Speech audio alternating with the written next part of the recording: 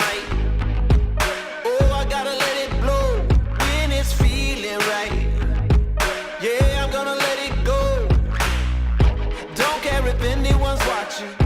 On my way up, I ain't dropping dynamite. Like that dynamite. Okay, this is getting crazy. Tigers getting cagey. Feeling something new. It's amazing. All the records breaking. History in the making. Feeling something new. It's amazing.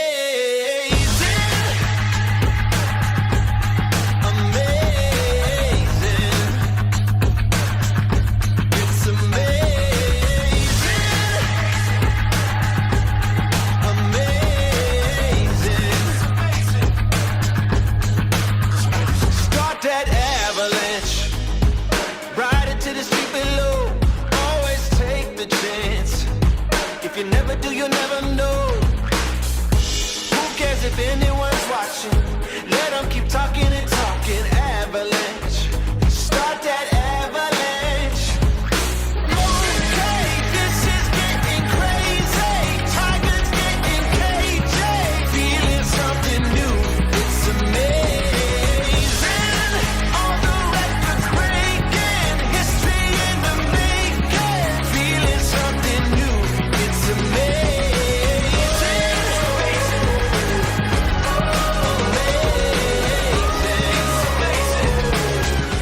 It's amazing.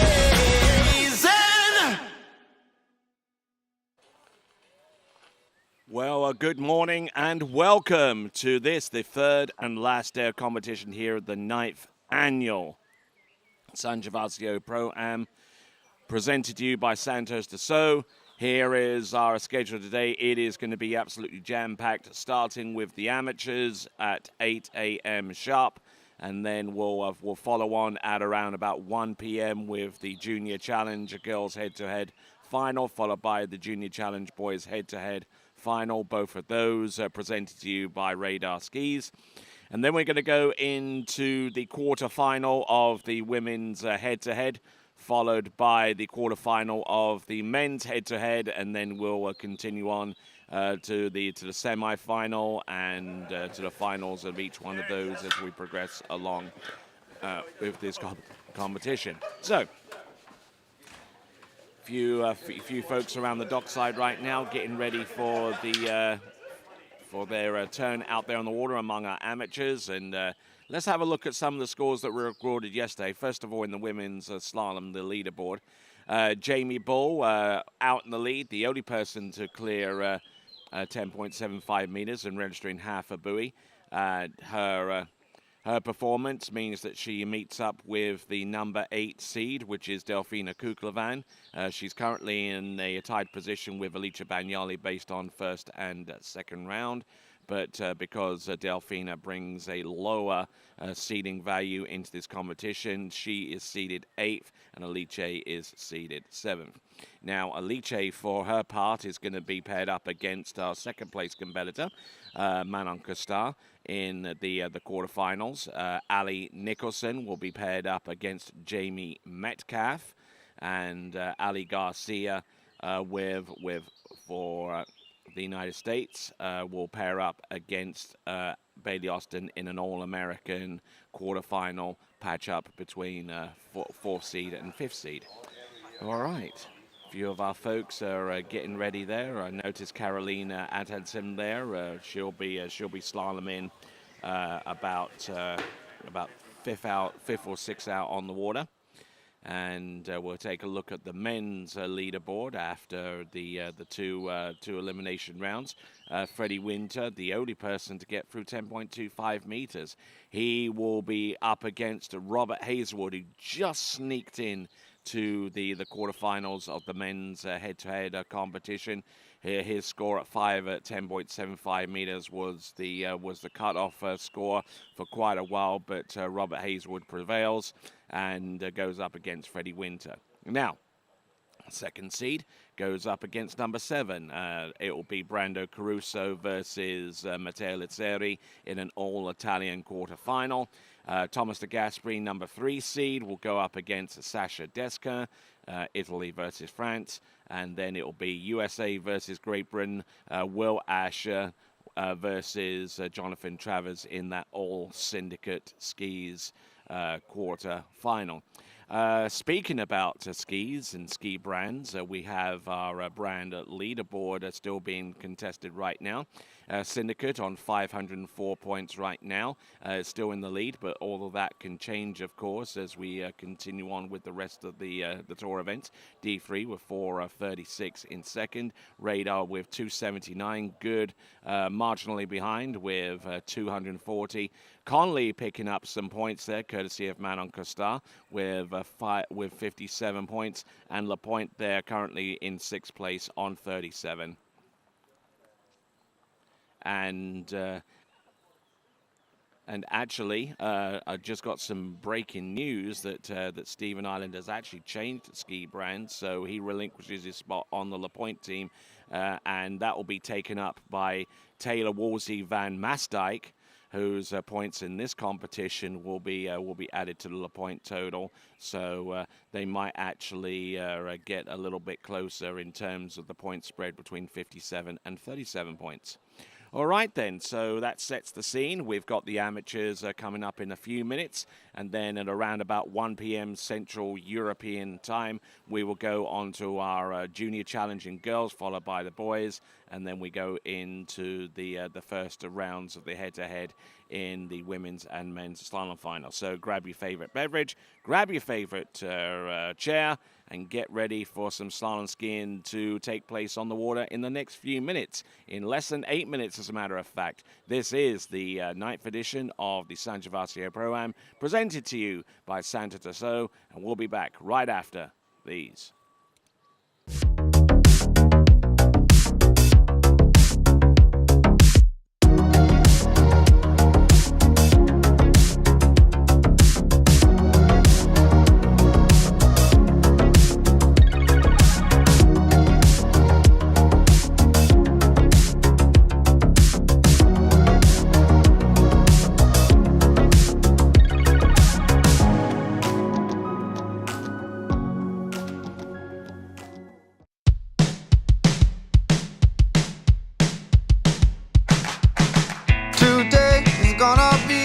A little something more. I've got a plan in mind, a special thing in store. The light bulb inside my head says, get out and play, 'cause you never feel this way.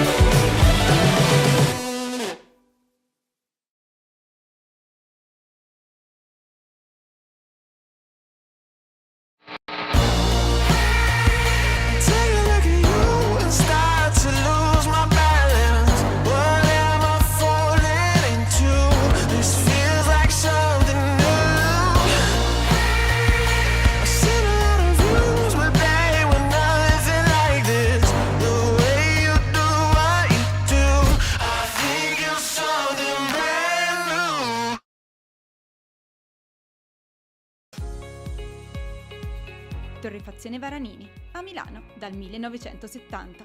Specializzata nella realizzazione di miscele, bar e vending di alta gamma garantite da un sistema di qualità certificata. La tostatura lenta ed accurata delle migliori origini di caffè, arabica e robusta assicura un ottimale sviluppo degli aromi per un risultato ineguagliabile in tazza. Caffè Varanini, al bar, in casa o in ufficio. Una storia di gusto. My name is Thomas De Gasperi. I'm from Italy. I'm a two-time World Slalom champion. I've been coming here at La Guapa for 4 years now. The condition of this villa, it's top level. I would say 5 stars plus. Everybody's very friendly. The hosts are amazing. The staff is always helpful. There's always food on the table. I couldn't ask for anything more. Conditions, clean, and we're only an hour away from Mexico City, so it's very close and convenient to travel. Every time I come here, I feel like I'm at home.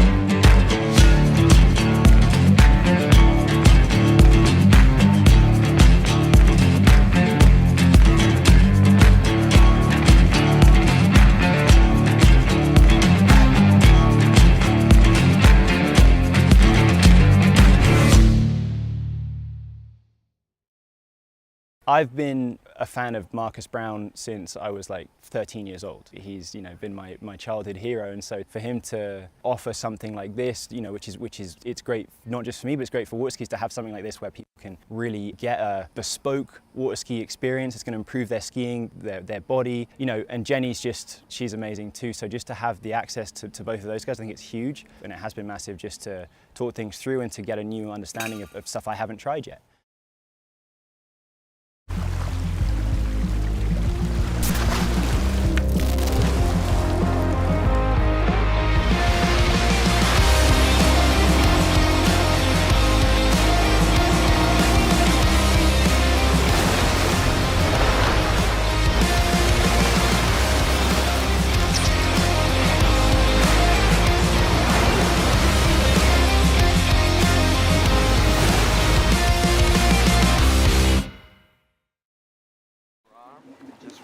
All right, welcome back, and you're just about to join us for our first competitor to take to the water in the third and final round of amateur skiing. This is Lars Kuhner.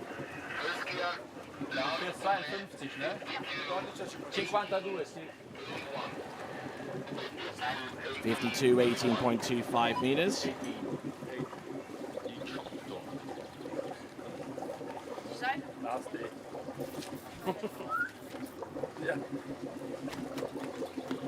Getting ready to go out, and we've got 3 under 14 boys in this first category.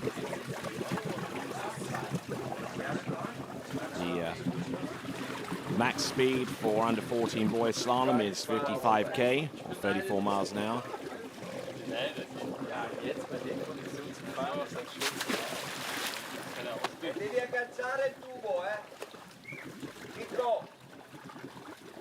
All right, our first competitor out. Certainly one of our younger skiers in this competition, starting at 52k. Slalom 1 on 13 meters at 55k in one of the initial 2 rounds. Actually, the second round. So we'll see what he's got. This is Lars Kuhner. 52k opening pass, 18.25 meters, shouldn't be too much of a problem for him. The sun is directly behind him, which should light up the buoys there adequately enough for him.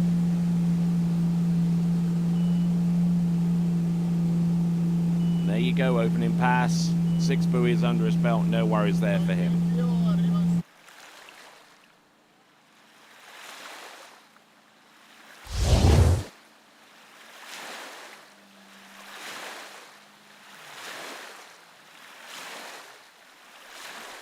Beautiful silhouetted images from our tower cam. Incidentally, just to reel off a few names here of our TWBC crew that have been working tirelessly during the course of this event. We have Vince, naturally, with the 1s and the 2s.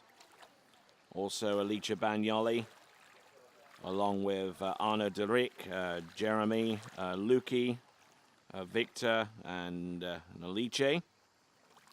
Along with our commentary crew, featuring Lorenzo De Alberto, who will be with the mic during the pro events. Rob Hazelwood, who has been assisting here on the announcing desk, along with Ali Nicholson. Aaron Davies has been dockside as well, along with Freddie Winter right here in the commentary desk, and of course Connor Pauly.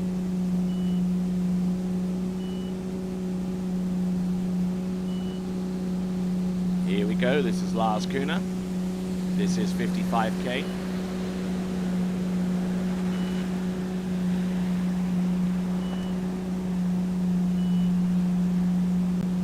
Seems to have a real good handle on this course out here.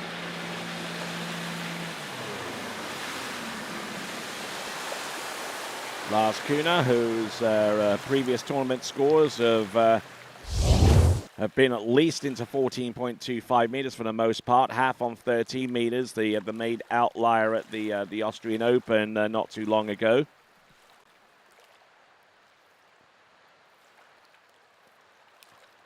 Lars Kuhne,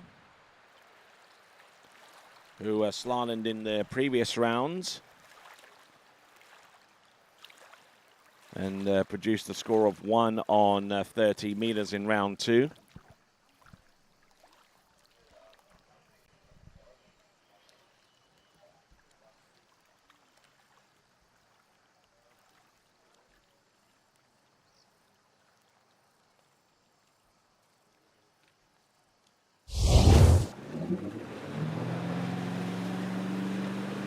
Okay, so 1 on 13 in round 2, 4.5 on 14 in round 1. Here he is, coming back on 16 meters.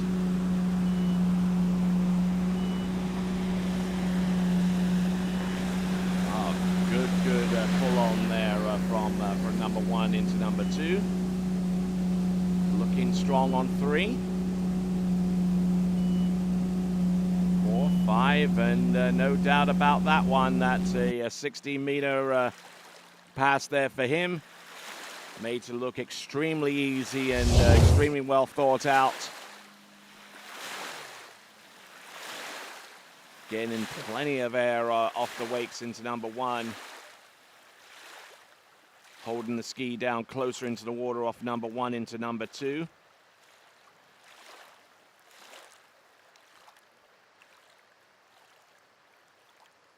Just loading up after the turn and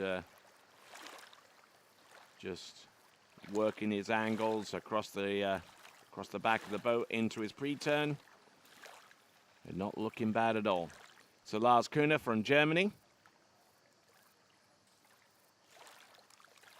Get ready for 14.25 meters. Scored 4.5 in the opening round on 14.25 meters.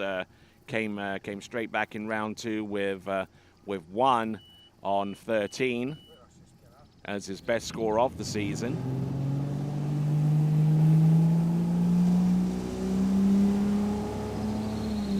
Boat accelerating up to 55k, which is the maximum speed for the under 14 boys. Entrance number 1 gets a good start here. This is 14.25 meters. Seems to have a good handle on this. Just needs to stay calm on number 5, and he'll get round number 6 without too many problems whatsoever. Yeah, there you go. Great skiing there from Lars Kuhne. First skier out in the 3rd and final round of amateurs here at San Gervasio, the 9th edition of the San Gervasio presented by Santo Dassault.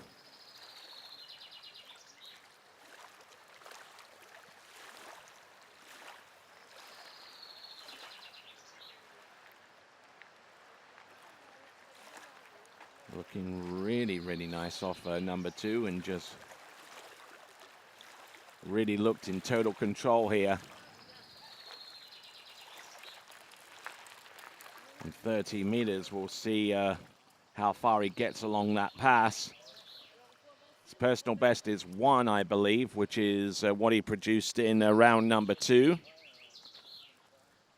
We'll see if he has what it takes to go a little further down the course. It's definitely going to require a little bit more resistance from him going forwards. This is 13 meters now. Here he is, Lars Kuhne. Entrance, round buoy number 1. Does he get a piece of number 2? Not this time. So 1 on 30 meters. He'll certainly be going back into practice mode and working on that start on 13 to try and get more out of number 1. Decent pull out for the entrance gates. Snaps the ski through the wakes. And just a little loose into number 1 and not getting much out of that turn. And as a result, late on number 2. And that is all she wrote there for him in this competition. A 1 buoy count on 30 meters in round 2. And a replicated score in round 3.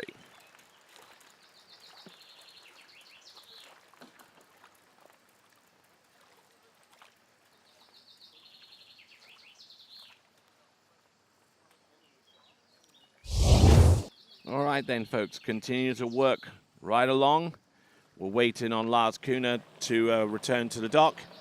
So we're going to step aside and wait for our next competitor, who should be Theo Wild, and he'll be on the water next.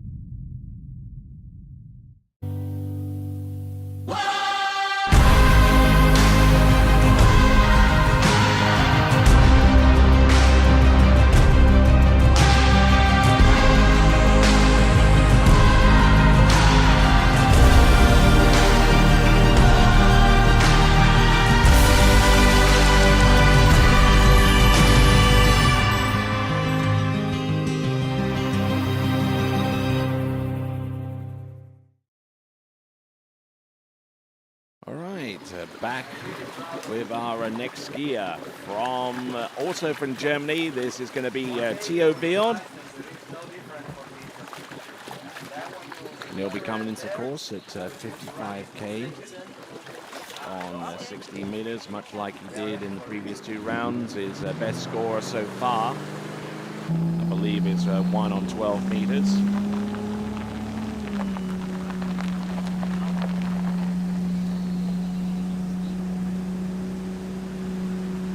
Back that up with half on one of the in round 1.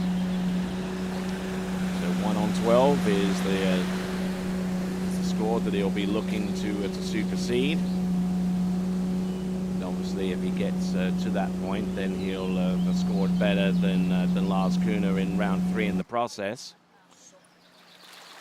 So there is Theo Wild. Good solid effort there on pass number 1. We'll take a look on the instant replay. 16 meters opener.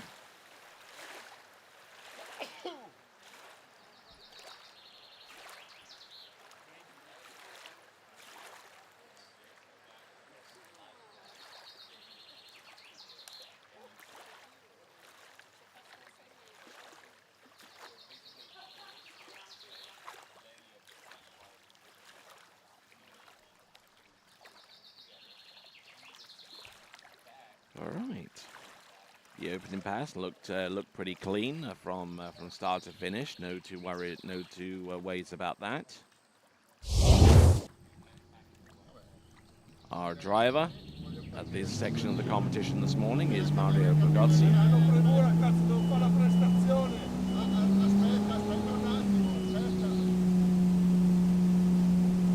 Here we go, folks.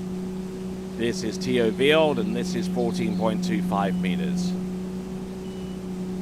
Already at max speed for this category. That's where the boat speed will stay, 55k. 34 miles an hour. The line length is 14.25 meters, which is the equivalent to 28 feet off the standard 75-foot line. But no matter which way you cut it, it's a 6-buoy count for Theo Wield.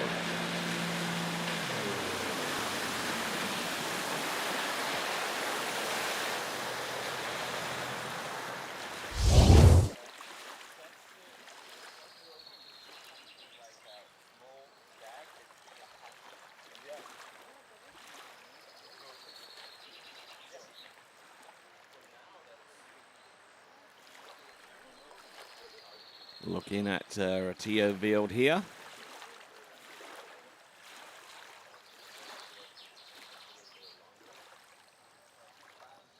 Round 4 and 5, and making a 14.25 meters look rather simplistic as we continue to make our way through this event.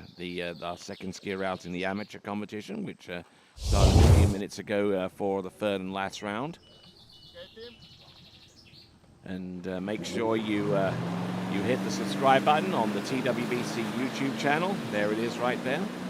Also hit the bell icon so you'll be informed as to the latest updates, including whenever our live broadcasts go to air.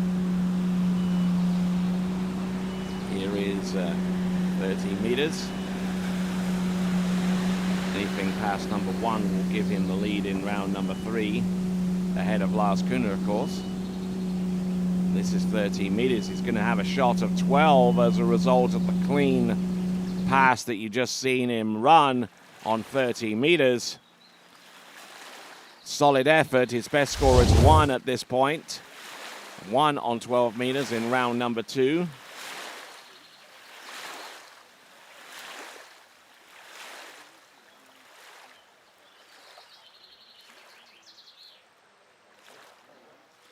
So Theo Wield this season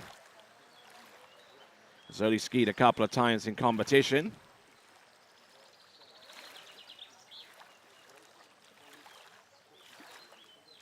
Actually has had a better success in those 2 events. Scored a 3 at 11.25 meters in the third and last round of amateur competition there in the under 14s at the Waterski ProAm. And scored halfway down the course at 11.25 meters in Hamburg as well, in a tournament held there in Germany, the Bavarian Open. So scored a 1 on 12 meters in round number 2, but looking to try and get somewhere close to what he's truly capable of, which is into 11.25 meters.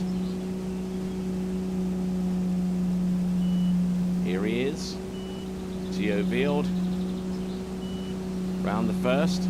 Here's the second, and it will end up being his best score in this competition, but he won't be terribly pleased when he compares it against some of the other scores that he's produced.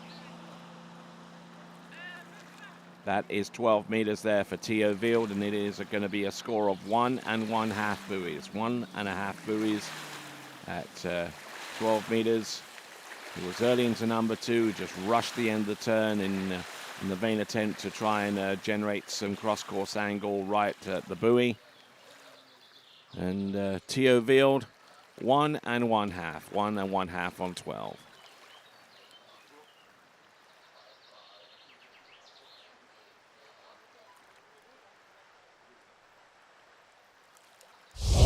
All right, as we work our way along, our next competitor, our last competitor in the U14 boys slalom competition. is Konstantin Atemsen.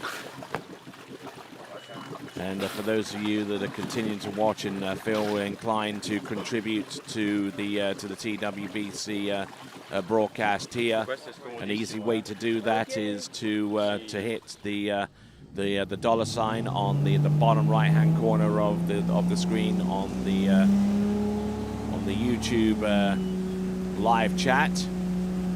That will activate the tip jar. You can contribute that way if you feel so inclined, with our deep gratitude and appreciation. Here we go, Konstantin Atemsen.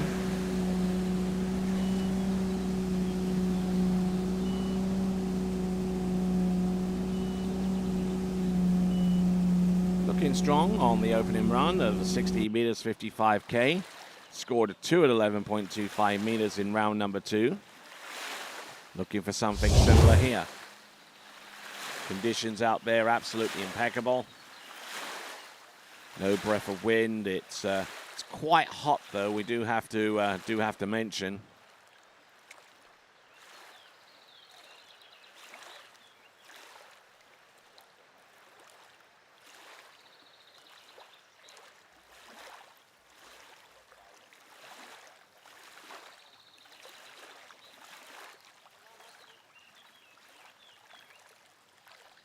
Current temperature here is 78 degrees Fahrenheit. It feels like 83 right now.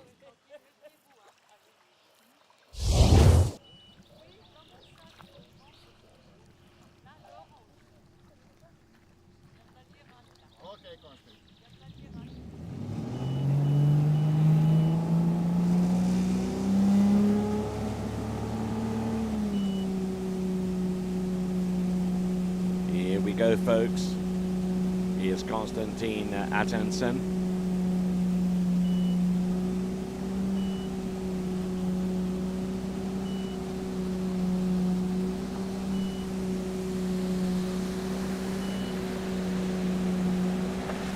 Yeah, getting some good pulls and good leverage from either side of the course.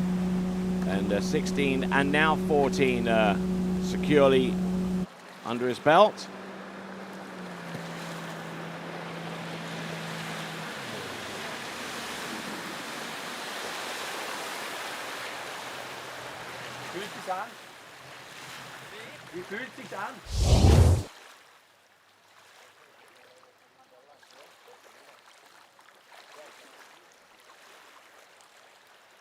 Just looking at this once again, he gets a good hook up off number 1. A little bit stretched down to number 2, but he's strong enough to mitigate some of the negative effects of that. This is Konstantin Atemsen. Comes to us out of Vienna in Austria.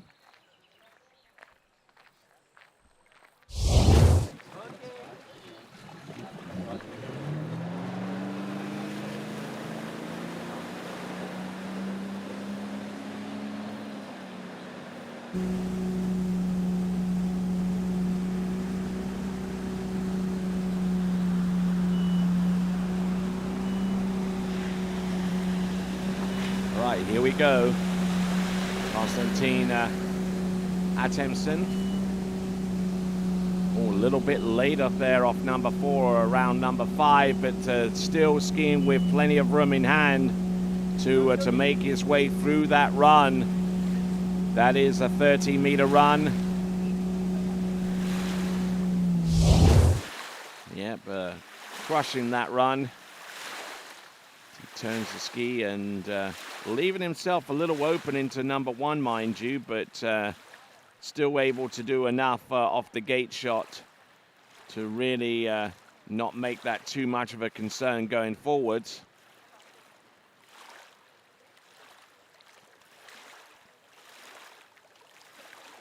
Solid skiing, not doing too much in the turn, just trying to stay even-footed on his approach and his subsequent turns completion. and gets round all 6.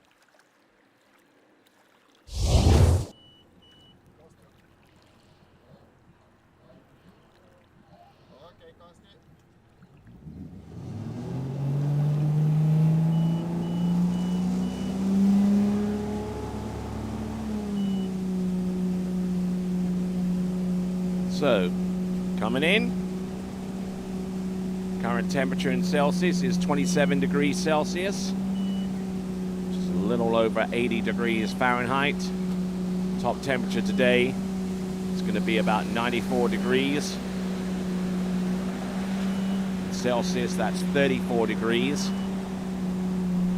And oh, look at that. Good skiing there from Konstantin Atensem. Gets that pass to go on 12 meters, and that means he certainly takes the wind and rubber stamping his authority out there in the U14 slalom in this competition at San Gervasio. Scored 2 buoys on 11.25 meters in round number 2, and that represents, I believe, his best score of the tournament.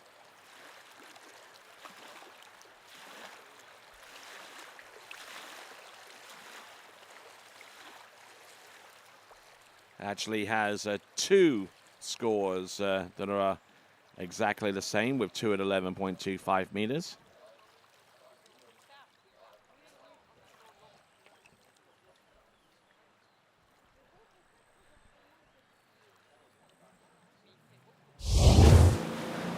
So here we go, folks. Konstantin Atensem needs a good solid pour here on 11.25 meters to make anything beyond 2 possible. Gets round 1 and and bulks up on 2 once again. So he's consistent, I give him that.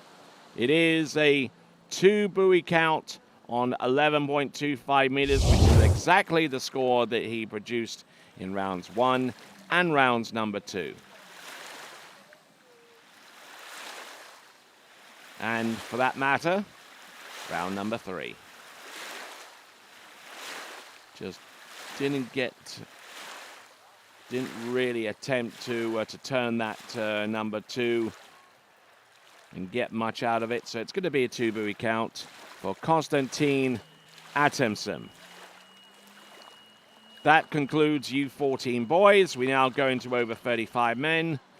First competitor out in round 3 is going to be Chris Herron from Great Britain, and we'll get to see him for the 3rd and last round next.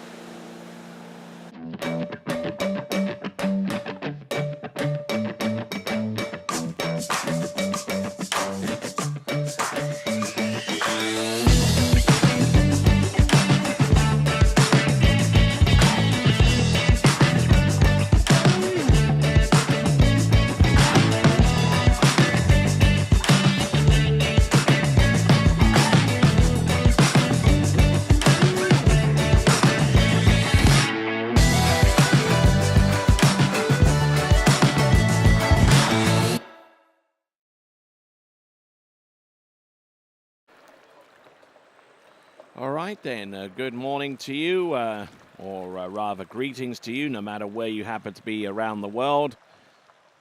55K 16 meters for Chris Herron, our next skier to go in the over 35 men's. Thanks, man. You too. Round number 3.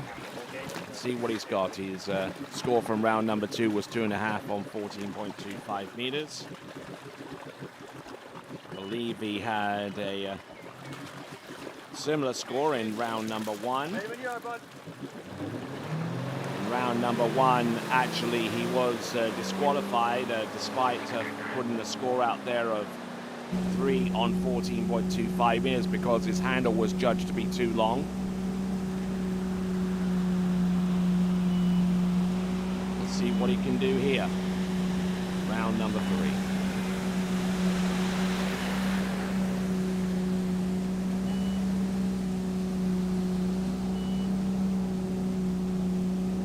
Go 60 meters.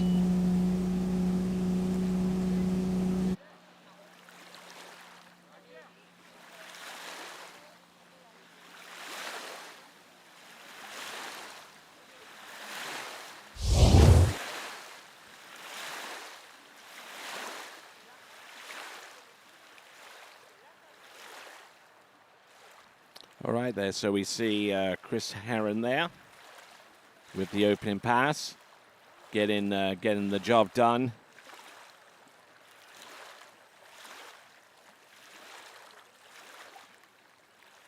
On the opening pass, but that was on 60 meters at 55K. Let's see what he does when the handle is just a little bit further out towards the side of him. No certain skiers, no matter where they come from, employ a whole variety of techniques and slalom under certain philosophies. And for Chris Herron, it seems it's more about speed control rather than getting a good break on each buoy and using whatever speed is generated to continue on. Turns in, gets round number 1, little down course off number 2, round number 3. This is 14.25 meters. Got through this pass in each of the last 2 rounds, although ultimately his first round score was DQ'd. But he scored 2.5 on 14.25 meters actually in round number 2, so he's already superseded that. Slalom into 13 meters. But as I said, in round 1, his rope was judged to be long. His handle was anyway. But looking for a little bit of redemption here before he heads back to the United Kingdom. And he gets 14.25 meters rocking.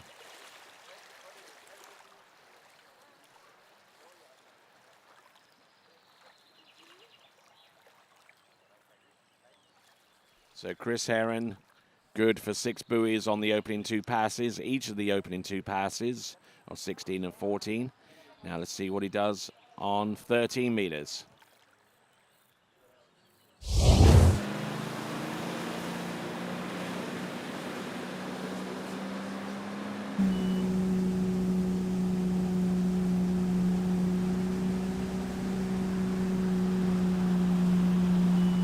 Here we go, folks. This is Chris Herron.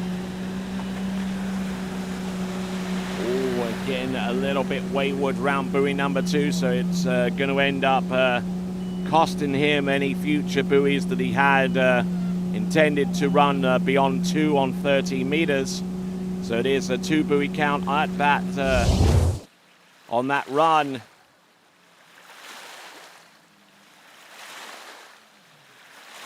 Through the entrance gates in number 1. A good hook up there.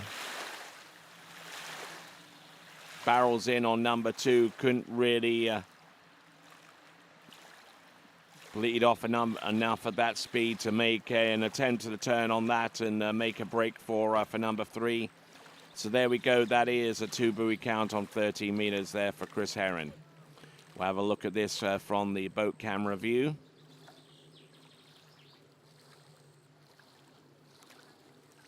Sliding down course on number 1, didn't get the best of approaches into number 2, and from that point on I think he knew the gig was up, and with that, that's a 2 buoy count on 13. When we return, we'll see Oliver Jessett come into the course on 13 meters for his opening pass next.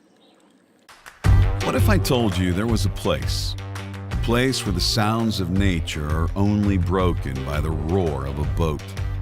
Place where that summer feeling lasts all year long. Place where the Florida sun is only outshined by the smiles of the skiers. A place where first-time skiers can ski alongside world champions, and the world-class coaches work with all levels of skiers. What if I told you there was a place where life slows down, and your only job is to make lifelong memories? That place is Swiss Waterski Resort. Book your trip at SwissWaterskiResort.com.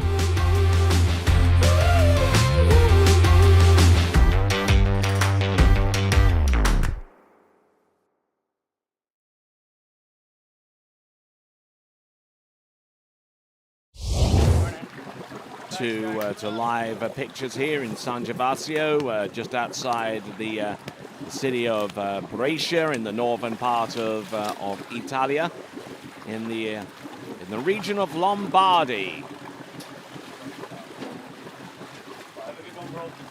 The itself isn't too far outside the major city and one of the cultural and fashion capitals of all of the world, the great city of Milan. And not too far away from there, less than an hour or so, as we see Oliver Jessup come in on 30 meters.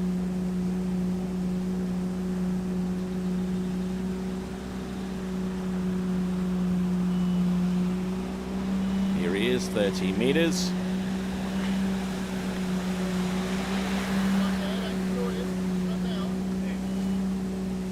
Has a good handle on this run. 4 for 5, and he'll now go on to 12 meters for the next run. So consistently running 30 meters as his opening pass, right from the gut. That is Oliver Jessup.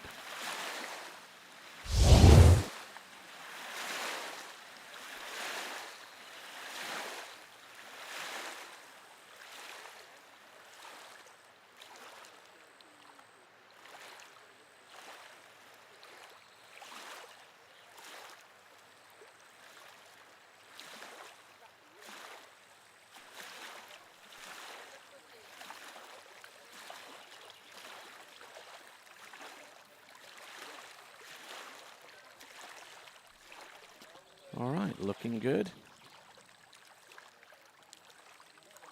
Opening pass, six buoys there. 30 meters on the opener, and getting ready for 12 meters. And here is the 2U trophy for the skier of the day, and you can start to vote on that this afternoon as we get ready for the junior challenge and the pro women and pro men.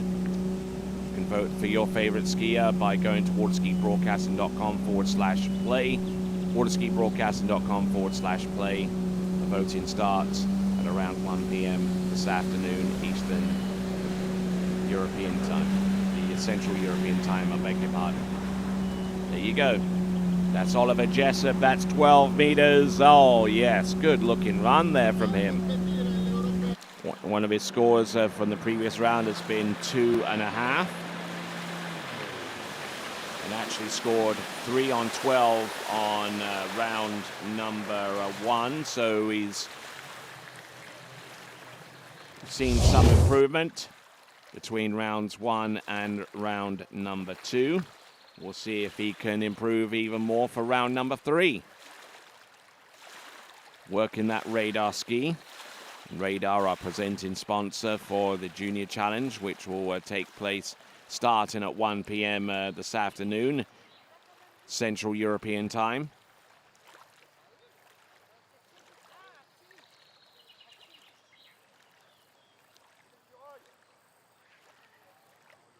Time right now is 8:34 in the morning here in northern Italy. If you're watching us from England, it's 7:35 in the morning, 1 hour back. If you're a hearty soul that's watching us from the eastern seaboard in the United States, it's 2:35 in the morning. If you're watching in Melbourne, Australia, the eastern portion of that nation, it is 25 to 5 in the evening on Sunday. Here comes Oliver Jessup, needed to get a good start and got as far as number 3, and that will represent his best score of the competition, a 3 buoy count on 11.25 meters. Took a bold step in going 30 meters, but he's done that for all 3 rounds, so well used to that strategy. Chomping at the bit there around number 2 and just sliding down course, unfortunately there for Oliver Jessup. But it is 3 buoys, 11.25. meters. So good steady improvement there from rounds 1 all the way to round 3. So fantastic skiing at this early stage for Oliver Jessup. And looking at this once again, yeah, just brought the handle to the outside before letting the ski do its thing. And with that, we'll take a little bit of a break before we bring on our over 45 women, starting with MK Kuna, coming to us out of Germany next.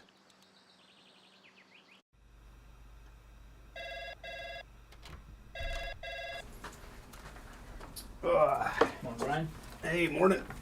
You have a good weekend? Yeah, got out on the water a couple times. How about you? Yeah, I got to set in. Just gonna make a quick phone call here. Oh, of course. Can you get that, Will? Yeah, man, I got it. Thanks for calling Wake House. This is Will. Yeah, looks like we've got those in stock. Torrefazione Varanini, a Milano dal 1970. Specializzata nella realizzazione di miscele, bar ed ending di alta gamma garantite da un sistema di qualità certificata. La tostatura lenta ed accurata delle migliori origini di caffè, arabica e robusta assicura un ottimale sviluppo degli aromi per un risultato ineguagliabile in tazza. Caffè Varanini, al bar, in casa o in ufficio. Una storia di gusto. All right then, our next competitor up. First competitor in the over 45 women's competition. It's MK Kuna from Germany, who scored 4.5 on 60 meters in round number 2.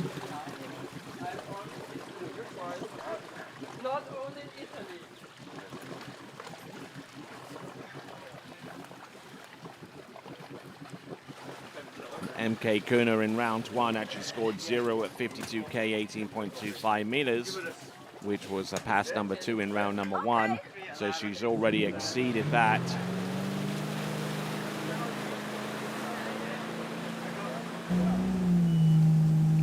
All right, on top of the water and getting ready to hit the course.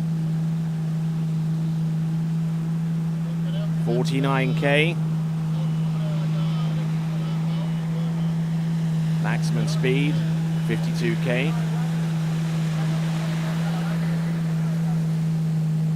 Yeah, getting some good angle here on 18.25 meters.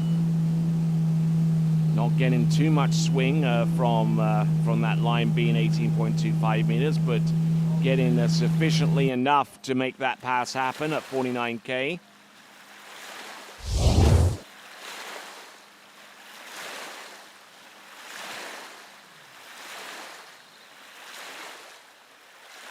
Driving in buoy number 1 and just allowing that ski to work itself. Getting some good angle.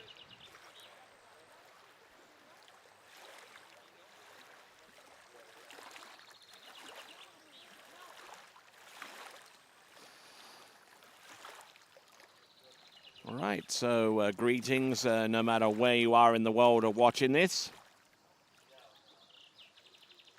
If you're watching us from Johannesburg in South Africa, it's 20 to 9 in the morning, exactly the same time as it is here in Italy.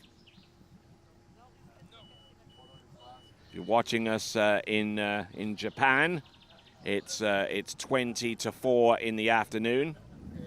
And if you're watching us in Seattle or San Francisco or Los Angeles or San Diego, then you're barely hanging on to Saturday, because it's 20 minutes to midnight there. So for those of you staying up late to watch this, thank you very much indeed. It's greatly appreciated. MK Kuna. This is 52K on 18.25 meters. Letting herself go a little bit down course. Oh, there you go. She gets round buoy number 6. So didn't even give herself enough time to go into a one-handed extension round number 5, and kept 2 hands on the handle. MK getting all 6 buoys on 18.25 meters, we suspect. But we'll have a look at the instant replay just to check. Nice backsided turn on buoy number 1. That really set herself up well for number 2. But not really taking full advantage of the fact that she was that early off number 1. And she was early off number 1, considering that she is right foot forward, which isn't not normally the case of being that early. But there you go, two-handed turn there on number 5. Does she make it round 6? Yeah, and she has the line tight enough to where she can, where she and her ski can respond instantaneously to get through the exit gates and run that pass. So here comes MK Kuna. This is 60 meters now at 52K. Let's see what kind of start she gets. Her best score is from round 2, and it is 4.5. Round number 1 gets a good hook up there. Round number 2, she's still there on top of the water. Round number 3, here comes MK. This is round number 4. Come on. Round number 5, cut. Oh, and another score of 4.5 at 60 meters at 52K for MK Kuna. Taking a big old hit in response. So there we go, 4.5 on 60 meters. We'll take a look once again to see how she did it. Got about as good a start as you could get with that speed and line length, but just not really hammering home any kind of advantage on a strong side turn on number 2 or indeed number 4 as we look in here. Round number 5 could have eased up a little bit and at least scored 5, which would have been an improvement upon the second round, but instead tried to get back into the game as quickly as possible and scoring 4.5 for her trouble. So there is MK Kuna as the boat returns to the dock.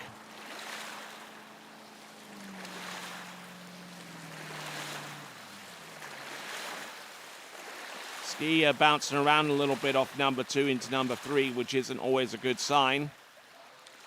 Round number 4 down course, and even at this stage, as she was relatively ahead of the course, but 4.5 on 16 meters ends up being the score, her best score of this competition, at least tied with round number 2. Caroline Attemson is our next competitor, and she'll go in at 49K for her opening run. 49K, 18.25 meters.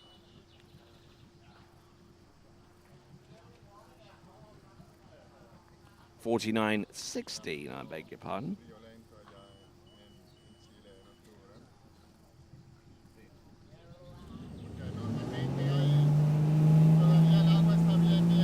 Here we go, Caroline Attenson.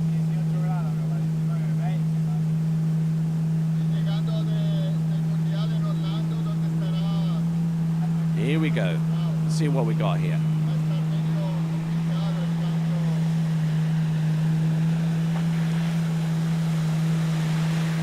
Caroline, who's had a fair amount of success here, has gotten halfway down 30 meters, which is about her best score, I believe, in each of the last 2 rounds. Actually scrubbed that on in the first round. She got 1 on 13, so she's gone into 13 meters at least in each of the opening rounds.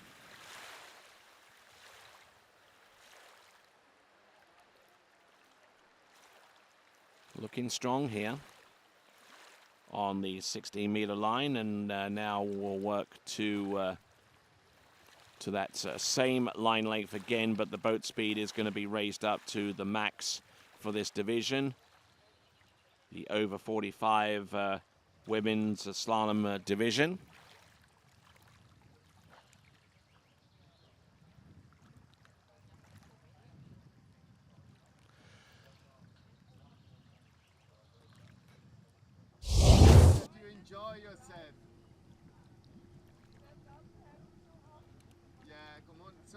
Remember, connect it and after working. Don't rush in the turn, Carol. Okay. So 52.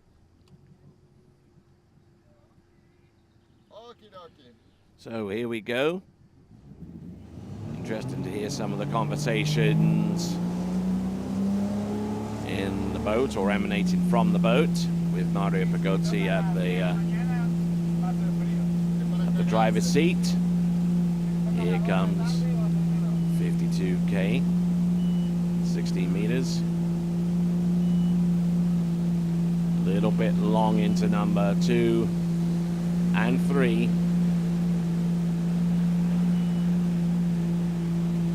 Looking in good shape here. Around all 6 buoys and no worries there. And she'll start shortening the rope, starting with the next run. She's gone through 16 meters with the opening 2 runs with 49 and 52 in rapid succession. We'll now move to 14.25 meters for the next run.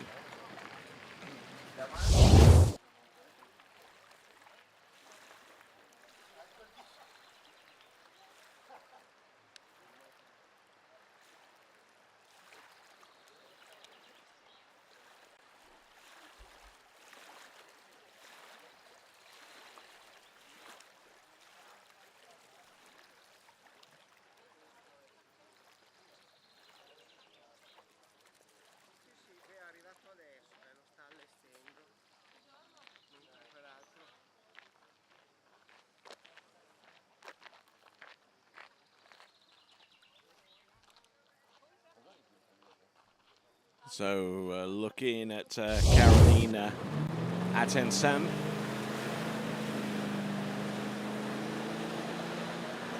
Working her way now through pass number 3.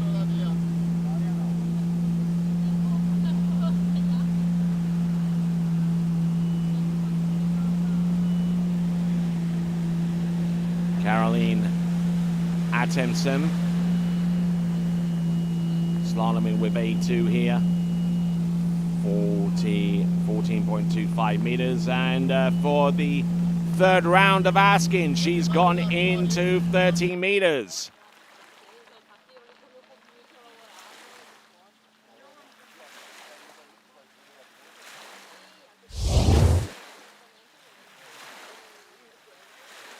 So looking at some of our previous scores coming into this competition, we've looked at these before, but a quick reminder that she's gone into 13 meters in each of the last 3 tournaments. Most of the scores that she's registered have been into 13 meters.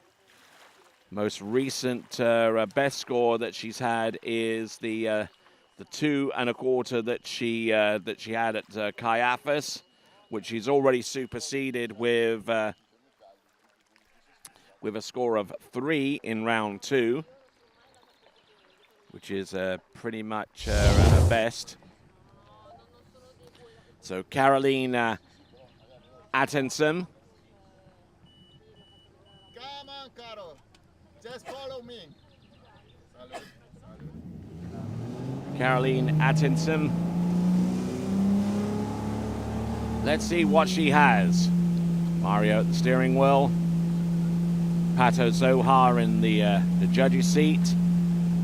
Let's see what Caroline Atensem has here. Long pull into number 1, but she still has a good tight line. Round number 2, can she make it outside number 3? Yes, she can. She's still there, but not much beyond that. It's, well,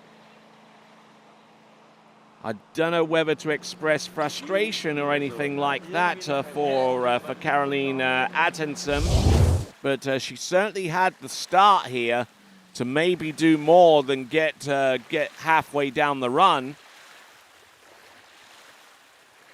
She gets the 1, which is on a strong side turn, and number 2 didn't look too bad either. She just didn't really press the advantage too much off number 2, and then flat skied for number 3 and didn't really make a play on number 4.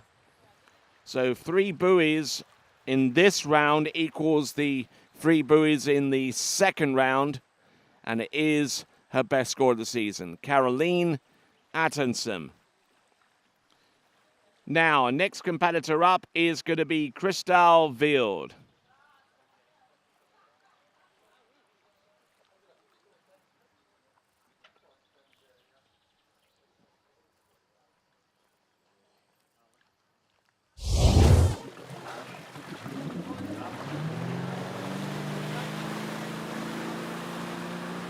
Much like Caroline, she's decided to go on the 16-meter line, but with the sub-max speed of 49k.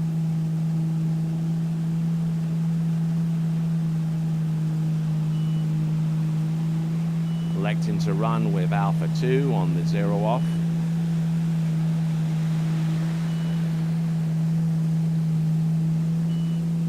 There you go. Round 1, 2, 3, 4, 5, and indeed number 6. So there you go. That is Caroline Attenson. So running that and making that look strong.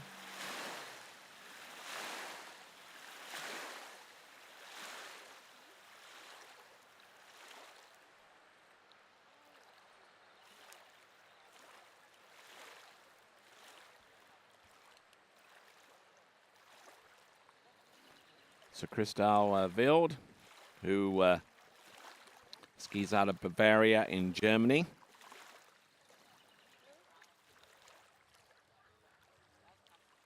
Part of a skiing family which is headed up by former World Junior Overall Champion Stefan Wild and former pro skier. And we saw Theo Wild a little bit earlier on this morning. We'll see Tim Wild a little bit later on in the afternoon as he competes in the Junior Boys Challenge presented by Radar Skis.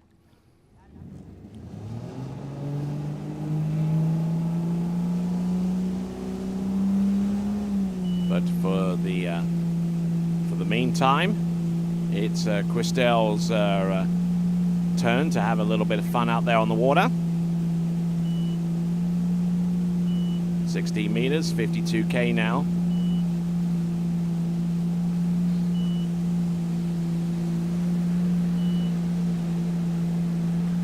Looking strong out there and no worries at all. Christelle Wild, round all 6 buoys on pass number 2 on the 16-meter line. Now we've gotten to the max in terms of speed. We now start shortening the line, starting with pass number 3, which will be the 14.25 meter line.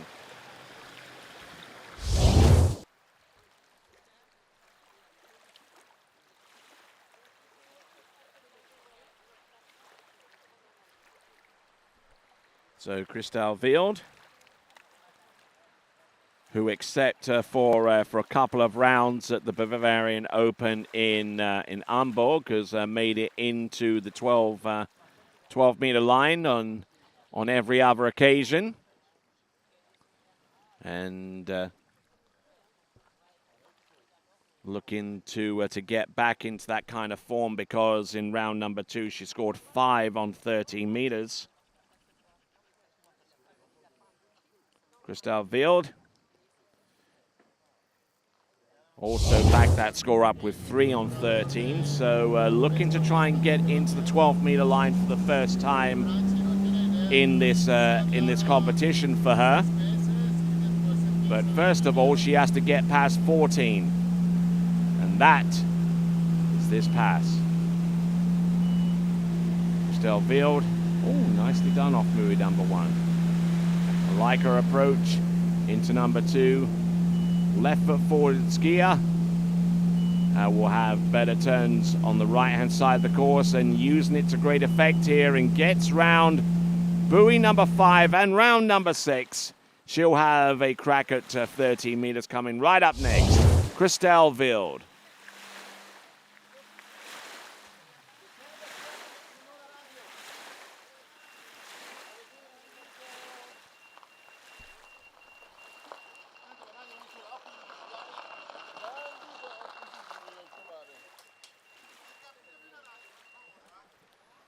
So Christelle Wild, for her part, in choosing to employ A2 as the setting for the zero off.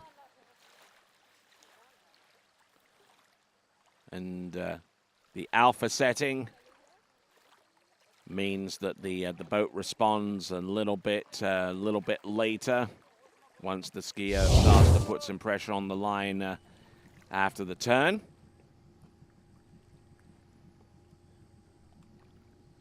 And the numbers correspond to the length of time that the zero off responds for, with the shortest time being number 1 and the longest time being number 3. Much of that was explained yesterday via my good friend Matteo Yanni. We occasionally put the graphic up on the screen just to simplify the letter setting. Here we go. This is 13 meters for Christelle Wild. She's round number 4. She's still there. And for the first time in this competition for Christelle Wild, she makes it through 13 and now will have a shot at 12. Now we've got a little bit of a competition on our hands because she's competing up against Claudia Fink in the over 45 women's competition. And Claudia Fink, for her part, was able to get 2 on 12 meters in round 1. So she'll be looking for that kind of score, if not more than that, to put her nose in front of our Italian, who is scheduled to ski last out on the water.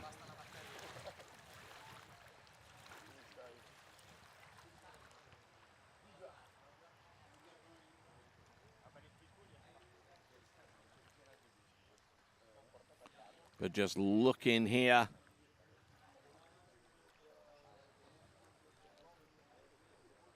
there you go, good skiing there from Christelle Wild, and now getting ready for 12 meters. And we've got a little bit of a competition going on now in the over 45s. Christelle Wild, having gone through 30 meters for the first time in this competition.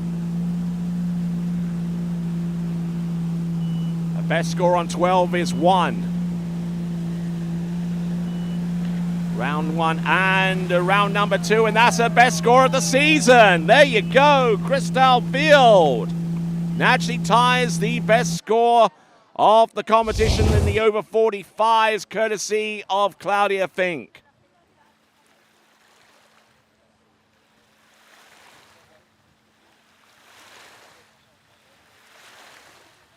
And Christelle Wild, whenever you factor in the backup scores, actually takes the lead in this competition with 2 buoys on 12 meters and a backup of 3 on 13. So currently with the 2 scores that Claudia Fink has available in this competition out of round 1 and round number 2, and the second and third round scores from Christelle Wild, Christelle Wild has the advantage now. But Claudia Fink has 1 more round of skiing to come, and we'll see that coming up next. For skiers and water enthusiasts, Florida lakes are what dreams are made of. Combined with world-class golf, remarkable weather, natural beauty, theme parks, and so much more, it's easy to see that Florida is paradise. For more than 30 years, I've enjoyed Florida's lakes and many offerings. If you are interested in Florida real estate, let me be your guide and trusted advisor as you search for your paradise. Together, we can make your dreams a reality.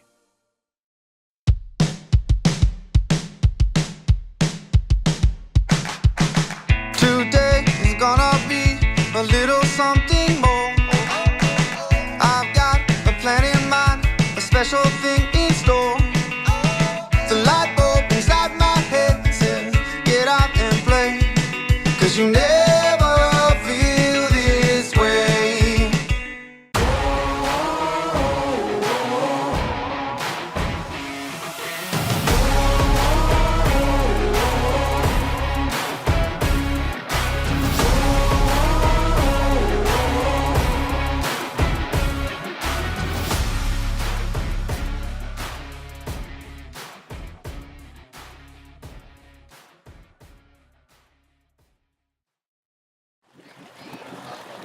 All right then. Next competitor up, rounding off our competition action in the over 45 women's slalom contest. This is Italy's Claudia Fink.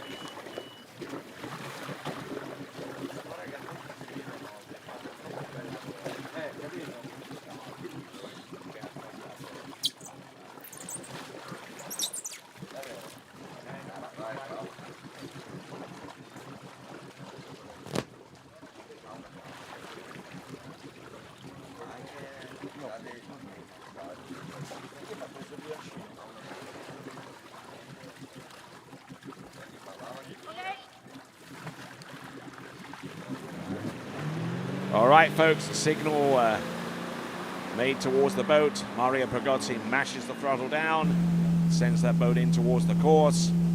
50, believe on the 16-meter line to get things up and running. I believe this is a 52K. We'll get confirmation of that shortly.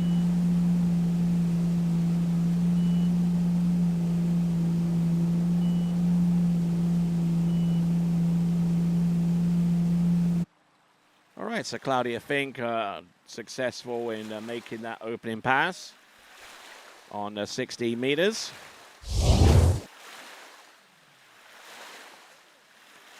$60 meters at 52K. As we look at this once again now in round number 2, she scored 1.5 on 30 meters. And in round 1, she scored 2 on 12, which when you compare Christelle Wild's top score of 2 on 12 meters, which represents a tie, but whenever you factor in the backup score of 5 on 30 meters, it would suggest that Claudia Fink, in order to take the win here, has got a little bit of work to do. Matter of fact, she's got to score more than 5 on 30 meters to get back out in front and stay there in the over 45 women's competition.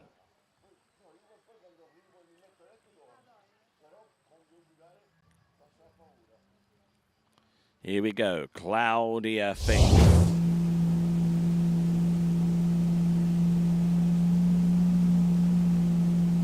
.25 meters. Needs this pass. Gets a good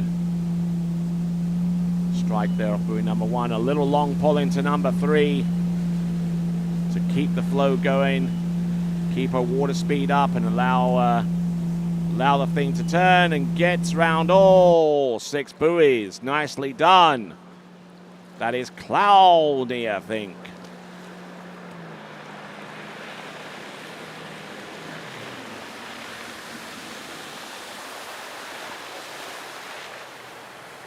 Sinks into the water.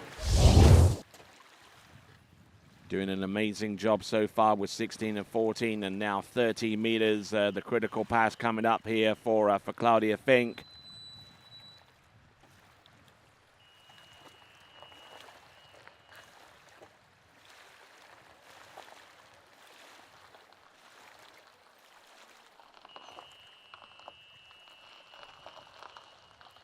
Looking pretty steady, pretty good right now. There's a firm grasp on this this competition here in the over 45 category, but still having to work to get to where she wants to be.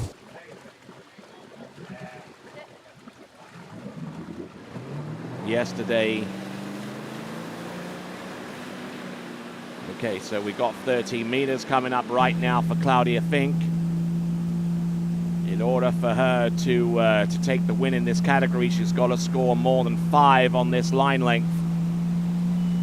Entrance, round buoy number 1, takes a little bit of a hit there. Round number 2, she's a little down course here.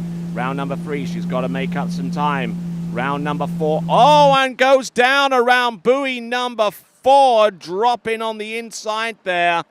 And it looks like it's going to be 3.5, which has gifted the win in this over 45 women's category to Christelle Wield, who had a maximum score of 2 on 12 meters with a backup of 5 versus Claudia Fink's top score of 2 on 12 with an inferior backup of 3.5 at 13 meters.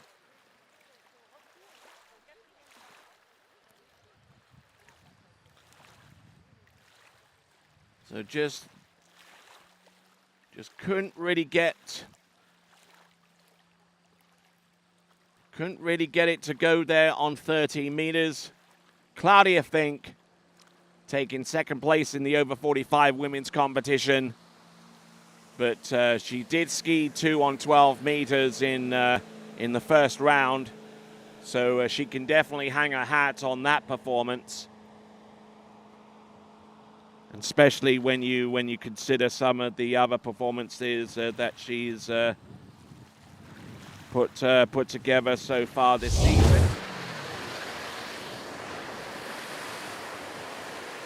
Matter of fact, Claudia Fink with 2 on 12 meters should leave here fairly happy, considering it's her only excursion into 12 meters this season. And going back to last season, didn't see 12 meters at all. So a best performance in 2 seasons thus far. Claudia Fink with a 2 on 12 meter performance. She'll go away from here happy, but won't leave out of here with the win. All right there. Our next competitor to take to water and starting off the over 45s.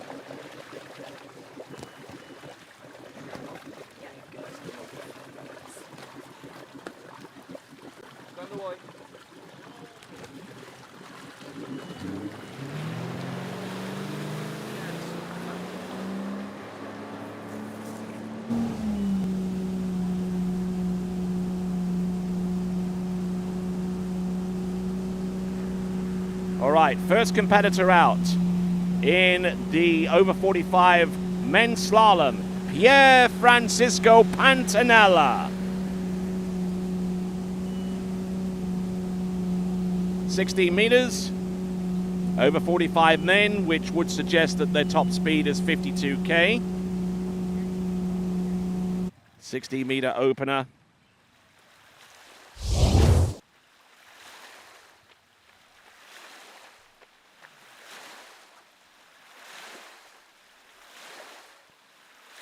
Getting a good start here on the instant replay and getting up to speed.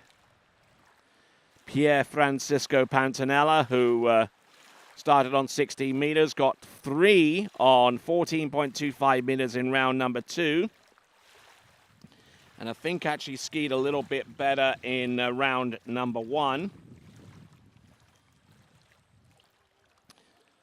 Which he did. Which was a 3 on 13 meters. And 3 on 13 meters will would be the score that he's looking for, in excess of, to try and move himself up the rankings here in the over 45s. We've had scores into 12 meters, had a couple of scores into 11.25 meters. Courtesy of Jeremy Scholl and Paul Cook. We'll see what they can do as the final 2 skiers in the over 45 men's slalom category. Here comes Pier Francisco Pantanella. Round number 1, taking a bit of a hit there.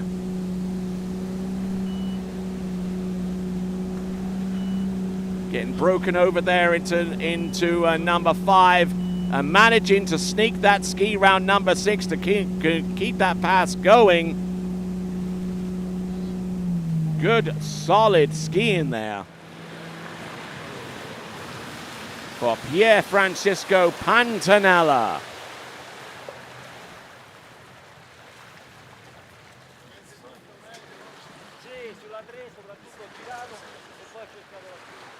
It's amazing how these Italian names just smoothly just roll off the tongue. It's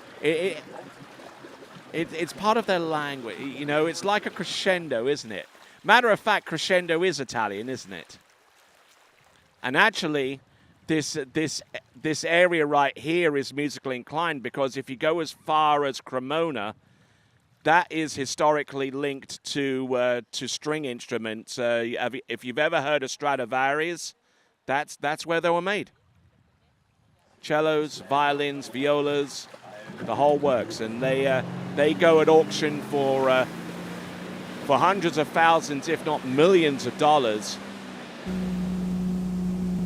And violinists like Andre Rio absolutely insist upon playing on a Stradivarius, but unfortunately not performing as well here with his one buoy count, half a buoy count on this particular run. Pier Francisco Pantanella, half a buoy. Got through 16 and 14, half on 13, and that will represent the extent of his scoring on round number 3. He scored 3 on 14 on round number 2 and halfway down 13 in round number 1. All right. We'll move on to our second competitor, Nicola Macchiando, and we'll see him in a moment right after these.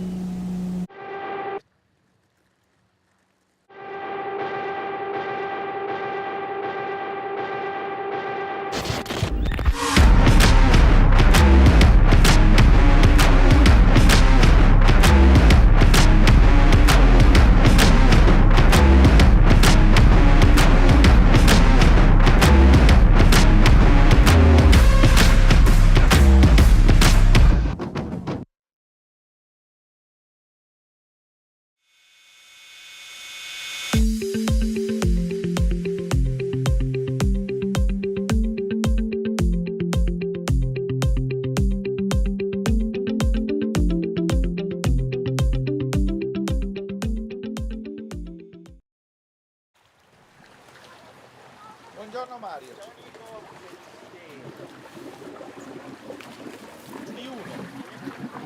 All right then, next competitor up, it's Nicola Macchiando.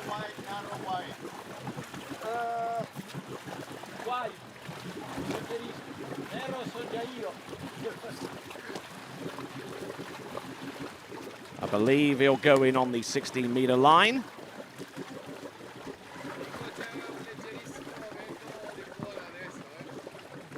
Nicola Macchiando started at 60 meters in the previous rounds. And we'll do the same here, 60 meters, 55K for Nicola Macchiando.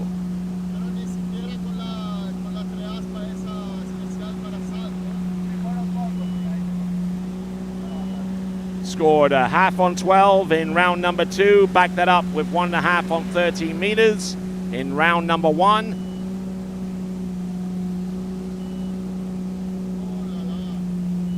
Oh, getting in a little bit deep. Oh, and popping the handle, unfortunately, before number 6. So not off to a good start here for Nicola Macchiando. I don't know what happened there. We'll have a look. We'll take a little bit of a more forensic dive here and see what was up here for Nicola Macchiando. Just not really feeling it there off buoy number 2 and into number 3. The handle coming up a little bit high. Getting broken over there off number 4 and not even too sure whether he made it outside number 5 and head thrown back. It's going to be 5, but it won't represent any good there for Nicola Macchiando.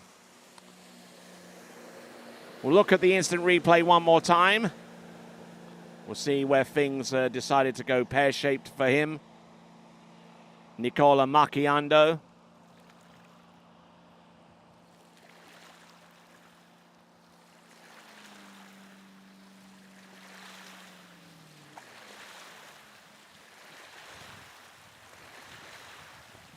Yeah, that number 4 didn't exactly help him. Getting around number 5 barely. He just didn't have enough juice or enough room to make a play on 6. Andrew Bowles is our next competitor up, and we see Vince there at the 1s and 2s, and behind him there, Connor Pauly. And if you want to grab some TWBC swag, you can do so on waterskibroadcasting.com/play, and we have a limited amount of items available on site, as you can plainly see. Caps, T-shirts, sun hoodies, and even the limited edition Ciao for Now T-shirt, as you can plainly see right there. Who is that handsome fella? All right, then. So, grab your swag. waterskibroadcasting.com/shop, or check out the TWBC base station right here at Jolly Ski, the home of the San Gervasio ProAm for the 9th edition, presented by Santo de So. Skier on the water right now, Andrew Bowles. All getting broken over. Rounder 4, 5, and number 6. Barely.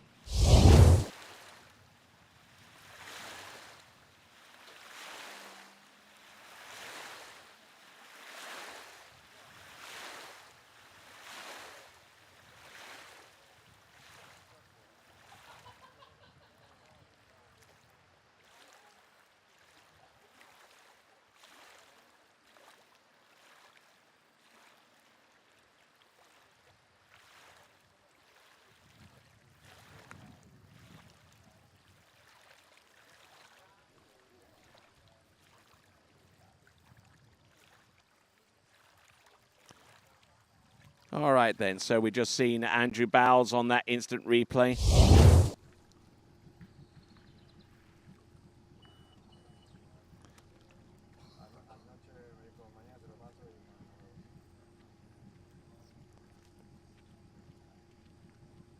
Okay.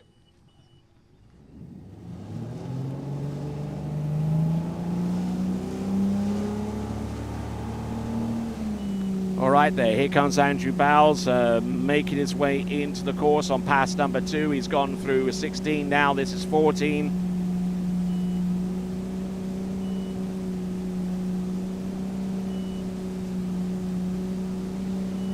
Andrew Bowles in the previous 2 rounds scored a 2 on 13 and half on 12.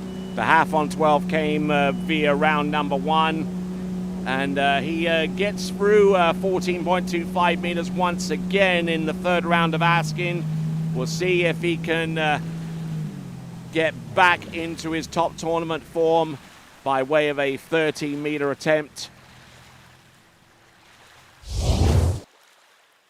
Andrew Bowles, judging by some of his scores, appears to come from the wine-growing country of Stellenbosch in South Africa. His best score of the season so far is actually 3 on 12 meters. We'll see if he can get somewhere close to that. But that's going to necessitate him running this next run of 30 meters and get somewhere close to where he produced his early round, his first round score of half on 12.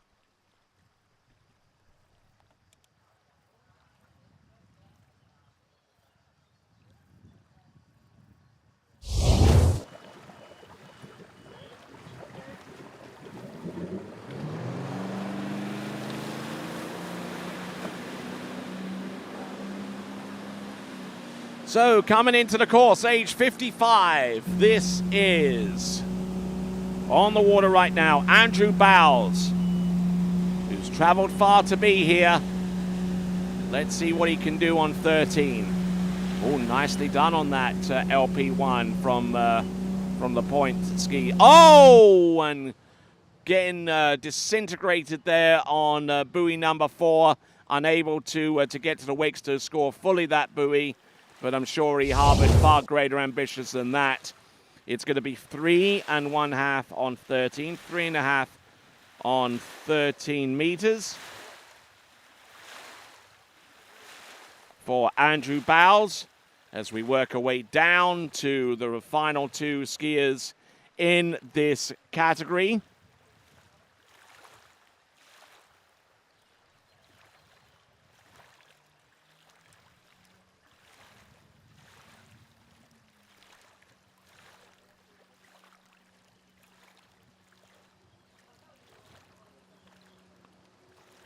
Looking at this once again via the instant replay from the boat. Trying to make a play on, he'll try to make a play on number 4 if we let this replay resolve itself. He's round number 3.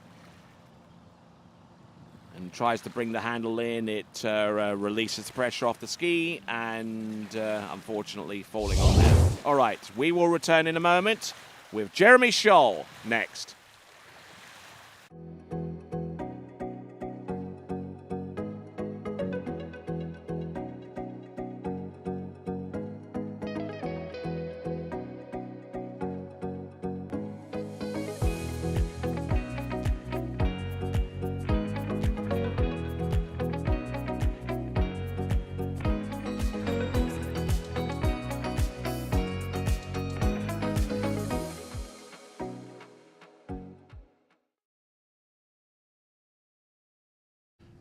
All right, then.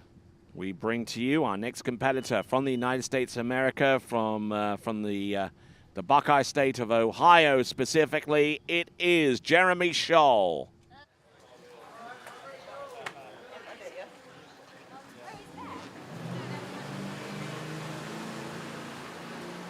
We'll look out and see Hillary Winter, who will be one of our next competitors in the over 55 slalom category. Slalomed really well over the last couple of rounds. 3 on 12 for her credit. This is 14.25 meters for Jeremy Scholl at 55K.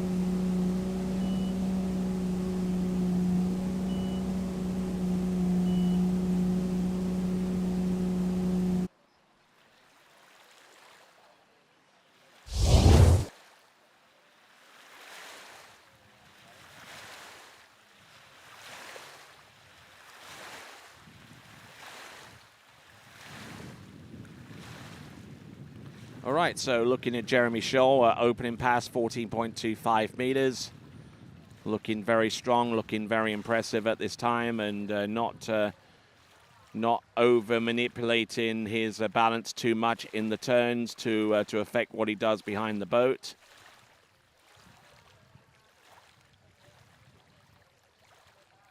Not overworking the turns. And 14.25 meters under his belt. So 13 meters comes up next.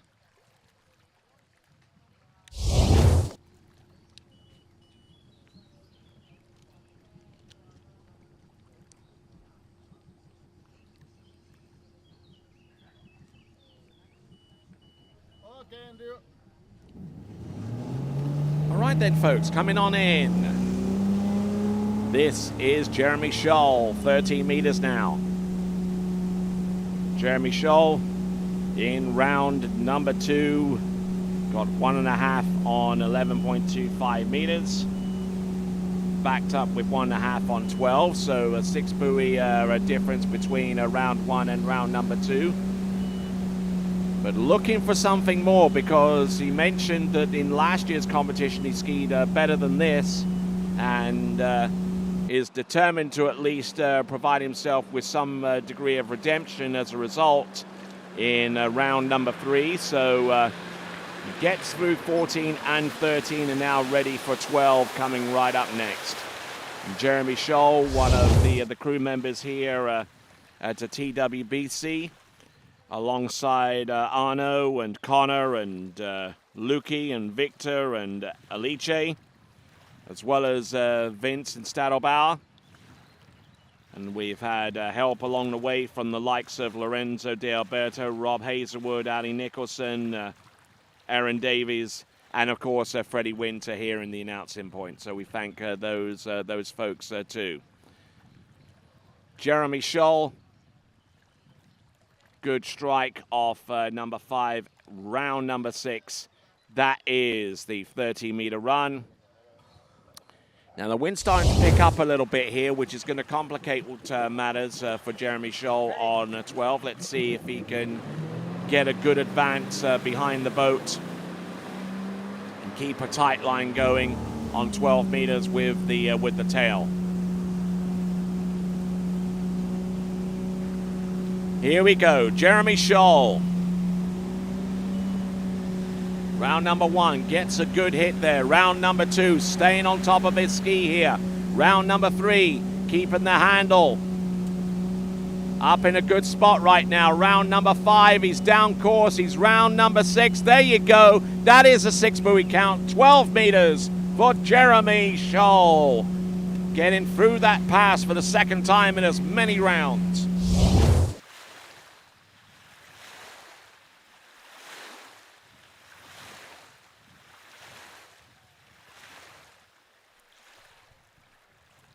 So Jeremy Scholl, who scored 1.5 on 11.25 meters in the third and final round of this competition last season. And backed it up with some scores from the likes of the Hilltop Pro-Am with 3 at 11.25 meters. And then when you look at some of the other scores, you'll realize that about 3 on 11.25 meters represents his best score of the season whenever you factor in the Lake 38 Pro-Am and Miami Slalom and all of the other competitions that he's competed in. So let's see if he can get if he can get halfway down this course. He's got the wind strategy working for him. Ran 12 meters with the tail. He's going to attempt 11.25 meters with the head. Let's see what he's got. Good gate pull out, not losing too much width into the gate shot. He's round buoy number 1. He's round number 2, you know. There you go. Oh, and unfortunately unable to fully hook up on buoy number 2. So he will get exactly the same score that he got in round 1, which is 1.5 on 11.25 meters. And ties with the best score that he came away with last year from this venue. Also 1.5 there in the third round. So there we go. That is Jeremy Scholl. And he skis into the bank. And Jeremy Scholl, you can probably hear him in the background with the microphone kind of cursing himself a little bit there with 1.5 on 11.25 meters. But he at least recovers his performances somewhat after a pretty dismal round 1. So he has that going for him. All right then, now our next competitor to take to the water, our last competitor in the over 45 men's, and will come away with here with the win by way of his performances in round number 2, where he scored 5 at 11.25 meters. Let's see what Paul Cook from Great Britain can do.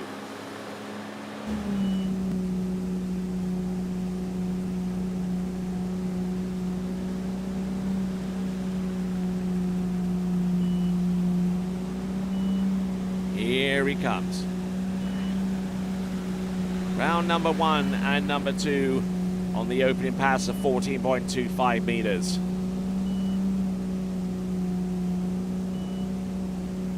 There you go, solid. Solid opening pass. Decent skiing there.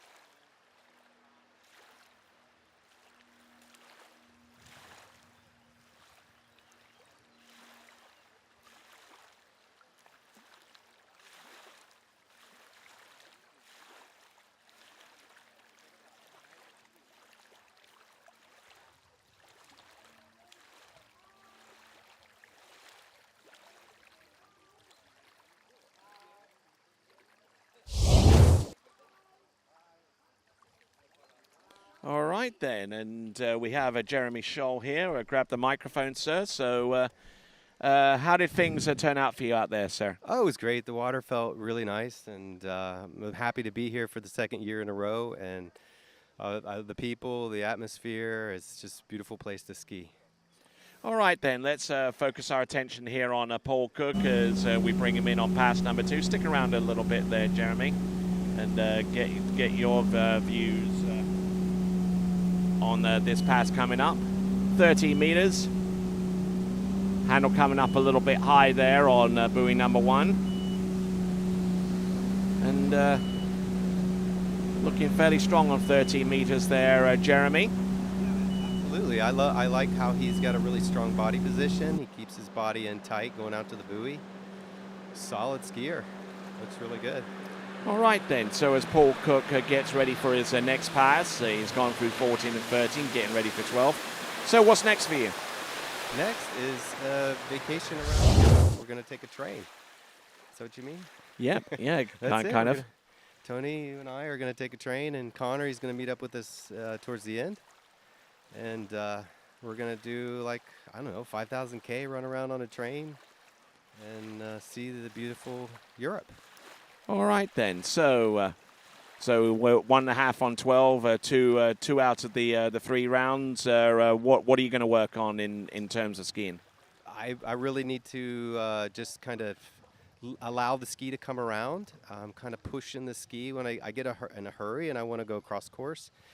But 11, that's not happening. You got to have the angle off the buoy and not rush that process. So I can figure that out. I'll definitely be deeper and possibly run it.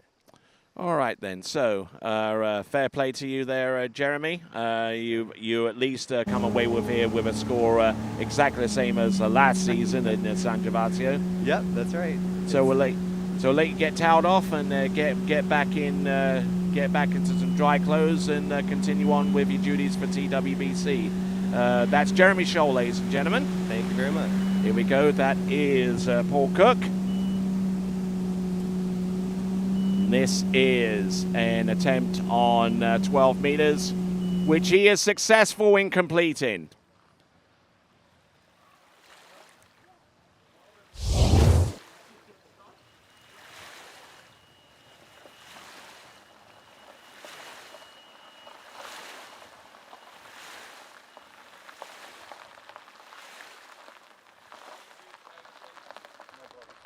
So looking very good off the first few buoys.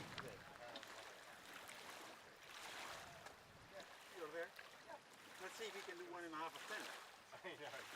That's what we are looking for.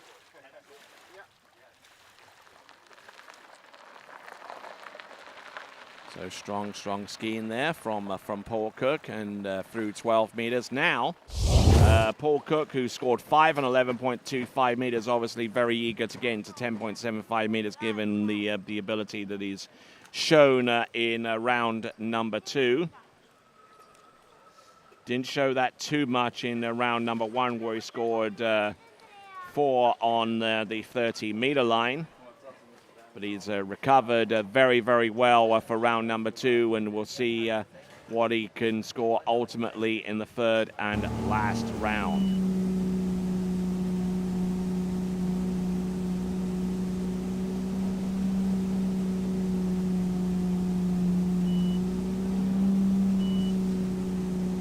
Looking good on Paul on number 1. A little bit broken over off number 2. He's still there on number 3. Rushing a little bit there on turn number 4 and ends up with 4 buoys on 11.25 meters to represent his second best scorer out of the 3. So he'll come away from this tournament relatively happy, I guess. That is Paul Cook.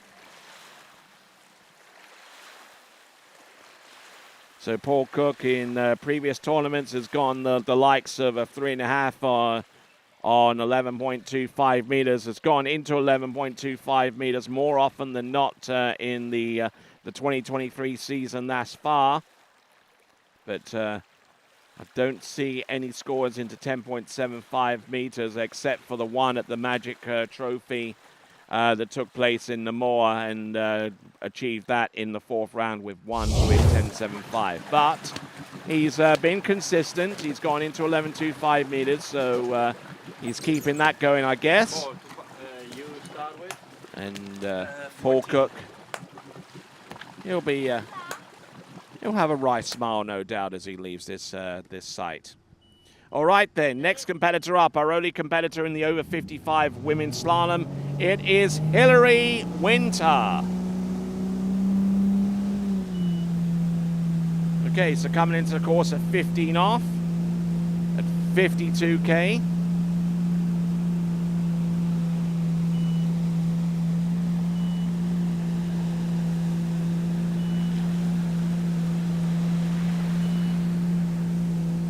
Here we go.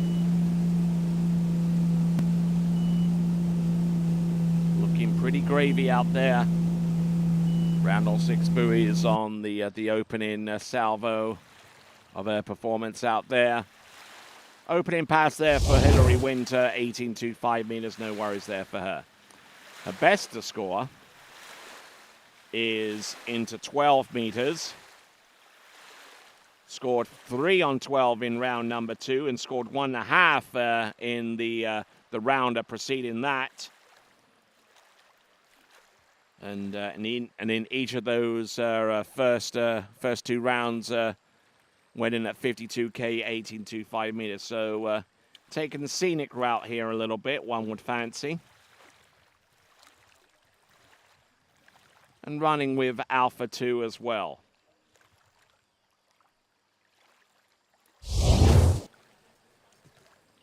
So looking at dockside, our next skier to go is Gerard Jean-Paul Sir of Monaco. And a quick reminder about Pro Gear gloves. Check them out at skiprogear.com. The best grip you could wish for. Pro Gear gloves.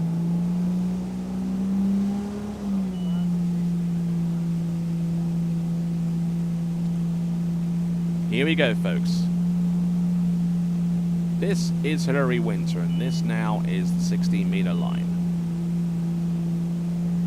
Good angle. Very, very patient at the end of the turns. Let the ski do the majority of the work. Looking very, very precise out there. Kind of precision that's greatly appreciated in her former profession, where she was a barrister. Because, as it is said, the law is a very, very precise endeavor.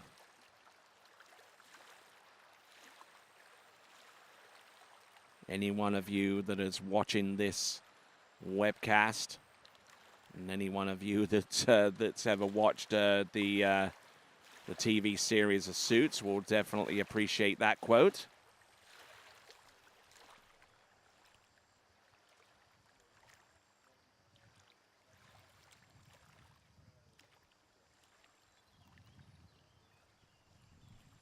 For those of you that are watching, thank you for tuning in at this juncture.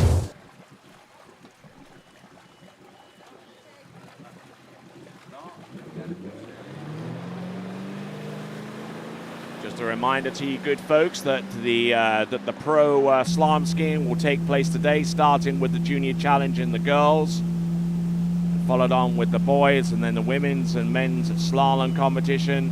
All of that starts at 1 p.m. Central European Time.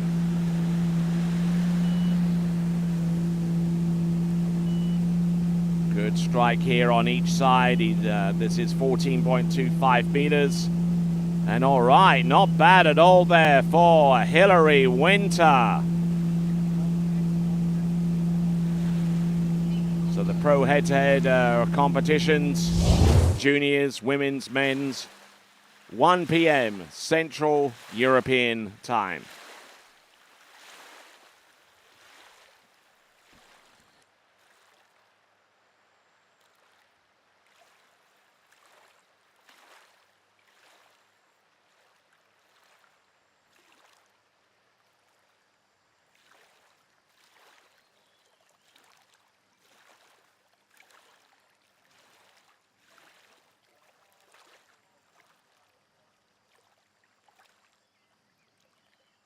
All right, so Hillary Winter getting the job done.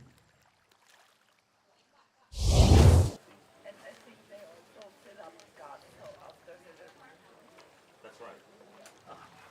Undressed. I was ready.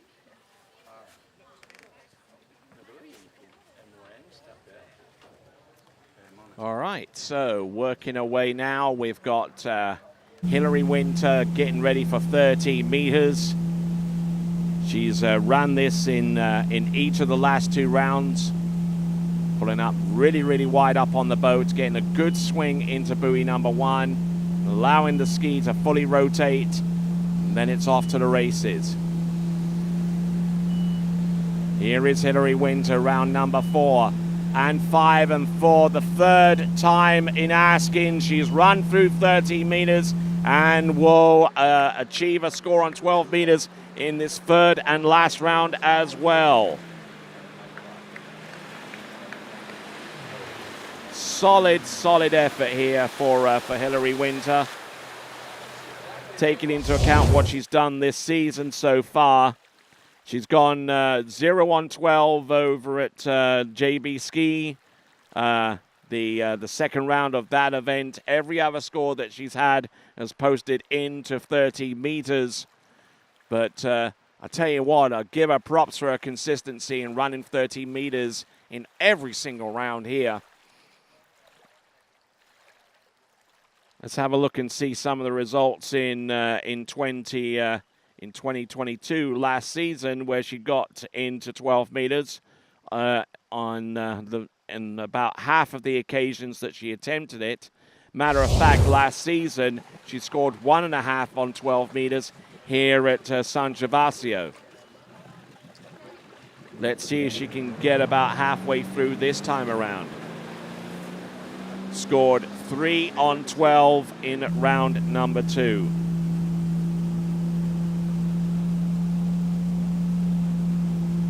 Let's have a look at this start. Oh, and tried to make a play there on number 1, but unfortunately didn't quite come to fruition. It's going to be half a buoy on 12 meters for Hillary Winter. All right, so taking a look there at Hillary Winter on around the first buoy on the 12 meters. We'll see where things kind of went sideways a little bit for her. Skier looking straight at number 1, not leaving herself with too much room to complete the backside of that turn. All right, that's Hillary Winter. When we return, we'll go on to the first of our over 55 men's skiers, Gerard Jean-Paul Sir. We'll be skiing next. Start to lose my balance. What am I falling into? This feels like something new. I've seen a lot of views, but they were nothing like this. The way you do what you do, I think you're something brand new.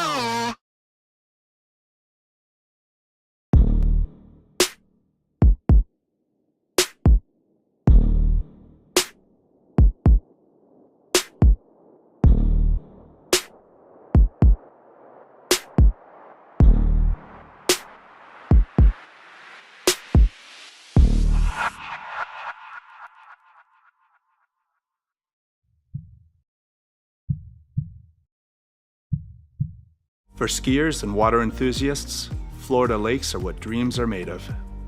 Combined with world-class golf, remarkable weather, natural beauty, theme parks, and so much more, it's easy to see that Florida is paradise.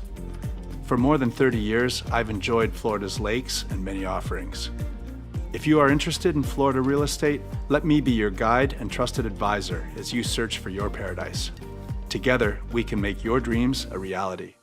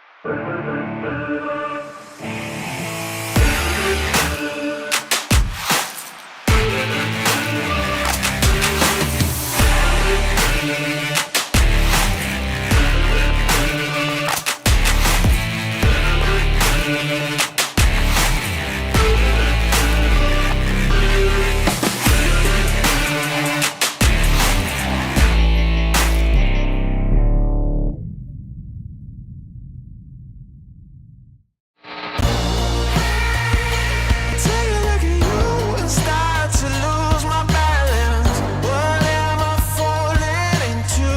This feels like something new. I've seen a lot of views, but they were nothing like this. The way you do what you do, I think you're something brand new.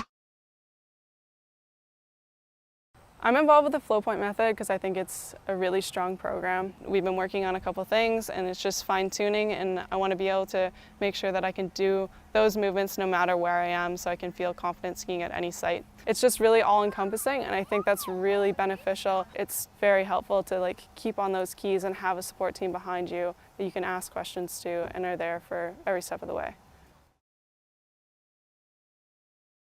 My name is Thomas De Gasperi. I'm from Italy. I'm a two-time World Slalom champion. I've been coming here at La Guapa for 4 years now. What I really love about this place is that we get a chance to ski in a big natural lake right behind me with a perfect course. Also, we have a chance to go 10 minutes away to a perfect man-made lake where conditions are always perfect. The boat, the drivers are always top level. The weather is always perfect.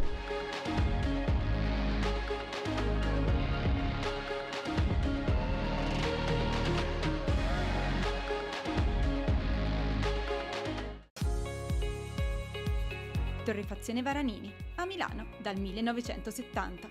Specializzata nella realizzazione di miscele, bar ed ending di alta gamma garantite da un sistema di qualità certificata. La tostatura lenta ed accurata delle migliori origini di caffè, arabica e robusta assicura un ottimale sviluppo degli aromi per un risultato ineguagliabile in tazza. Caffè Varanini, al bar, in casa o in ufficio. Una storia di gusto.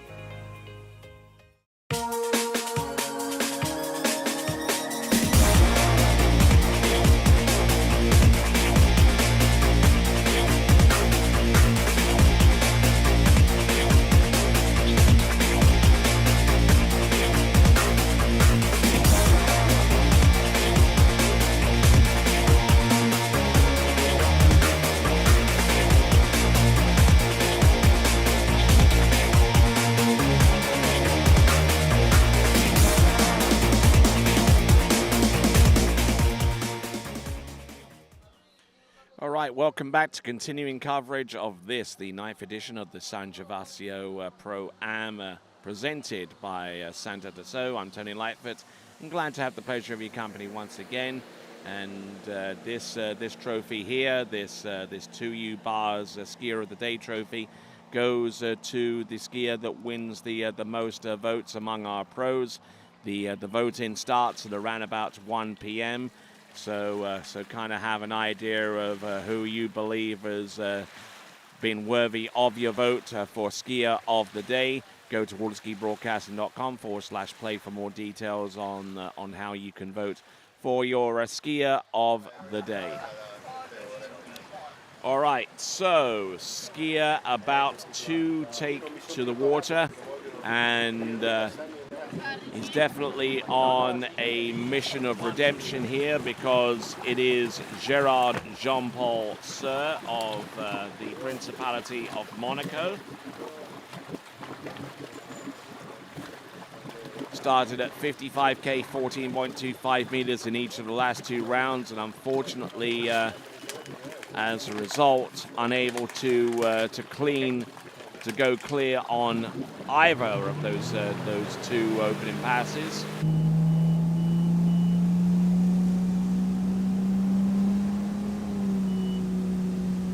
So here we go. This is Gerard Jean-Paul Sir from Monaco.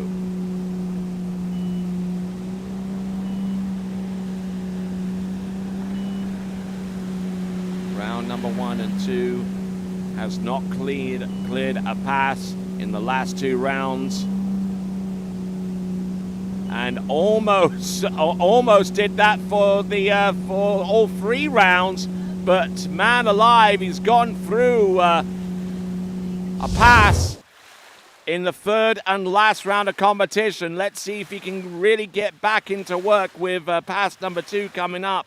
It's 14.25 meters at 55K for Gerard Jean-Paul Sir.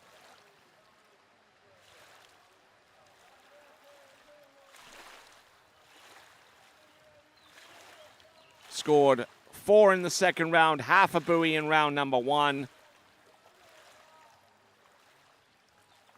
And thankfully got round all 6 buoys in this 3rd and last round. So at least he'll come away from here with a little bit of a wry smile, but let's see if he can extend his stay out there. We've got Nathan McGarry at the driving the towboat, one of the 2 Malibu towboats that we have here.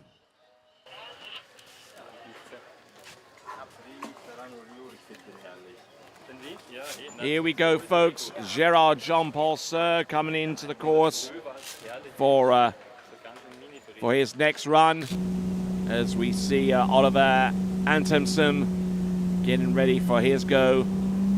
He will be 3rd out.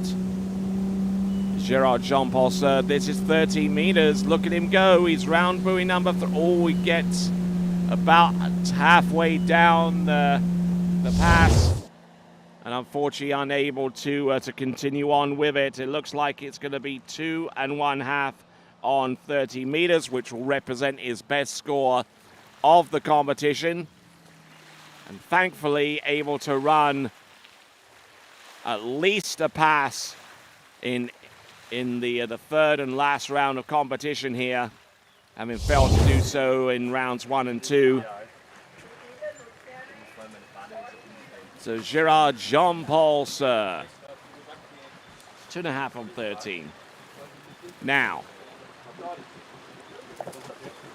okay, so 14.25 meter start at 55K.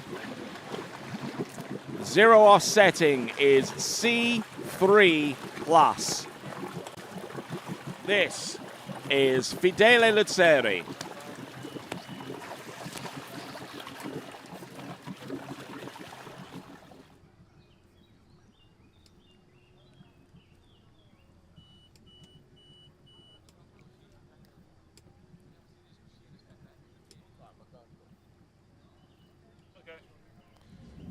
So, Gerard Jean-Paul Sir swimming into the shore, conversing in at least 5 or 6 different languages on his way out.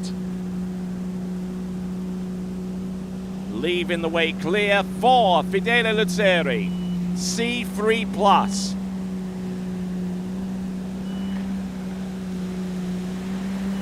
Earliest hookup you can get so far as placement of the pull.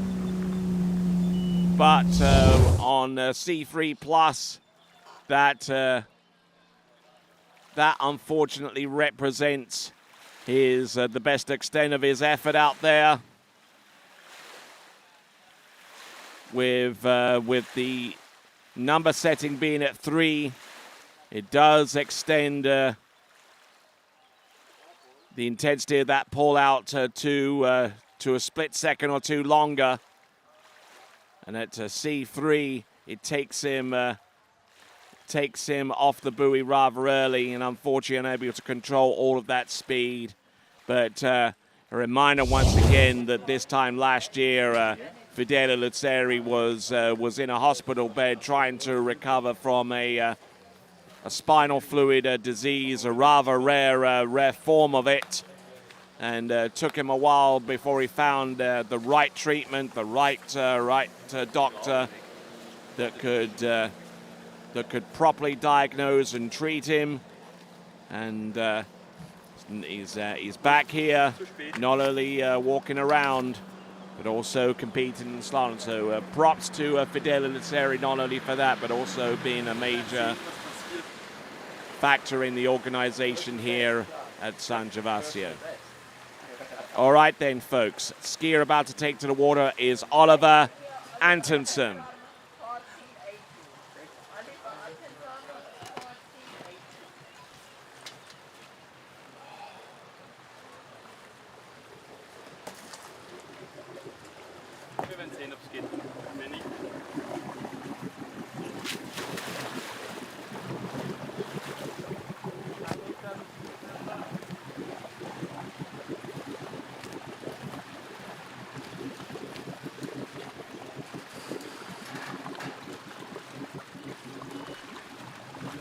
So, a skier that has produced a one buoy count on 12 meters in round number 1 and backed it up with a 2.5 on 13. This is Oliver Antonsen. Yellow. Yes. Oliver Antonsen coming into the course opening run.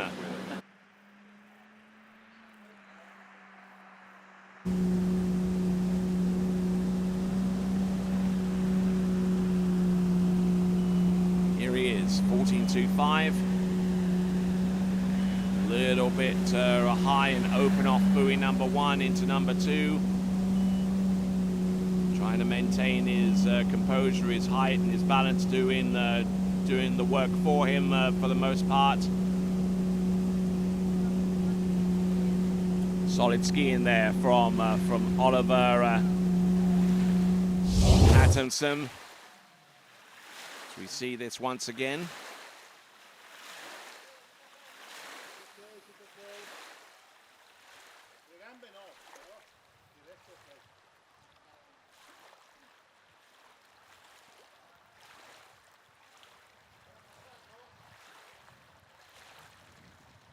Nice hook up on each of these turns. It's taken a little bit more out of the turns than he's really fully anticipating for, but he still has the composure and the experience behind it to make the pass happen.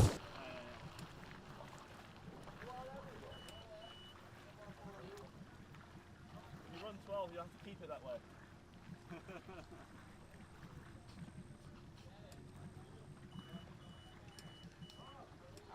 Right, just waiting for the multiple beep signal to indicate that time is up. The 50 seconds at the end of the slalom course for Oliver Antonsen.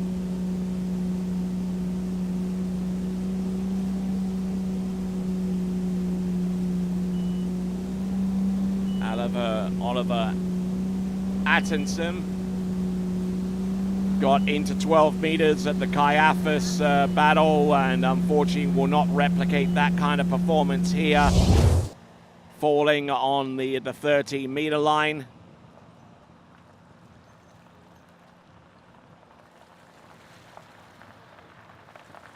So it is going to be a score of a 2 1/2 here as a result of him going a way down course off buoy number 2 and realized where he was in relation to number 3 and tried to force the issue on his offside turn, and it wasn't going to happen, unfortunately. So it is going to be 2.5 on 30 meters, which is exactly the same score that he came out of round 2 with.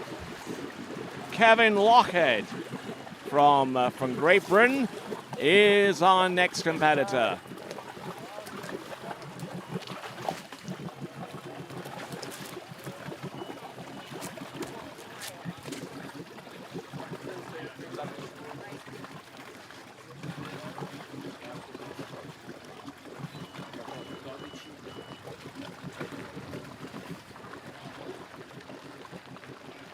We good? Good. All right, here we go, folks.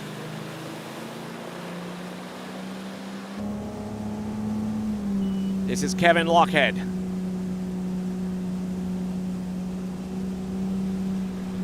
All right, we believe this opening pass to be 14.25 meters at least, based upon what he did in the round previous to this one. Scored half on 30 meters in round 1 and 1.5 on 12 meters in the second.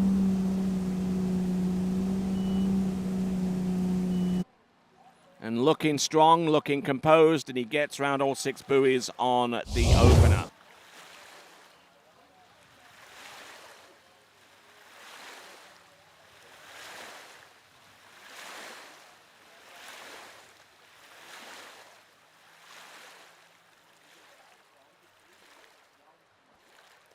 So, Kevin Lockhead.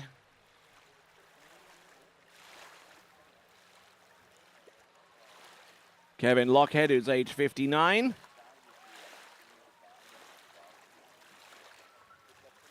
Has gone into 12 meters a couple of times this season. Specifically at the Oxford Waterski Club. Actually, scrub that. That was last season, the combined British Youth and Senior Nationals over at that location at Oxford Waterski Club. This is actually his first competitive outing this season. Looking at the 2022 stats, where out of the 3 tournaments that he skied in, he skied 2 rounds into 12, and every other excursion has been into 13. As we see Alicia Bagnoli with the 1s and the 2s. Here comes Kevin Lockhead on 13 meters now.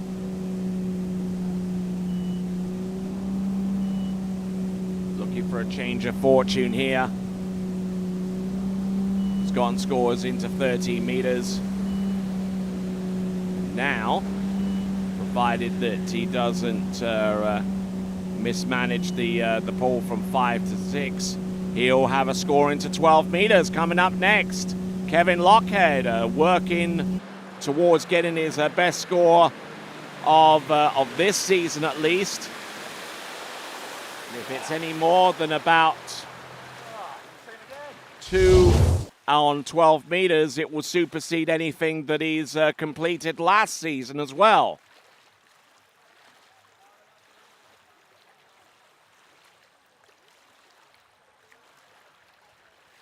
Keeping everything going.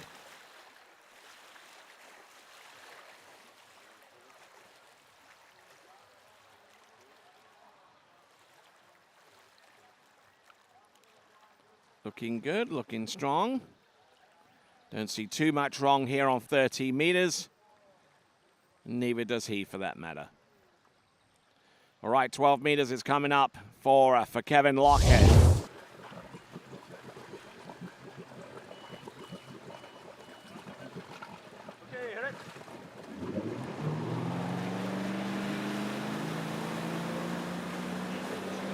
All right, let's see what he's got. Anything more than 2 here, and it'll be his best score in within the last 2 seasons. Round number 1, all getting broken over. And flips over the tip of his ski there.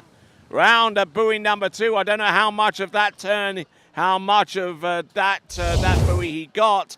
This is going to be the most telling piece of evidence that we'll see, and will actually provide for a rather spectacular shot, because he got broken over off number 1, tried to make the play on number 2. He got round that number 2, so he'll score 1.5.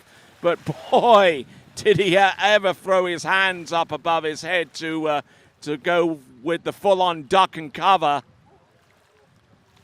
We'll take a look at this once again. It'll be just as spectacular to watch from the boat. Boom!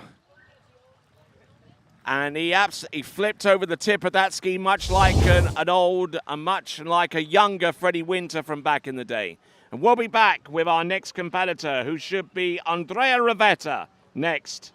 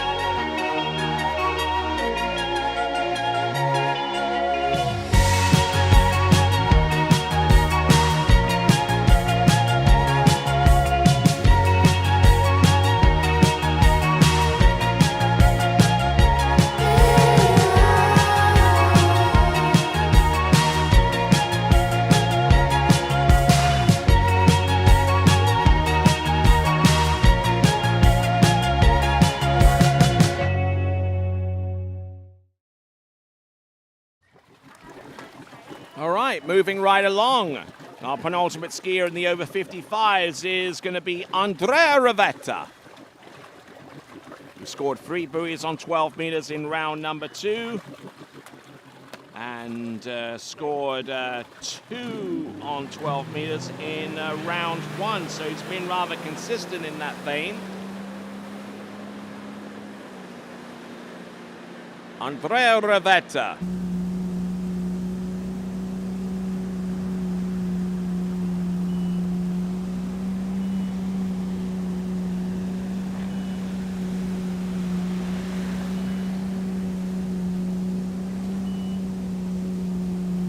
Good, solid skiing so far. Round all 6 there on the opener for 14.25 meters.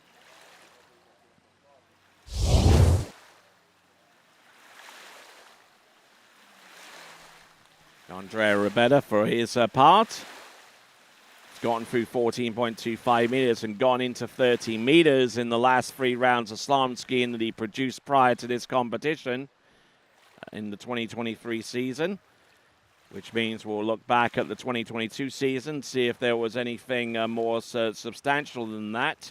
The answer to that question was most certainly yes. Even towards the end of last season, he managed to get into 12 meters in 2 out of 3 rounds. And looking at some of the other scores, even at the team nationals last season, he scored 3.5 on 12 right here at San Gervasio, where he tends to compete more often than not. So looking at some of his other scores, 1.5 on 12, 2 out of the 3 rounds there from last season. So let's see if he can try and get a good start here. At least on 13 meters, which is the next run. If he can get past here, then it's game on. Decent one. Round number 2, a little down course, but managing to maintain his posture here. He's round number 4 and 5, a little bit of an elbow slam, but managing to get round number 6 and using that slam technique to great effect there on that pass of 13 meters, now getting ready for 12. Andrea Rivetta.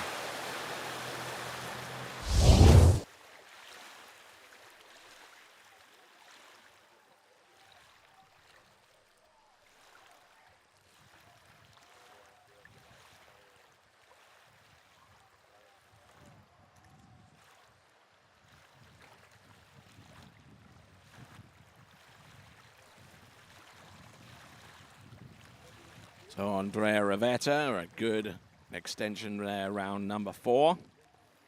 Left foot forward skier, which means he could take full advantage off number 5, although he did break forward over his waist there. But he had enough in hand by the time that happened to make it round buoy number 6. And now working on a good score here. He scored 3.5 on 12 in round number 2, so already doing better than he's done all season long. Andrea Rivetta scored 2 on 12 in round 1, so he'll leave here a happy camper. Now let's see if he can get the kind of start that's going to bring him further down the course, and unfortunately it won't. So looks like it's going to be 2 on 12 meters for Andrea Rivetta to match the score that he had earlier of 2 on 12 in round number 1. So 3.5 and 2 on 12 meters are his top 2 scores, as he'll work his way back towards the dock and kind of cursing himself a little bit out there. Seeing that pass go by the wayside for him. We'll have a look at the instant replay from the boat one more time. And as we see Andrea Rivetta finally get to round number 2 on the 3rd and last round, we'll take a quick break. And when we return, we'll have Frank Schultz next.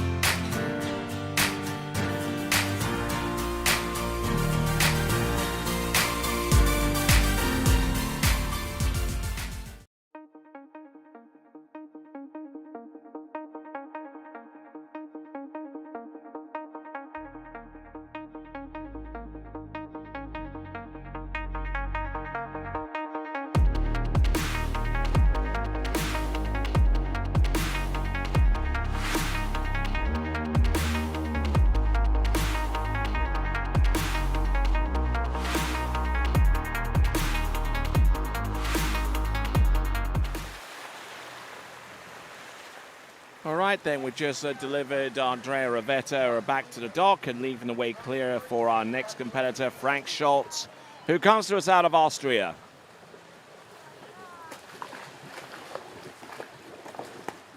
Hello. A2, yes, 14. Thank you.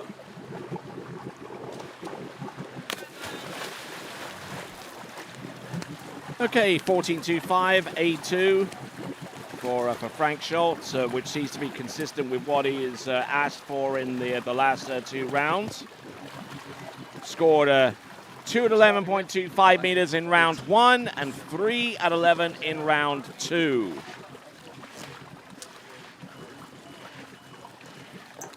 And when you look to see how that stacks up with some of his other scores this season, of which he's only skied once in one tournament, it stacks up pretty favorably because his best score from the Austrian Open was 3, and he backs that up with 2 scores of 2 on 11.25 meters. So he's there and thereabouts. A little bit of a wayward one-handed gate shot, however, but managing to control it enough to get round 1 and number 2. Good for 3, 4, 5, and number 6. There you go. That is Frank Schultz. He'll get ready for the next run, which should be 13 meters.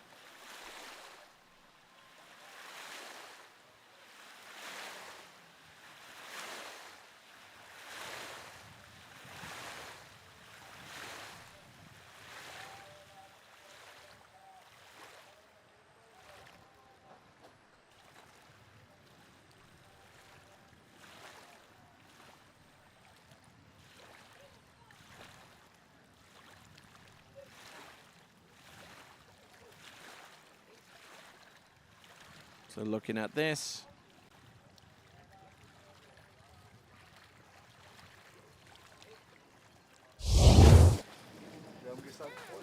Decent skiing, decent effort there for Frank Schultz on pass number 1 of hopefully many, many more. All right, looking at our next category, it's over 65 men. Next competitor to take to the water should be Martin Winter.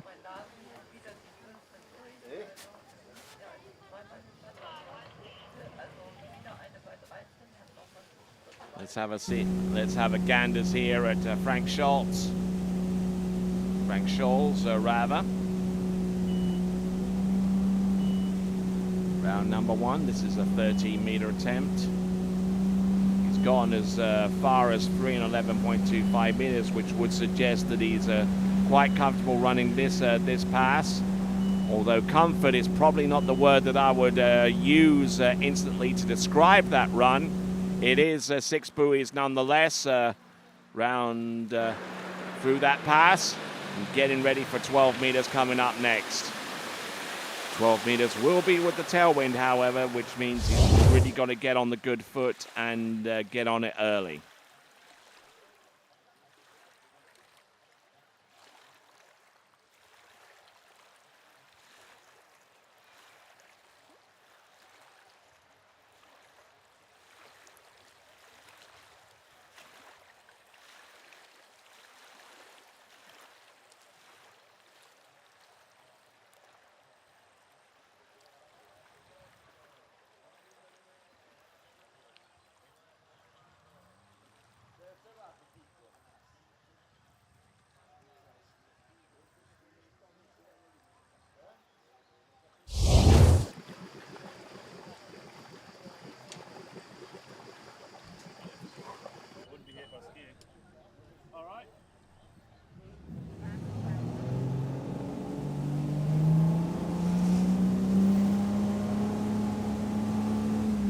All right there, here comes Frank Scholz.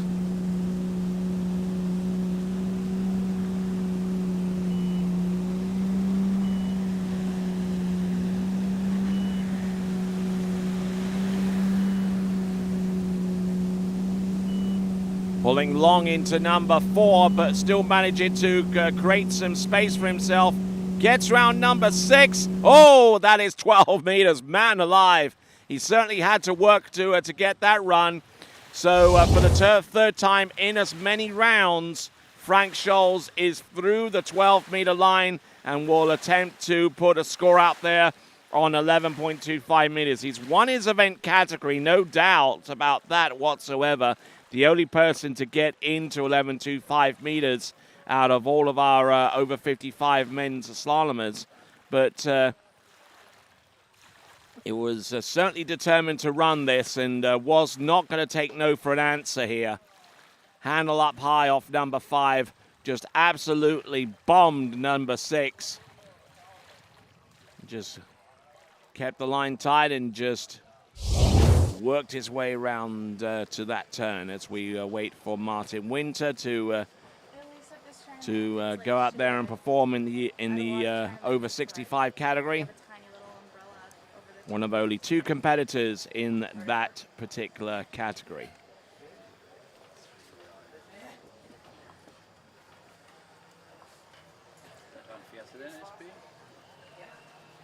All right then, folks, here we go. This is Frank Scholes.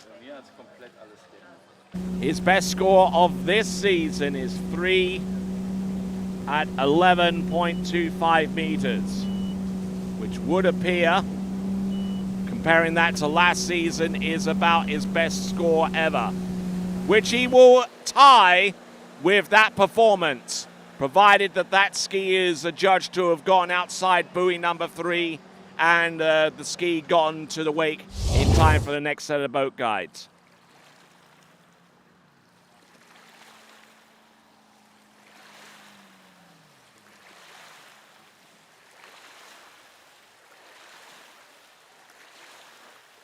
So Frank Scholes, who last year, as a matter of fact, scored 4 buoys right here in San Gervasio in the Pro-Am.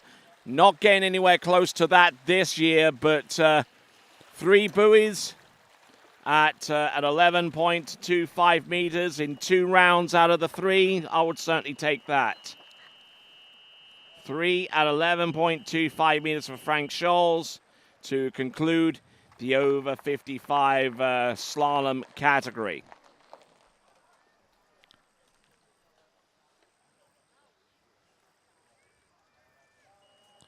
All right, that brings us to the conclusion of our first page of running orders. Now turn the page over once. We have the running order for the over 65 men. Our first of 2 competitors in that category is going to be Martin Winter. Martin Winter.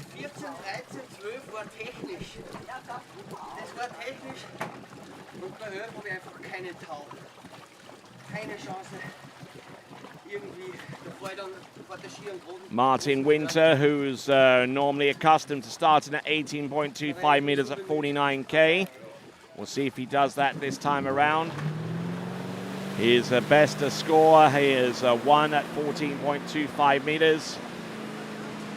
And he did that in each of the last 2 rounds. 49K, 18.25. Max speed for this division is 52K.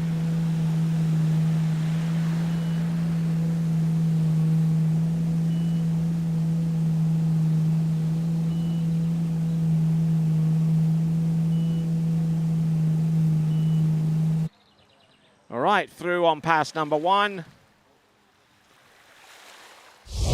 Looking fairly strong there. 6 buoy count on the opener. Nice backsided turn at 18.25 meters. A little bit stiffer on that number 2. But managing to get to number 3 early enough to backside that one as well. Be sure to check out Instagram and specifically the Waterski Broadcasting handle. Check that out. Waterski Broadcasting, all one word, in Instagram.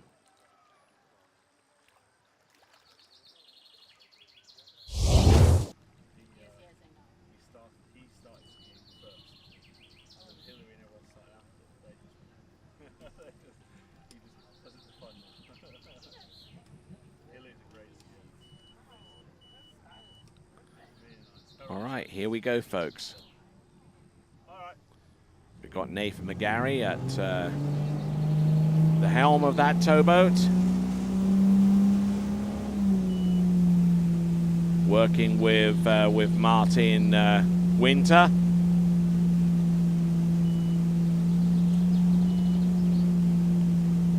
Looking good. This is 18.25 meters at 52K now.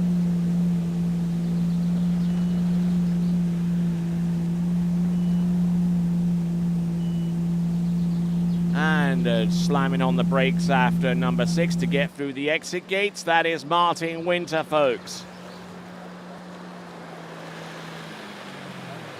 Martin Winter, originally for Wandsworth in London.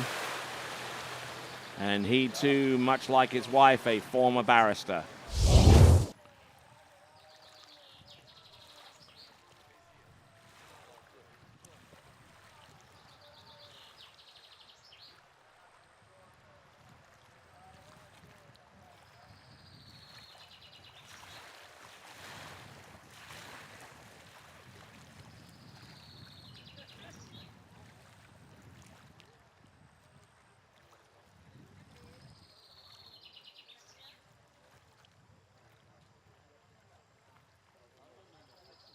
So Martin Winter, who has had scores of 1 at 52K, 40.25 meters in each of the last 2 rounds.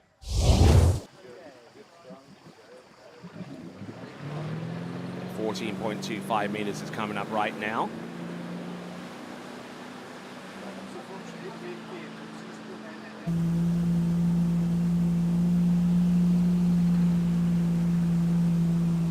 Okay, so 16 meters.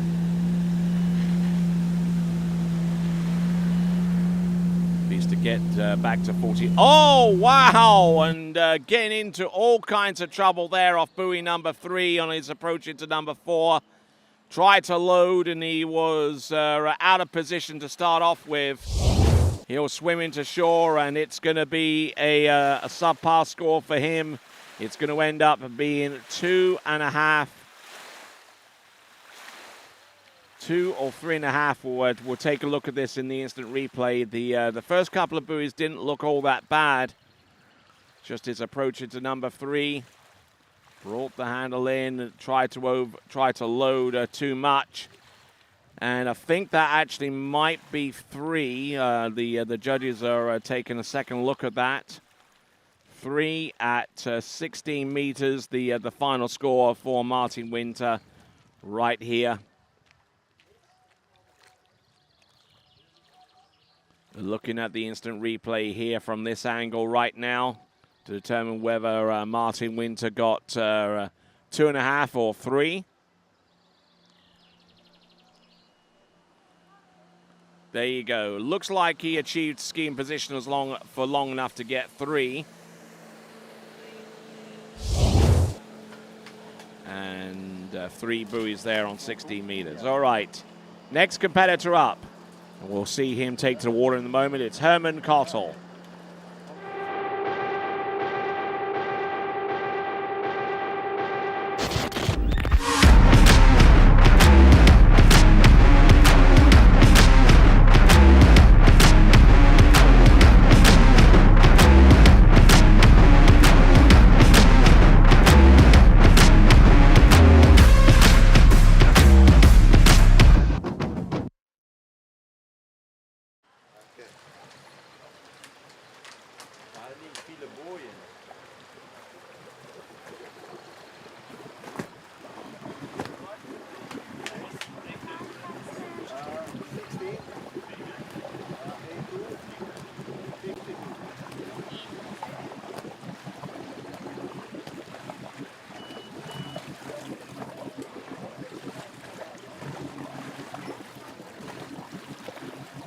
All right then, folks, here we go. Last skier out in the senior divisions here at the San Gervasio ProAm. It's 9th edition, presented by Santa Dassault.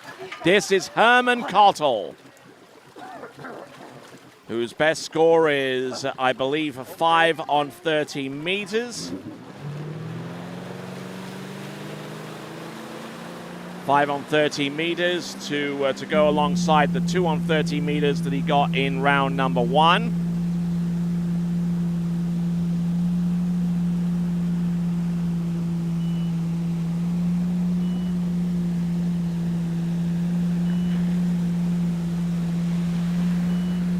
Herman Cottle.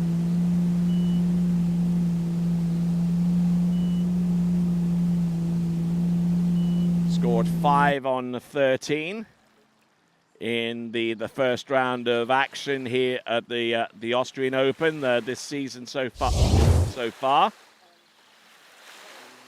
Looking at some of the other scores that he's completed, he's had excursions into 12 meters.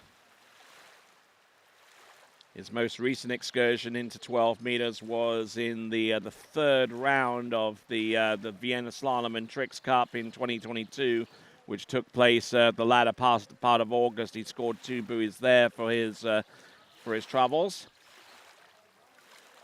and he opened up his competitive action last season right here at the San Gervasio ProAm, and scored 1 buoy on 12 meters there. So he's looking to try and come away from this event with a score into 12.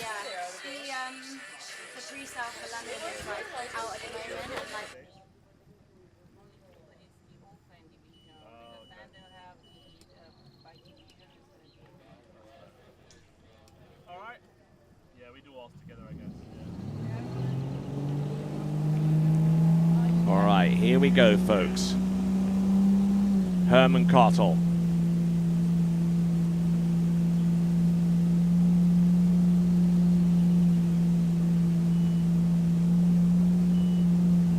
Round number 1. This is 14.25 meters. Oh, getting in a little bit too deep. Round number 3, and just couldn't really connect back with the handle. So it's going to be a 3 buoy count on 14.25 meters. For Herman Cottle, which means that he's gotten two scores out of the 3 into 13, but none of them through 13 meters. 5 on 13 in round number 2, 2 on 13 in round number 1, and nowhere close to that in the third and last round. So that's the last of our senior divisions. We'll go into open women and open men, not to be confused with our pro women and pro men's competition, which will start at 1 p.m. Central European time a little bit later on today. So still got about an hour or two, an hour and a half to 2 hours worth of skiing, courtesy of the open women and open men's competition. Next, our first competitor out is going to be Hannah Stopnicki, who scored 1 on 30 meters in round 2, and came up short on running the opening pass in round number 1.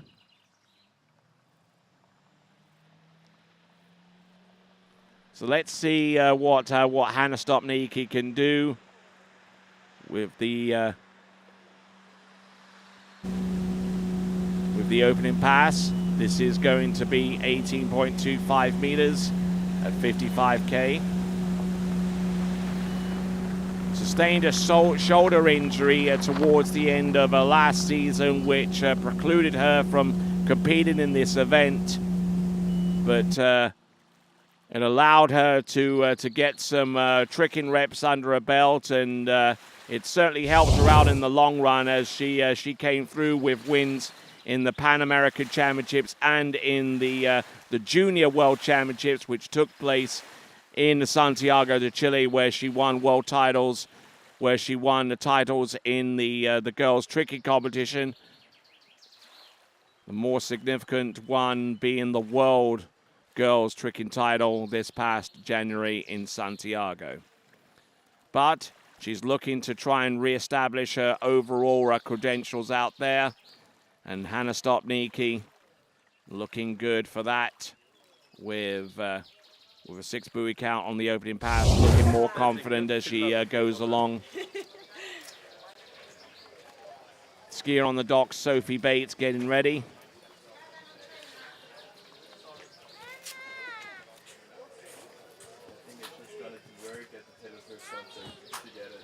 Are you gonna go? Perhaps. And I'll go with you. Yeah.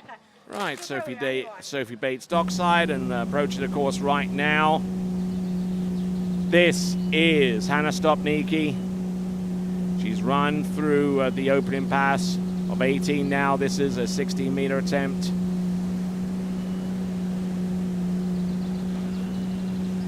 Oh, nice. Looking good, looking strong, and 16 meters successfully run.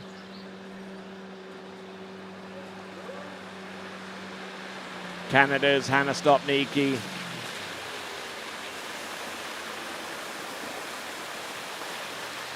Coming to us out of the Canadian province of Quebec.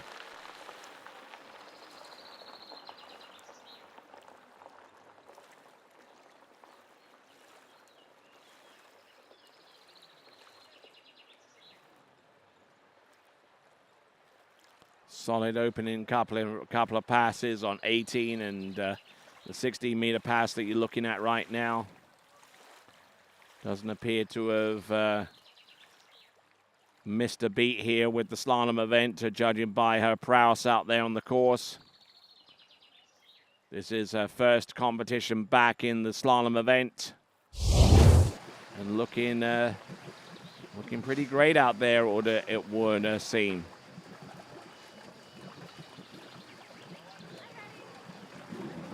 Currently a last seeded competitor in the slalom event. Mr. Gates on 30 meters in round number 2.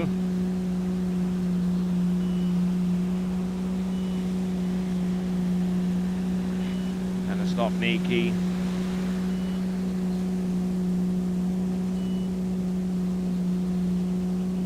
Look at her go.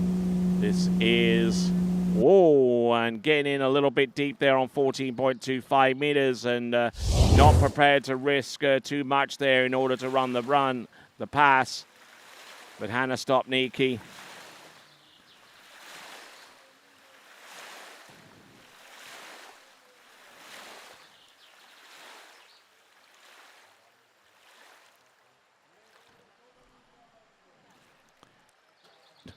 All right there, so Hannah Stopnicki looking at this again, a good approach into number 4, but losing a bit of her edge into number 5 and brought the handle in and just stopped the ski cold. And with that, we'll take a quick break. And when we return, we'll see Sophie Bates next. What if I told you there was a place where the sounds of nature are only broken by the roar of a boat?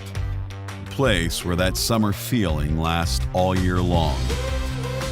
Place where the Florida sun is only outshined by the smiles of the skiers. A place where first-time skiers can ski alongside world champions, and the world-class coaches work with all levels of skiers. What if I told you there was a place where life slows down, and your only job is to make lifelong memories? That place is Swiss Waterski Resort. Book your trip at SwissWaterskiResort.com.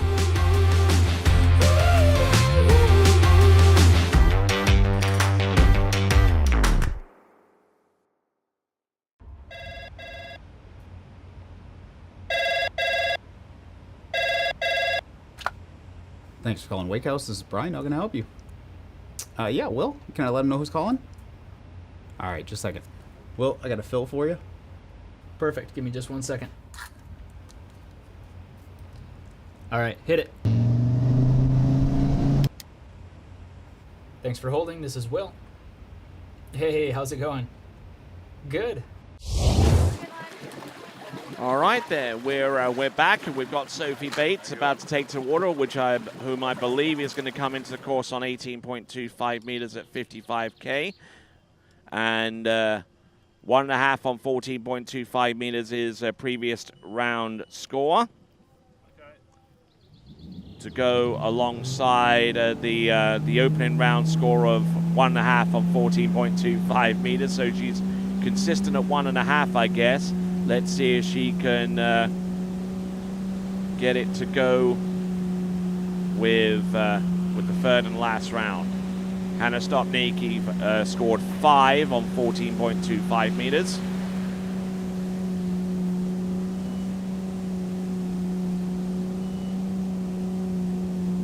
There is Sophie Bates, and looking good for 18.25 meters.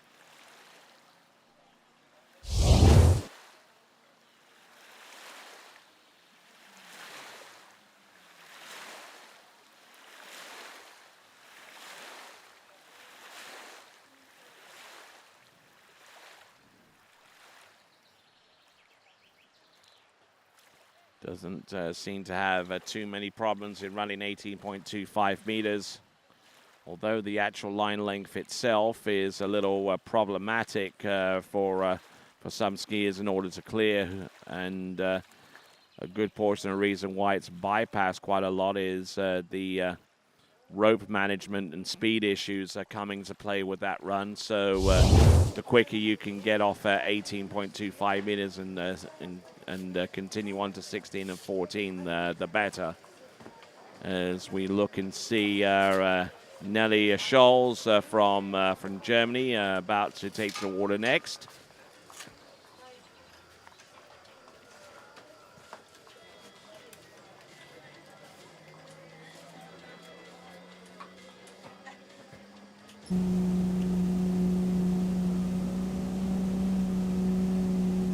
Here we go. Round 1. This is 16 meters.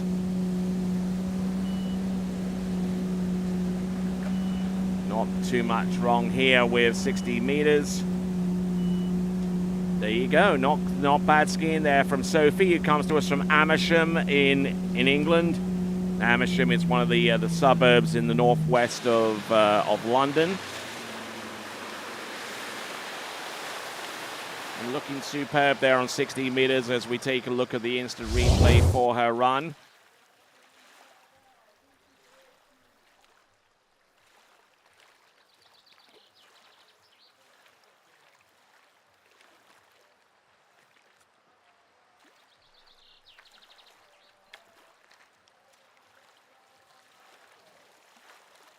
Skiing in towards the eastern sun. Getting lit up as a result. That is Sophie Bates.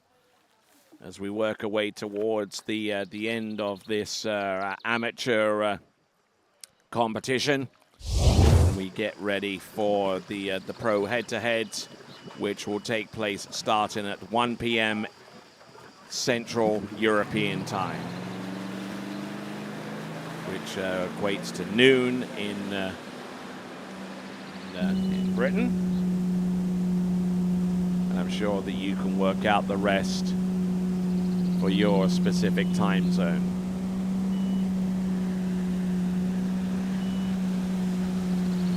Oh, Sophie Bates getting into a bit of trouble there on 14.25 meters and unable to get an effective hook up there. Her best score coming into this third and last round has been 1.5, 1.5 at 14.25 meter scores. Trying to get the hook up on number 2, and she got her best score out of the 3 rounds there with 2, but it's only marginally more than what she skied in the previous 2 rounds. So Sophie Bates, a decent number 1, but just had a hard time stabilizing herself. She is a lefty, therefore, and that was a neutral side turn. And when we return, we will have Nelly Scholz next.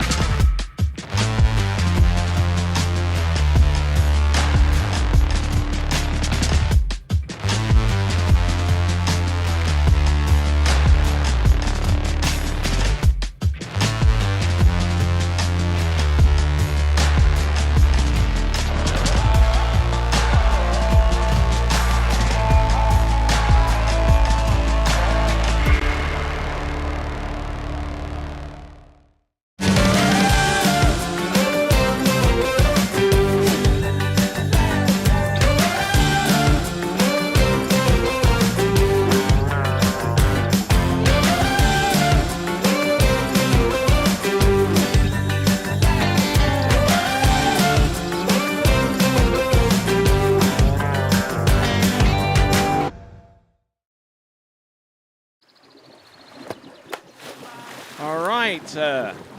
We have Nelly Scholz from Germany, 55.18.25 meters. In the previous round, she got 2 on 30 meters and backs that up with a score of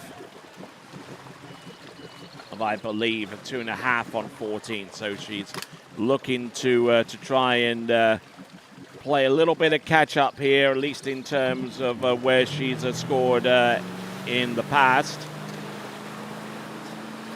And would certainly appreciate a score better than 2.25 on 30 meters. That was her best score from the Bavarian Open in Hamburg.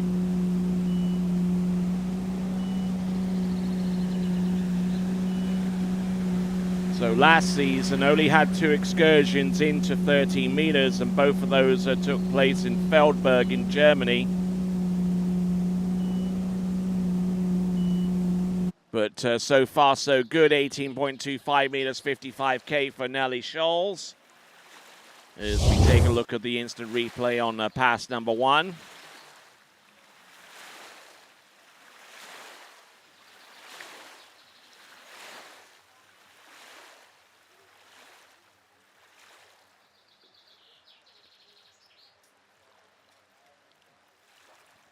Not looking bad at all, Nelly Scholz.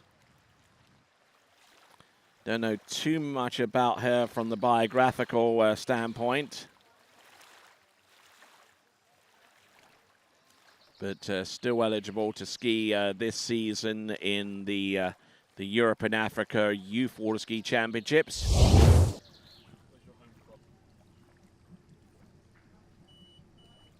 So Nelly Scholz, who's trained over at Swiss and over at Jack Travers's site over in the Groveland. And another event that we'll be webcasting would be the IWWF World Water Ski Championships over there at Jack Travers's place for the 2nd consecutive time. Grateful for the opportunity to do that. And I'm sure Nelly Scholz is grateful for the opportunity to come back in on pass number 2, having run 18.25 meters. This is 16 meters. Let's see what she's got.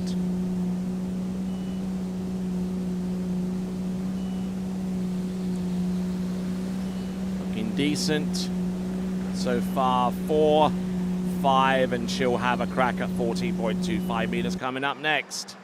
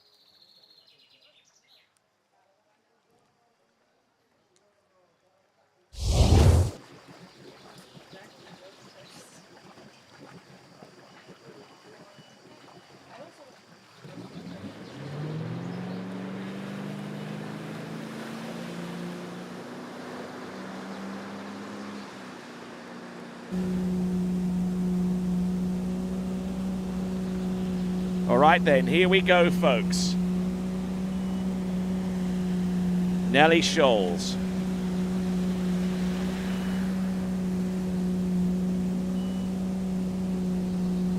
An attempt on 14.25 meters now, controlling the speed pretty well here.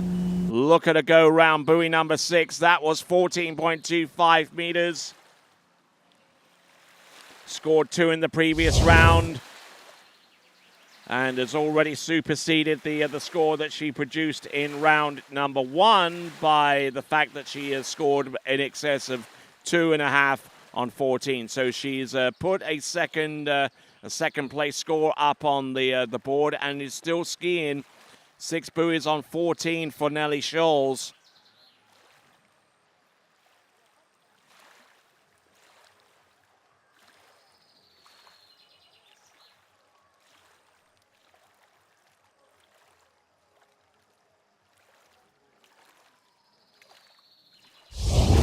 So, dockside, we've got Giada Prasici.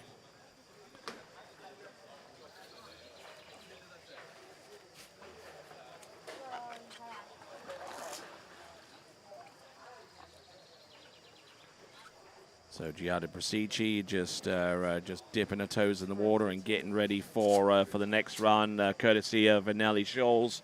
It's going to be an attempt on 13 meters.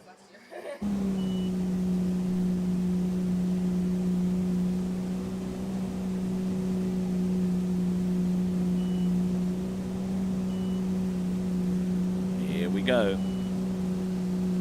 Nelly Scholes. This is third. Oh, look at this. This is 13 meters. She's still there. She's going to have an attempt at 12 meters coming up next. Look at that. Oh, wow. There's a surprise. Nelly Scholes getting through 13 meters. And she is about as happy as someone can be. There you go. Nelly Scholes, she can't believe it. She's in tears. And could well be on her way to a personal best score. Let's have a look at some of the scores. Yes, she's certainly superseded the 2 1/4 from the Bavarian Open. Looking at some of the scores from last season, 16 meters, 14 meters, 13. No mention of 12 meters there either. 20, 21, looking at some of her other scores there. Yeah, this is personal best territory, and she's going to have a crack at 12 meters for the first time in her career. Look at her go. Nelly Scholes of Germany, just in time for the Youth Championships of Europe are coming up very, very soon. And even at the European Championships, which will take place right here in San Gervasio in 2 weeks' time. So she may have skied herself into those European Championships, obviously pending selection information from the Germans. Round number 1, does she make it outside 2? No, but that doesn't matter. It's a new PB, and that's her first ever excursion into 12 meters. Nelly Scholes, fantastic skiing there from her. Well done. To add to the 2 on 13 meters that she conjured up in round number 2. So good skiing there from her. As we get ready for our next competitor, Giada Prasici.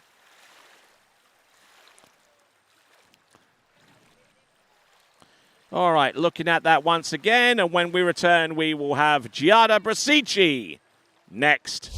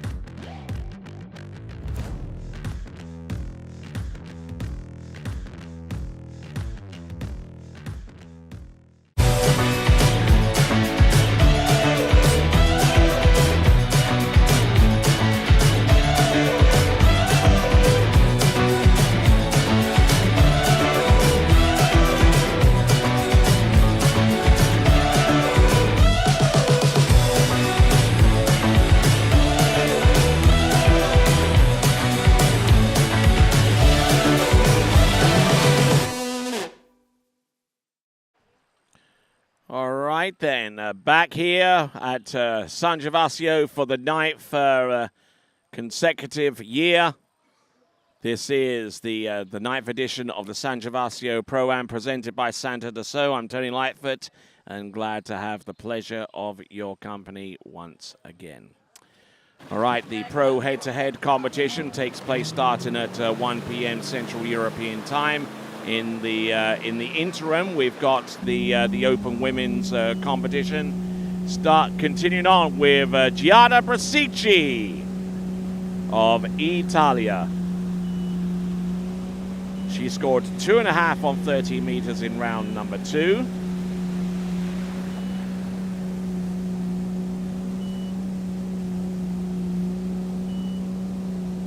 Giada Brasici scored 4 on 30 meters in round number 1. Not looking too bad on the opener, it has to be said. That was the 16-meter line. That's 55K for Giada.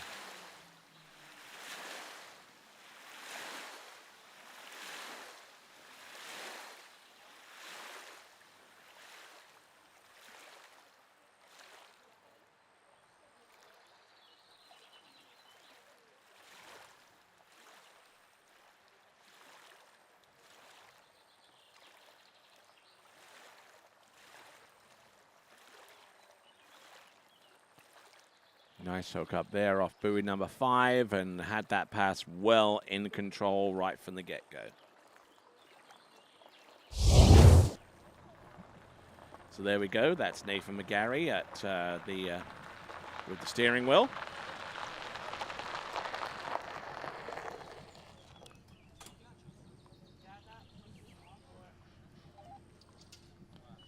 Okay, so our judge in the towboat is legendary Italian female skier, Rina Mosti.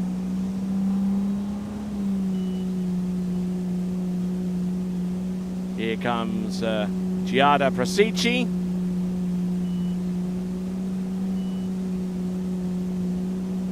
Looking good.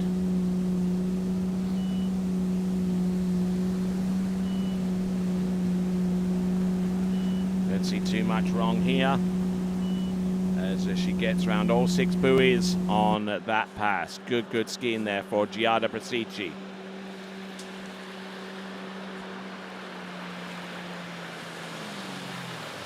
Pulling out and getting ready to shorten for the next run. That's Giada Brasici. She's gone through 16 and 14, and now 13 meters is imminent for her. Boat speed 55K.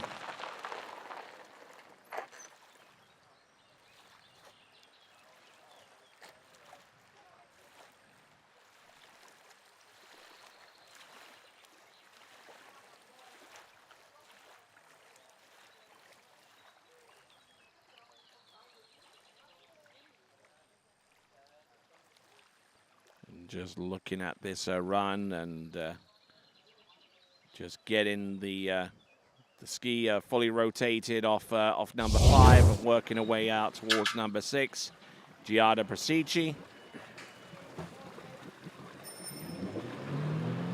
All right, here we go. We're about halfway through this list.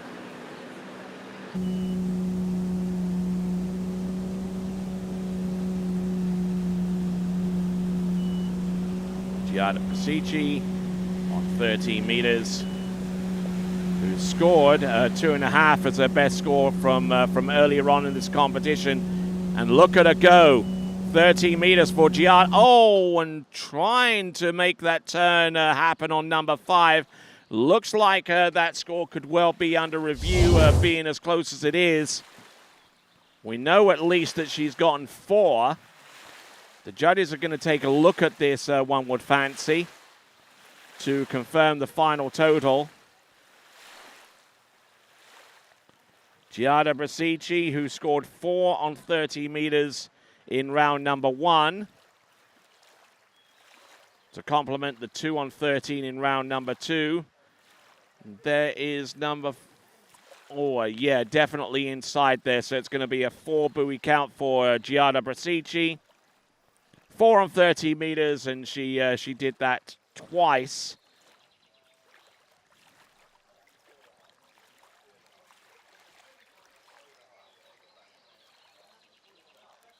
So Giada Brasici certainly appears to be a 4-buoy count. Looking at this one more time just to make absolutely sure that we're giving her the correct score.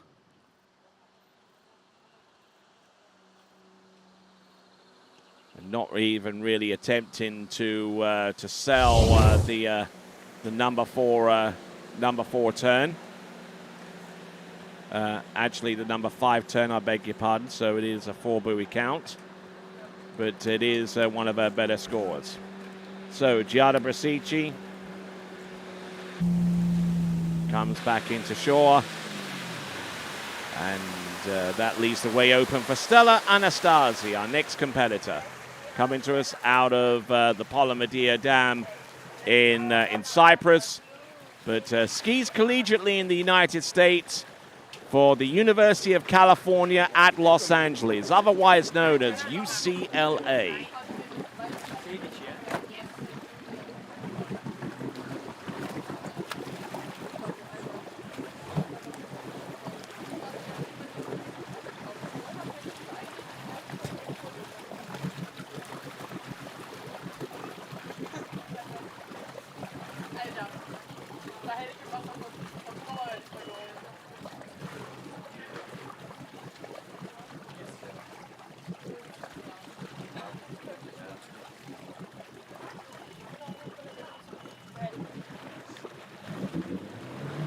Right, here we go.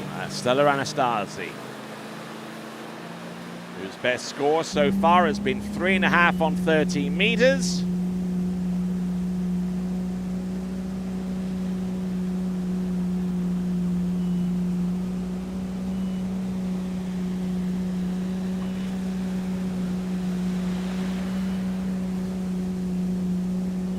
So Stella Anastasi, 3.5 on 13 meters, best. One of her scores, and 4 on 13 in round number 1. So we'll see what she has to round off with. Maybe if she feels frisky enough, she'll go for the full pass on 13 meters.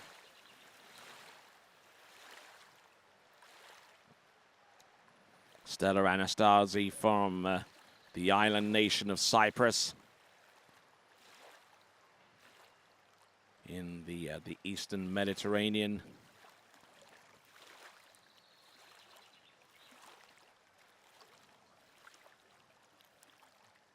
And not looking bad on pass number 1. That is Stella Anastasi.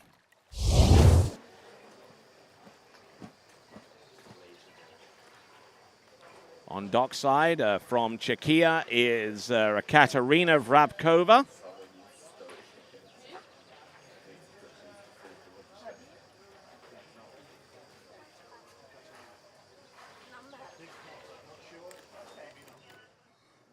Just checking in the sights and the sounds here at the 9th edition of the San Gervasio ProAm, brought to you by Santa de So.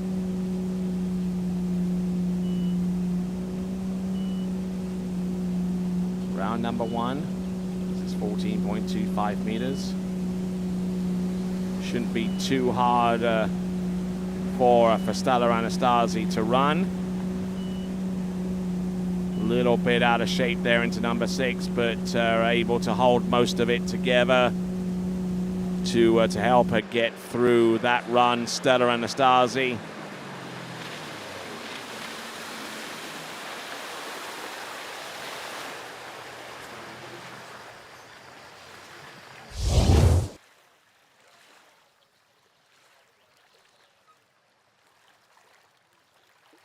Keeping everything on an even keel moving forward.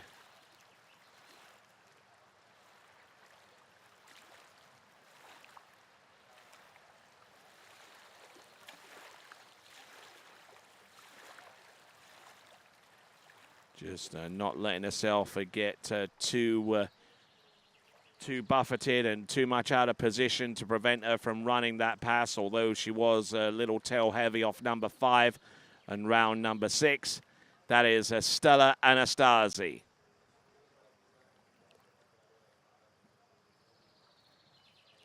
So, looking at her again, the 50 seconds has expired, and just in time for Stella Anastasi to make her way back into the course. She has run through 16 and 14. She'll now have an attempt on 13 meters. Stella Anastasi of Cyprus. Round number 1, good hookup. Round number 2, she's still there.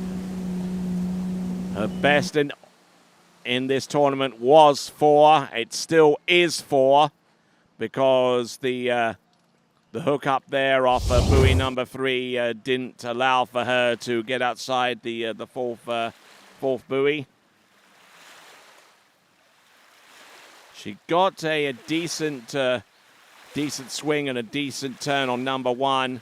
Number 2 as well. Everything looked fairly good here, but then she got a little bit pulled out and unable to continue going. That is Stella Anastasi. A little bit of a better grip might have helped her out. And I'm sure the grip of the Pro Gear gloves might have helped her out a little bit more there with her approach out of number 3 into number 4. Check out Pro Gear by going to skiprogear.com. The best grip you could wish for. I'm not too sure whether that's 2.5 or 3. I'm going to side on 3 at this moment, which is going to be the worst scorer out of the 3 rounds for Stella Anastasi. All right then, folks, we'll continue on with our next skier, Katerina Vrabkova, next.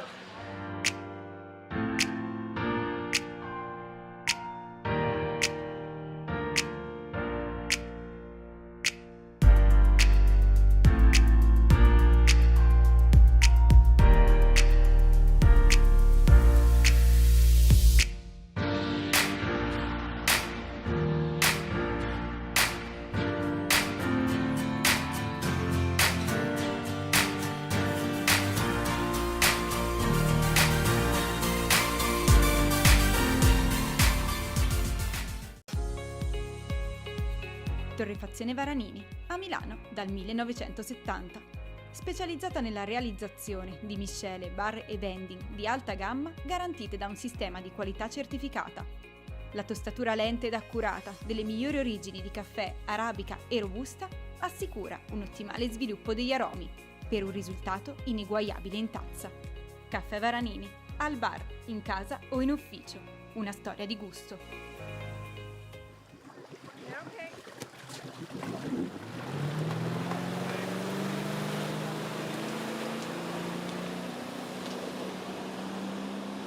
All right then, now, next competitor up.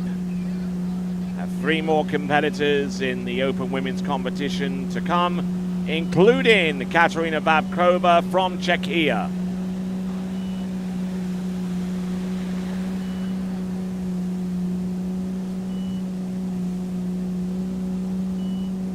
In the second round, she scored 2.5 on 12 meters, and looking in strong shape as it looks with that particular run.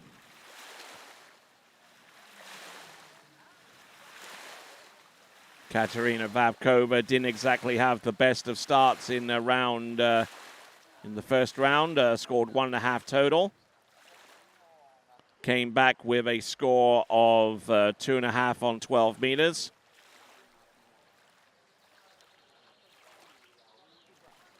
And looking well placed to get a top 3 finish in this Open Women's Slalom competition. There's still 2 more competitors to go before we can make the determination in that regard. Of course, there are 2 skiers on this list who will not be present for the for the third and last round. Those are the Botas sisters, Nadine and Sandra.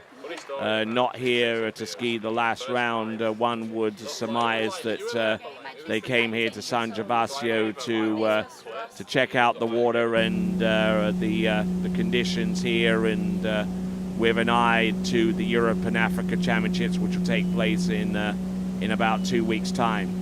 So here we go. This is Katerina Vrabkova.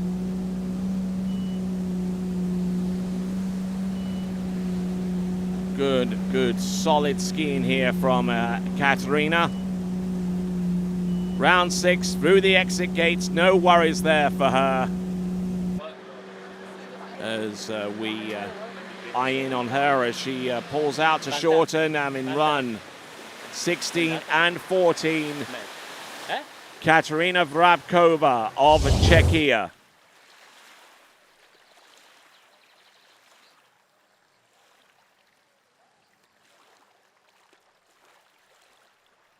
All right, just got on a note in my ear that pass might have been a 14.25 meters.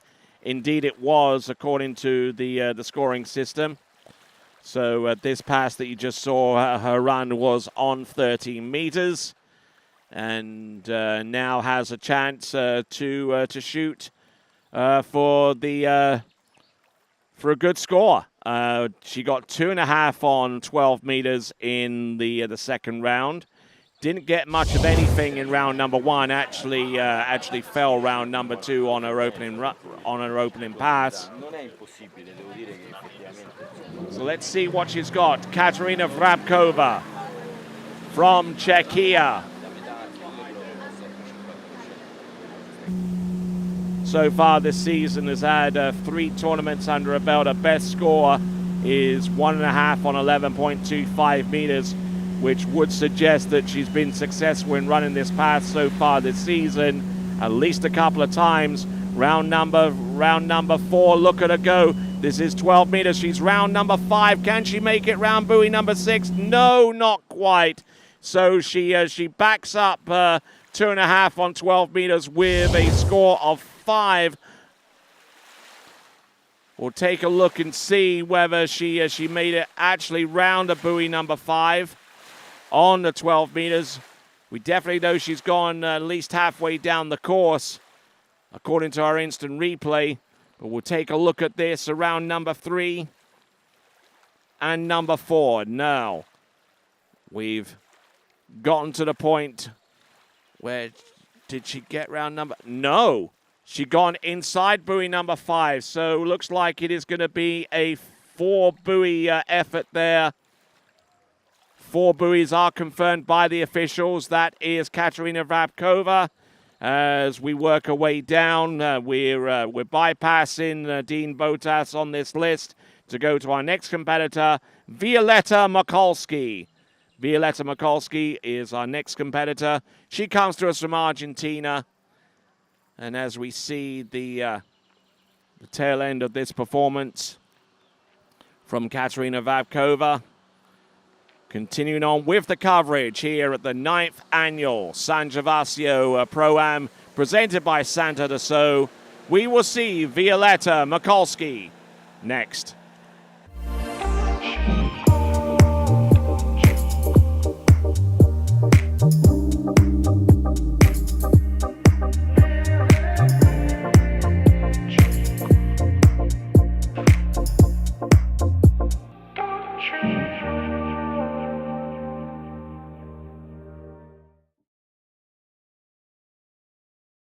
For skiers and water enthusiasts, Florida lakes are what dreams are made of.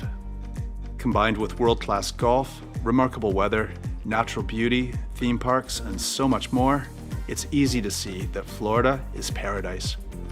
For more than 30 years, I've enjoyed Florida's lakes and many offerings.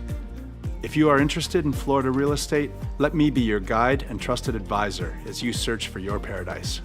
Together, we can make your dreams a reality.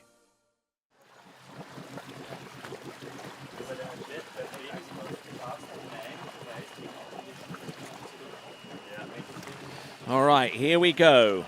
Next competitor up, our penultimate competitor in the open women's slalom.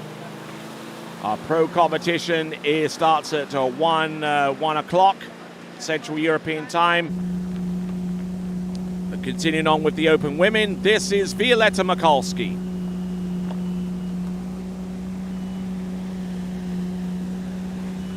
Oh, aggressive start here.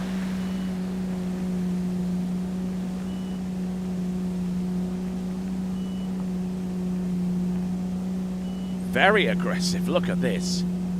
Good skiing there for Violetta, who's gone into 11.25 meters on a smattering of occasions so far this season. Looking good. She got 5 buoys on 12 meters in round number 2. And got somewhere closer to that in round number 1. To the best of my recollection, Violetta Mikulski got 2 on 12 meters, so improving by half a pass on the 12-meter line between rounds 1 and rounds number 2. And when she's not competing for Argentina, she competes for the Raging Cajuns of Louisiana Lafayette.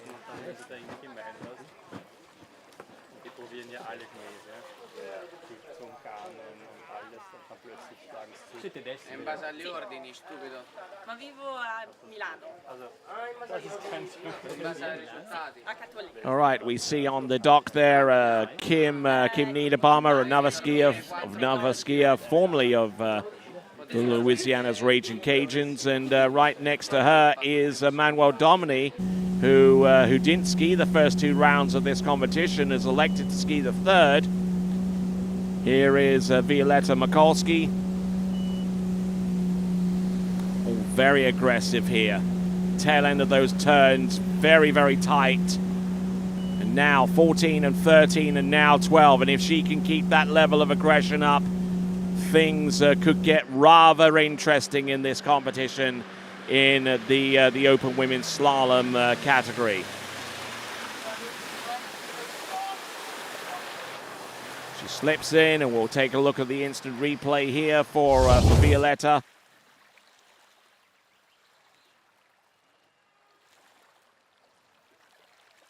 Solid hook up on buoy number 1.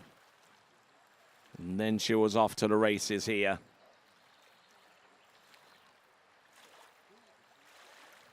A little bit of a break there off number 3. Number 4 didn't look bad.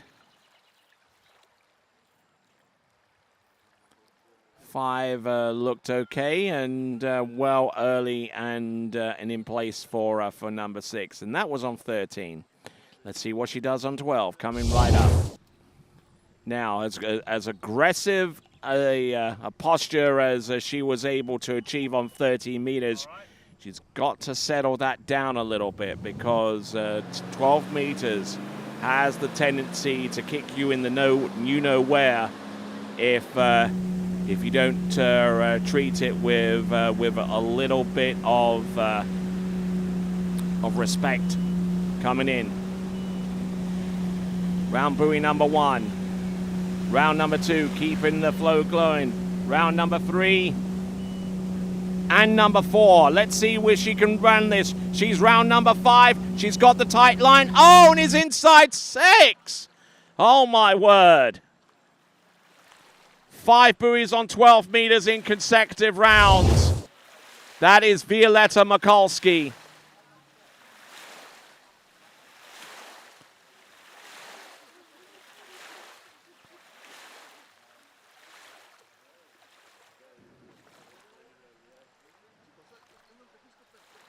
All right, let's have a look at Violetta Mikulski taking a big hit there off number 3. She looked in good shape as far as number 4 was concerned. Let's see if she makes it round number 5. Yes, she does, and to the wakes, which means she'll score it, but well inside buoy number 6. Violetta Mikulski, 5 buoys on 12 meters. Immensely disappointed with that score.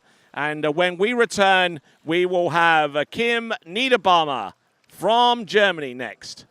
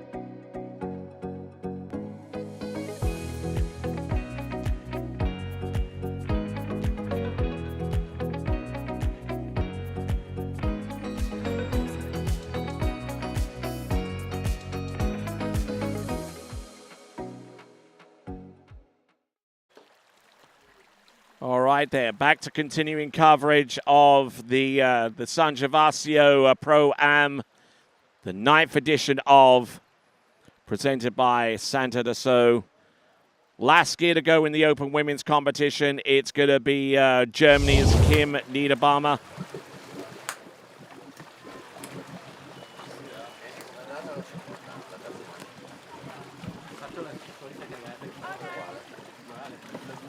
Let's see what she can do. Her best score is 2 at 11.25 meters.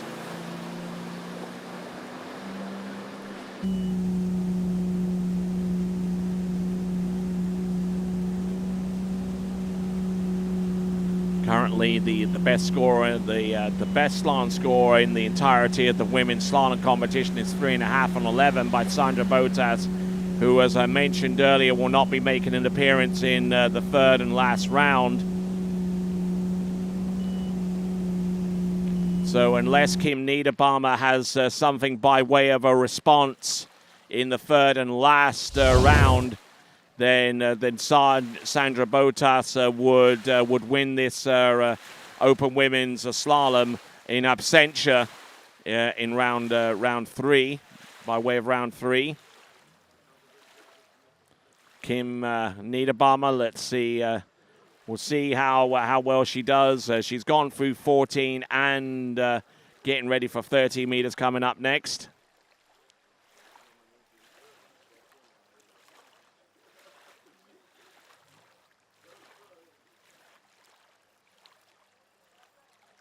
Solid skiing there.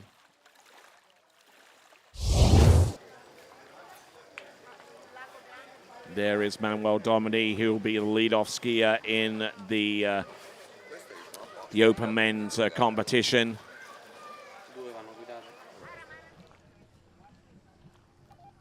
In the third and last round, there's Nathan McGarry.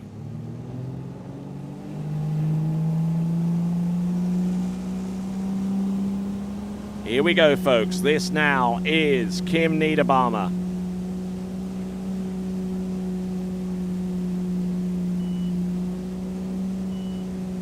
Round number 1. This is 13 meters.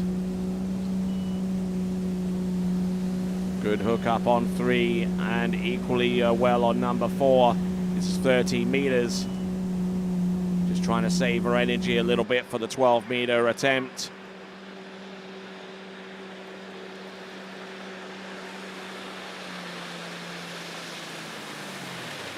So decent effort as she sinks into water and gets ready for 12. Kim Helen Niederbaumer. Just losing a little bit of angle into buoy number 1, and but controlling the line very well. She's a righty, which means that she achieves far better control into a 2-4-6 side. Like that turn right there, number 2. A momentary pause at the end of the turn to ensure that the skier gets rotated to the point where she's comfortable with. Gets around all 6 buoys there on that run. That is Kim Niederbaumer. There we go. There's Alicia Bagnoli with the 1s and the 2s. And she'll be slaloming herself before too long as part of the head-to-head battles. She is a 7th seed. She'll be in the quarterfinals of the women's head-to-head competition. Here we go, folks. This is Kim Niederbaumer. Round number 1 and number 2. Oh, look at her go. This is 12 meters. Oh, she takes a big hit off number 4. Oh, my word. Oh, and she tries to go towards number 6. I think that could be under review as well to determine whether the handle got out of her hands prior to the center of the boat line.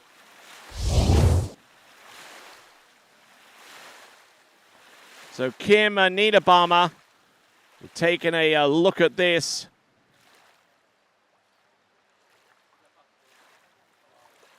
Round buoy number 1 and number 2. Certainly not one of her better starts on 12 meters, but she was still grinding. She was still fighting her way through this run. Now, this isn't the immediately most telling angle to determine, but it would, even from that angle, it would appear that she scores 5. We'll take a look at the opposite side angle to confirm that. The officials have already confirmed a 5 buoy count, which is exactly the same score as Violetta Mikulski, but by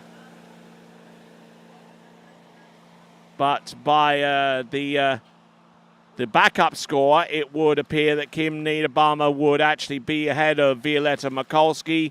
But ultimately, Sandra Botas, with her score of 3.5 and 11.25 meters in round number 1, takes the win in the Open Women's Slalom competition. All right, we're changing out officials, and while that takes place, we'll take a break. When we return, we've got the Open Men's Slalom competition here at the 9th edition of the San Gervasio ProAm competition, and we'll be back right after this.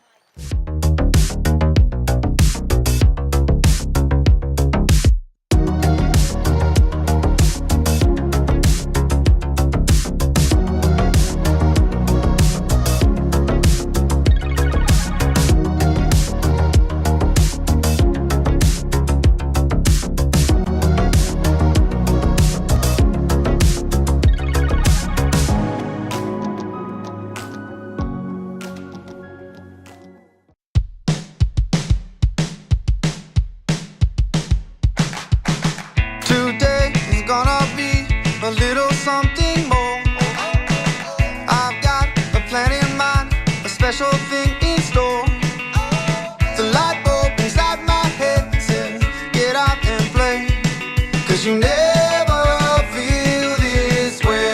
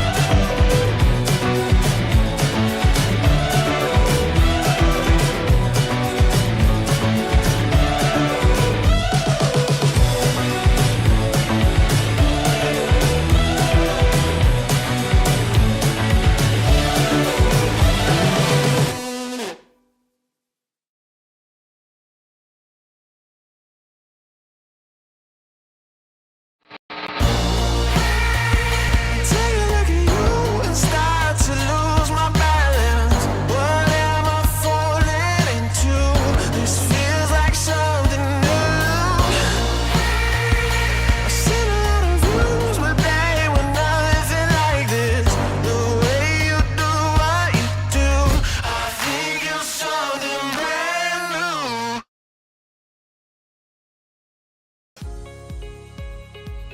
Torrefazione Varanini, a Milano dal 1970.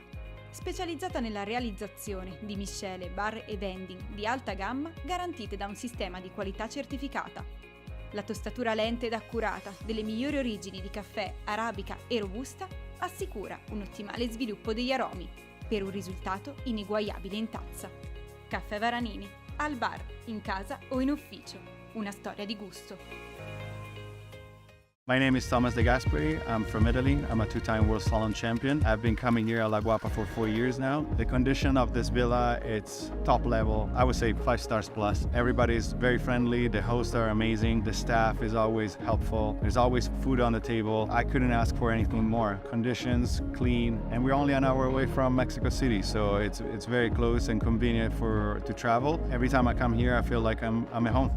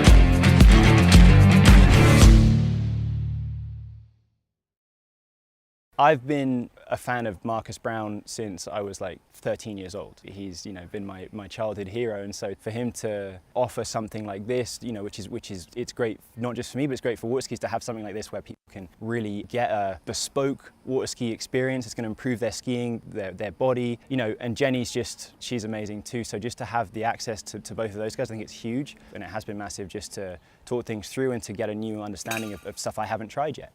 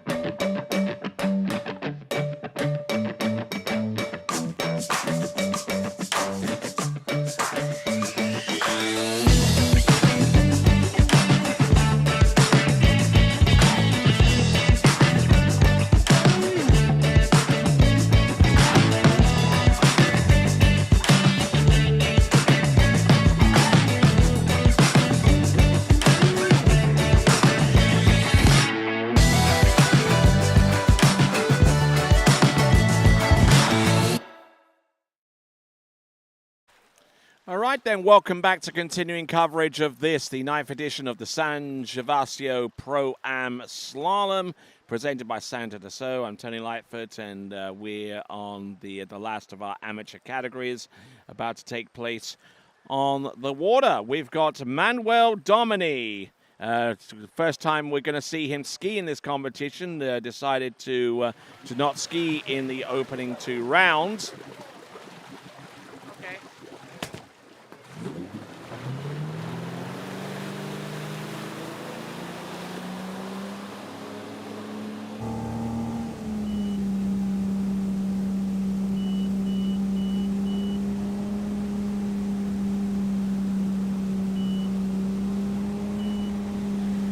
Here comes Manuel Domini on 14.25 meters.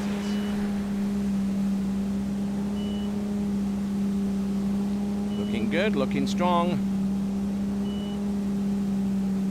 And see plenty of potential there with the 6 buoy count on the opening pass. That is Manuel Domini. And certainly a skier that knows how to drive slalom, because he is a slalom skier himself, so he has an appreciation of what that boat is capable of doing to a slalom skier's performance, and applies everything that he's learned out in the course to steering of the boat.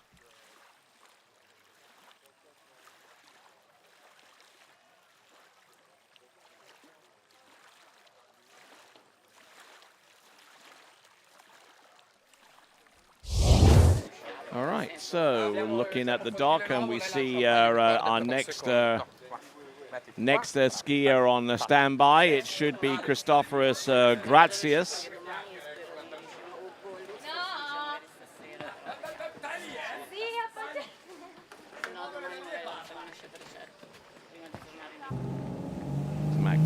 around the dock area. So Manuel Domini, he's gone through 14. Now he's going to have an attempt on 13.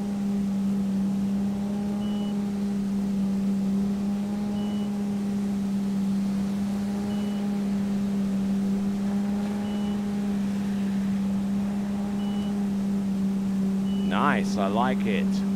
6 buoys on 13, which vaults him from where he was to about 6 places higher from where he started.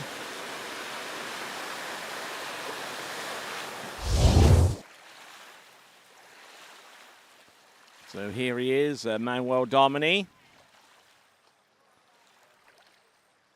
I'm sure the likes of Pato Zohar and Vince Starabauer, even Gennady Gorelia are watching this performance right now to see how close he can get to their scores and to really make it a competition in the open men's category.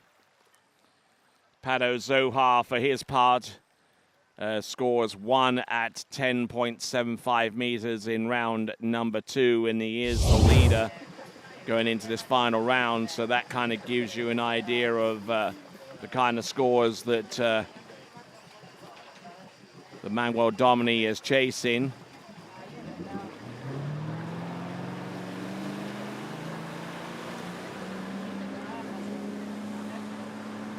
Here he comes, 12 meters now. Start is critical.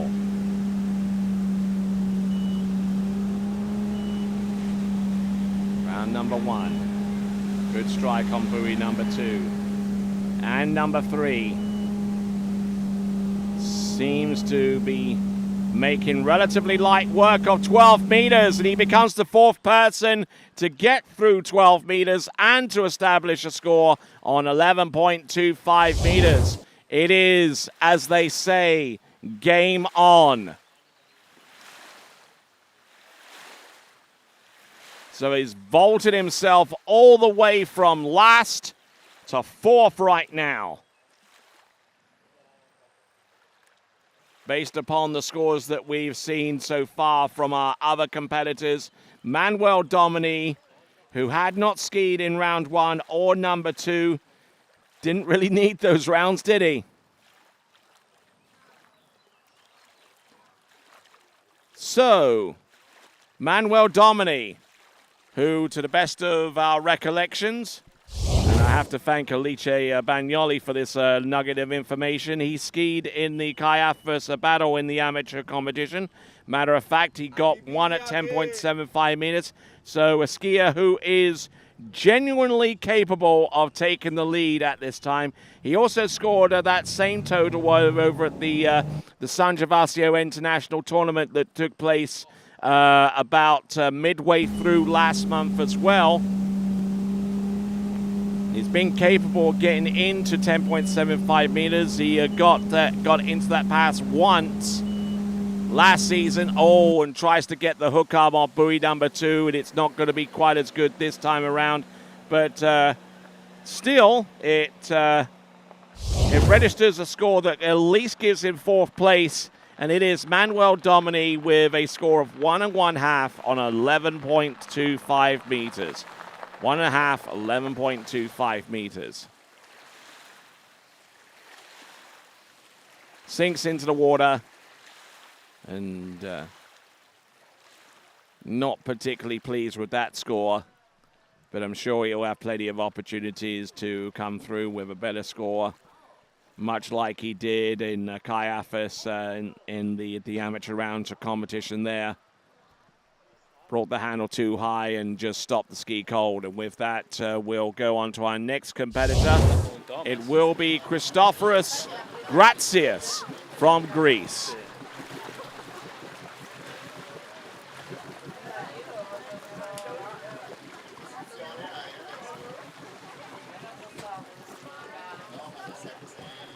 So, Christoforos Gratsias, who has plenty of signatures on that. Oh no! Well, that's a... I don't know what happened there, but he failed on his deep water start. I don't know if the boat's going to pick him up and try again. But that's rather unusual, to say the least. Christophorus Gratius.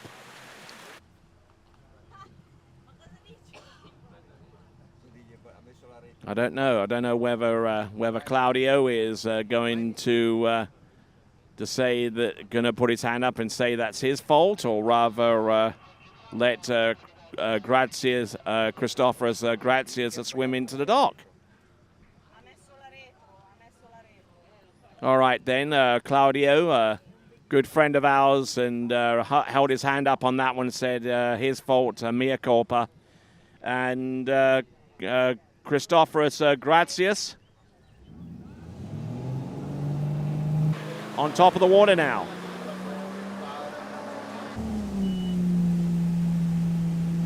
Here he comes. I believe this is at 52K, 18.25 meters. Doesn't sound like 55. There we go, 52K, 18.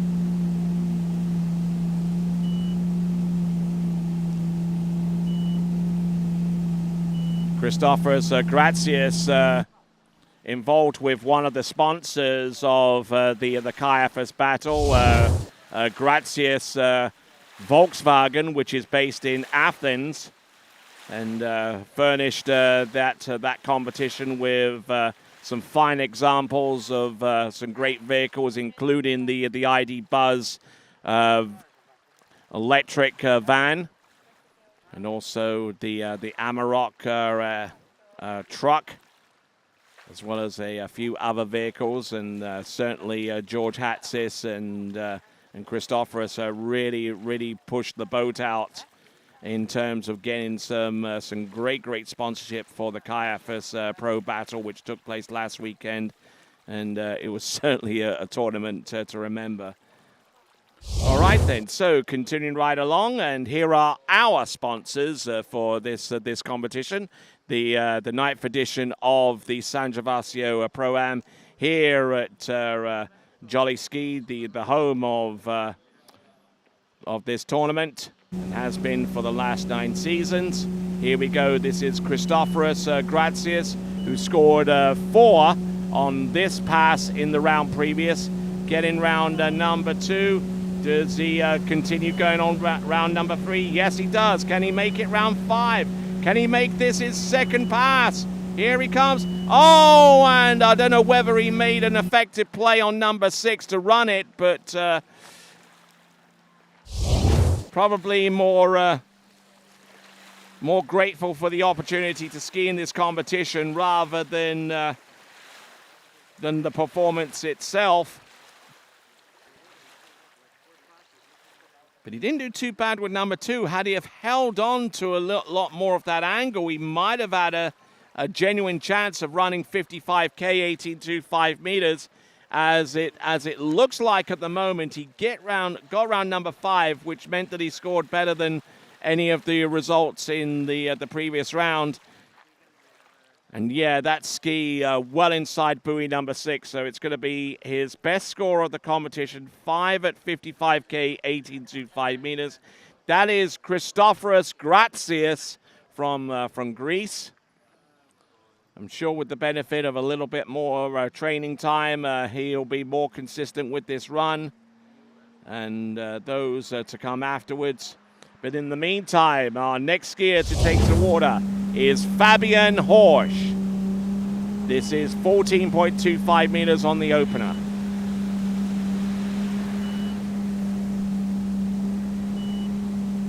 Really overworking the turns on 135, especially considering he's right foot forward. But there you go, that is Fabian Horsch, who scored 3.5 on 13 in round 1 and 5 on 13 in round 2. So his second round score superior to that of the first round.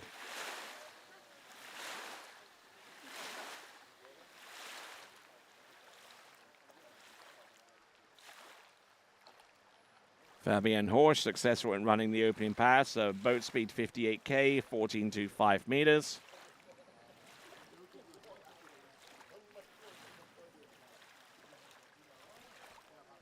Continuing right along with this competition, the 9th edition of the San Gervasio ProAm presented by Santa de So. Our TWBC crew consisting of Vincent Stadelbauer, along with Arno and Connor and Jeremy and Lukey, along with Victor and Liche, and our commentary crew consisting of Lorenzo, D'Alberto, Rob Hazelwood, Ali Nicholson, Aaron Davies, and Freddie Winter. Thank each one of those folks very much indeed for their participation. Here we go. Continuing right along here, we've got Fabian Horsch. He's gone through 13 meters now. Scored 5 on 13 in round 2, successfully running it this time for the first time in this competition. So a little bit of a sleeper here. And able to get round all 6 buoys on 13 meters this time. Let's see if he can elevate his way a little bit higher on the leaderboard in the Open Men's Competition. For those of you looking for the leaderboard in the Open Men's Competition, you can check out the link that's published in the description of this webcast. That will take you straight to the San Gervasio ProAm portal that will give you the running orders, the list of names as part of the jury panel, the list of participants, and the live scoring of the 9th edition of the San Gervasio ProAm presented by Santa de So. Fabian Horsch on 12 meters.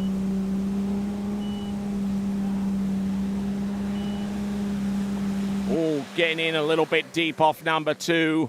But that's the first time he's had a look at that pass all weekend long. So I'm sure he'll go away somewhat happy, even if his score is a little subpar compared to what he's done before. Matter of fact, that score of 1.5 on 12 meters is only half a buoy short of what he did in the Bavarian Open in round number 1 earlier on this season. So he'll swim into the shore. He'll see if he can train up a little bit prior to his next tournament and see if he can get a little bit better on 12 meters. That's Fabian Horsch with 1.5 on 12. And when we return, we'll bring on another German, Julius Auer, next. What if I told you there was a place where the sounds of nature are only broken by the roar of a boat?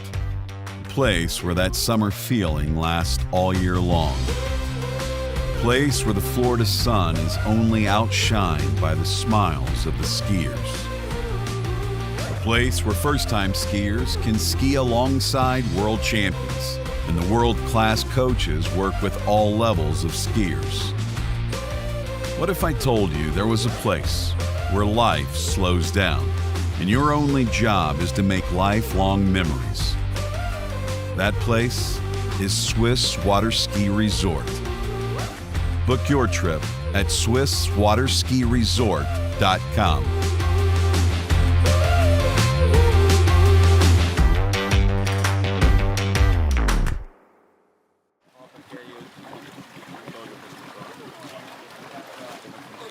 All right then, next competitor up in the Open Men's Competition. This is Julius Auer.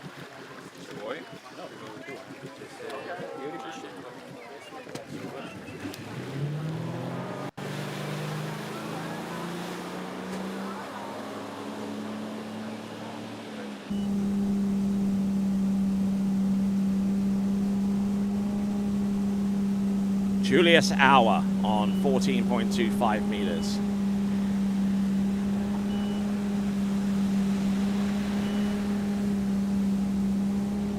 Looking good. Scored half a buoy on 13 meters in the previous round to this one. It's got a little bit of catching up to do, it has to be said. Julius Auer, who scored 1.5 on 12 meters in round number 1. So a 6 buoy differential between round 1 and round 2 scores. And looking to try and redeem himself somewhat. And if he harbors any ambitions to supersede the best German skier in the open men's competition, which is Pepe Leonard with 3 on 12 meters, then he's definitely going to have to knuckle down.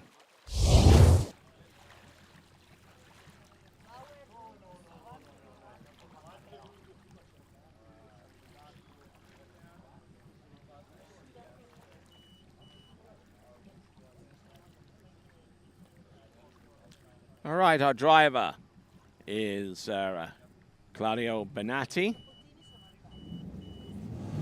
Uno me lo vuole già rubare. Ah sì? Ma questo mi piace proprio. Our boat judge, Giovanna. Our skier at the back, Julius Auer.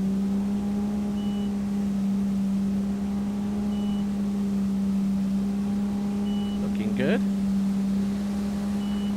Julius Auer. This is 13 meters, and he has a better look at it this time, getting around all 6 buoys through the exit gates, and he continues on to 12. Julius Auer, let's take a look at some of the stats that he's conjured up this season. In the Austrian Open, he scored a total of 3.5 buoys on 30 meters in round 3. His better score was 1 on 12 in round number 2. Didn't have a particularly inspiring outing in the Bavarian Open, despite the fact he got his best score of the season with 2 on 12 meters. The other scores were 5 on 14 and 1.5 on his opening run. But let's see what he can do here to post up his best total of the season. Julius Auer. Julius Auer, who has a score of 1.5 on 12 meters to work against from round number 1. Here he is.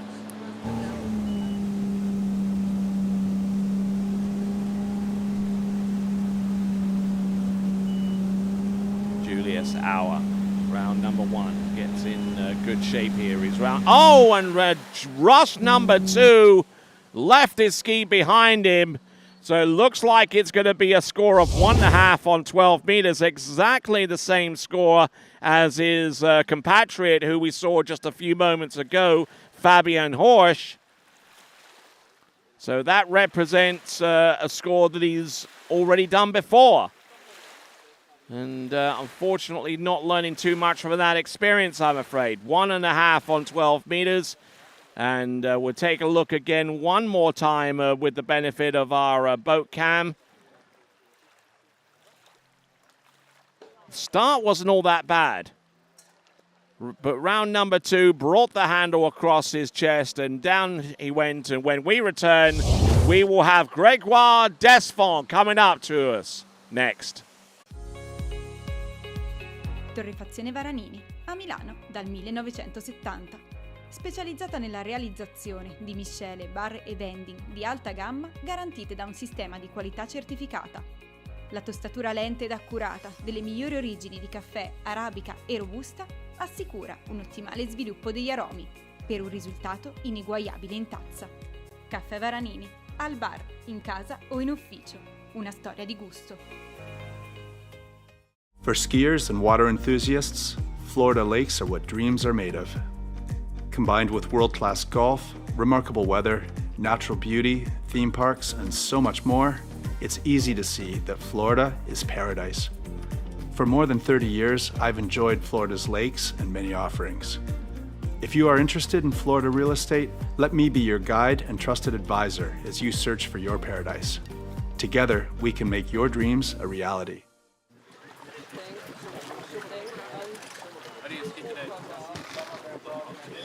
All right there, here we go. Coming up next, Coming to us from France, this is Gregoire Harry Houdini Desfond. And I say that because in the previous 2 rounds of competition, he tried everything within his power to take a huge fall, but still stayed upright.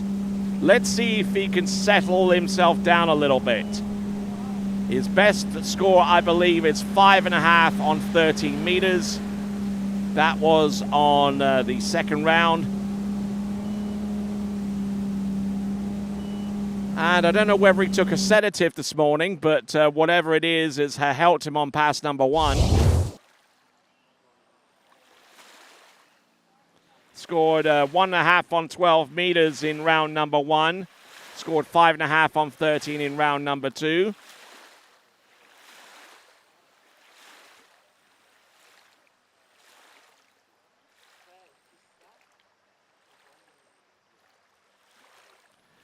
So looking at some of the scores these produced earlier on this season at the Magic Cup, he has scored a 3 on 12 meters as his best score, and tied that score with a 3 on 12 at the Funglis Pro-Am competition. Every other performance that he's put out there, save with the exception of one, the backup score of half a buoy of a 12 meters at the Magic Cup, every other performance has been into 13 meters. Which includes the 5.5 on 13 that he produced here in round 2, but he's already superseded that with his opening round performance of 1.5 on 12. So here comes Gregoire Desfond, an entertaining skier to say the least. Here he comes. Entrance round number 1. Just trying to settle himself down. This is a 30-meter return effort. There you go. Still over the tip of his ski off at number 5, but not nearly as much as he did in the earlier rounds. So, he's gone through 14 and 13. That's Gregoire Desfond.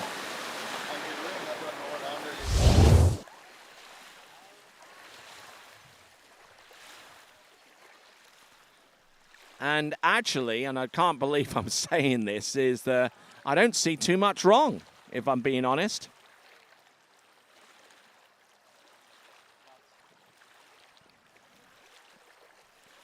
Seems to be balanced on his ski and just really rocking his way through that run. That is Gregoire Desfond.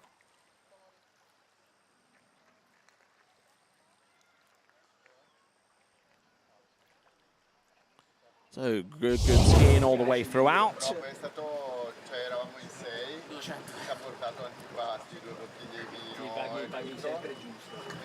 Nice skiing there from Gregoire. Now, here we go. This is 12 meters.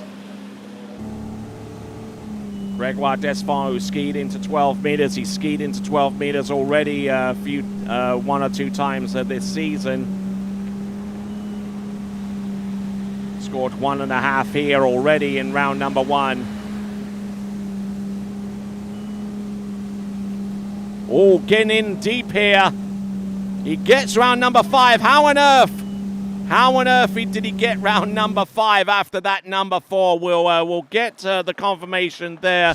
We were disputing whether that pass was. It was 30 meters, I beg your pardon. So it looks like it's going to be a 5 on 30 meter run for Gregoire Desfond.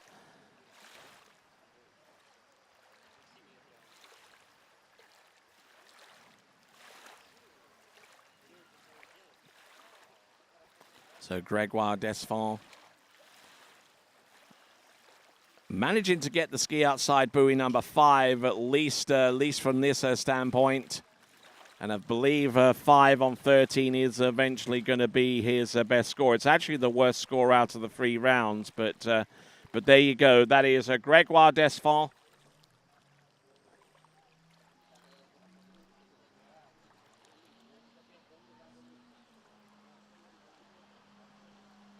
So looking at this once again from the boat side angle.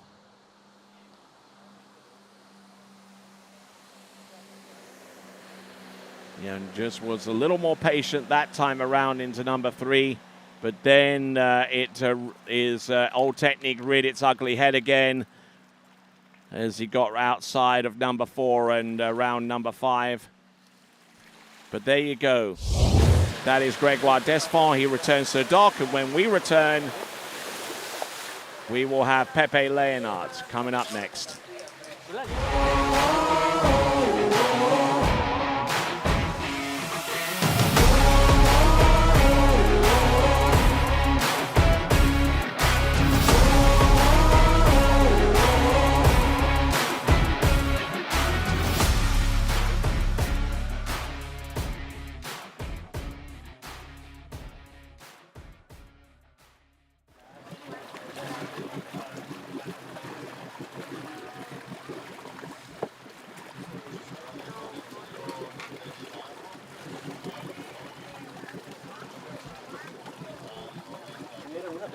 All right, welcome back. The time is a little after noon here in San Gervasio in the northern part of Italy. We're about halfway down the list in the slalom competition in the open men's.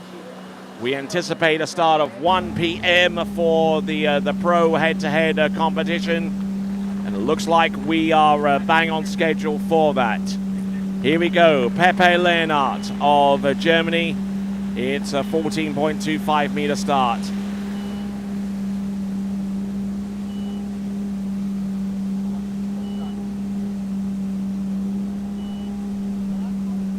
So Pepe getting through the opening pass. Not looking too bad there at 36 miles an hour, 14.25 meters. Now, the one element of his technique that I'm not a particularly big fan of is as he approaches number 2, brings the handle across and brings it outside the buoy line as the ski makes its rotation towards the wakes. If that was a shorter line length pass, and the line lengths do get shorter with each successive run, then the effectiveness in of that technique, at least from my perspective, will be really, really diminished, because in most cases, whenever you bring the handle across the buoy line and high across your chest, then that has the ability to stop the ski cold, and then you're really struggling at that point in the proceedings.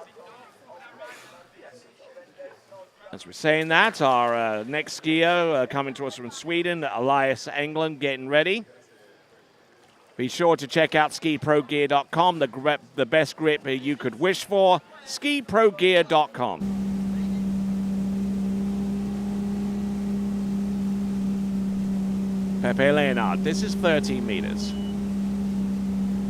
Round number 1. Getting to good grips here.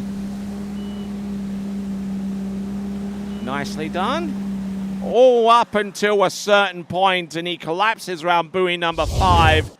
That's Pepe Leonard of Germany. His best score up to this point has been 3 on 12, and he's going to fall way short of that and scores 4.5 on 13 meters. 4.5 on 13 meters.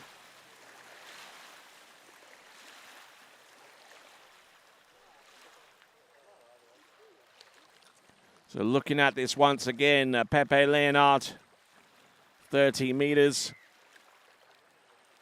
Looked okay, but unfortunately unable to run the pass. All right, moving right along. Our next competitor is in the water and getting ready to take to the course from Sweden. It is Elias Englund.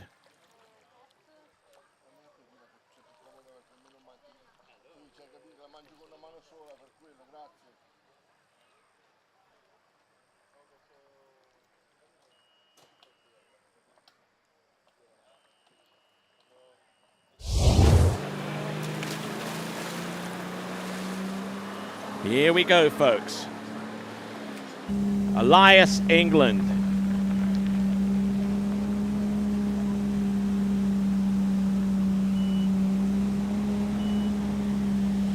14.25 meters. Elias, for his part, has managed to get halfway down 12 meters.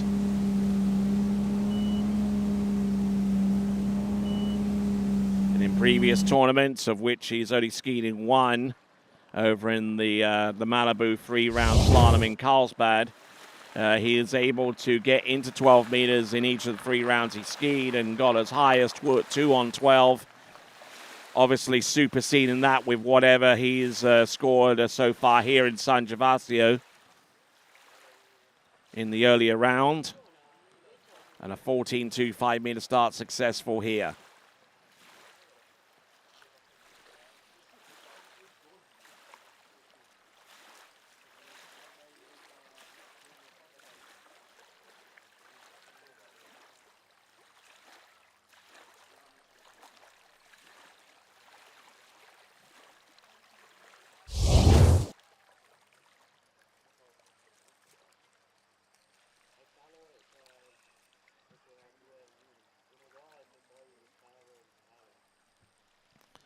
All right then, just waiting on the towboat to make its way into the course.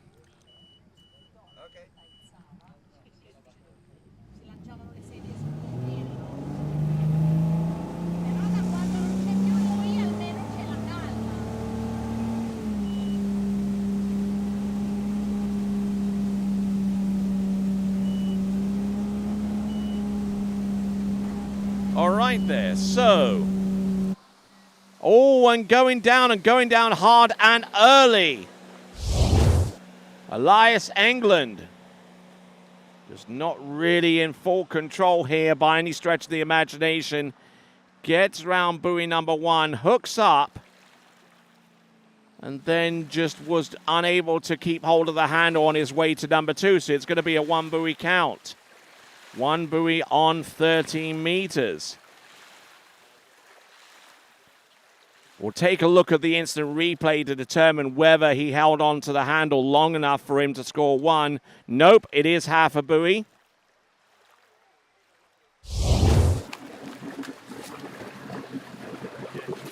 So half a buoy on 30 meters. We get ready for our next competitor. It's Italy's Edoardo Lamalfa. And for those of you who are monitoring the running orders, there is a change in the order. Shortly after Edoardo Lamalfa, there's going to Vincent Stadelbauer is going to ski directly after Edoardo Lamalfa. If you're looking at the running orders, obviously Vincent's involvement with TWBC has given him special dispensation to go up a little bit higher on the running order to make sure everything is working perfectly in preparation for the pros. Here we go. This is Edoardo Lamalfa, and this is 16 meters.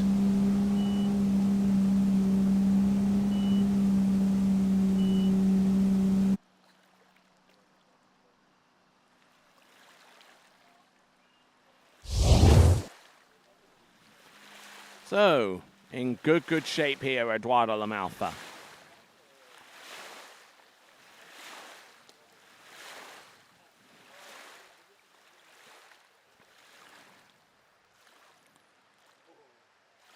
The pro events, just in case you've just joined us, are scheduled to take place at 1 p.m.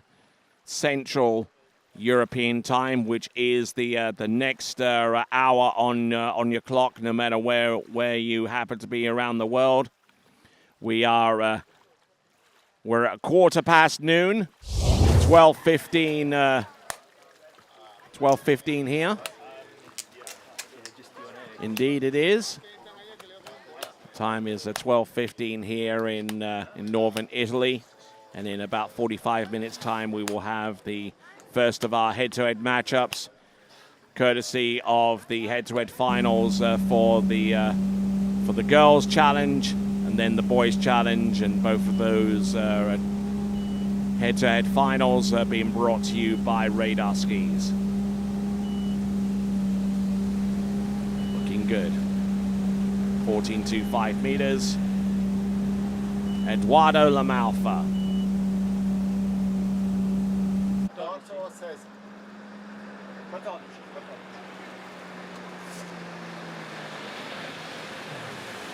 So Eduardo Lamalfa, a skier here in San Gervasio.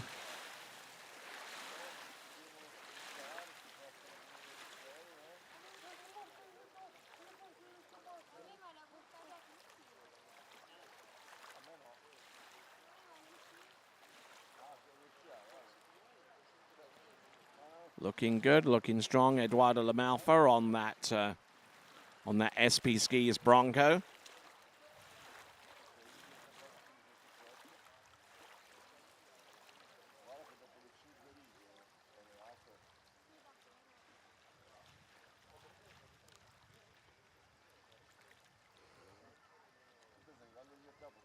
So looking good there all the way throughout, and through the exit gates, and getting ready to come back in. Started on 16, now this is 13.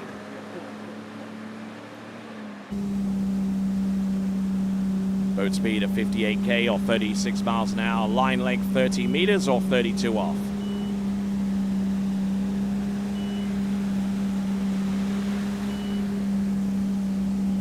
Found a little bit of a rhythm here and trying to maintain it round buoy number 4 and 5.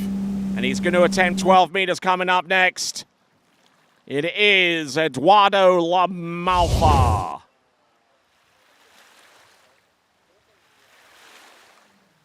Eduardo Lamalfa, let's have a look at some of the scores that he's posted this season.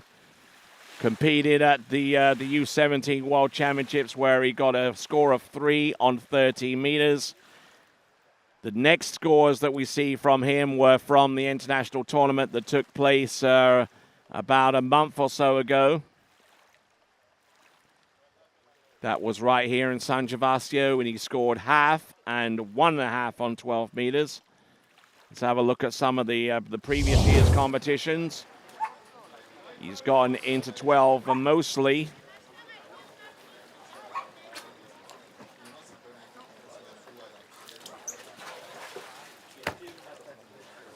So Eduardo Lamalfa certainly has a great potential out there. He's gone through 16, 14, and 13 meters. 12 meters is coming up now. It doesn't appear that he's ever run this pass before. Let's see if he can give it a good try this time. Very hard gate shot there on buoy number 1. He's still there on number 2. Round number 3. Oh, and trying to get an effective hookup off number 3, but nothing was doing. Naturally disappointed considering how much effort he expended to get to that point, but there you go. It's going to be 2.5 on 12. 2 1/2 on 12 for Eduardo Lamalfa, which I believe is his best score in this competition. Eduardo Lamalfa from Italia. Checking up on the other scores that he produced. Eduardo Lamalfa.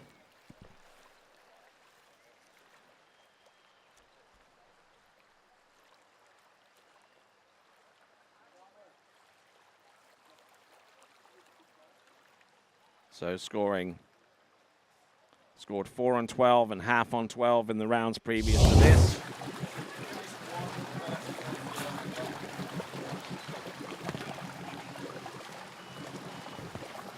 So 4 on 12 is Eduardo Lamalfa's best score. 2.5 is his backup. All right, now, next competitor up, it is Vincent Stadelbauer. Held the lead in the open men's slalom competition right up until Pato Zohar skied in the second round. He's going to go in on 14.25 meters. His best score in this competition is 5 on 11.25 meters. In round number 2, he scored 2 1/2.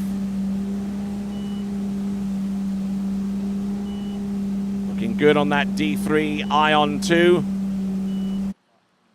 And in great shape there. Not too much to pick apart with this run.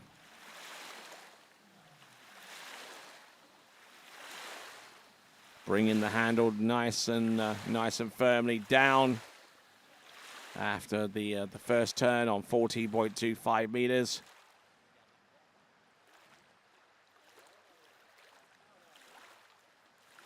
Just working his offside turn neatly. Left foot forward skier, which means his right side turns are the ones that he favors. So here we go. This is in the boat Claudio Benatti. Giovanna is in the towboat.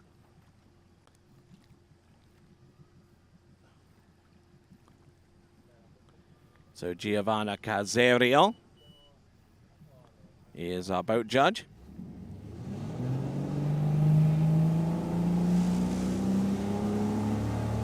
Here comes Vincent, coming to us originally out of Geneva in Switzerland, but lives most of the time in Clermont in Florida.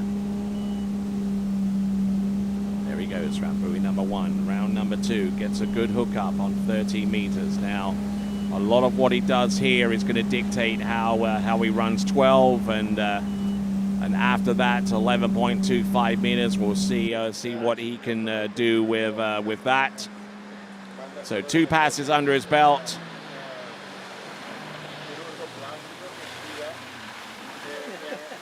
Solid skiing from Vincent Stadelbauer, at least on the opening 2 passes.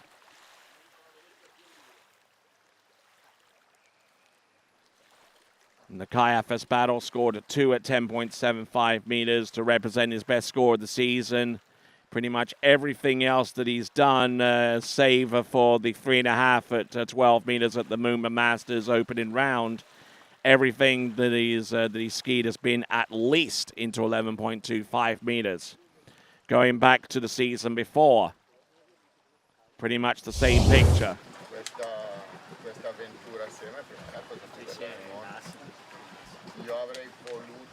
And in the 55 West S warm-up, he scored a 2 at 10.75 meters, which I believe equals his best. Here we go. This is Vincent Stadelbauer. This is now 12 meters.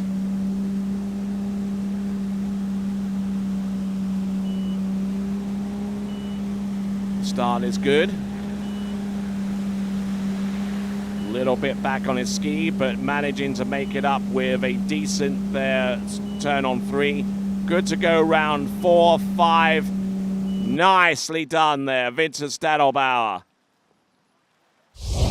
Probably found out a couple of things about his run there on 12 meters that he can apply into 11.25. Allowed himself to get a little down course on number 2, but managed to stay calm, stayed positive, and get that turn on number 3 under his belt a little bit, with a little bit more force to stay ahead of number 4 this time. And takes the big hit off number 5. He gets round number 6 and prepares himself for another crack at 11.25 meters, scoring 2.5 in round number 2 and 5 in the opening round.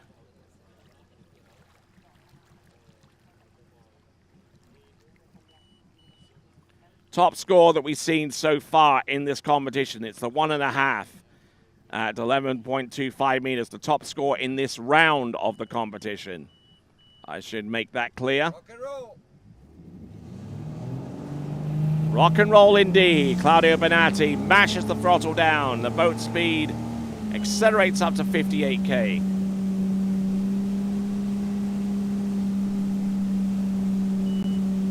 Here he comes, Vincent Stadelbauer. Round number 1, not the best of starts. He's round number 2. He's still there. He's still grinding. He's round number 3. Oh, and ski riding over the rope. And he gets 2 1/2, exactly the same score he had in the round previous to this one. That is 2.5 on 11.25 meters.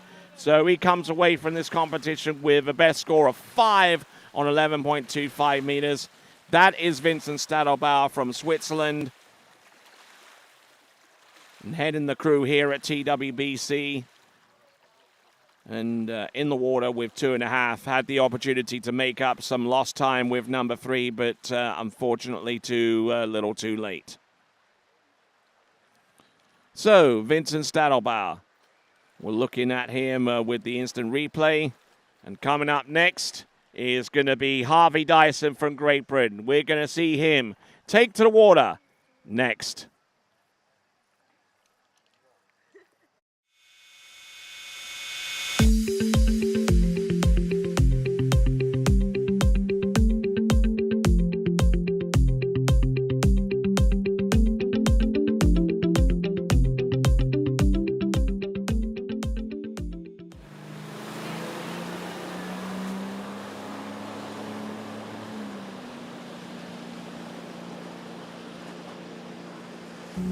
Okay, Harvey Dyson now. Running with Alpha 1 on 14.25 meters.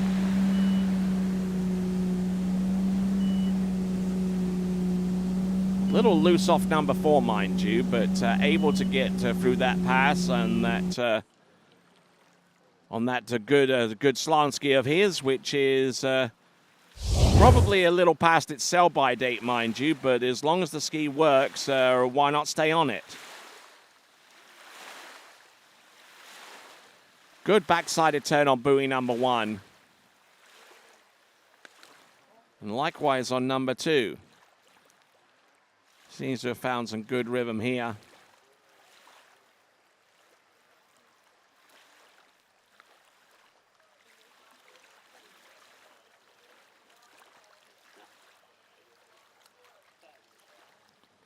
Okay, so 55.14,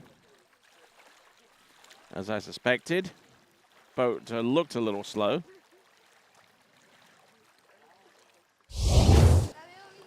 All right, so checking up on what's going on dockside. Alberto Gizzi right there getting ready to ski. Harvey Dyson will be coming back in on the maximum speed on 14.25 meters for the next run.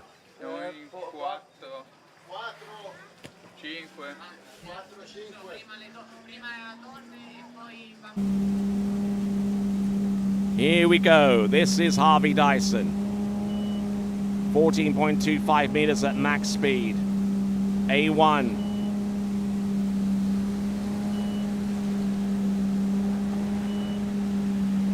There you go. He's not looking in bad shape. I mean, it's going to be hard to pick apart that pass.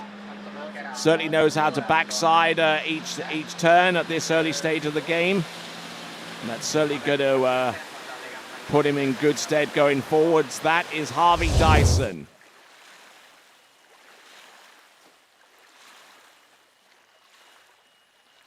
Harvey Dyson, who skied at the Funglis event that took place in the middle part of June. Scored 3 on 12 meters twice and backed those scores up with a 2.5 in the opening round. Didn't have much luck in part 1 of the JB Ski Open that took place about 2 weeks later. But in part 2, he did ski into 12 meters where he registered scores of 1.5 and 3. And for his part in this competition, he scored 2.5 on 12 meters in round number 2. And I think in round number 1, he skied around about that same mark. In fact, it was 4 on 12 meters. So working on his best scores of the season so far. 2.5 and a 4. This now is 13 meters. Still has to play this smart though. And smart he does. There we go. That is 6 buoys on 13, now getting ready for 12.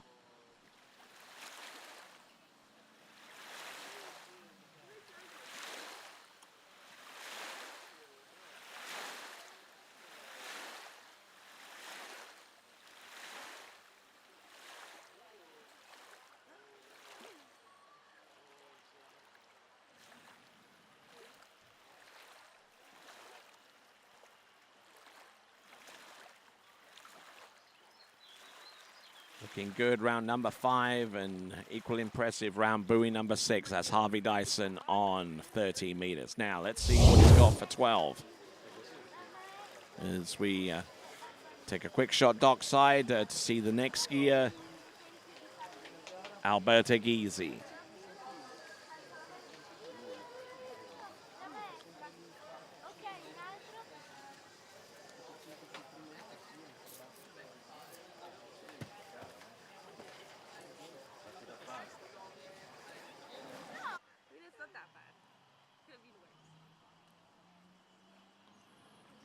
Here we go, Harvey Dyson. This is now 12. The blue loop, let's see what he's got. Getting a little bit deep off the gate shot into number 1, and it didn't exactly help his rhythm round that turn. And when it came time for him to make a play on number 2, he was way too out of shape to make an effective play. He saw that gate shot into number 1. He got a little bit separated from the handle and from the rope. That is a score of 1 1/2 at 12 meters for Harvey Dyson, to add to the previous scores of 2 1/2 and 4 on 12 meters. We'll take a look at this one more time, and when we return, we'll bring on our next Italian skier. It'll be Alberto Gysi next.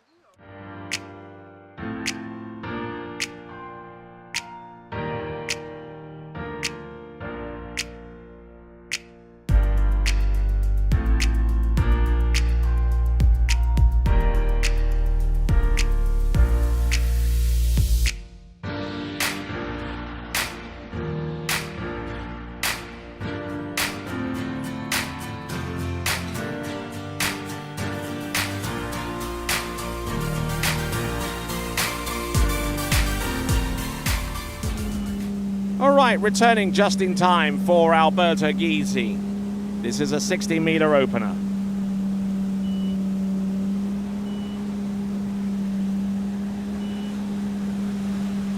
One of our taller skiers, and a skier here at Jolly Ski at San Gervasio. Almost left his ski behind him there on number 4, but managing to compensate for that effectively round 5.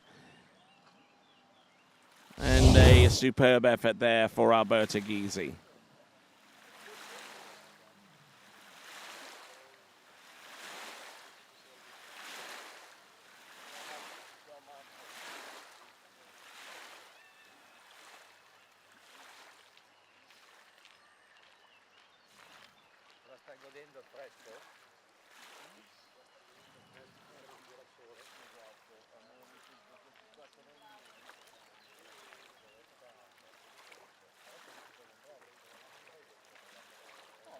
So there we go, Alberto Gysi on pass number 1.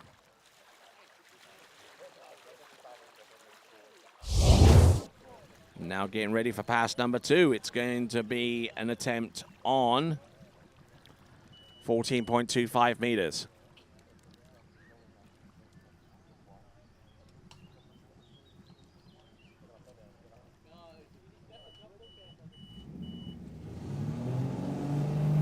All right, here we are, folks. Claudio Bonatti mashing down the throttle and bringing skier who he's pulled quite a few times in the past. It is Alberto Gysi.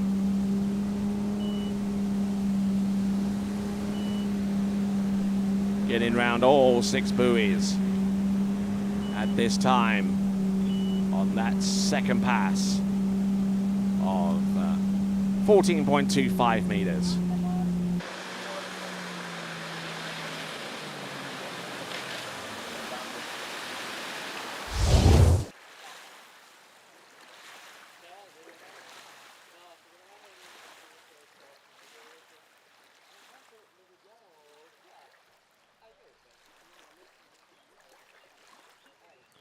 So looking good here, looking in fine shape. That is Alberto Gysi, and Just trying to stay warm, just trying to keep his rhythm going as he gets his way closer to the passes that really, really matter to him. Starting with 13 meters, which will be next. A reminder there, and you see on the top of the screen, the pro head-to-head will start at 1 p.m.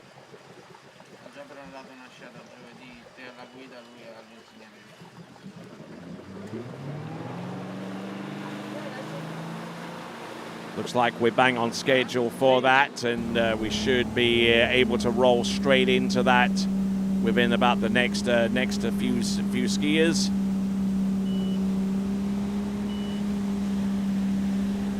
Time right now is 12:35, 25 to 1. So at the next hour that you see on your clocks, no matter where you happen to be around the world, we'll be pretty much ready to go into the pro section of the event with the head-to-head, as we see Alberto Gysi making light work here on the 12 meters.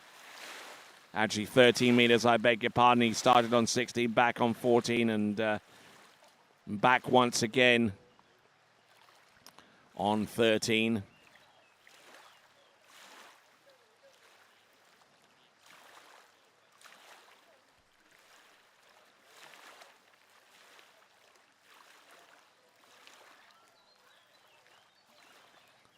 All right, so getting the transmission from the boat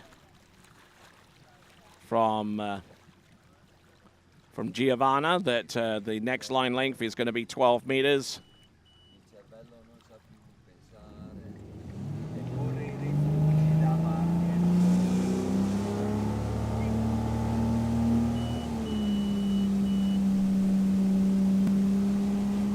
Here we go, folks. Alberto Gysi, 12 meters. Hasn't run this at all during the course of this competition. It's definitely overdue. Round number 4. Almost overcooks it on number 5, but manages to recover and gets all 6 buoys. Alberto Gysi, now becoming the 5th skier in this open men's competition to get into 11.25 meters or greater. Saw our first skier in this event, Manuel Domini, who hadn't skied for the first 2 rounds, came through in the 3rd and last round and put up a big total with 1.5 on 11. We saw that score from Vincent Stadelbauer with 2.5 on 11 not too long ago. But we wondered who the next person would be to make it onto that line length shortening, and the answer has been provided to us courtesy of Alberto Gysi. 11.25 meters coming up next.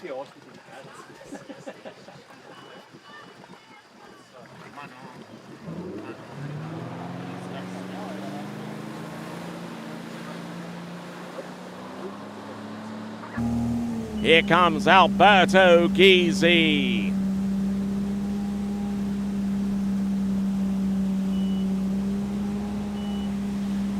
Round number 1 and number 2 on 11.25 meters, and this will represent one of his better scores of the season.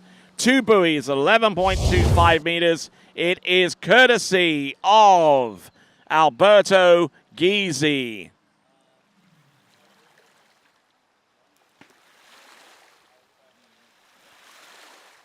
Two buoys for Alberto Gysi on 11.25 meters. That outstrips his performance from earlier on.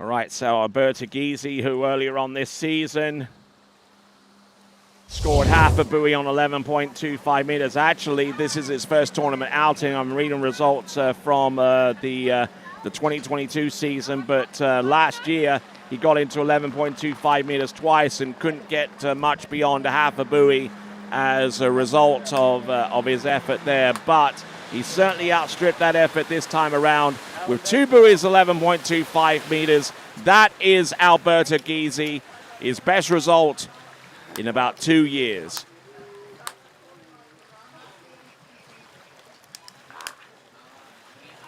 Now our next competitor coming to you also from Italy, Salvatore Maturana.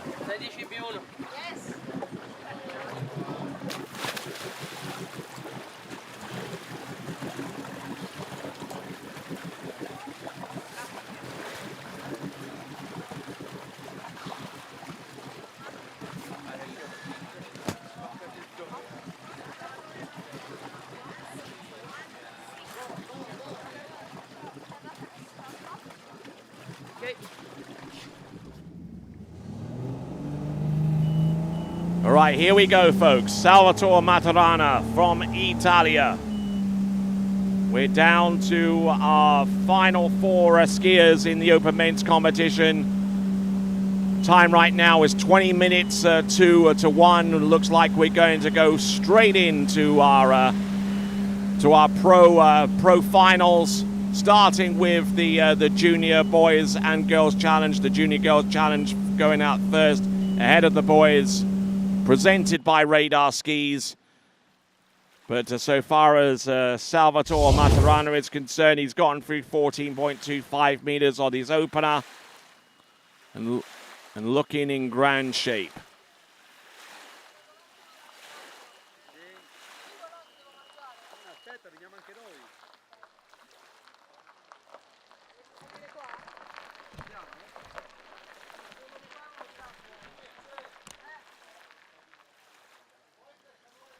All right, just a reminder to you good folks around the world and also on site that TWBC merch is on sale right now.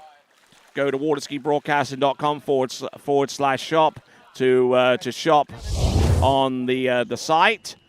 And for those of you that are on site, we have a limited supply of merchandise right here to purchase. TWBC merch being sold on site. There are caps, there are t-shirts, there are sun shirts, and all of those available on site and also online at waterskibroadcasting.com/shop. All right then, so continuing to work our way towards the end of the men's slalom competition.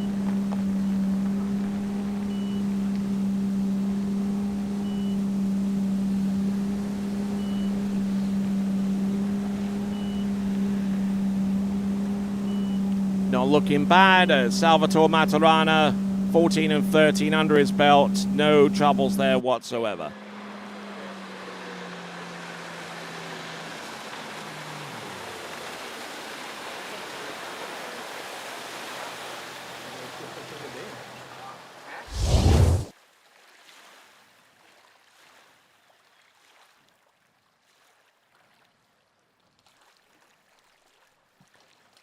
All right, so Salvatore Maturana.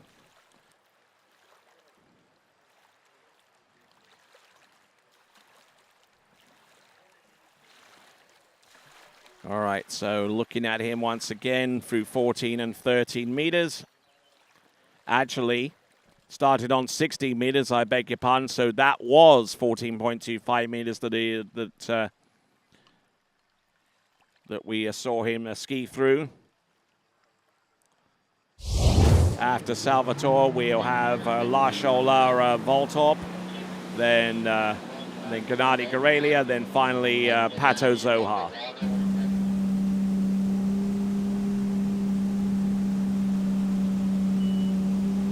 Salvatore Maturana, 13 meters.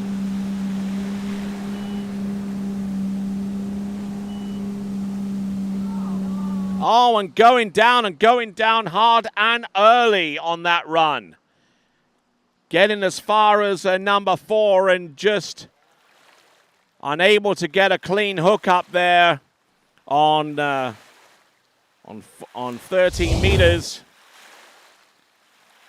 In the previous round, he got 5 on 12, so he was he got through this pass effectively, at least in one of the last 2 attempts before this one.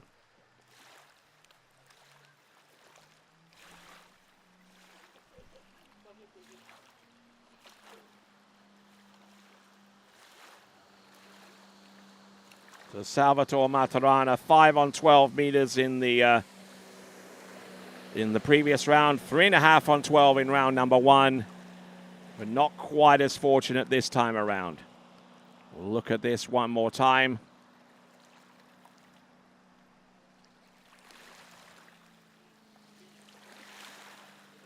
This was on 13 meters and just really tried to overcook it on number 4 with the handle. When we return, we'll bring on Norway's Lars Ola Voltop next.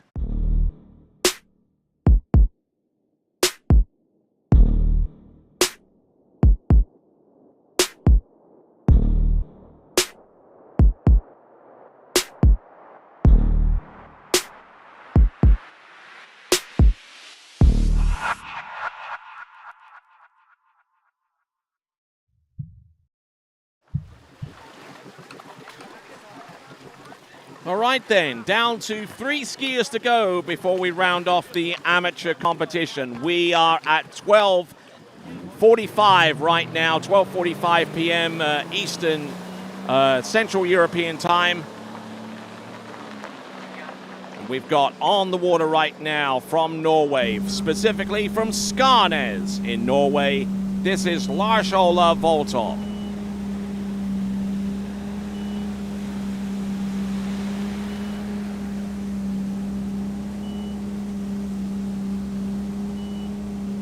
To 5 meters.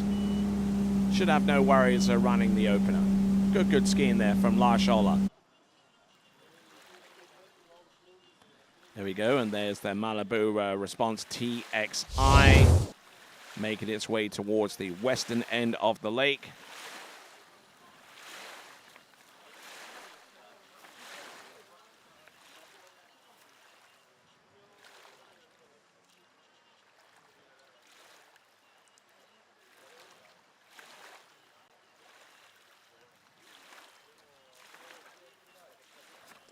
All right, so looking at this once again, Lars Ola a little bit narrow and a little bit behind on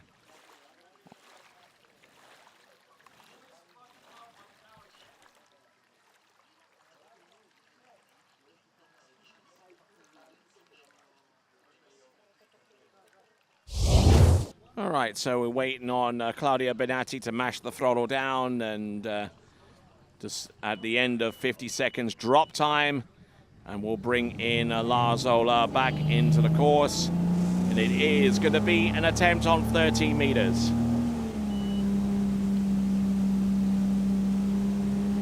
He actually went in on 13 meters, which means that this is 12 meters. I beg your pardon on that one.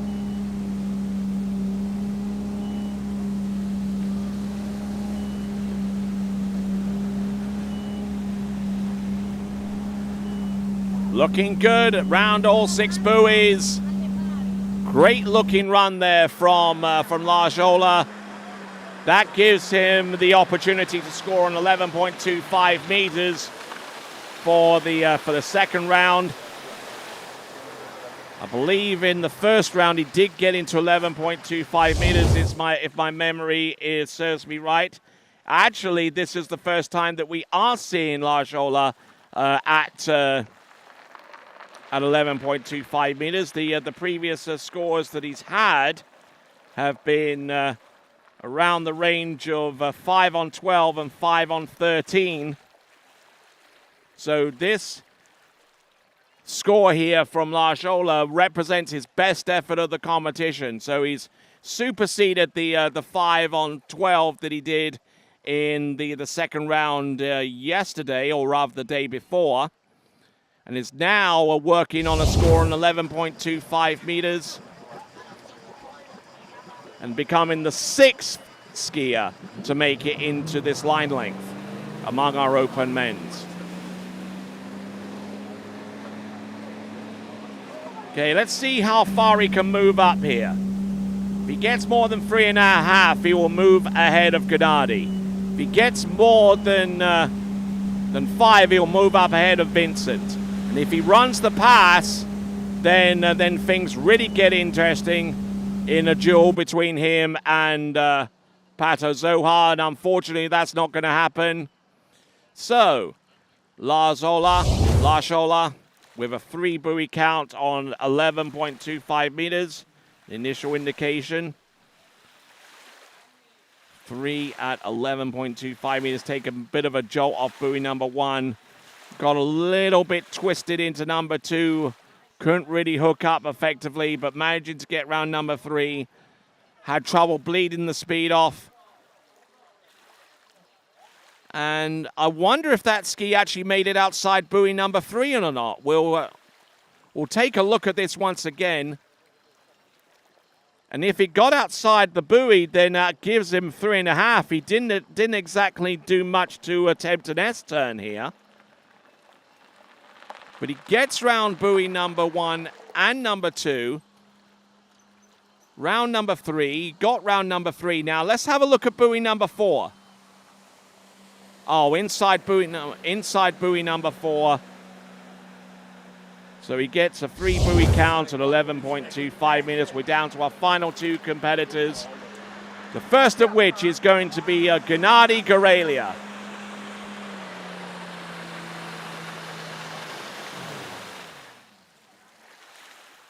All right, checking in at the base station here at TWBC on site at the 9th annual San Gervasio ProAm presented by Santo Dassault.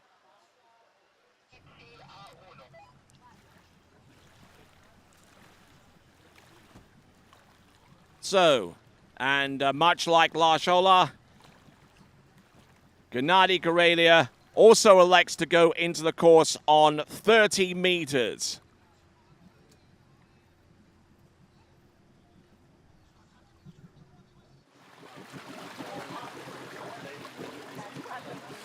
Gennady Gorelia skiing on that SP Skis Bronco. 30-meter start. Now, Gennady Gorelia scored 3.5 on 11.25 meters in the round previous to this. Certainly capable of running this pass, although probably not so much at 58K. He's run this pass loads of times, and I mean 11.25 meters at 55. Scored 3 in the first round, 3.5 in the second. And here we are in round number 3, starting in on 13 meters. And he gets the job done effectively on pass number 1.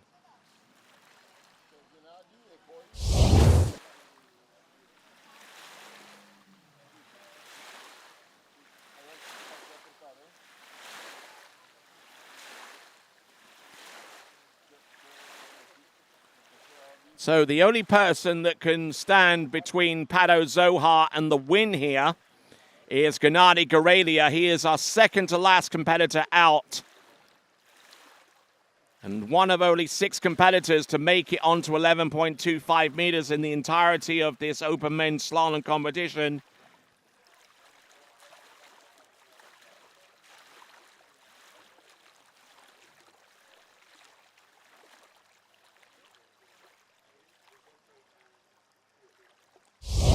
So the other skiers that have made it into 11.25 meters are the likes of Manuel Domini, Alberto Gysi, Lars Ola, Vincent Stadelbauer, Gennady Gorelia, and of course, Pato Zohar. And it is Gennady Gorelia that we see out on the water coming in on 12 meters at 58K.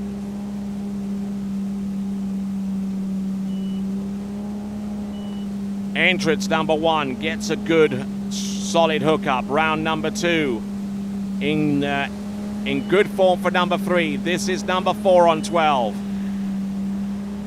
And he makes that pass look so easy. There you go. That is Gennady Gorelia at 58K, 12 meters. Now let's see what he has by way of a successful attempt at 11.25 meters in this third and last round.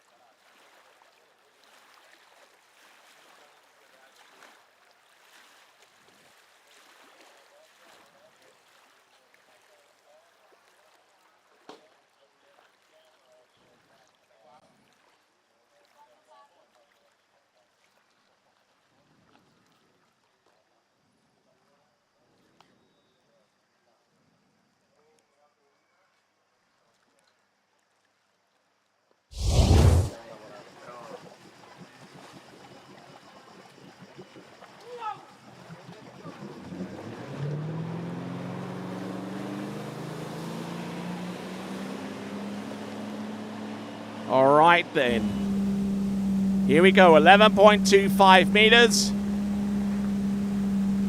Coming in.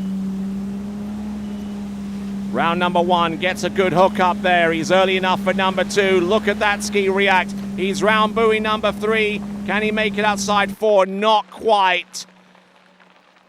But he got the start, and he gets 3 buoys for his effort. So he's gotten a 3 in this last round. He got a 3 in the opening round, but he ends up with a top score of 3.5 on 11.25 meters, which means that Pato Zohar, for all intents and purposes, is your winner in the open men's slalom competition, even before he goes out onto the water in round number 3. Valiant effort there from Gennady Gorelia, but that means that with that score on 3, it roots him there at position 3. P2 is Vincent Stadelbauer, and P1 is Pato Zohar, and we'll get to see him ski in a moment. All right, Pato Zohar, our last competitor from Argentina, will take to the water next. For skiers and water enthusiasts, Florida lakes are what dreams are made of. Combined with world-class golf, remarkable weather, natural beauty, theme parks, and so much more, it's easy to see that Florida is paradise. For more than 30 years, I've enjoyed Florida's lakes and many offerings. If you are interested in Florida real estate, let me be your guide and trusted advisor as you search for your paradise. Together, we can make your dreams a reality.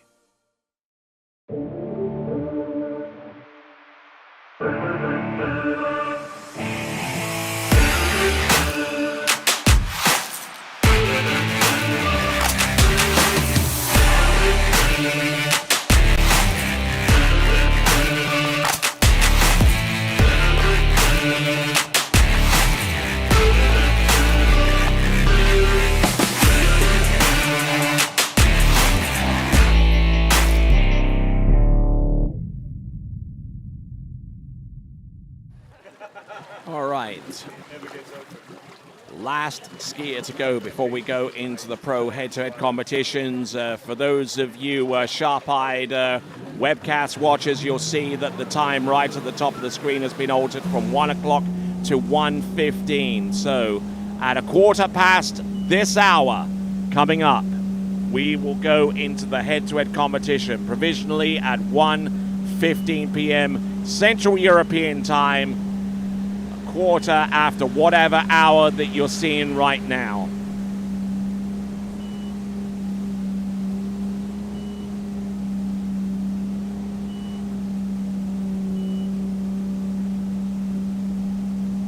All right, so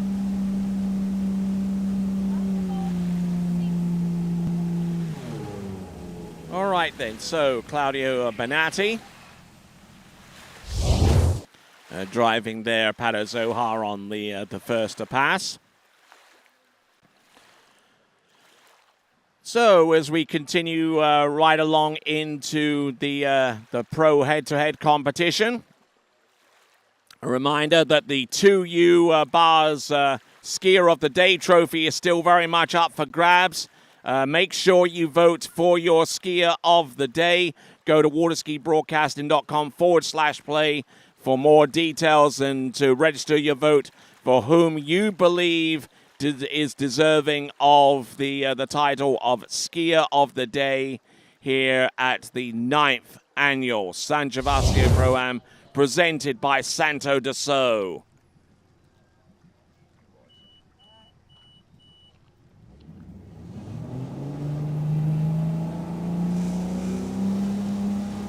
Pato Zohar for his efforts out there. Let's see what he's got. He's gone through the opening pass of 14. This is now 13.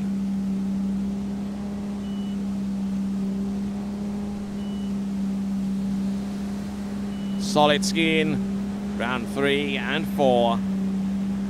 5, number 6, and 13 meters. No worries there for him.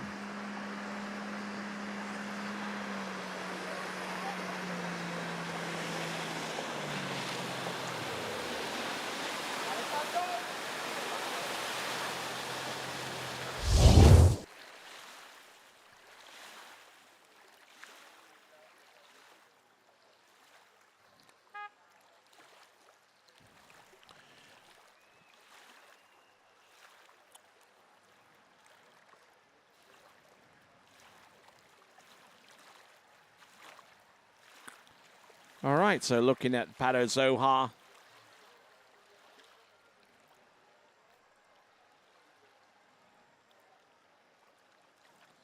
All right, looking at this from Pato Zohar, just getting some news in my ear that the Skier of the Day vote also includes the two skiers each from the boys and the girls junior challenge. So if you believe that one of those skiers is worthy of your vote, be sure to put that in there. And as a little bit of an incentive for you to actually go out and vote for your Skier of the Day, we will pick at random a recipient of a signed poster from this event, the San Gervasio ProAm presented by Santo de So. All right, here we go. This is now 12 meters for Pato Zohar, looking in good shape, and an exquisite looking run there from him. Seems to have a real ease about him out there on the slalom course, getting through 12 meters. Current time right now is 2 minutes after 1 p.m. here at Central European time. We're going to have a flag ceremony with the pro skiers in front of our crowd here at the San Gervasio ProAm. But once we get done with that, then we'll go into the junior girls and junior boys challenge presented by Radar Skis. But we've still got the matter of Pato Zohar continuing his performance out there. Here in the beep. Last skier is Pato Zohar in the open men's competition. Then we go into the junior challenge. There you see the schedule. There you saw the countdown clock. And now we see Pato Zohar getting ready now for 11.25 meters. Let's see what he can do. He's the only skier in the open men's to have gone past 11.25 meters and posted a score at 10.75 meters, and it's not going to happen on this round. That much I can tell you. So it looks like it is going to be a score of, 2.5 on 11.25 meters. 2 1/2 on 11.25 meters to round off the scoring in the amateur section of the competition. 2 1/2 on 11.25 meters. Seeing him go a little bit down course there, and that affects his path into number 3.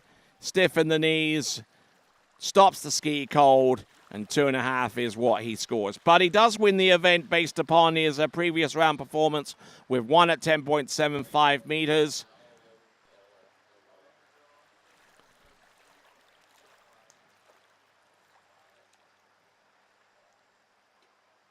So looking at this from Pato Zohar with the instant replay.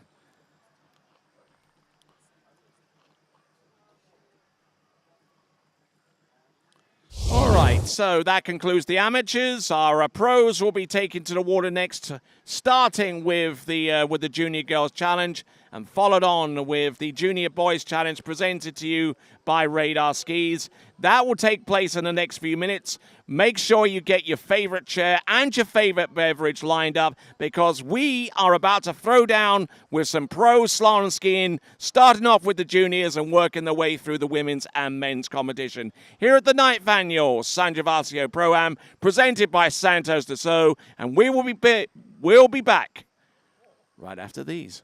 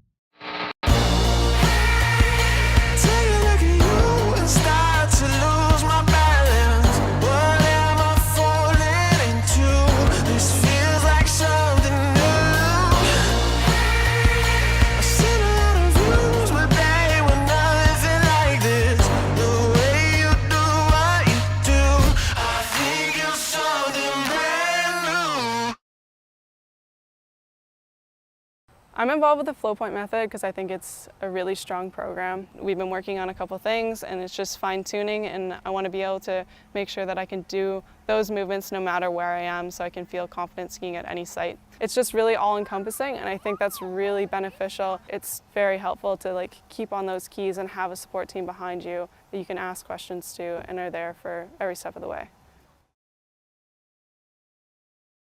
My name is Thomas De Gasperi. I'm from Italy. I'm a two-time World Slalom champion. I've been coming here at La Guapa for 4 years now. What I really love about this place is that we get a chance to ski in a big natural lake right behind me with a perfect course. Also, we have a chance to go 10 minutes away to a perfect man-made lake where conditions are always perfect. The boat, the drivers are always top level. The weather is always perfect.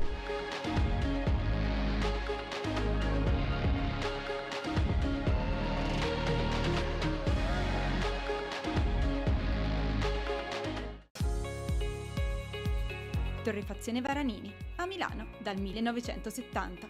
Specializzata nella realizzazione di miscele, bar ed ending di alta gamma garantite da un sistema di qualità certificata. La tostatura lenta ed accurata delle migliori origini di caffè, arabica e robusta assicura un ottimale sviluppo degli aromi per un risultato ineguagliabile in tazza. Caffè Varanini, al bar, in casa o in ufficio. Una storia di gusto.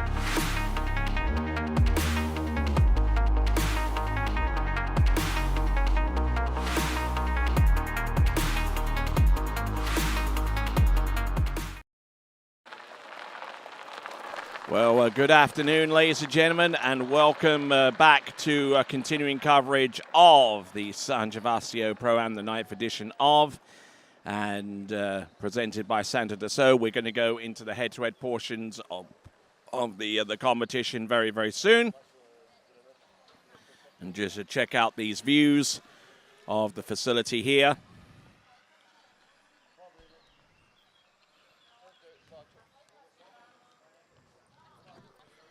All right, so working our way towards the starting dock, and we'll fly in and check in with Lorenzo. Hey everybody, welcome back to the dock. We're about to start with the parade of the athlete right now, and after the parade of the athlete, we're gonna go straight into the head-to-head contest. Today we're gonna see the quarterfinals for men and women, then we're gonna see the junior challenge, and after the junior challenge, we're gonna go straight into semifinals and final to see who's gonna take home this title at the San Gervasio ProAm. In quarterfinals and semifinals, the second skier has to beat the score posted by the first skier, whereas in the final, if the second skier ties the score, they're gonna go back at it again in a runoff. So this is a little different compared to every other head-to-head finals, and we hope we're gonna see some big scores, and stay tuned with us. Back to you, Tony. Thank you very much, Lorenzo. As we get ready for our flag procession, we combine our junior girls and junior boys into the singular boat.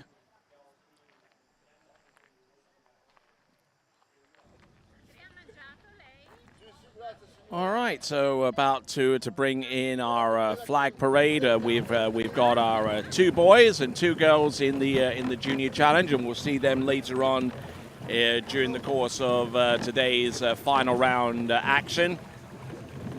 It's going to be head-to-head format for said athletes, so we'll bring that boat in and parade our athletes in the junior girls and junior boys.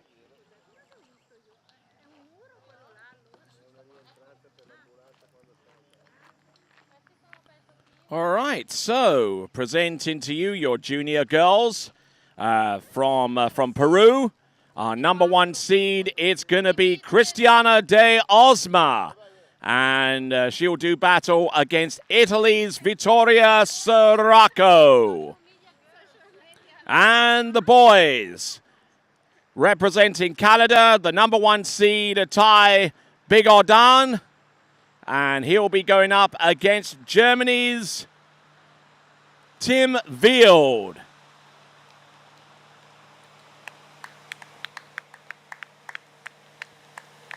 These are the skiers in the Junior Girls and Junior Boys Challenge, and this event is being brought to you by Radar Skis.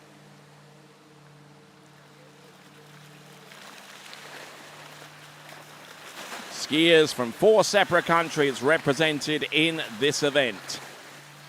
The host nation, Italy, the South American nation of Peru. No shirt. We'll get more views. You look great. And we also round off with Germany and Canada.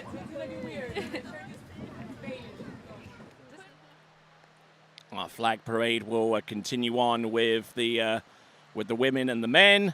And here's a reminder for you to go vote for your skier of the day, which does include the junior girls and boys challenges right here as well. So if you think they are deserving of your vote for skier of the day, that prize being brought to you by 2U Bars, then go to waterskibroadcasting.com/play.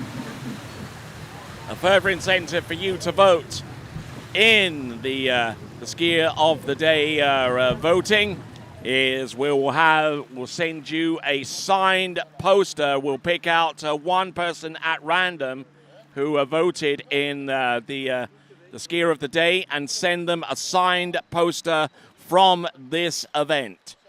So make sure you get your vote in. And back here at the announcing point for this, the 9th edition of the San Gervasio ProAm. 9th stop of the Waterski Pro Tour.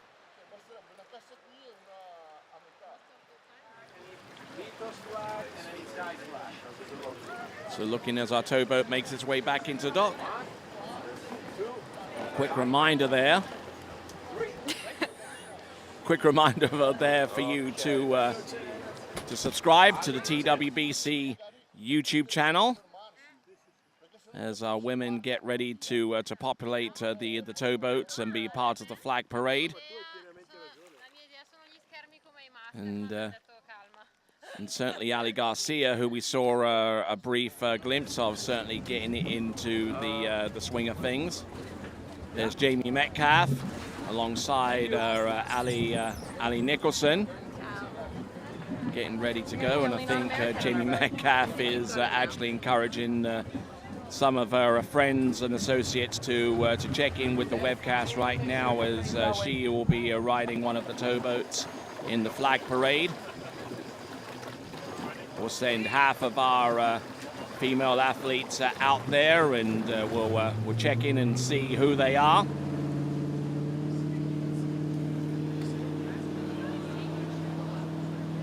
And here are the first half of our women's competitors.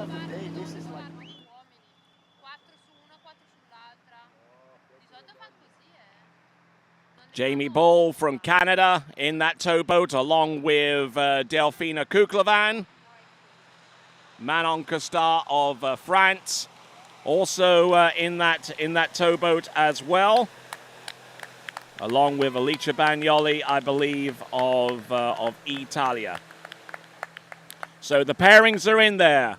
Jamie Ball versus Delphina Kuklevan, and Manon Costard against Alicia Bagnoli.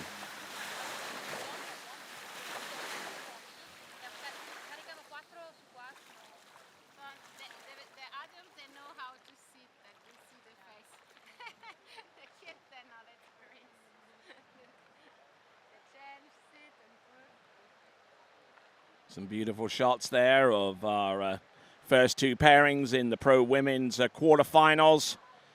Jamie Ball versus Delphina Kuklevan, Canada versus Peru. And then the second pairing, France is Manon Costard versus Alicia Bagnoli of Italia. There we go. All right, and we'll load up the next boat for the continuation of the parade. Here is our schedule. We've gone through amateur round 3, and then we'll go into the junior challenge for the girls and the boys, and then work our way into the quarterfinal for the women's competition, then the quarterfinal for the men.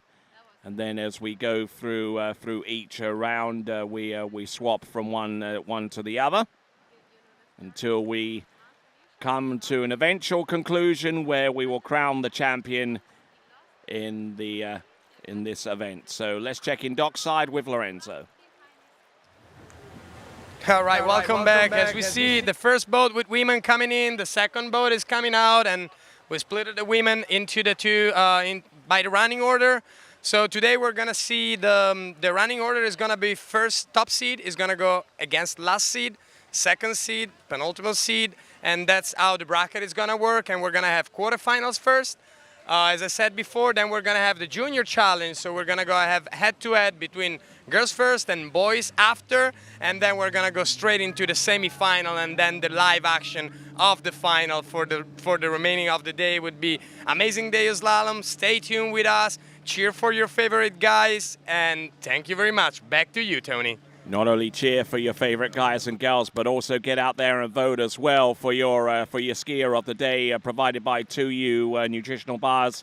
And here are our third and fourth pairings. In the third pairing, Ali Nicholson will take on Jamie Metcalf, USA versus New Zealand. And in the fourth and final pairing, it'll be an all-USA battle between Ali Garcia and Bailey Austin.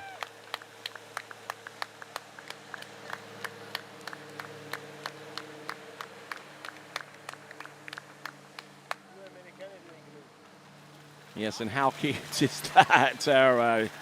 Jamie Metcalf bringing along her 9-month-old into the towboat, and I think a 9-month-year-old has a pretty darn good grip on that flag, I do have to say.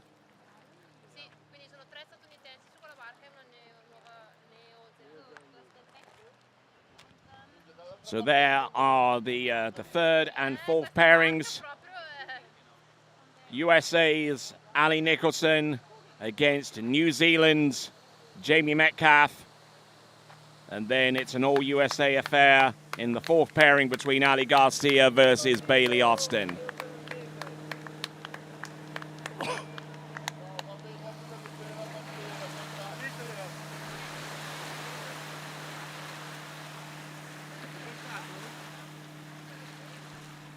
All right, let's check in dockside with Lorenzo.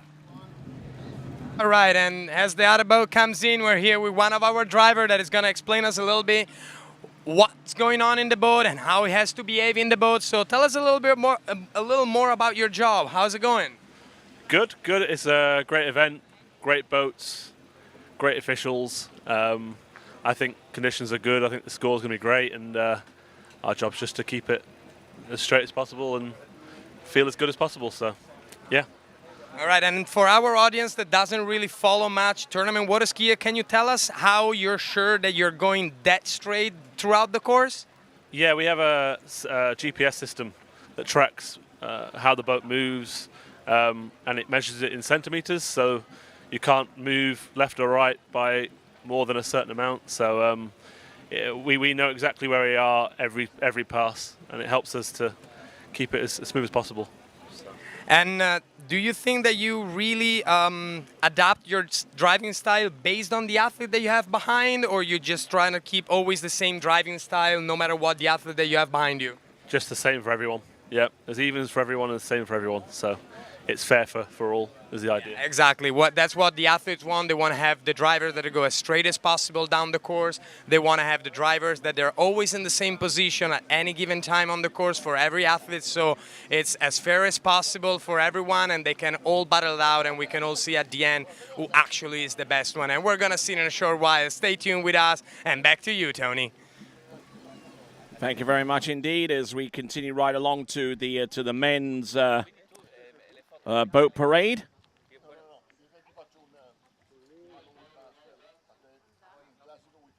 So, working our way towards the flag presentation. Our first pair will consist of Freddie Winter against Robert Hazelwood, both from Great Britain. And then we'll introduce our second pairing as well, an all-Italian affair between Brando Caruso versus Matteo Luzzeri. That is going to be a popular battle, no doubt.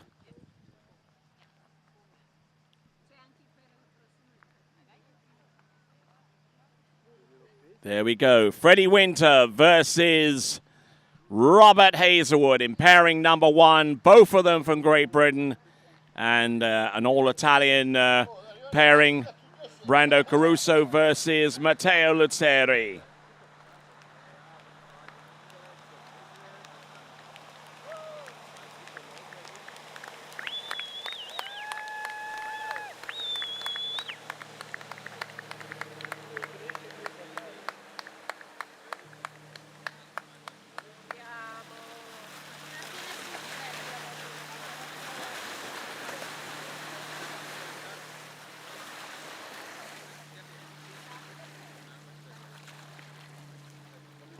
Working his way back towards the dock right now, the first of our two towboats.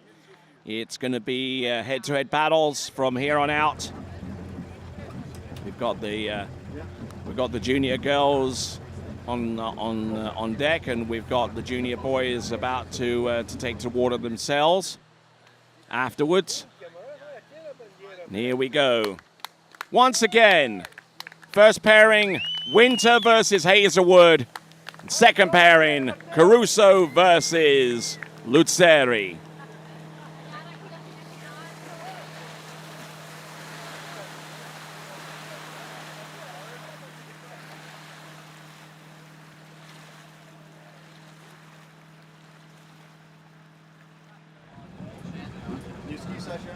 And here is our second boat being loaded up. All right, looks like we're seeing Alicia Bagnoli with a vest on and everything. She's getting ready to go in the first pairing in the pro women's. looks like we'll do the quarterfinal in the head-to-head pro competition proper first before we go into the junior girls challenge. Thank you, guys.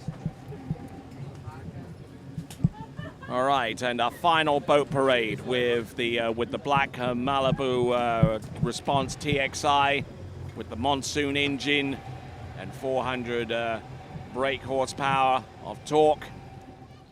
It is going to contain the next set of pairings, pairing number 3 and pairing number 4. It is going to consist of pairing number 3, which is Italy's Thomas de Gasperi versus France's Sasha Desca.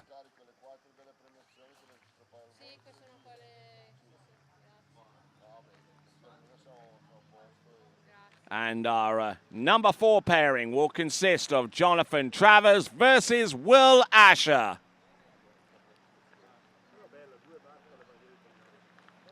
All but one of these skiers riding the Syndicate brand of ski. So no doubt the Syndicate will definitely want to try and take advantage of this situation.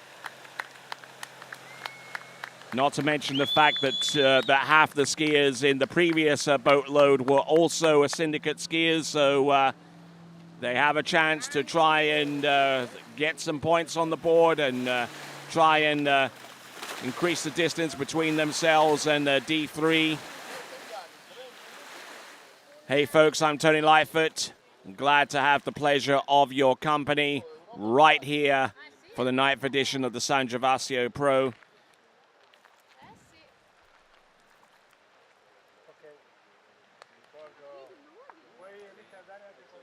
So just waiting on our athletes to make their way back to the dock. Our second boatload of fine slaloming talent.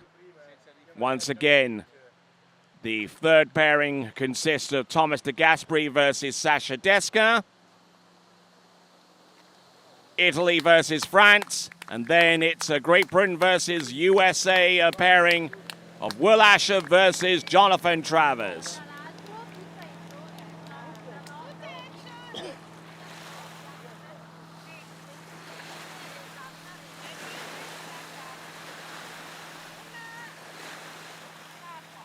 Working its way back to the dock. And once it is docked up, we'll go into our women's competition in the quarterfinal.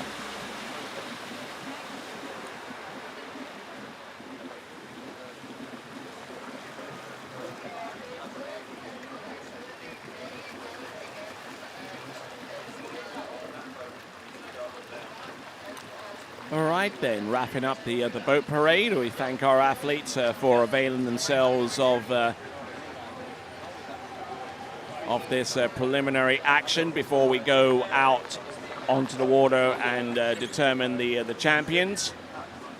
We'll check in dockside with Lorenzo.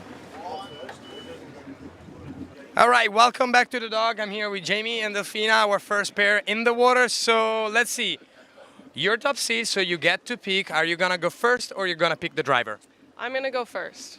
Okay, so you're first. And Delphi, which boat are you picking? I'm picking the blue boat. The blue boat, who's being driven by Manuel Domini. So every athlete is gonna go through the same routine. Every pair is gonna go through the same routine. The top seed is gonna pick if he wants to go first or if he wants the boat, and the second seed has the other choice. So you girls ready? Yep. Bring it on. Yep. Okay, perfect. Good luck to both of you girls, and back to you, Tony. Thank you very much. Looks like Jamie is going first, and Delphi therefore has choice of boat. Therefore, Jamie will be skiing behind the boat, driven by Nathan McGarry, while Delphina skis behind the boat, driven by Manuel Domini.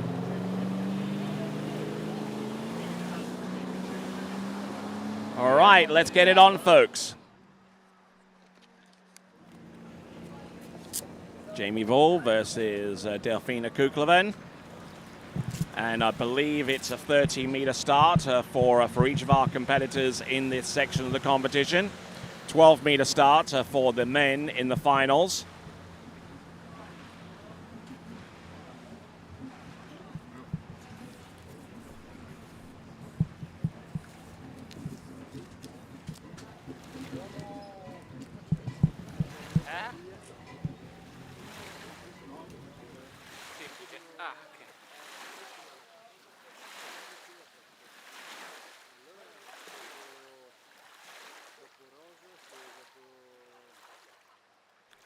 We're at a few of our athletes just trying to find as much shade as possible and try and get themselves relaxed before they head out onto the water.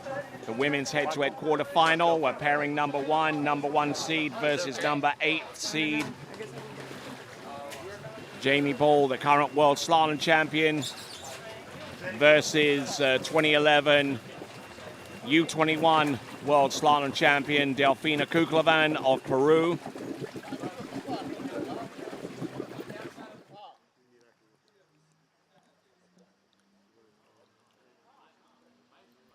There we go, one of our main engineers at TWBC. That is James Timothy. Just taking a well-earned snooze before we bring on skier number 1. This is Jamie Bull. Matter of fact, if we're talking about competitors that have been successful in the U21 category, the same can be said for Jamie Bull, who won the World U21 Slalom Championship many seasons ago now.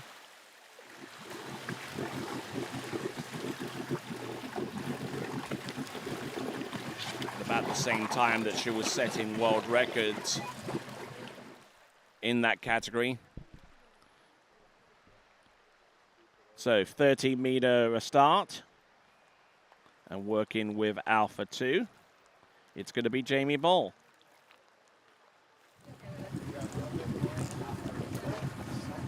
All right, the quarterfinals in the Women's Slalom Championship about to take place with number 1 seed Jamie Bull from Canada, the current world slalom champion.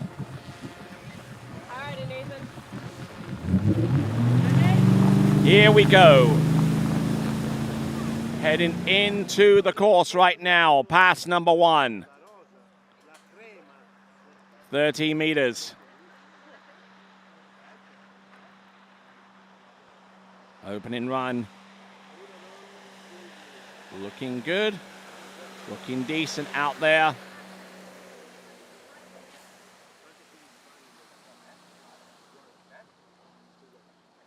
All right, and 13 meters.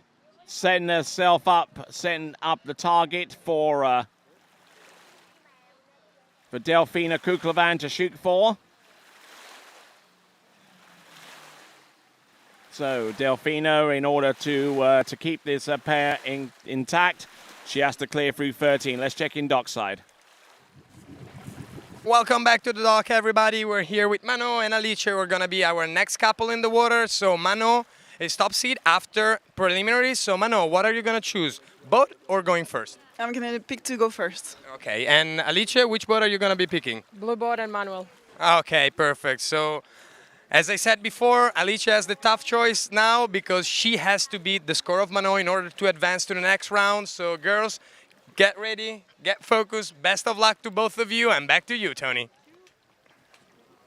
Thank you very much indeed. And with that dockside report, that is Lorenzo De Alberto, a former tournament water skier himself, and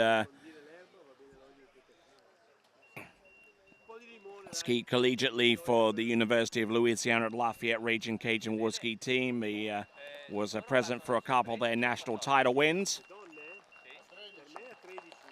And if you feel compelled to vote for skier of the day, Go online at waterskibroadcasting.com/play.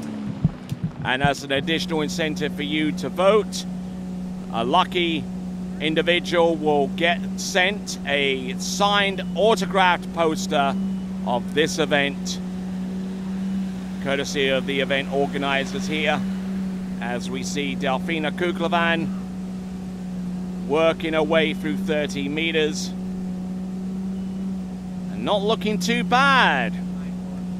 Great skiing action there. 6 buoys there on 30 meters. Now the zero off mechanism not only controls the boat speed, it also has a timer set in it, so that when the skier exits the course, it starts the 50-second timer, drop timer, so that we make sure that each one of our skiers gets the equal amount of time for rest on each end. Now, in the head-to-head battle, the second boat, whenever it exits through the slalom course, it activates a 50-second timer, but that applies to the first skier. So whenever the second boat goes through the exit gate, it means that 50 seconds starts and remains for the first skier to go back into the course. And when the first boat goes through the exit gates, that starts the timer for the second boat to send their skier back into the course. I hope I explained that to the satisfaction of all concerned. So here we go. Jamie Bull coming into the course right now. Incidentally, that opening pass for Delfina Kuklevan was set with A2 as the zero off for setting.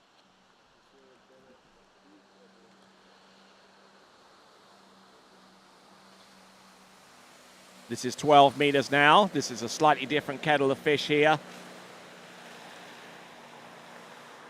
All right, not looking too bad, and getting through all 6 buoys there, Jamie Bull. Good, solid effort there. And now about 45 seconds remains on the drop timer for the opposite end of the course. And that's the amount of time that Delfina Kuklevan has left in order before the boat starts heading towards the slalom course. There is Manon Costard and her opponent, Alicia Bagnoli, in the second pairing. They're waiting to go.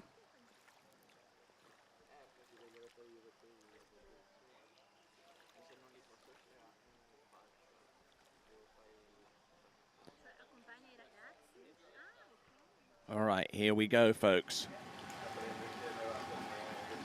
Jamie's on the back of the towboat, resting, or might actually be transported back to the dock, depending upon what Delfina can do. Now, Delfina, who has been quite busy with her work at a UN agency in Geneva dealing with environmental matters, and hasn't had an awful lot of time to train for this competition, but she's certainly a talent out there, and incredibly strong out there on the course, getting round number 5 and number 6. Would ordinarily be skiing at the Bayama Lacus facility at about an hour and a half south of Lima, but residency right now is just outside Geneva in Switzerland, so not too many sites around that area. So she does have to travel in order to train. And Delfina Kuklevan getting around all 6 buoys. Now about 45 seconds remain before Jamie Bull has to go into the course on 11.25 meters. I don't know if it was the ski or the boat that felt so terrible the first round, but too many variables. Be sure to check in with the TWBC podcast. A new episode will be recorded at the end of this event. But the current episode is the preview of this competition. And check that out, because you'll find some interesting revelations regarding Freddie Winter in terms of how he likes, or rather dislikes, the whole head-to-head format. So check for his opinions on the matter on the TWBC podcast by going to Spotify, Google Podcast, Apple Podcasts, or wherever else you choose to listen to your favorite podcast. All right then, 11.25 meters for Jamie Bull.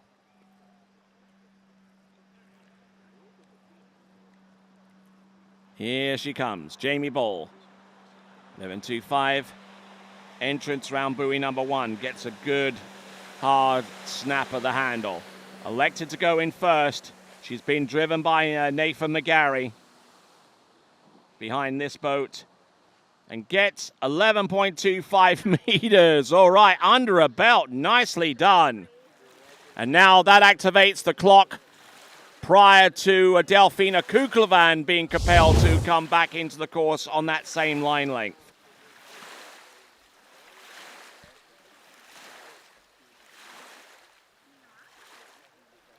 Looking extremely strong and powerful.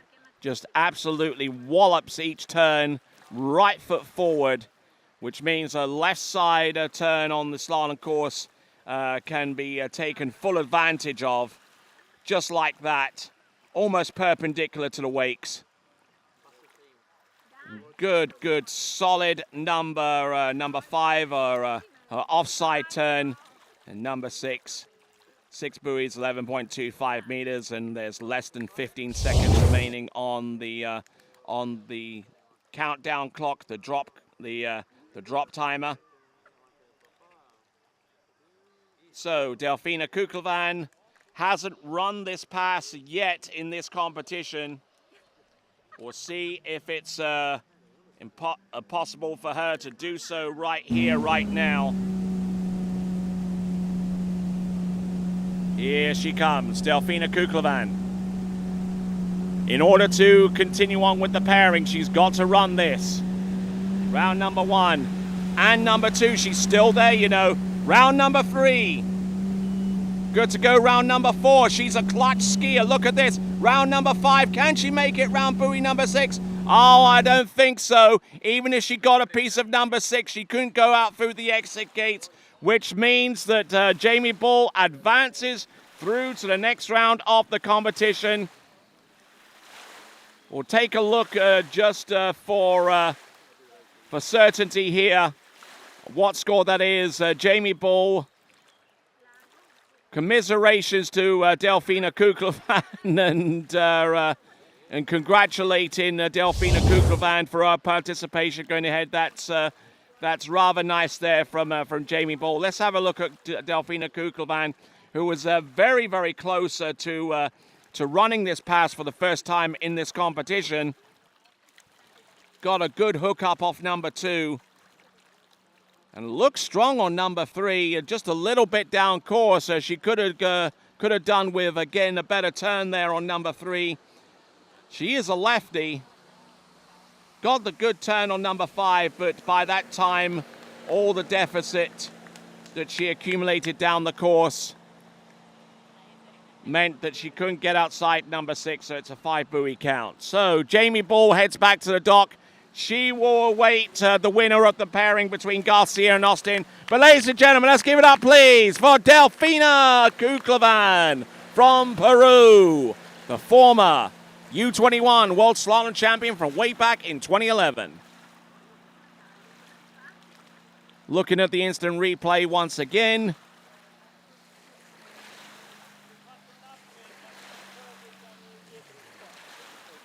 Looking at this once again, and she had a chance. She really honestly did. Up until buoy number 5, and I think honestly she was happy to have progressed to this section of the competition. But depending upon how high her score is in compared to those who come away a little bit short on each of their pairings, she might actually get some significant points in the Waterski Pro Tour, don't forget. And in respect to that, Manon Costar is our next competitor to go, and looking to try and pile on some more points for Connolly skis, who were a little slow off the mark at the early part of the season, but is starting to to make up for lost ground so far as the brand leadership is concerned. The brand leadership contest sponsored by TWBC. As we look at Manon Costard, it's going to be a 13-meter start. I believe it's going to be Alpha 2, if I'm not mistaken.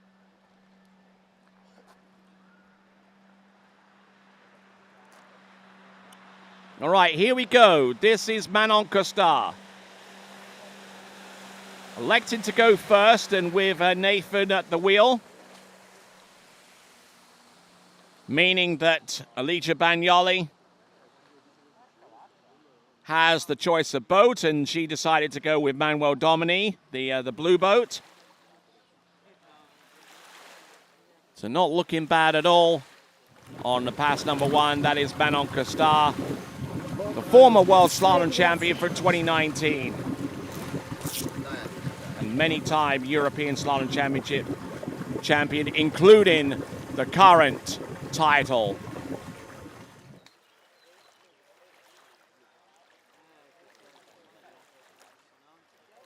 And the skier who actually got the bronze medal in last year's European Women's Slalom Champion is about to take to the water right now. Coming to us out of Milano in Italy, this is Alicia Bagnoli. And she'll be going in on 13 meters to open up her account. And no doubt she'll be skiing with Alpha 2. About 5 seconds remaining on that timer. As soon as the first boat goes out of the slalom course, it activates a timer in the other boat. Try and regulate the amount of rest time that is involved between each boat and each skier. Here we go, folks. This is Alicia Bagnoli. 13 meters. Stay on track with this pairing. She has to run the opener. There you go. Good skiing there from Alicia Bagnoli in this second pairing in the quarterfinal. And now 45 seconds remain before Manon Costard hits the water. And with that in mind, let's check in with Lorenzo.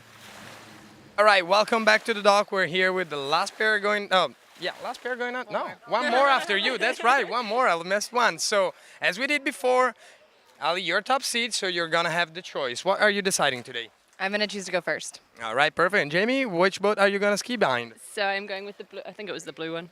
Too. The blue one is driven by Manuel. So with Manuel, exactly. Okay, perfect. So you have the hard job today because you have to beat the score that... I know. I also like to go first as well, but it's all right. She did the hard work, so... All right, well, girls, best of luck to both of you. And back to you, Tony. Thank you very much. And that is going to be pairing number 3, Ali Nicholson versus Jamie Metcalf. 13-meter start for each of our competitors, and about 5 seconds remain, less than, for Manon Costard to get back on top of the water and enter the slalom course. All right, now the second pass is on the shorter line length of 12 meters.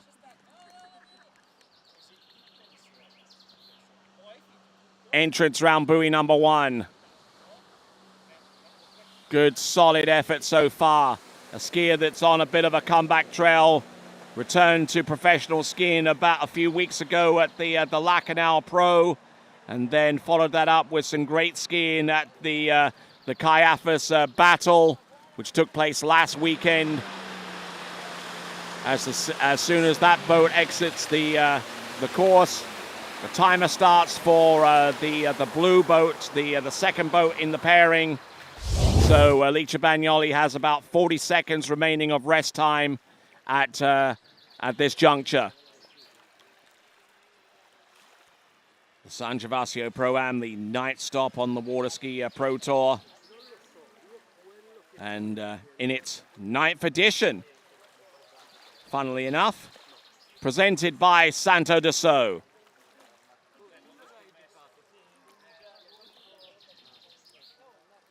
Let's see what Alicia Bagnoli can do by way of a response. Both of these competitors have been consistently getting through the 12-meter line. And just waiting for the sound of the towboat to make its way into the course. About less than 5 seconds remain on that clock for Alicia Bagnoli before the boat brings her in. Line should tighten, and Manuel Domini will bring her into the course very, very soon for her attempt on the 12-meter line. And here she comes.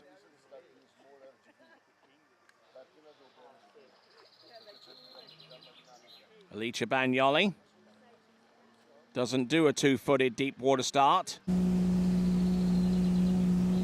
Here she comes.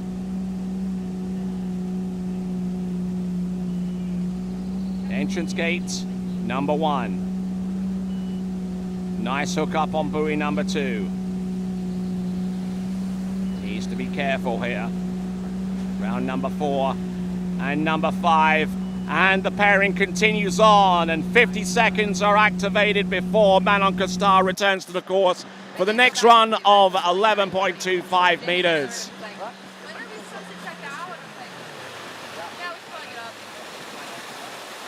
Sinking into the water, Alicia Bagnoli getting ready to find out how far she has to go down 11.25 meters. It could mean it could require her to go through the entire pass to keep the pairing alive.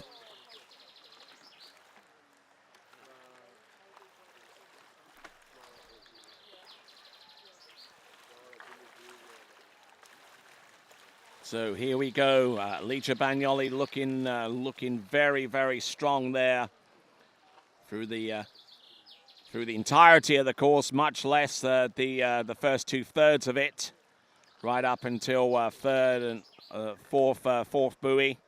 Setting a rhythm about that far into the run is certainly critical to give you enough of a lead in for 5 and 6.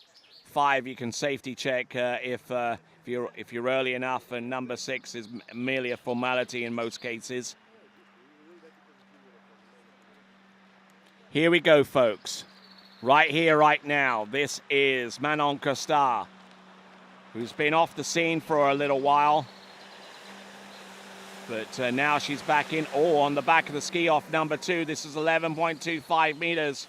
She can't afford to put too much of a foot wrong here. And here she comes. It's a 6 buoy count on 11.25 meters through the exit gates. 50 seconds is now on the clock until Alicia Bagnoli comes back into the course.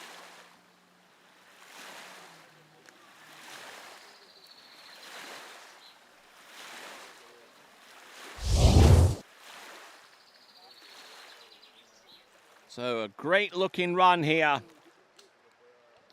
Manon Costar riding a ski of her own design with some elements that allow her to stay freer on top of the water.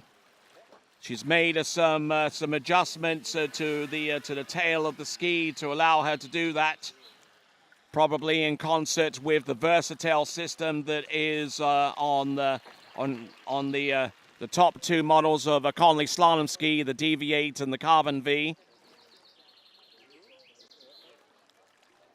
But looking in tremendously good shape there as she makes her way through 11.25 meters. And now the pressure is being thrust upon Alicia Bagnoli in this quarterfinal stage. Has to run it. Has not run it so far in Europe this season, and now she is under immense pressure to do so right here, right now. Here she comes. Alicia Bagnoli, round number 1, gets the start. Round number 2, she's good to go. A little bit of a tail slide on number 3. Oh, and pinging the handle off buoy number 3. No doubt angry with herself for not getting the clean hook up. But it's going to be a 2.5 buoy score, and that means that Manon Costar advances.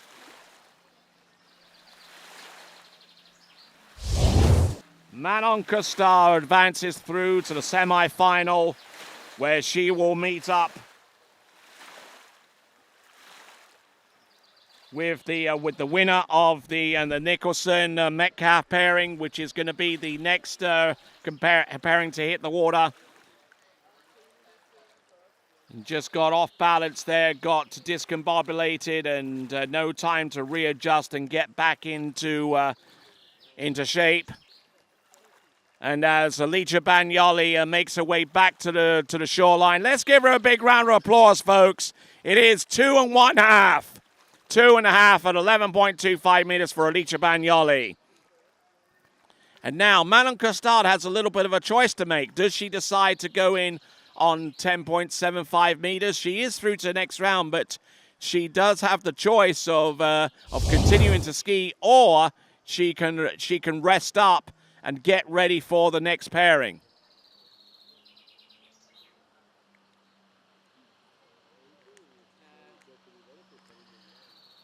Here she comes. She's going with the latter option.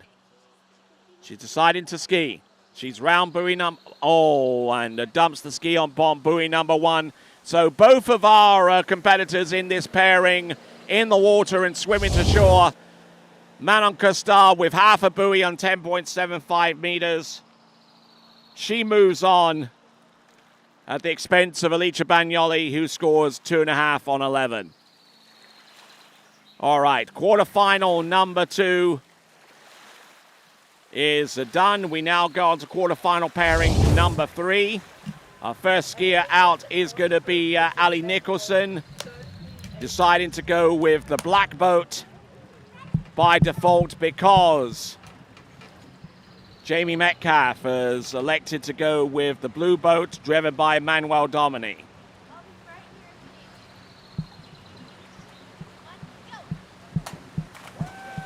And there may have been an error to suggest that the black boat is being driven by Nathan McGarry, who just saw a shot of him on the dock side.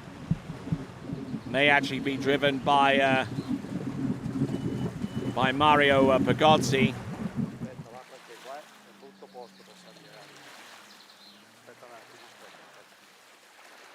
But the black boat coming into play. I think actually it is being driven by Nathan McGarry. We'll get confirmation of that in a short while, but here we go. Indeed it is. And Ali Nicholson, who has the highest seed going into this pairing. Seed number 3 going up against seed number 8. 13-meter start.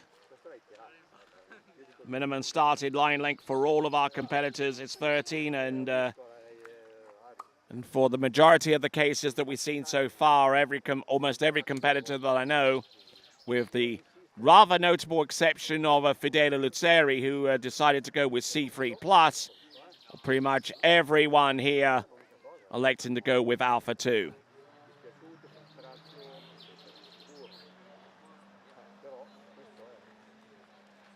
All right then, folks, Ali Nicholson, 13 meters opener.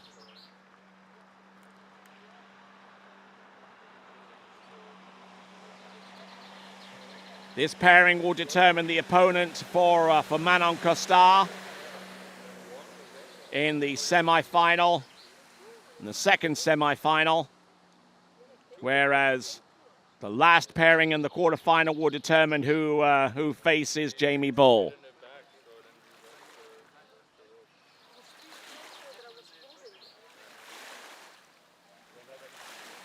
So now Ali Nicholson good to go on pass number 1, 6 buoys on 13 meters.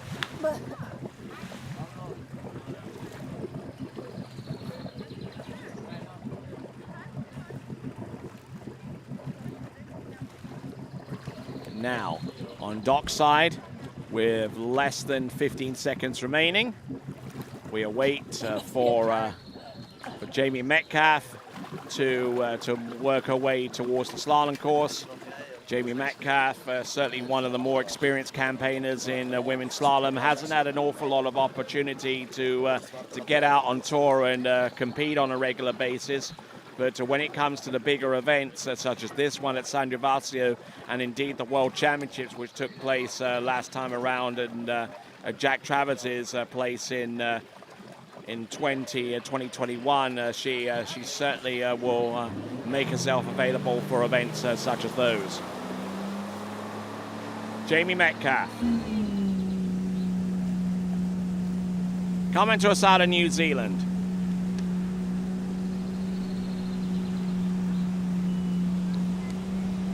Very light on the rope. Much like Ali Nicholson, if you're looking for some skiers that have a major height disparity between the two of them but still employ rather similar styles, then you're looking at the right pairing. And we'll check in dockside with Lorenzo. All right, welcome back to the dock. We're here with Ali Garcia. Bailey's just getting down now. She was getting a little warmed up in the shade up on shore. So Ali, you're top seed after prelims. What did you choose to do in this first round of head-to-head? I chose to go first, which I guess is a good thing because Bailey's running a little late. So I didn't know there was a timeline. Sorry. She's here. Okay, Bailey just got here. You were just resting and getting a bit of shade. So Ali decided to go first. Bailey, which boat would you like to go with? I'll take the blue one. All right, a blue boat driven by Manuel again. So you have the tough choice today, the tough job today in this first round, right? I do. I have to get a quarter more buoy than she does, I guess. Exactly, you have to beat, because I would like you to remember, first skier sets the score, second skier has to beat it in order to advance. In the final, it's not going to be like this, but right now it's like this. So get focused. Best of luck to both of you girls, and back to you, Tony.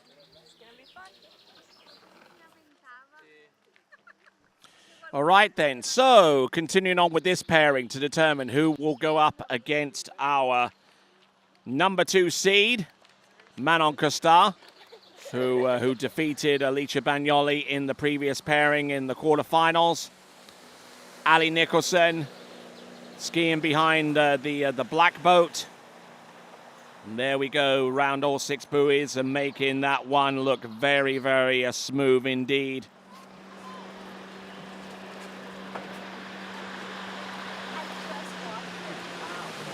So 6 buoys there.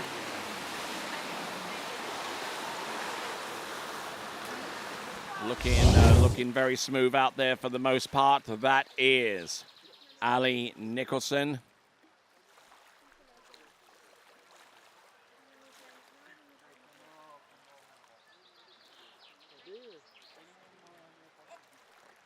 In a superb shape out there. Good extension on buoy number 3. It's very early into number 4. Good rotation. And keeping everything well stacked, well aligned, so by the time she gets behind the boat, there's very, very little that it can do to pull her out of position. There we go. That is Ali Nicholson, the first skier in the pairing, and there's going to be about 10 seconds remaining before we send Jamie Metcalf into the course for her attempt on 12 meters. Now, Jamie Metcalf scored 5 on 11.25 meters in the first round of the World Championships 2 seasons ago. So she was on the outside looking in respect to making it through to the women's slalom final. So a skier very well capable of producing a top score. Whether she can do it here or not is another matter. Here we go, folks. This now is Jamie Metcalf. 12 meters. Every instance so far of 12 meters has been run by our previous 2 pairings. And on the 3rd pairing so far, it's come to fruition as well. So there we go. That is a 6 buoy count.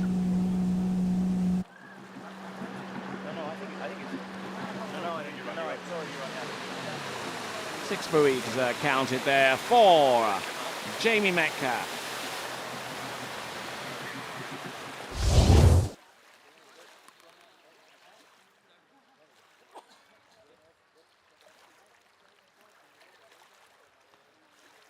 Nice reach on buoy number 1, a product of some good angle and balance. Nicely done round number 2 and indeed number 3. Just trying to work her way cagily from one buoy to the next, not trying to do too much to offset her balance, and just waiting for the ski to do what it's designed to do, quite frankly. There you go, a 6 buoy count, and through the exit gates, and about 20 or so seconds remains on the clock for our other skier to make her way in towards the slalom course. It is Ali Nicholson. As a matter of fact, I hear the towboat and it is on its way to the slalom course.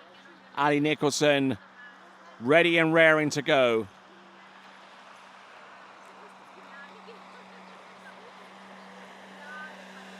Round 1 and number 2.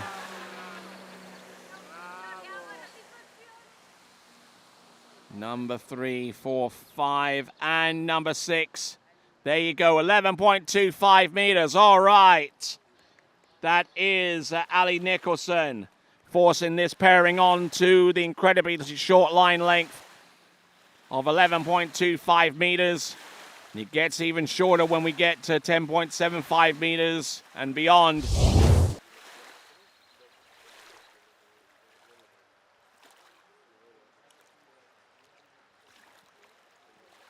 Good knee bend into that gate shot, and really works the lower half of her body like you would not believe off number 2 into number 3.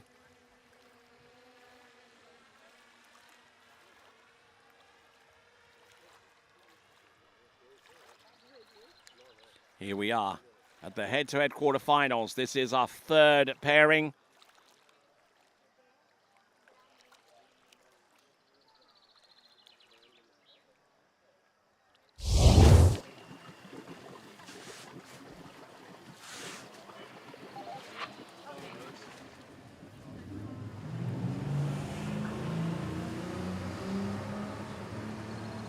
All right, here we go, working our way down. This pairing, this is Jamie Metcalf of New Zealand.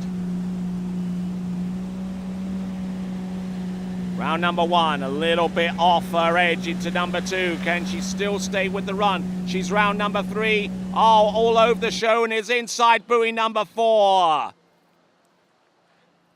Inside buoy number 4, which means that Jamie Metcalf has been eliminated.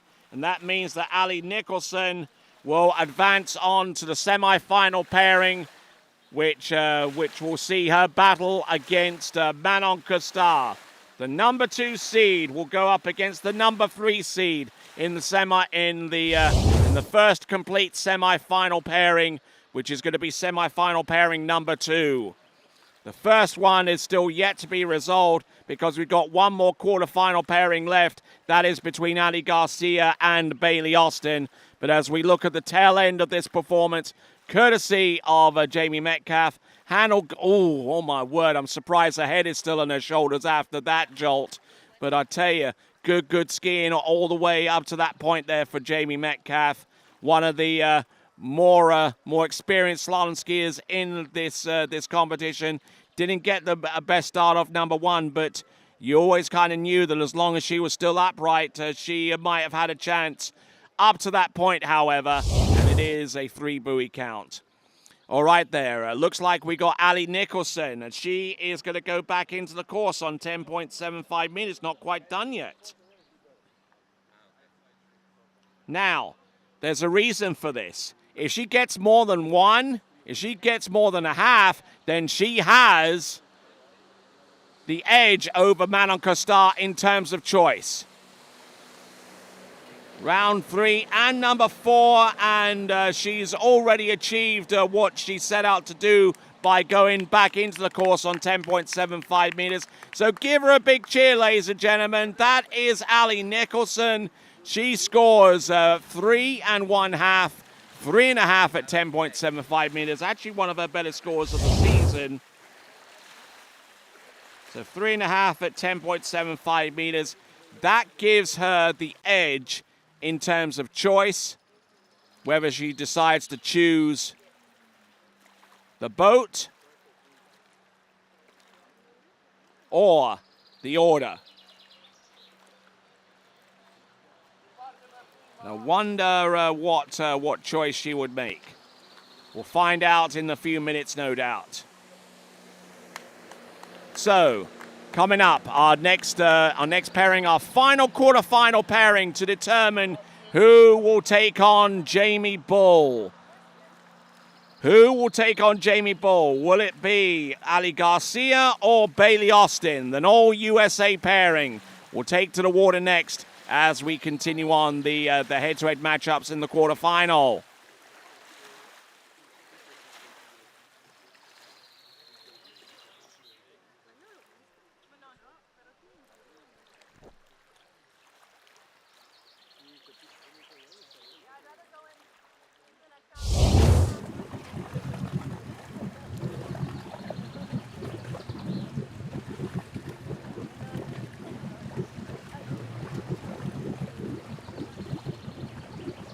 All right, so down to our final pairing. Both of them skiing, both of them representing the University of Louisiana at Lafayette, the Raging Cajuns. The last pairing, the current NCWSA National Collegiate Women's Slalom Champion, is about to take to the water first, and her name is Ali Garcia.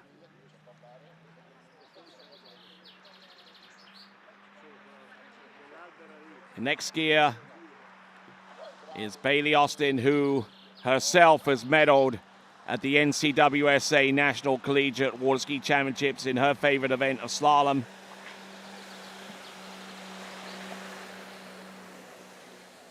$13-meter start.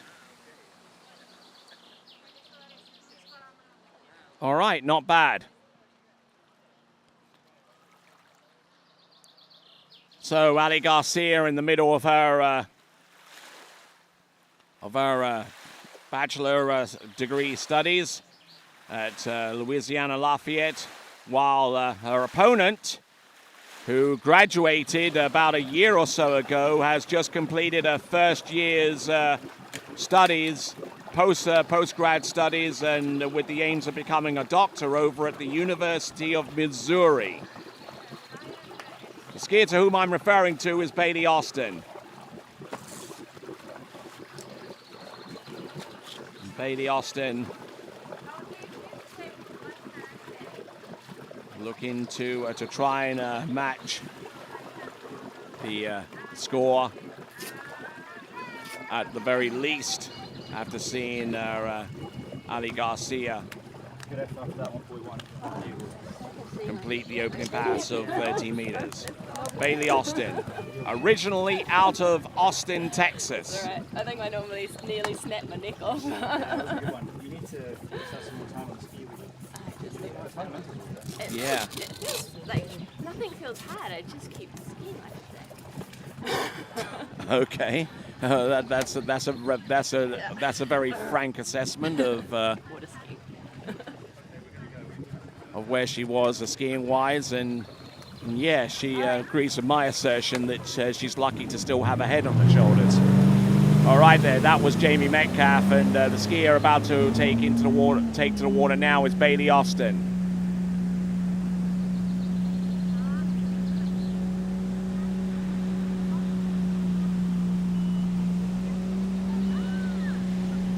Round number one.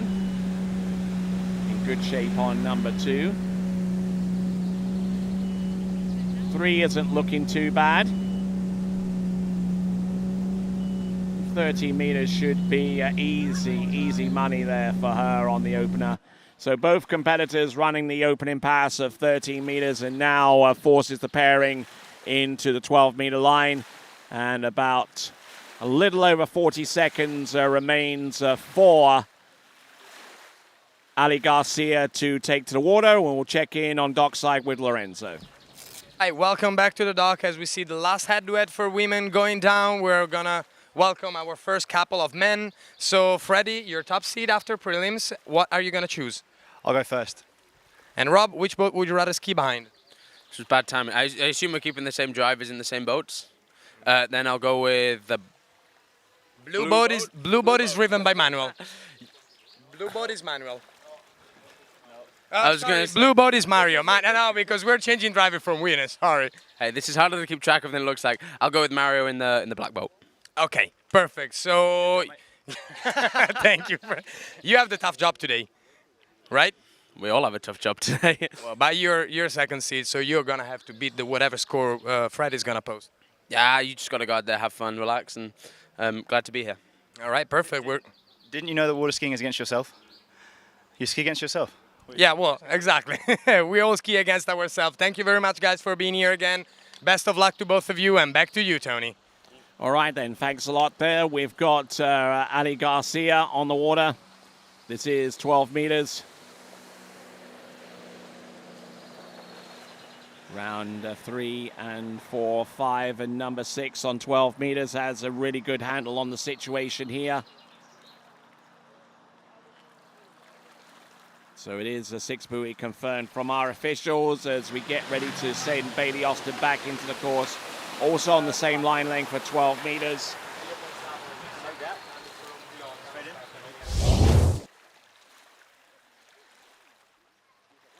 Now, another thing to bear in mind as we get ready for this this pairing is that in the first pairing with Jamie Ball and Delfina Kuklevan, Jamie Ball had the opportunity to go back in on 10.75 meters, but declined to do so, which could leave her her choice or the ability to make a choice as to whether to go first or choose the boat in serious jeopardy, because if either Ali Garcia or Bailey Austin manages to make it through 11.25 meters in their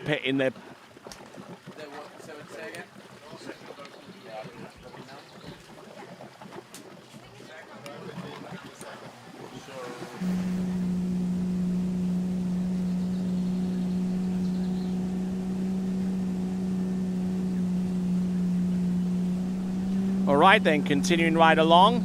This is Bailey Austin.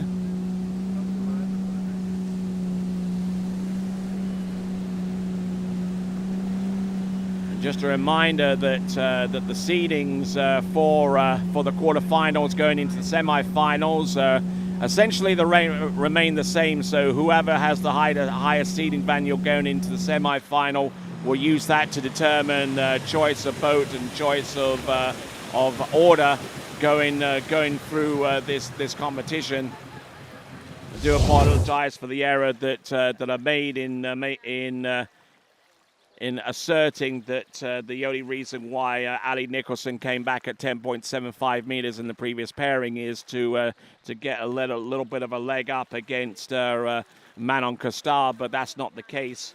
So Manon Costar would actually still have choice as we look at Bailey Austin go through this run on 12 meters.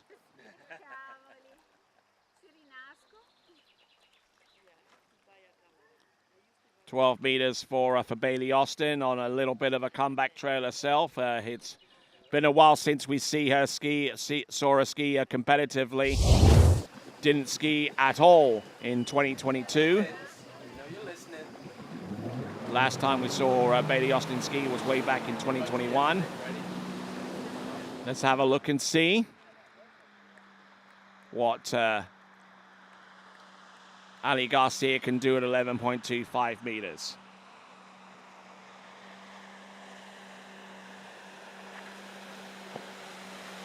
There we go, gets a good turn off number 2. She is good to go on number 3. Really working her edges into buoy number 4. There you go. That's 4. That's 5. And number 6. Nicely done. Good skiing there from Ali Garcia. Strong effort there as she pulls out to shorten for possibly the next pass.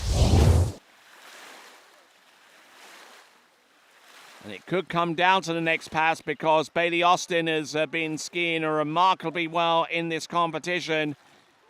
and needing the full pass on 11.25 meters to force the pairing onto the next run of 10.75 meters.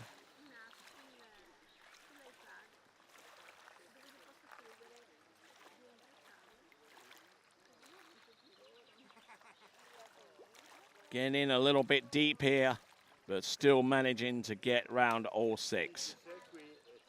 So, by the time we get done with this final pairing in the quarterfinals, we'll make a determination as to who has achieved 5th, 6th, 7th, and 8th. Oh, really? Rolling. Places going to the defeated skiers in each one of our quarterfinal pairings, and obviously that will be determined by the scores that they produced in those pairings. Here we go. This here is Bailey Austin, 11.25 meters. Decent start on number 1. She's round number 2, a little jumpy off number 2. Round number 3 cannot get a good enough rhythm, and it's going to be a 3 buoy count. 3 buoy count on 11.25 meters for Bailey Austin. And that means that Ali Garcia advances through to the semi-final round.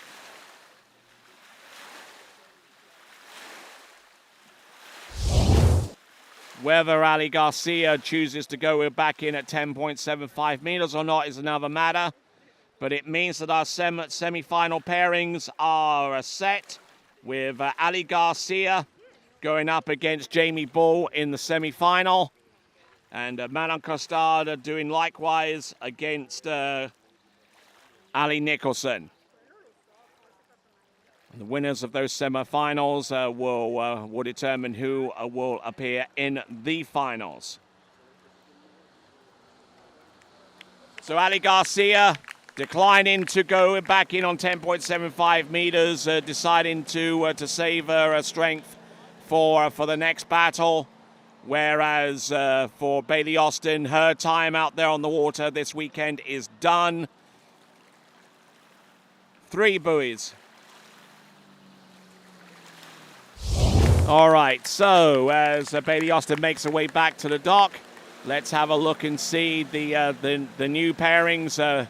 We got Jamie Bull versus Ali Garcia in the semi-final, and we'll also have Manon Costard and Ali Nicholson in the second semi-final pairing to determine who will ski in the final.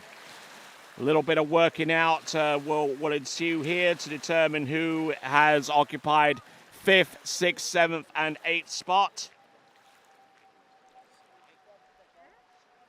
I believe in 8th spot is going to be Alicia Bagnoli. In 7th spot, Bailey Austin. 6th spot, Jamie Metcalf. And 7th and 5th spot, Delfina Kuklevan. Based upon their performances, how far they got into 11.25 meters. So Delfina Kuklevan in 5th spot with 5 on 11. In 6th spot, Jamie Metcalf with 4. 7th spot with 3, Bailey Austin. And in 8th spot with 2.5, Bagnoli.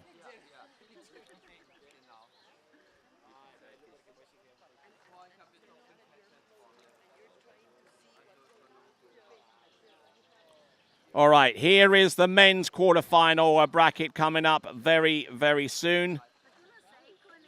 My name's Tony Lightfoot. Glad to have you here for the men's quarterfinal matchups as we continue to roll right along in this competition. Our first matchup is going to feature Freddie Winter versus Robert Hazelwood.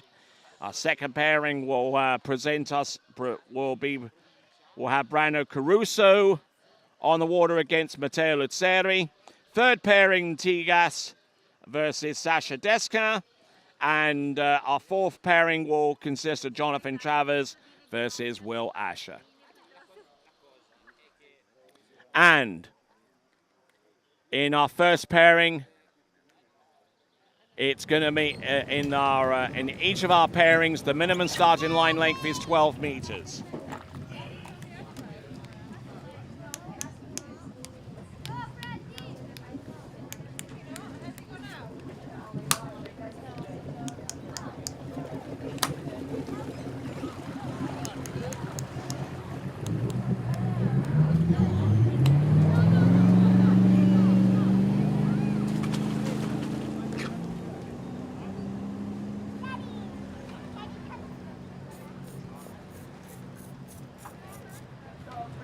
right, our blue Malibu towboat making its way up and down.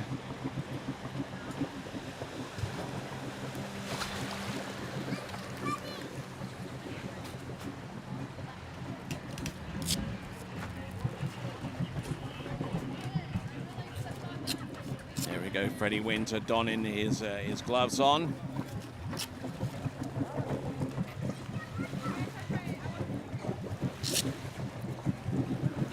So 12 meters minimum starting speed, starting line length, I should say.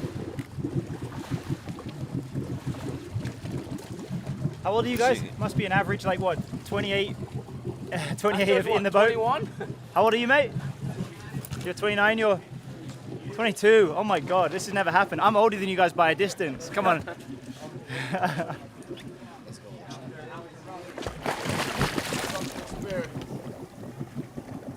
All right, first competitor out. Good to see young blood at the pro event. To take to the water first, it's going to be Freddie Winter. Remember that, Freddie. out of the water though. That's what I'm talking about, of course.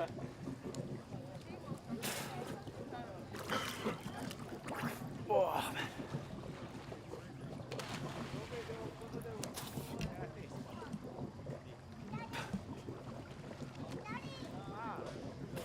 So, this pairing featuring two British competitors.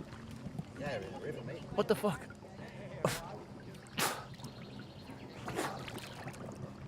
Please excuse Freddie for that expletive. But if you want to hear Freddie go off on the sport in a big way, typically, the TWBC podcast is the place to go. Check out the On Tour with Freddie Winter series that's available right now on the TWBC podcast. You can listen to it on Spotify, Google, Apple Podcasts, iHeart, or wherever else you choose to listen to your favorite podcast.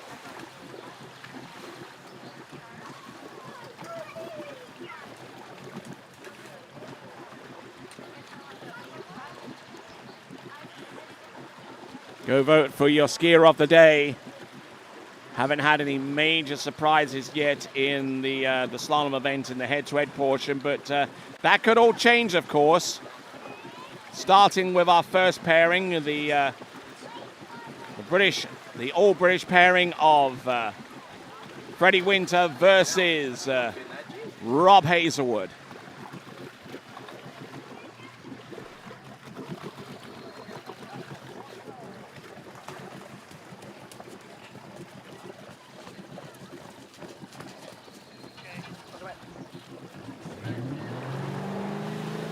Here we go. Quarterfinal pairing number 1 on the water. 12-meter start. Freddie Winter. Entrance round buoy number 1.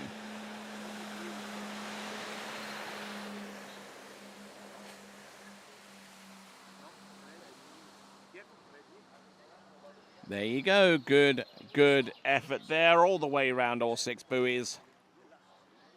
12 meters. And a 6-buoy score confirmed there on the opener for Freddie Winter. Now that that boat has exited the course, that activates the timer on the other boat. And that means that in about 45 seconds, Rob Hazelwood should be making his way in towards the slalom course.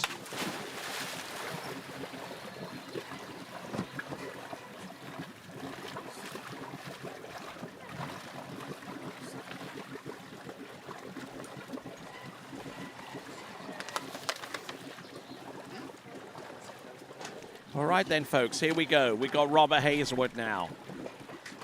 D3 versus Syndicate, and those happen to be the two brands in the brand leadership lead at this time. The brand competition sponsored by TWBC with a year-end cash bounty for the winning brand of ski. Check that out at waterskiprotour.com.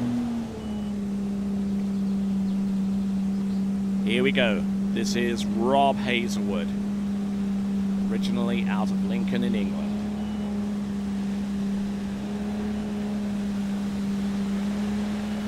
Solid skiing there from Rob Hazelwood on that Syndicate Works 02. All right, good skiing there. And Rob Hazelwood, who was sweating it a little bit yesterday before he knew for certain where he was in relation to making it through to the quarterfinal at the head-to-head.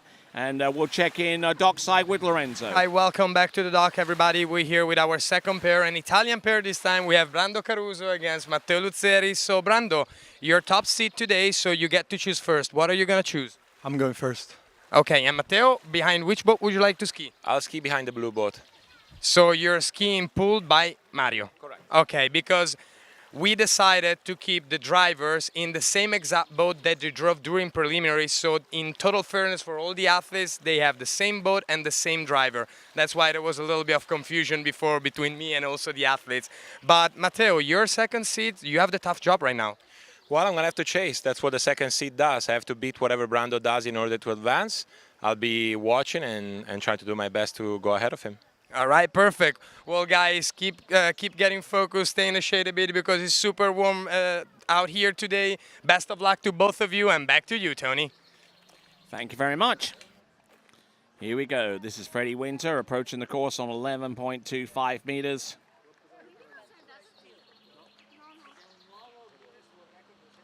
Here he comes. Setting up the score that Rob Hazelwood has to beat outright in order to advance.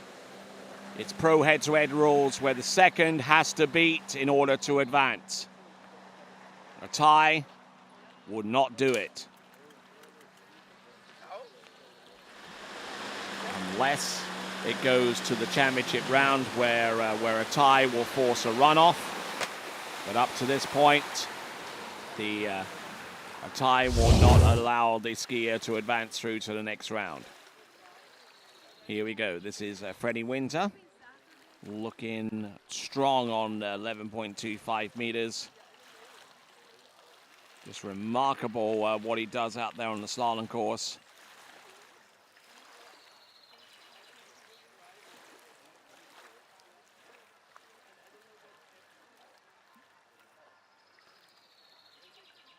Worked that ski round beautifully there on number 4 into towards number 5. Yeah, good rotation there and gets it to go. So about 15 seconds remains on the drop timer on the opposite end of the lake. You see a few of our folks trying to stay cool in the water right next to the dockside area. Head-to-head quarterfinal continues on with Rob Hazelwood.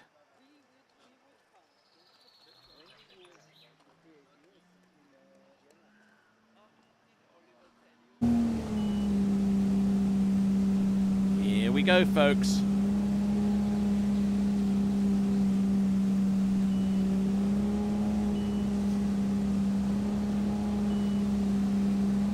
Oh, again, a good hook on number 2.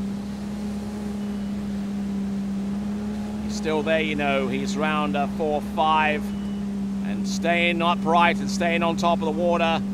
The number 8 seed in this competition, it's Rob Hazelwood, a 6 buoy count on that run of 11.25 meters, which continues the pairing on to 10.75. And there's about 45 seconds remaining on the clock before Freddie Winter has to go back into the course. He can actually, if he really wanted to, ask the driver to tighten up the line and bring him back into the course a little bit sooner. That might be a little bit of gamesmanship on the part of Freddie Winter. I noticed that on one of our previous pairings, I think it was with Ali Nicholson's third pass, went in at back in at around about 40 seconds instead of 50. Just trying to force her opponent's hand a little bit there. who was Jamie Metcalf at the time. So as Rob Hazelwood rests out of the water so that his hands don't get soft and painful under the strain of the tow line. This is 10.75 meters. This is Freddie Winter. Round number 1. Oh, a big hit there off number 1 and number 2. Round number 3 continuing to go. 4, 5. And great skiing there for Freddie Winter. Getting around all 6 buoys on 10.75 meters.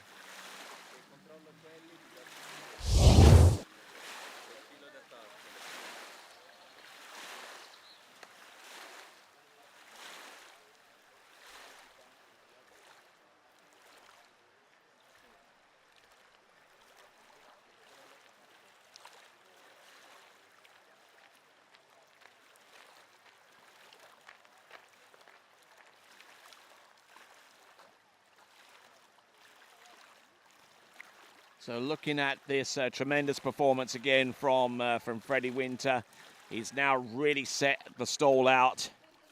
Matter of fact, it's really going to put a great amount of pressure on top of Rob Hazelwood, because so far in this competition, Rob Hazelwood has not run the pass that he's about to attempt, which is 10.75 meters.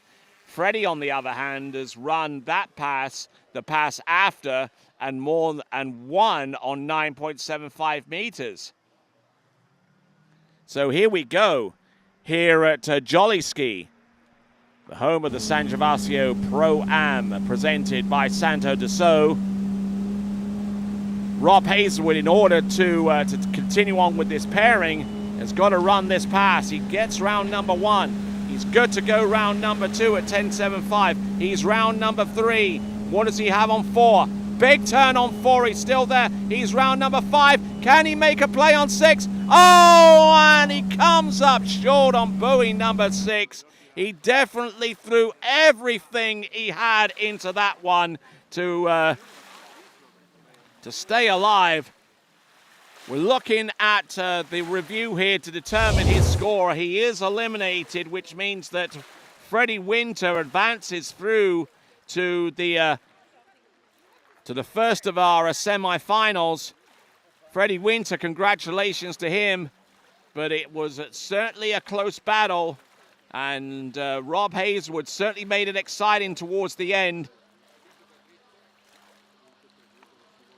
Getting round number 4. Let's have a look and see his approach into number 5. He got, actually, not even too sure if he made it outside number 5. He certainly had a good shot at number 6, but let's give it up, please, for Freddie Winter as he makes his way back to the dock. And Rob Hazelwood swims in, a little bit annoyed. Not so much at the situation, but more at himself.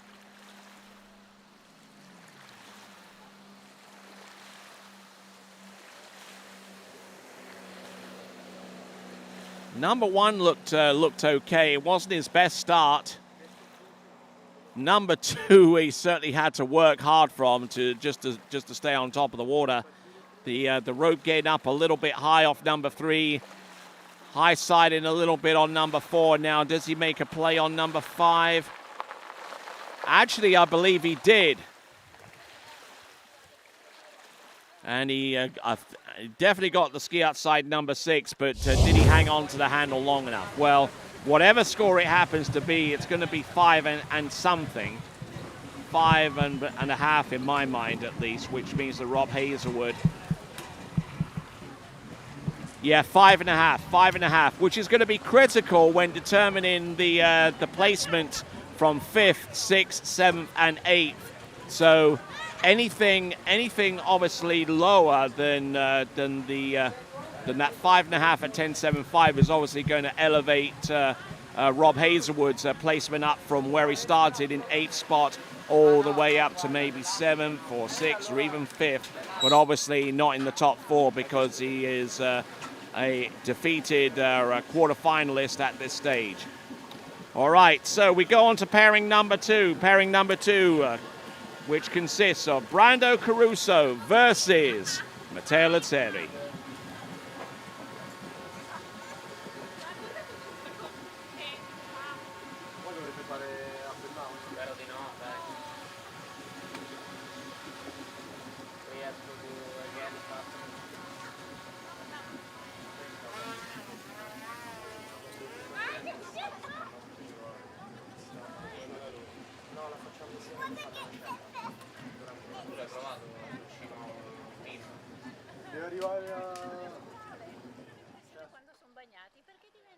All right, beautiful views of the local water park, which is situated right next to this facility here at San Gervasio.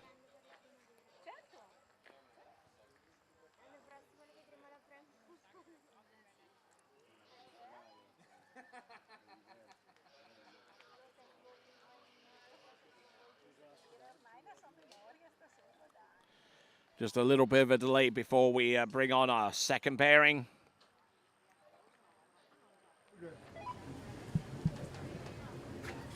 Brando Caruso waiting his turn. He'll do battle in the all-Italian pairing of Caruso versus Lazzeri.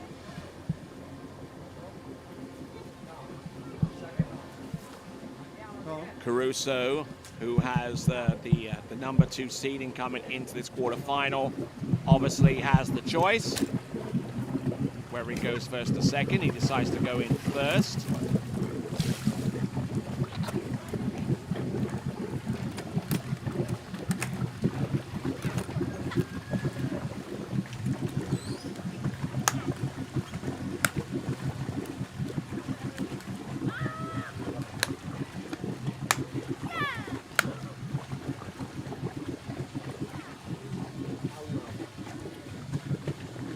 Oh, a due?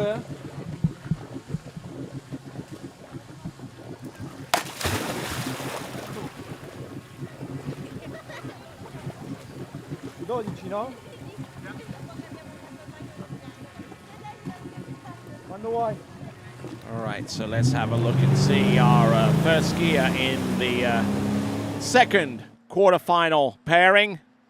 This is Brando Caruso.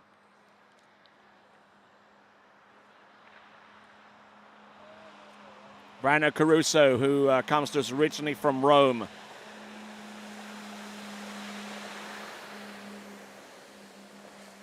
Looks on fire on the first pass of 12 meters, minimum starting line length. Don't forget, for all of you folks out there that are just tuning in to this competition, no matter where you happen to be around the world,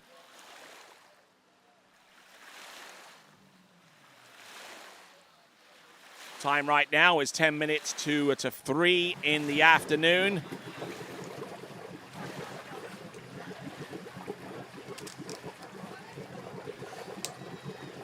Matteo Lazzeri getting his bindings on.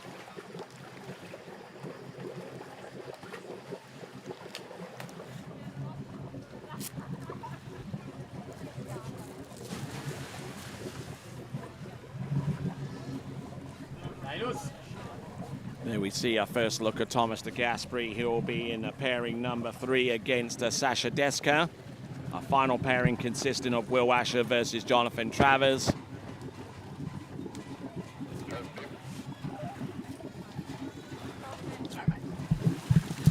There is Freddie Windsor just trying to stay out of the heat. And Robert Hazelwood feeling the heat after his exit from the quarterfinals. But to actually get in the top 8, it's certainly credit worthy.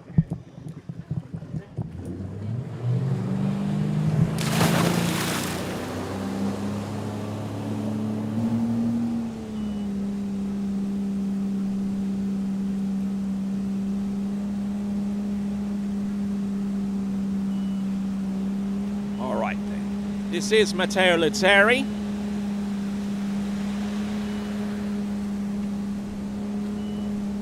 Opening pass, 12 meters. shouldn't have any problems, and indeed he doesn't. So there we go. That is a 6 buoy count on the 12-meter line.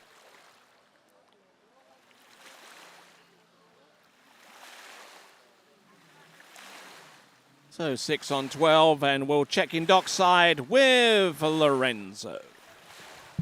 And here we are again on the dock. Here with Thomas. Sasha is just taking a little bit more shade up on shore. But Thomas, you were top seed after prelims, so what's going to be your pick today? I'll go first.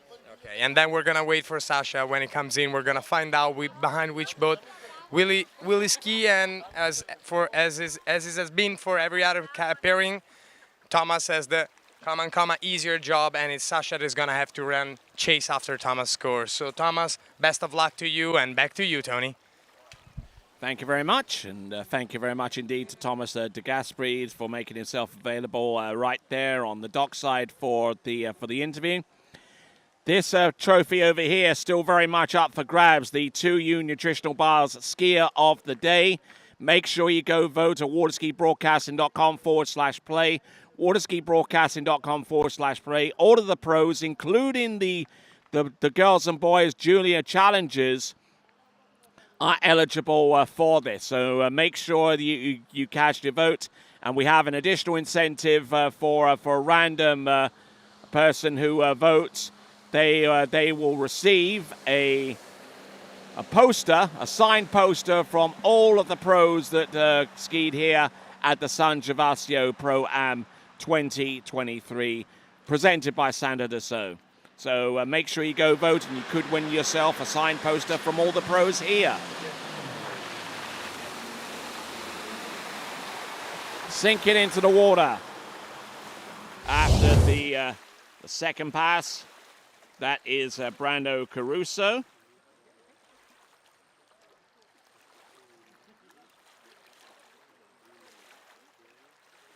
And Brando Caruso, a little bit of an unknown quantity so far as being a recognizable name in slalom skiing, especially stateside, where he doesn't appear in that many tournaments. However, in the tail end of this of the past season, he skied in the Travis Travis Grand Prix. He skied in the Mastercraft Pro as well, to the best of my recollection.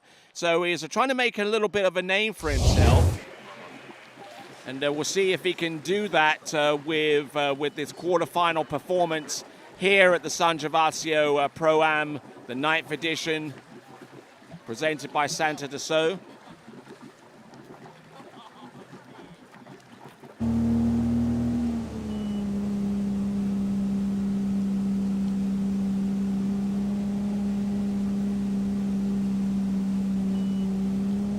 Here we go, folks. This is Matteo Luzzeri, 11.25 meters. Driving that ski hard off number 3. Number 4 looks bad, doesn't look too bad. He gets around 4, 5, and number 6. He continues the pairing onto 10.75 meters. The same line length that concluded our previous pairing. We'll see how things shake up in this one.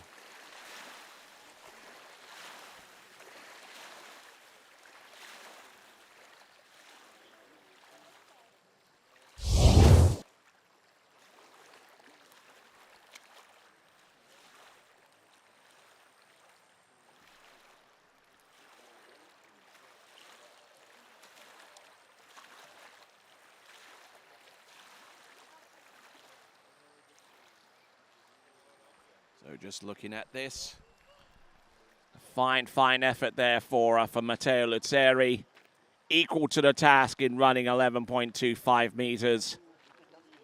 And there should be about 15 seconds remaining on the clock before Brando Caruso barrels his way into the slalom course on 10.75 meters to put up a target out there for Matteo Luzzeri to chase down. Here we go, folks. This now is Brando Caruso.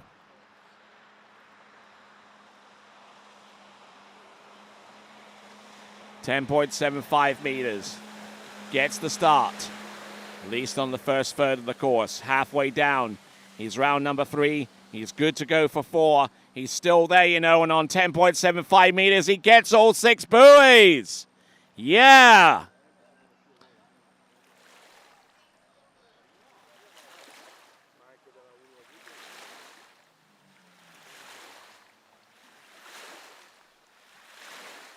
So for all of you guys in the United States and beyond that have no clue who Brando Caruso is, how do you like him now?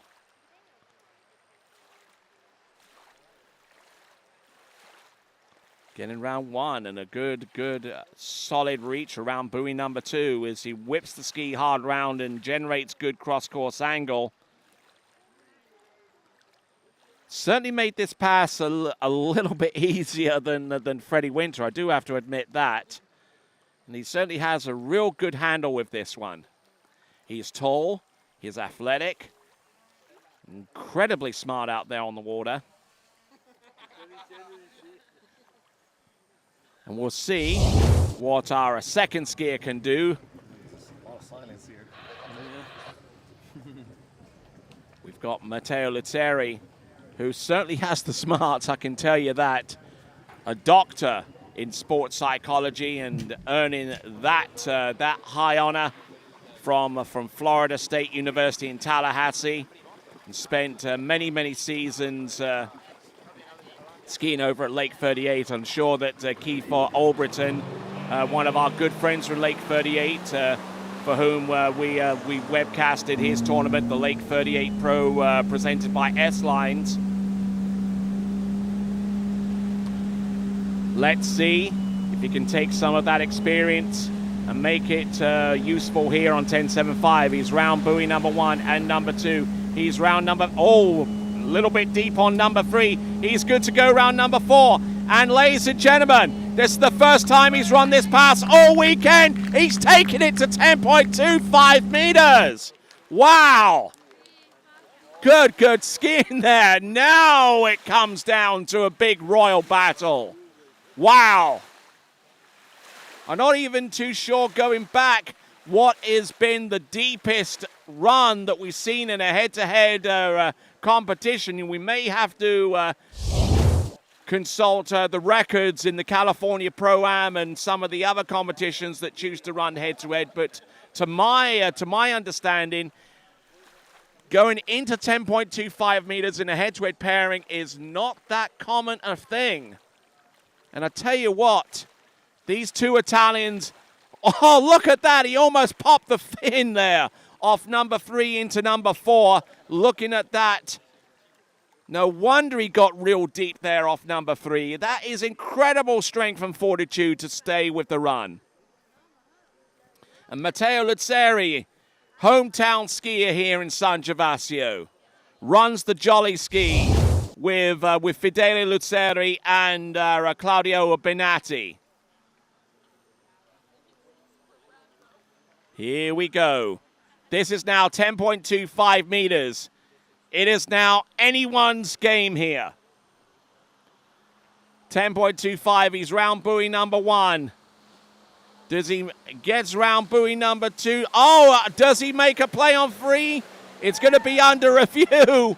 He seems to be convinced and he's selling the heck out of it, whether he got round buoy number 3 or not. He may be in for a nasty shock, or could those cheers be justified? We'll find out in a moment.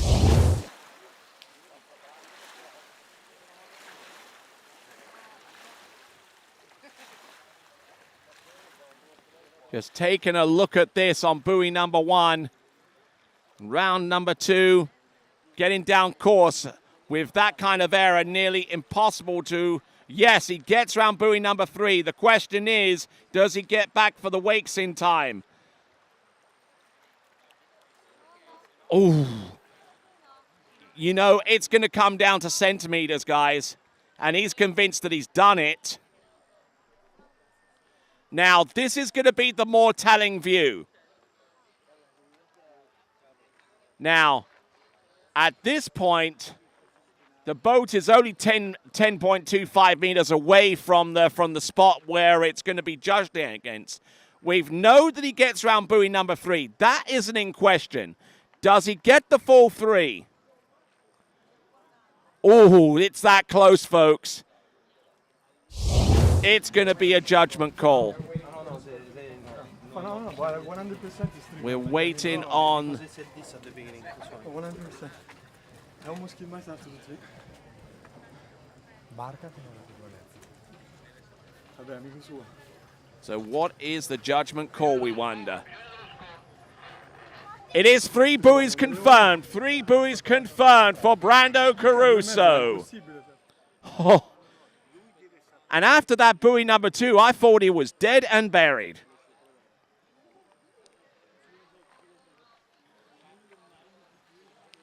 Well, we know this much. We know that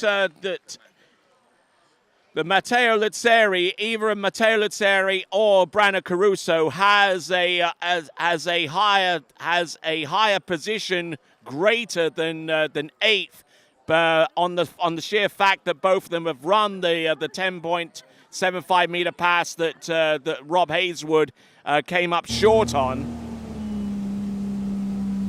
All right, here we go. This is Matteo Luzzeri.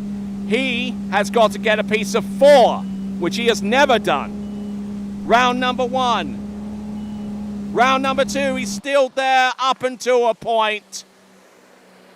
He gets 1.5. He's no doubt is disappointed that he's defeated at this stage, but that is his season's best score so far. Ladies and gentlemen, Matteo Luzzeri with 1.5 at 10.25 meters.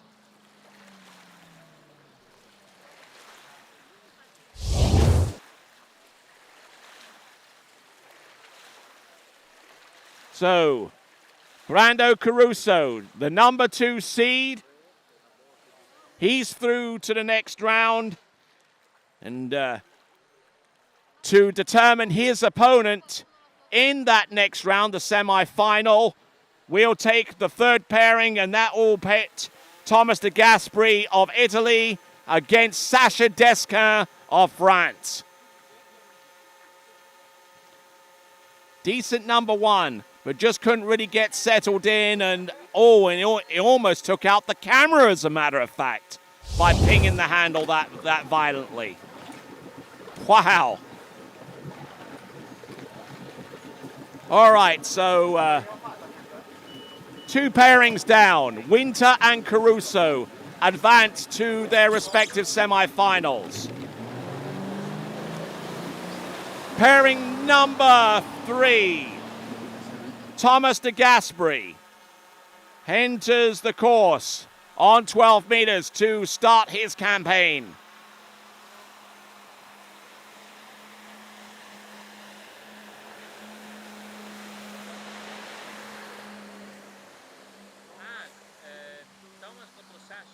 And there we go. That is Thomas de Gasperi. Opening pass. Whew. 6 buoys on 12 meters.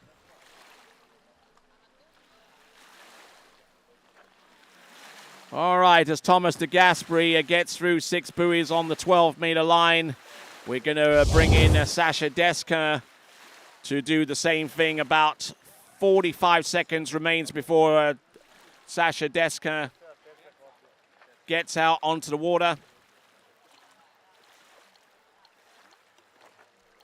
And standing next to me and about to grab the microphone.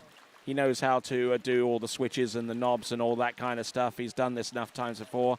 Grab the microphone and hit that button. All right there, Matteo Luzzeri. He is, a defeated quarterfinalist, but with your best score of the season. So disappointing in some ways and, optimistic for the future in another. Well, yeah, I mean, I haven't skied well this weekend. I didn't feel comfortable for some reason yesterday. Today everything felt fine. I don't know if it was the start at 12 that got me a little excited. 10-7 was a little cautious but fine, and then I'll be honest with you, Tony, when I heard the official score from Brando was 3, I thought, man, I haven't seen a piece of 4 this year. How am I gonna do that? So yeah, he certainly put it out there for you, certainly, and we'll have a look at the instant replay of your performance. your chance to go through 10.25 meters in just a moment. Here we go, Sasha Deska, looking for the 6 buoy count on 12 meters.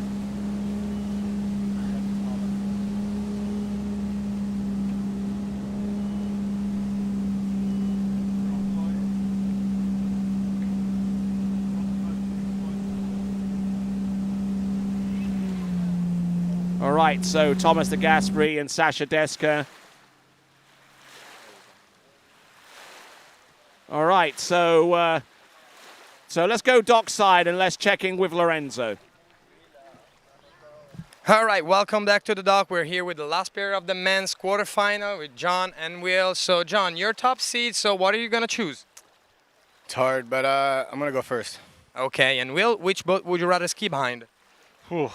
I think I'll go with the black boat. So the black boat is driven by Manuel, I think. Oh. Yeah, because you guys are skiing with the same driver that drove the boat of the preliminary. So if Mario was on the black boat, you're gonna ski behind Mario or other way. So still black boat for you? Thanks for teaching me. Awesome. It was we had a bit of confusion earlier because driver kept changing boats. So just to make it clear for everybody, Matteo wanted to have the most fair conditions for everybody. So same boat, same driver. Perfect. Black boat for you then? Thank you. All right, perfect. Black wheel, and first is going to be John. Good luck to both of you guys. Back to you, Tony. All right, then. As we continue going right along, we've got Matteo Litteri here, as a matter of fact. To kind of explain that a little bit. Well, meaning the skiing, we have Thomas running the second pass at 11.25 or 38 off. Thomas, who is ended up third after yesterday, so he's the top seed, and I believe he elected to go first. I wasn't on the dock. I was trying to ski when that happened. Yeah. But I'm assuming he elected to go first. Well, when it comes to me, as I said, like when I heard that the official score from Brandon was 3, I went too hard in the gates. I just went way too hard trying to run the pass at the gates, and I paid dues at Womble. This 10.25 is just so much precision that if you just go a little bit too intense, you're screwed. I had no business to try to turn 2-wall, but I tried anyway because I had to go to 4. Yeah, exactly. But I mean, you did well. I mean, you made it here to the last day anyway, which is an achievement in itself. How do you feel about this about this competition this year? I mean, it's been great from start to finish, hasn't it? Really. It has. Interestingly, we are the last tournament of the European stretch. Generally, we're like somewhere like second or third. I can see that the athletes, including myself, are a little exhausted. You know, it's been a lot of tournaments. But still, it's cool to see everyone pushing through and trying to get good scores. I mean, even Brando, I was watching from the other side, and 2 wasn't the best, but he just went for it at 3 and managed to squeak the ski out. So, and as we'll go, like traditional, like every year, that's why we believe in the head-to-head tournament format. People are going to start pushing and finding that little bit of energy that they have left from 4 weeks, 5 tournaments, and try to beat the other person against them. All right, then. We certainly thank you for your participation, for your contributions in making this tournament a great success year after year. Next year is going to be the 10th year anniversary. Already plans are in the works for that. Well, I did say to a few people that I have a dream as we watch Sasha going at 11, second skier of the dock, so he has to match the 6 of Thomas. A little bit down course, but I mean, great line control on both sides and easy 11. I have a little dream, Tony, and I know your memory about this is much better than mine because I never experienced it. But there was a time where there was a streak of Masters tournaments. There was the French Masters, the Italian Masters, the British Masters, the Austrian Masters. Yes. Next year, the San Gervasio ProAm will happen, the 10th San Gervasio ProAm. But who knows, maybe next year we will be in a position to announce a bigger tournament. Okay. That's the dream. Yeah, I mean, I've skied in the Spanish Masters a number of times over in San Pedro Pescador, outside Rojas in Spain, the northern part of Spain. So I remember those very, very fondly indeed, you know. And I mean, I would certainly welcome, and I'm sure everyone else would, the return of those kinds of events. Yeah, the idea that I have is an invitational tournament for all 3 events, slalom, trick, jump, men and women, and hopefully junior as well. We'll see. We'll see. There's a lot of things that have to fall in place for me to be able to say more convincingly, but just know that it's in the back of everybody's mind, the jolly.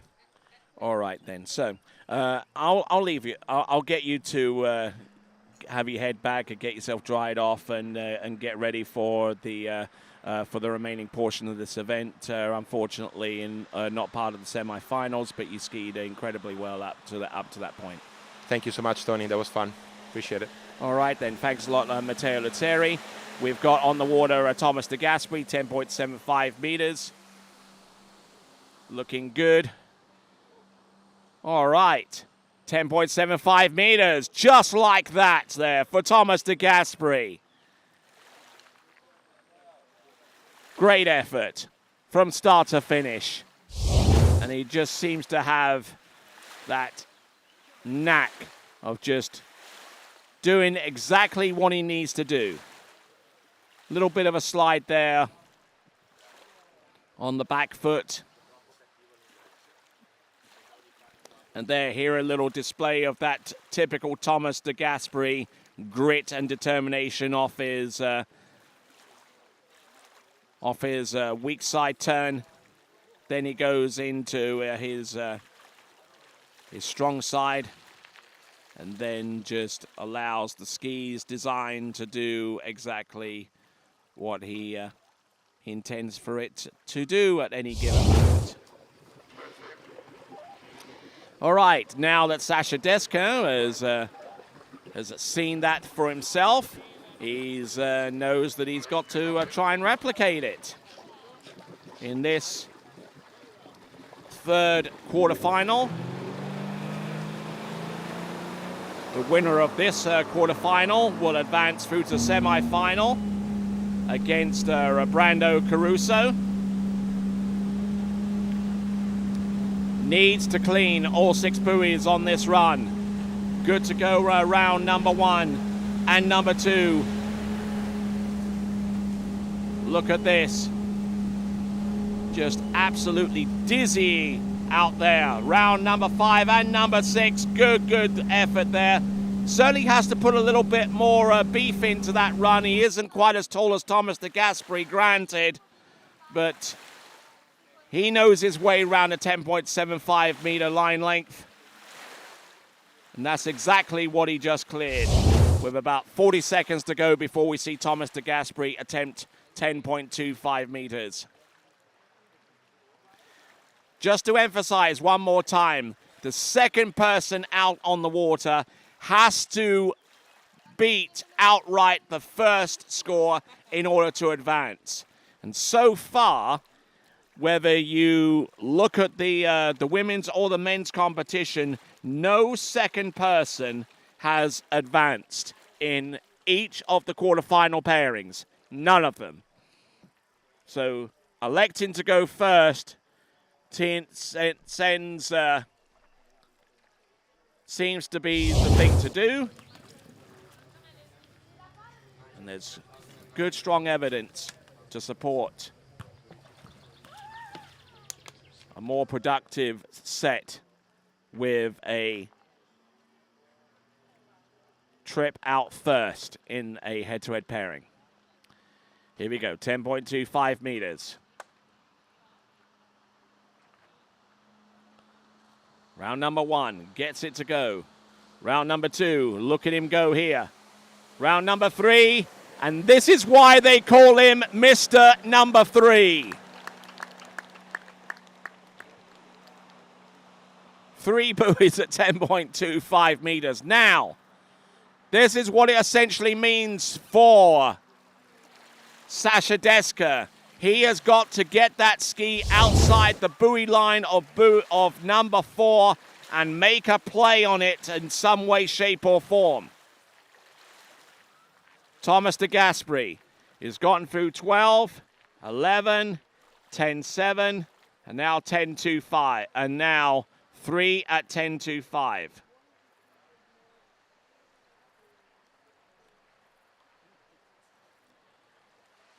There's about less than 10 seconds remaining now on the drop timer on the opposite end of the lake for Sasha Deskin.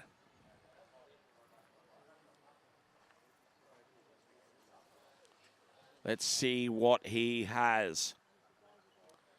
It's going to be certainly going to be an upward struggle here for Sasha Deskin, who is seeded number 6 in this competition. It's going to be an upward struggle if he is to get past Sasha Thomas de Gasperi here. 3 buoys is the target. More than 3 buoys essentially is the target. Deep breath. Pull out. There we go. Tight line. Round number 1 gets number 1 to go. Round number 2, does he make it outside number 3? Not even close. So it's going to be a 2 buoy count there for Sasha Deskin on 10.25 meters. De Gasperi advances. Thomas de Gasperi advances. And it's going to be an all-Italian semi-final, which essentially means that the final will consist of at least one Italian.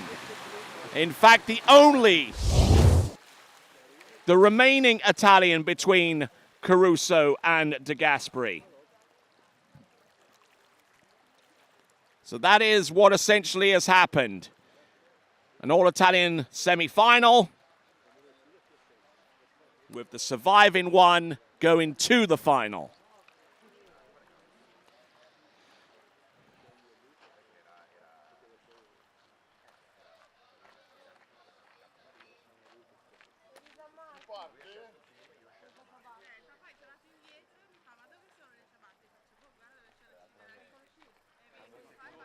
All right, so looking at this, we see that the opponent for Freddie Winter is yet to be determined. That will come through semi-final, quarterfinal bracket number 4. The second semi-final has been determined. Brandon Caruso will go up against Thomas de Gasperi. Brandon Caruso, with the highest seeded value, will have choice of the defeated skiers in the second and third pairing, because Sasha Deskin has 2. It means it puts him ahead of Matteo Luzzeri.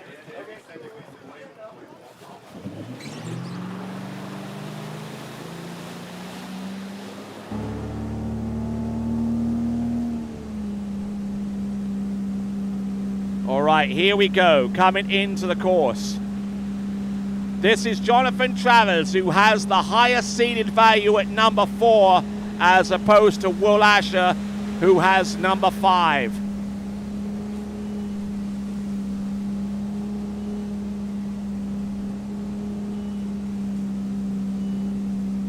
There you go, good opening run, and Jonathan Travers has been skiing really consistently here in San Gervasio within the last day or so.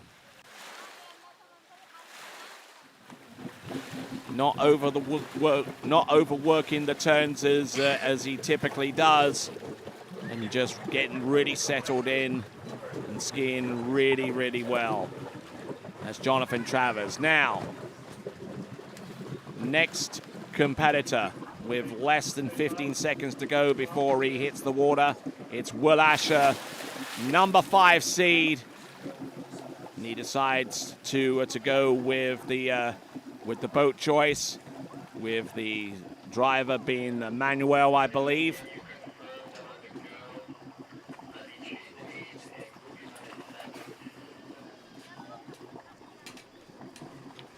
Don't forget, we've got the Junior Girls and Junior Boys Challenge presented by Radar Skis to come in the next few minutes.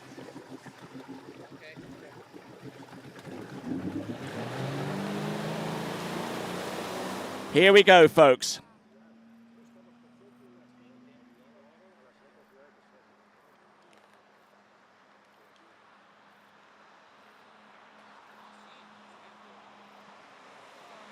Entrance gates, buoy number 1 for Will Asher. This is 12 meters.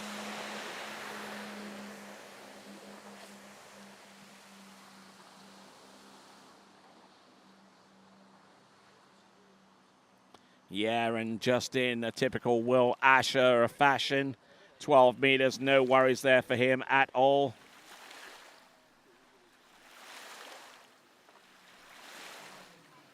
Yeah, getting through that run with no worries at all. So let's go dockside and let's check in with Lorenzo. All right, welcome back to the dock. We're here for the 2 junior finalists, women finalists. So, Cristiana, you have the upper hand this time. You're at top seed after prelims. What are you choosing? I'm going first. You're going first. And Victoria, which boat do you decide to ski behind? Ski behind the black boat. All right, perfect. So we got Cristiana first, Victoria behind the black boat. And as we said before, during finals, the first girl doesn't have to be beaten, but if you tie, you go again. So girls, best of luck to both of you, and back to you, Tony. So we can tie? All right then, so continuing on with the competition there. Thanks a lot there, Lorenzo De Alberto, with our girls finalist. Though that competition, this pairing was determined yesterday in the semi-finals of the junior challenge in the girls. Top 2 after a straight 2-round elimination was determined, with Vittoria Siracco in second place and Cristiana de Osmar, the number 1 seed, who will ski first in the girls slalom final. As we see Jonathan Travers correct all the way through on 11.25 meters. Jonathan Travers certainly does a great job with being a technical controller for a lot of the events, a lot of the high class events that take place in the United States and beyond. Especially when it comes down to the Masters water ski tournament over at Callaway Gardens in Pine Mountain, Georgia. Certainly possesses the technical know-how, and no doubt he will parlay that to the World Championships, which will take place in the middle portion of October, and which will be broadcast to you courtesy of TWBC.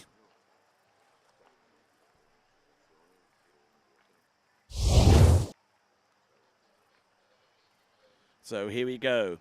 We've just seen Jonathan Travers go through 11.25 meters. And we're looking to see if Will Asher can do likewise. USA versus Britain. 11.25, Will Asher. Trying to get to as many points as he can for the Syndicate brand, who are currently in the lead right now, ahead of D3 in the brand leadership. We'll calculate the remaining totals as we get closer and closer towards the end. That brand leadership channel. That brand leaderboard brought to you courtesy of TWBC. There is the Syndicate brand team with Jamie Bull, Will Asher, and Ali Nicholson, all of whom are still alive in this head-to-head battle, with Will Asher out there on the water trying to stay in contention against Jonathan Travers, who is another skier for the Syndicate brand, although not on the roster. I'm sure wanting to push Will Asher a little bit further down the line. All right then, so a 6 buoy count for Will Asher on 11.25 meters. It now comes down to 10.75 meters for each competitor, now that Will Asher has forced the issue on to the next run. That blue towboat barreling in towards the course at 58 kilometers an hour.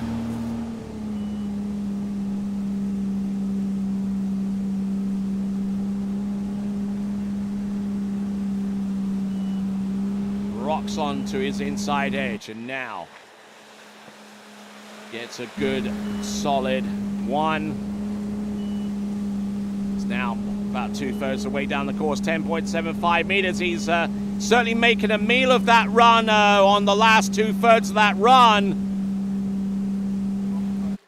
For about the first half of the course, he looked in very, very smooth shape. But then as he got closer and closer towards the end, things started to go sideways on him and in a hurry. But he was able to arrest that and make his way around buoy number 6 and through the exit gates.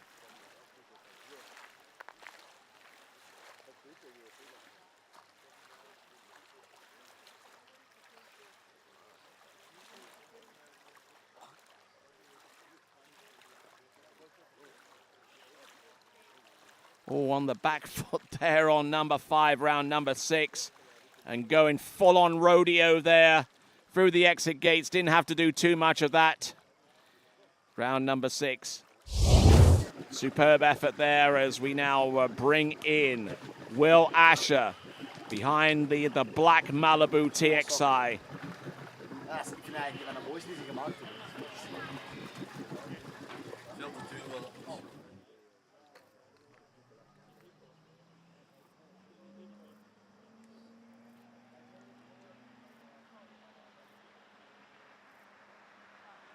All right, here we go, folks. Jonathan, this is Will Asher.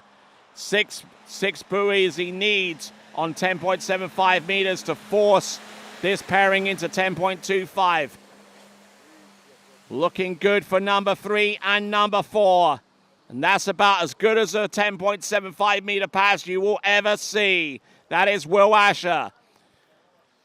And because both of our competitors have run 10.75 meters, it means that Rob Hazelwood has 8th spot as the lowest scoring defeated quarterfinalist. It has been confirmed that even if the defeated quarterfinalists with their scores, they're all higher than the 5.5 that Rob Hazelwood completed at 10.75 meters. So Rob Hazelwood rooted in 8th spot right now. So far as another defeated quarterfinalist scored, the next score up above Rob Hazelwood is 1.5 at 10.25 meters. Then the next highest is 2, but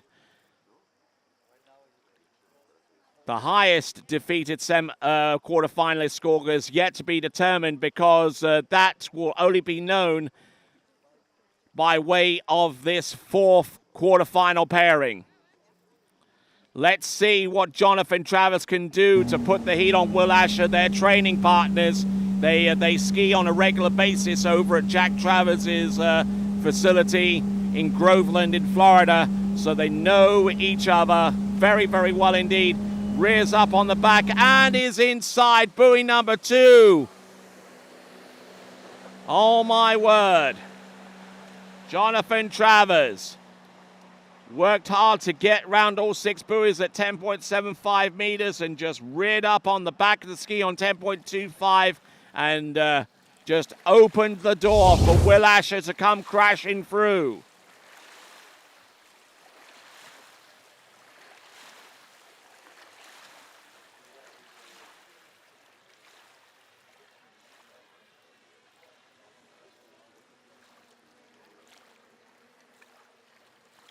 And with that score of 1 at 10.25 meters, it means that whoever is defeated out of this pairing, whether it's Jonathan Travers or Will Asher, would root themselves in 7th spot.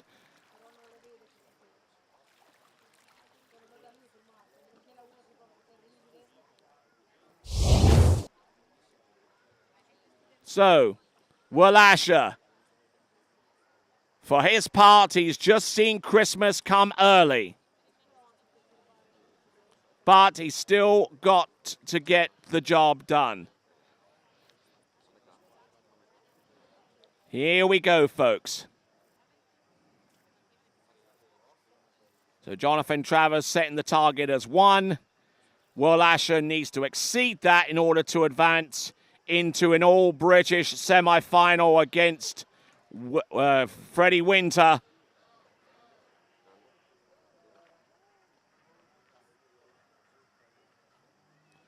Here we go, folks. Here comes Will Asher. It's not all cut and dried yet, folks.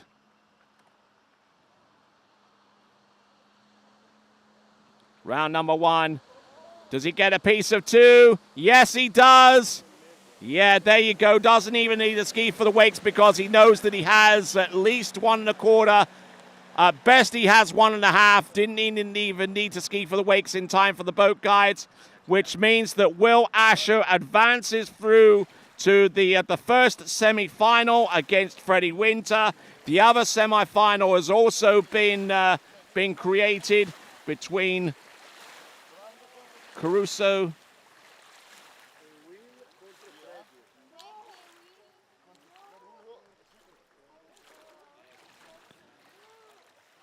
So let's have a look at the instant replay.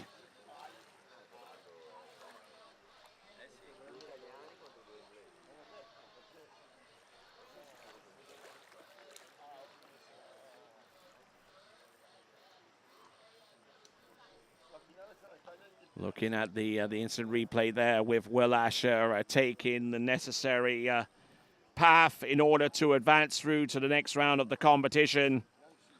So we'll bring you the updated bracket in just a moment, but just to let you know that among our defeated quarterfinalists, let's have a look and see the bracket. Here is the bracket for the semi-finals. Freddie Winter against Will Asher and Brando Caruso versus Thomas de Gasperi. No matter what happens, it will be a Great Britain versus Italy final, as you can plainly see. So among the defeated quarterfinalists, Rob Hazelwood scores an 8th place finish. Jonathan Travers in 7th on the strength of his 1 at 10.25. In 6th place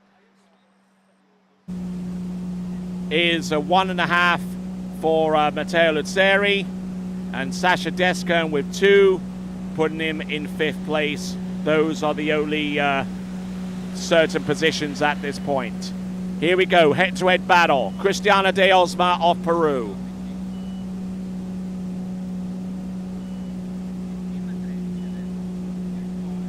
So looks like it's going to be a 14.25 meter start.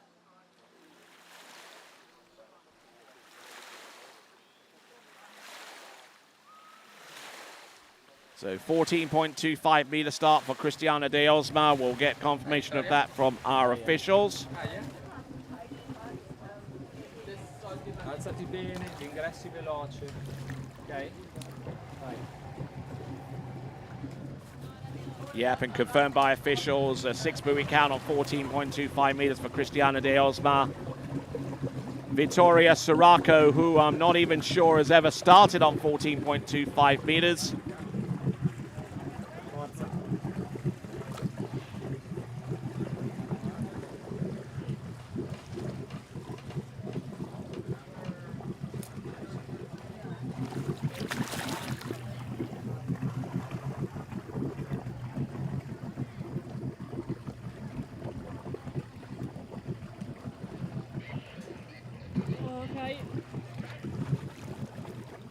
All right then, folks, continuing right along. This is Vittoria Sirocco.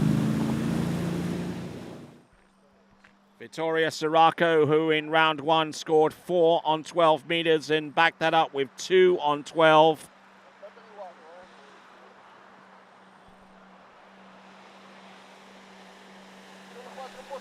Let's see what she's got.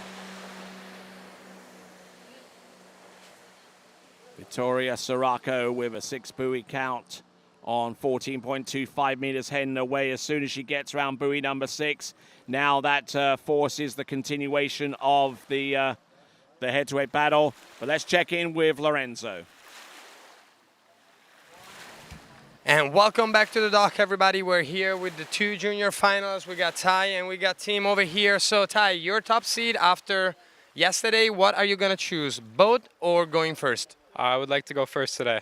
All right, perfect. And Team, he's going first. Which boat do you like to ski behind? I'll go with the blue boat. All right, perfect. So we got Ty first, Team behind the blue boat.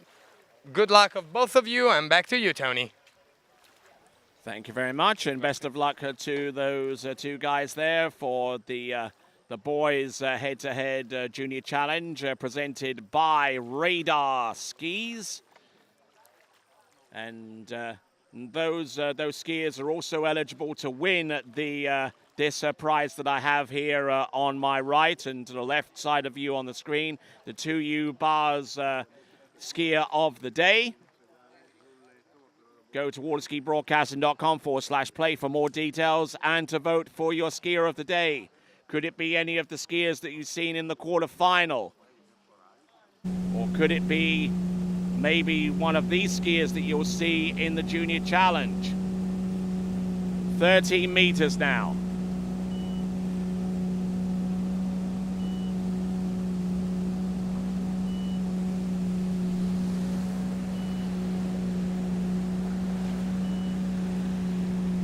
Christiana de Osmar electing to go first to bring the heat on against Vittoria Sirocco.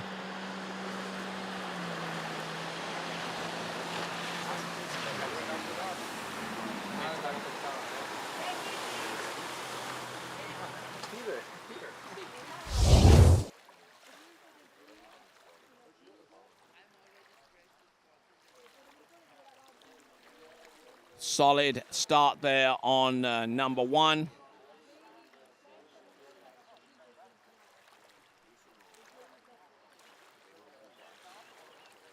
And in very, very good rhythm indeed, no doubt about.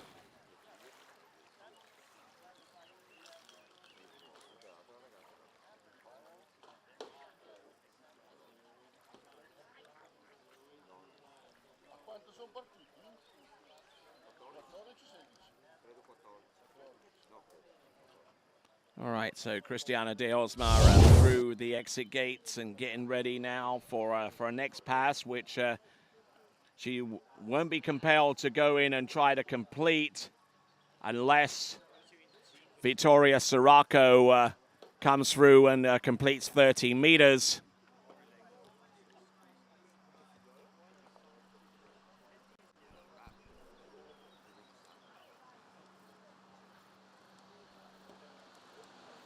Here we go, folks.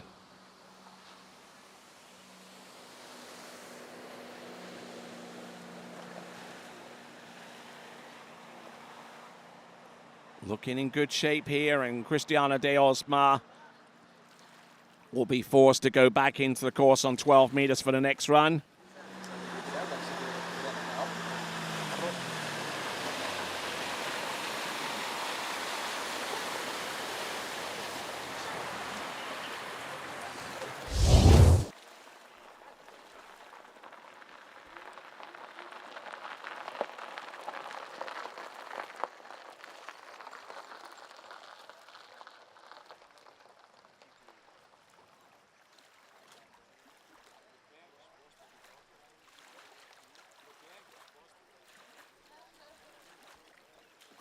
All right, so looking at this one, Vittoria Sirocco getting in a little bit deep off number 4 and getting on the back of the ski, but able to control the speed and the edge change long enough, strong enough to continue to run 13 meters.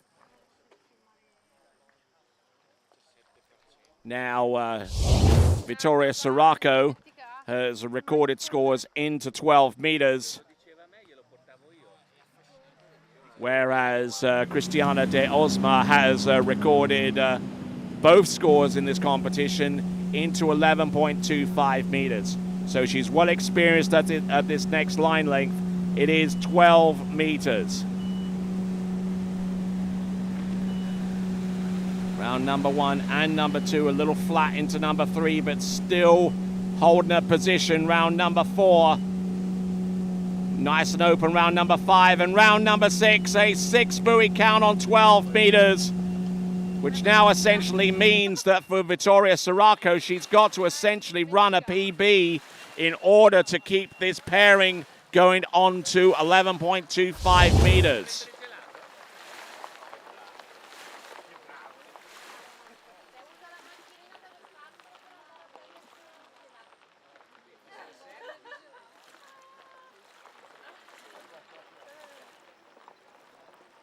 Just looking at the previous performances from Vittoria Sirocco, her personal best is actually 1 at 11.25 meters, so she has run 12 meters before, albeit once, and that was at the Waterski competition a few weeks ago. Cristiana de Osma, far more experienced in running 12 meters, as you can plainly see right there. And so let's see if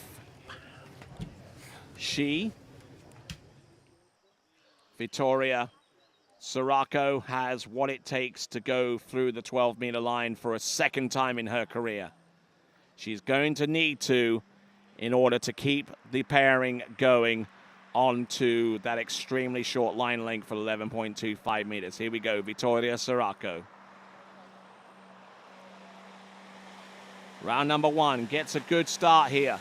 Round number 2, she's very compact. She's round there, number 3 and number 4, and just stalls up and unfortunately unable to run 12 meters, which means that the Radar Skis Junior Challenge with a score of 6 buoys on 12 meters is Cristiana de Osma.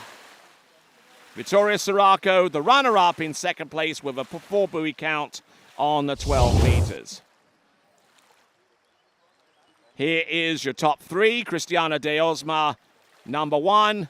Vittoria Sirocco, the second place and runner-up. And Philippa Attensen from Austria, third place by way of her performance yesterday.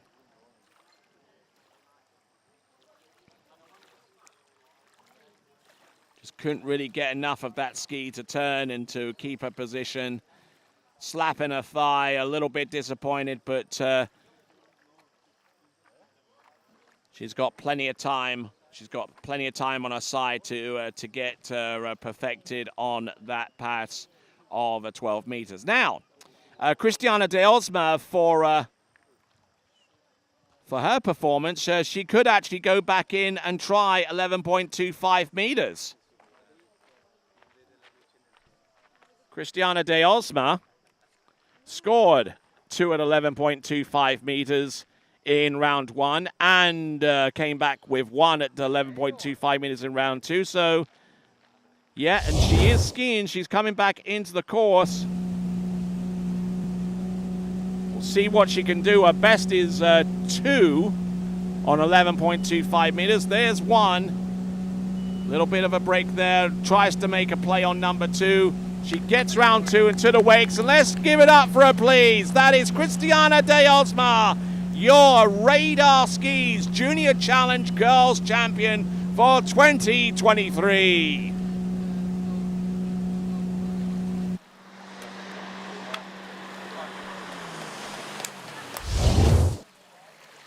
And making her way back towards the dock is Vittoria Sirocco as we have a look at the instant replay.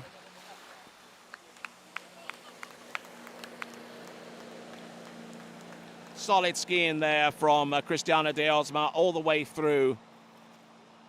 The only girl skier to make it onto 11.25 meters consistently from round 1 all the way through to the final.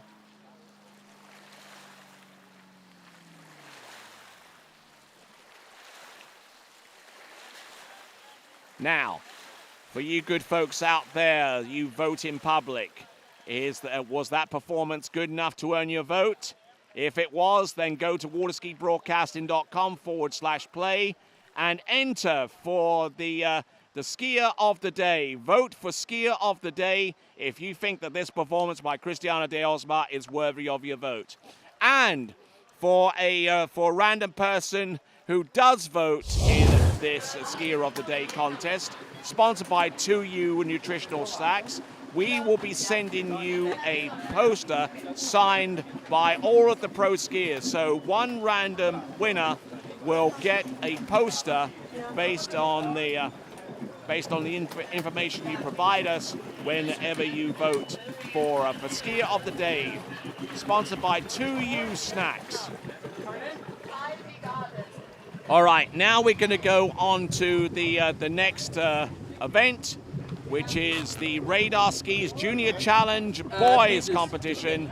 The Junior Challenge Boys head-to-head final between Tim Field and Ty Bigodon. Thank you. Starting in on 13 meters.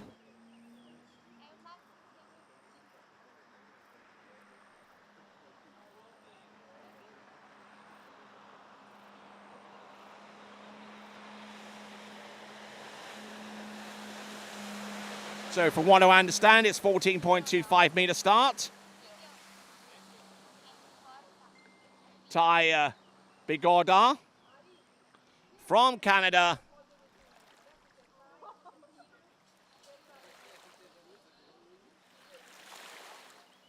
So Ty getting through the opening pass and making it look good as we get ready for Tim Field of Germany. Ready for his go out on the course in the Boys Junior Challenge, brought to you by Radar Skis.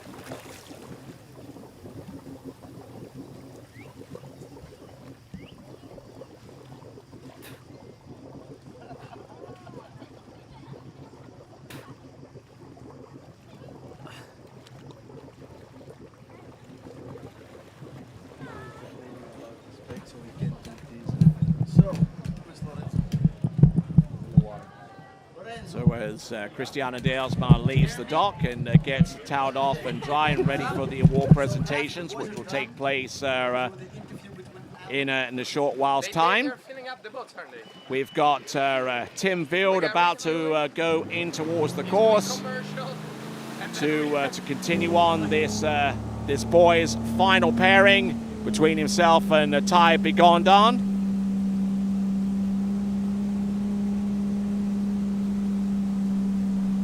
So 14.25 meters for Tim Field.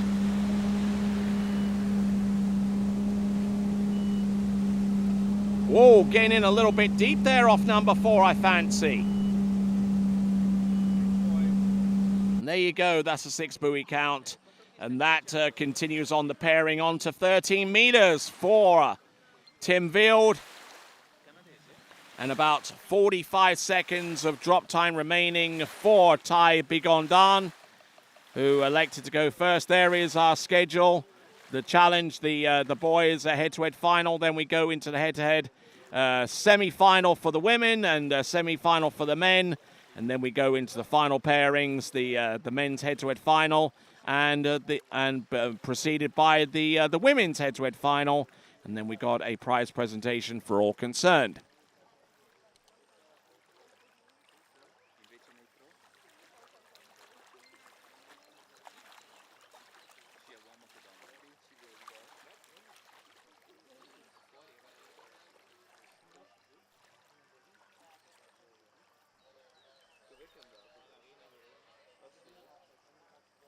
Okay, so a little bit of mistake so far as the line length shortening. Instead of coming in on 14, both of our competitors started in on 13 meters.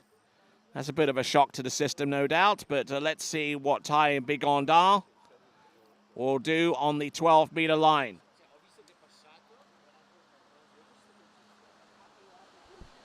Ty Bigodon, who has gone into 11.25 meters in each of the last 2 rounds.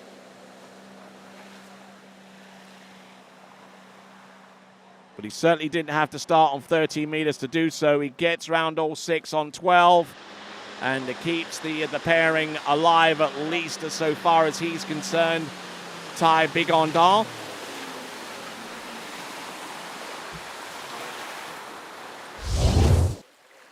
Who has had some impressive performances so far this season. In April, earlier on this season, he scored a 2 on 11.25 meters, and he backed that up with half on 11 over at the April Turns event at Lake Ledbetter in Winter Gardens, otherwise known as Drew Ross's place.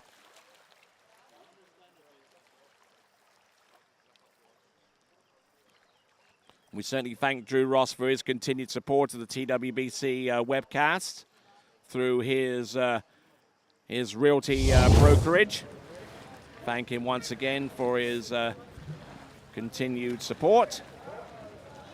Check the TWBC podcast right now on Spotify. Hit the button to subscribe on your favorite podcast platform and get ready for the latest episode, which will be recorded after the conclusion of this event. Here we go. Tim Field, 12 meters. Round 1, good hook. Round number 2, keeping some good direction, not worrying too much about disrupting his balance on each of the turns. He gets it going along. Boat speed 58k for both Ty and Tim. And now getting ready for 11.25 meters coming right up for both of our skiers. Firstly, Ty Bigondal. But let's have a look at Tim coming to us from Germany. Coming to us out of Steinberg in Germany, which isn't too far away from the Wild Wake Park, a cable facility that he built and developed not too long after he retired from professional skiing. That's Stefan Wild I'm making reference to. But the Wilds are a skiing family through and through. We saw Christelle Wild a little bit earlier on winning the over 45s. Theo Wild among our top competitors in the under 14s competition. And Tim, who we're seeing in this competition, still staying in there, but he'll have his work cut out for him because Ty Bigondal is looking to try and put a score up there on 11.25 meters. Little one settled off buoy number 1. He's round number 2. Does he make a play on 3? Yes, he does, but unfortunately, he doesn't get all of number 3, which opens the door for Tim Wild, and who needs to get that ski round 3 and to the wakes in order to take the title here in the Radar Skis Junior Boys Challenge.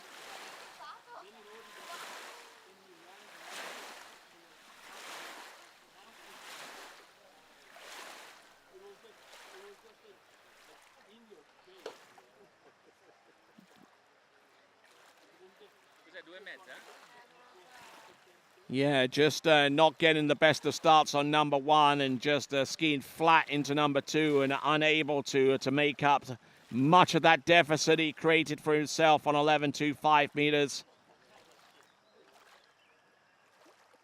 Yeah, just pushed on the ski just a skosh too early there on number 1 and just got flat down course and then tried to get round number 3 at least, or maybe try an S-turn to at least make the task that's on Tim Wild's shoulders a little bit more difficult. But as it is right now, Tim Wild knows exactly what the situation is. He's got to get halfway down this course on 11.25 meters. Tim Wild hasn't done that yet in this competition. Indeed, he ran it past yesterday, and he's not going to get anywhere close to running it today, but let's see if he can get round number 3 to the wakes. And he is your champion in the Boys Challenge, the Radar Boys Challenge champion. Coming to you from Germany is Tim Wild with 3 on 11.25 meters, defeating Ty Bigondal, who ends up in second spot with his score of 2 1/2. And we'll get both of those characters up on the announcing stage very, very quickly indeed, and hear from both of them as we get ready to bring our women's slalom semi-finalist. But just look at Tim Wild. He certainly looked very nervous off the first couple of buoys, but he had enough in hand. He knew he had to win as soon as he got behind the boat in the Radar Skis Junior Boys Slalom Challenge right here in the San Gervasio ProAm, the 9th edition, presented by Santo de So. Taking a look at this once again from the boat side view with the instant replay.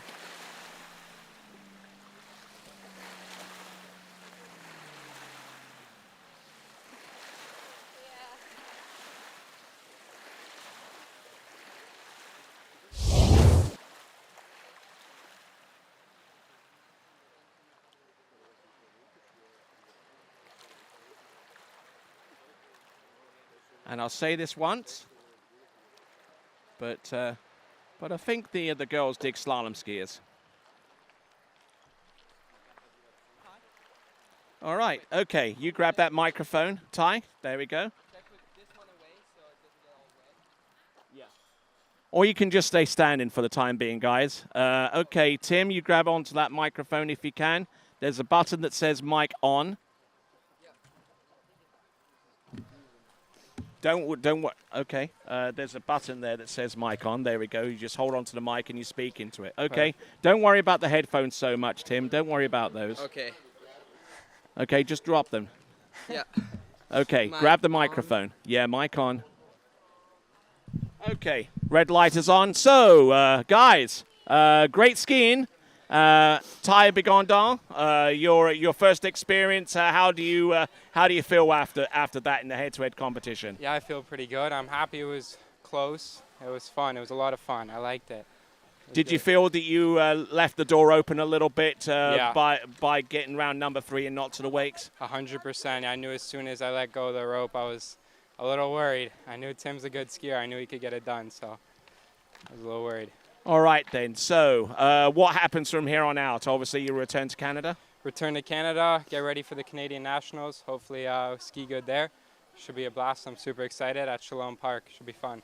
Excellent stuff. Congratulations on your second placement there, Ty. Thank you.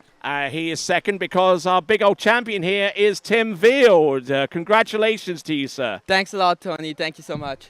All right, then. So he opened the door, but it wasn't an automatic, was it? I mean, you had to ski yourself to get round number 3 and to the wakes to actually to take the win.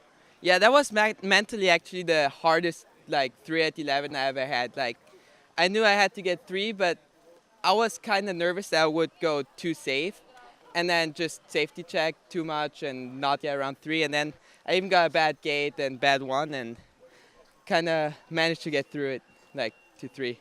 All right, then. So you're the big old winner here in the Radar Skis Junior Boys Challenge here at the San Gervasio ProAm. What happens from here on out? What goes on next? So tomorrow I'm flying to France, to Lacanau, to prepare for the Junior Europeans. And after that, it's Cesenia at Botas for the Junior Europeans. Yeah, good place. Hope to do some good results there. All right, then. So best of luck to each of you.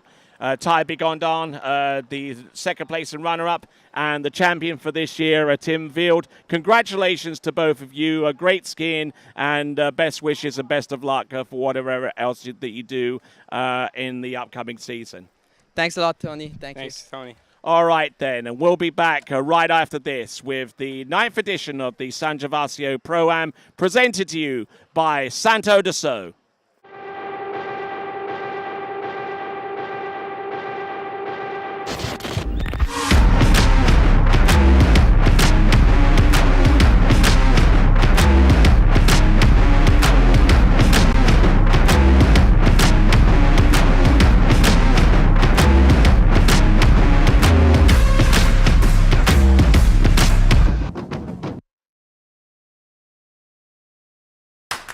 What if I told you there was a place place where the sounds of nature are only broken by the roar of a boat.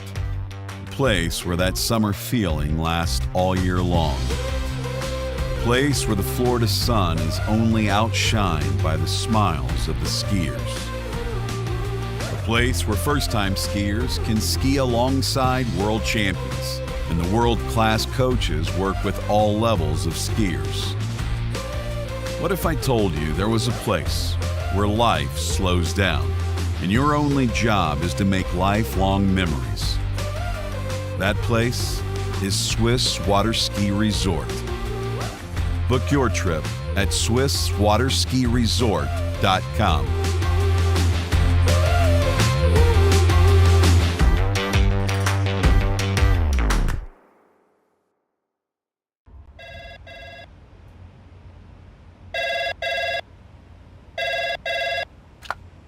Thanks for calling Wake House. This is Brian. How can I help you?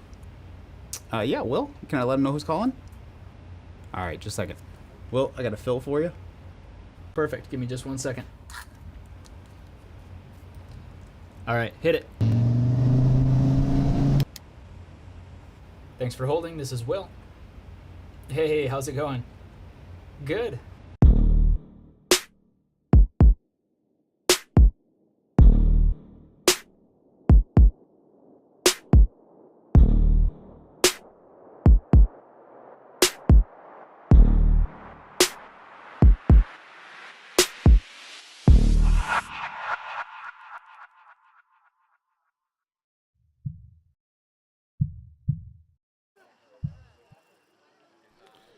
All right then, so let's reveal the brackets for the women's slalom semi-final here at the 9th edition of the San Gervasio ProAm presented by Santa de So.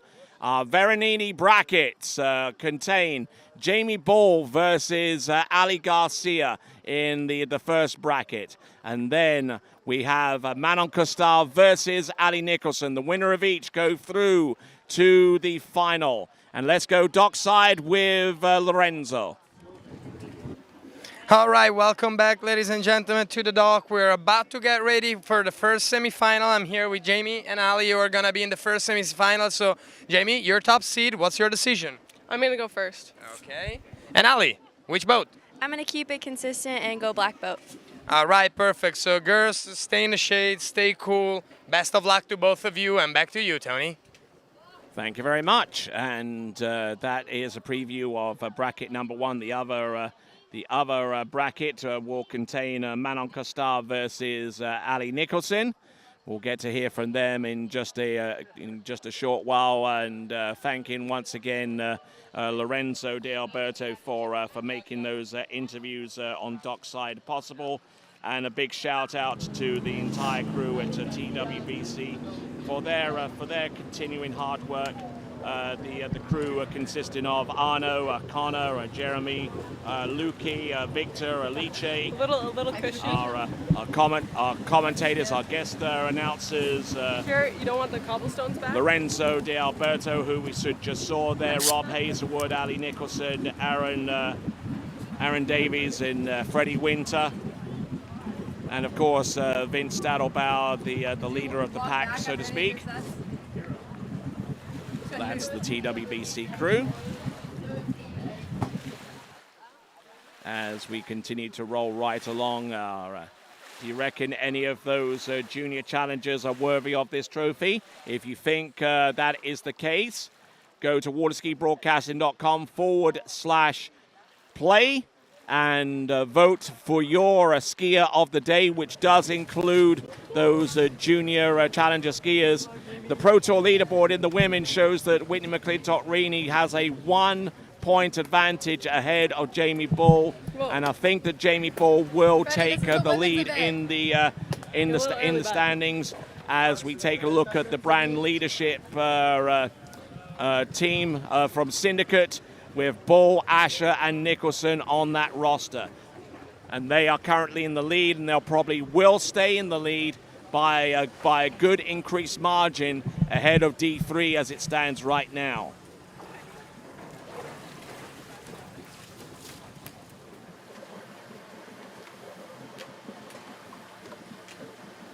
Here's the points in this two-star event at the San Gervasio ProAm. 50 points for the win, and on a descending scale with a second, third, fourth, and fifth all the way down to the last paid position.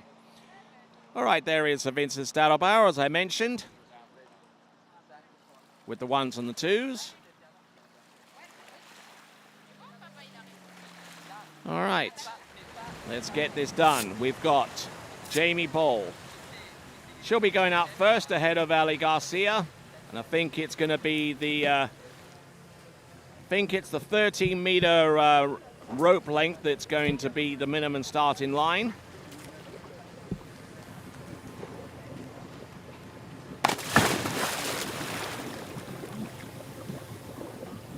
So,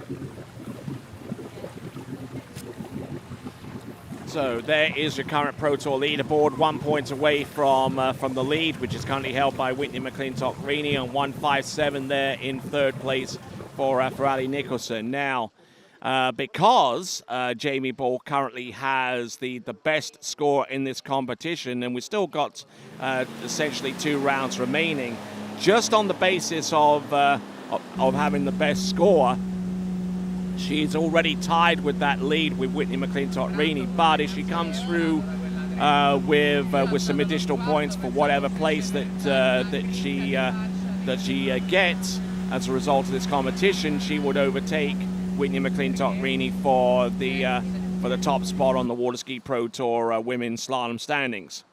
Jamie Bull, opening pass, 6 buoys, 30 meters. No worries there for her.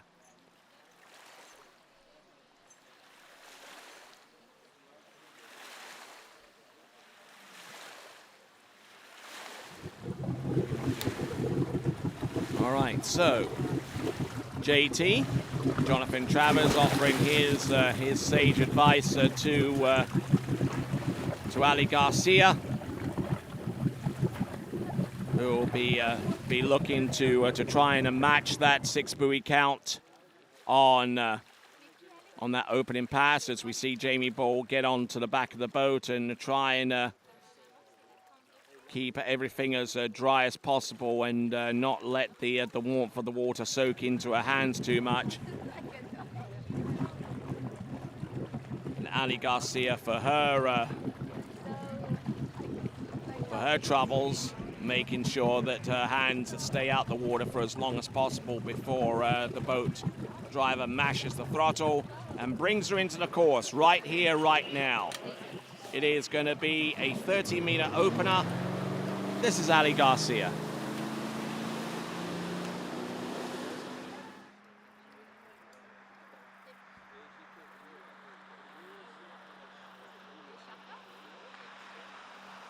All right then, here we go.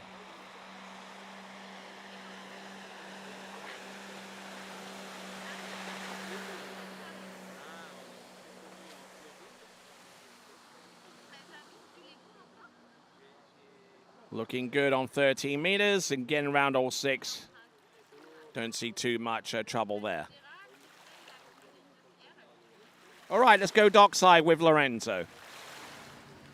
And here we are back on the dock for the next pair that is gonna ski second semifinal of the day. So Mano, your top seed after the first round. What are you gonna pick? I'm gonna pick to go first. Okay, and Ali, which boat are you gonna ski with? I decided to stay with the black boat, same as last time. All right, perfect. So girls, best of luck to both of you, and back to you, Tony. Thank you very much. Now know what the next pairing is going to do. So far as the top seeds are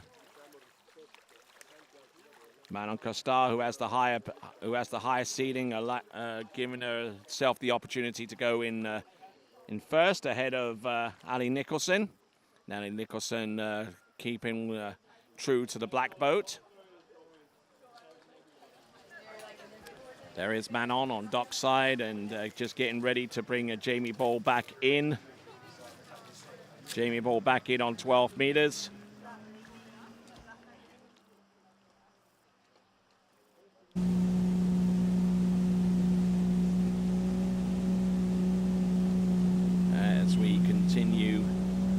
live coverage here at the 9th annual San Gervasio ProAm, presented by Santos Dassault.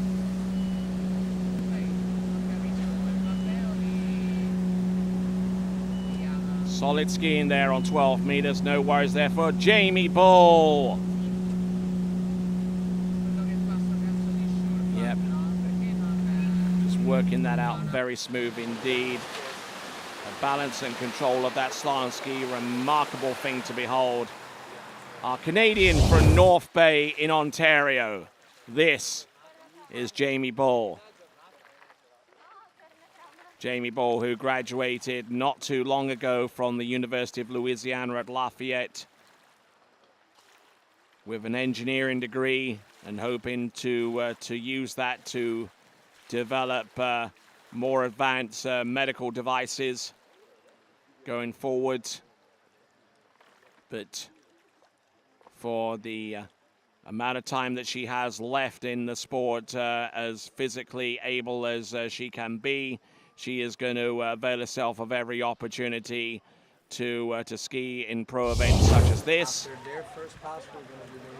Currently the world champion, and for those of you who have yet to see the unknown sport of water skiing, you'll definitely hear some comments there from Jamie Bull that tells us how important it was for her to actually take the world championship title. You can hear that for yourself by going to the TWBC YouTube channel and looking out for the unknown sport of water skiing, the latest documentary by TWBC. Here we go. Here comes Ali Garcia. 12 meters. Round one and number two on 12 meters. Needs to keep the flow going, needs to stay on top of this. Round number 5 and number 6, and it goes to 11.25 meters next. Under 50 seconds remaining of drop time as we rock our way towards this event's conclusion in both the women's and the men's competition. We've already taken care of the Junior Girls and Junior Boys Challenge presented by Radar, your champions, Cristiana de Osma and Tim Ville. Congratulations to both of those individuals. And Ali Garcia, for her part, was also a Junior Girls slalom champion in one of the previous incarnations of the Junior Challenge right here in San Gervasio. So she's had experience of skiing here in the past, at least on a couple of occasions prior to this one.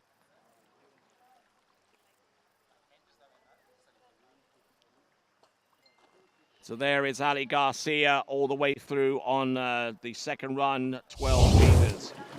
Now, 11.25 meters. This is a slightly different kettle of fish, folks, as Ali Garcia settles in the water. Blue boat, blue bib. Here we go. Can she move herself significantly ahead of Ali Garcia? Here she goes, round number 1. Good hook on number 1, round number 2. Oh no, whoa, look at this, round number 3, round number 4. She is in all kinds of trouble. Oh my word, she's left the door open here. She has left the door open. An uncharacteristic error on that particular run has deprived Jamie Bull of a complete pass on 10.75 meters. I'm sure Ali Garcia can scarcely believe her eyes. Let's have a look and take a look at the instant replay review here. She's round number 1, and everything looked pretty much business as usual.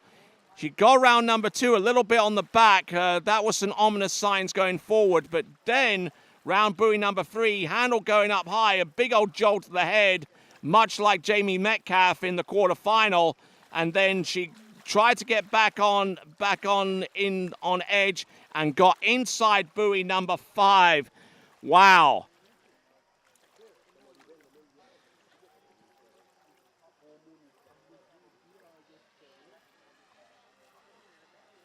Wow, this is a completely unscripted turn of events here, at least so far as Jamie Bull is concerned. Looking to try and get another win on the Waterski Pro Tour. And just didn't quite get it to go here. Around buoy number 4. It looks like it's going to be 4. Ali Garcia, can she take advantage of this opportunity? It is hers for the taking. Round buoy number 1. She gets the turn to go. Round number 2.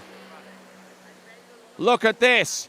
Round number 3. Does she get a piece of number 5? And she goes to the wakes and she is through to the final. Wow. Who would have predicted this? Who would have predicted this?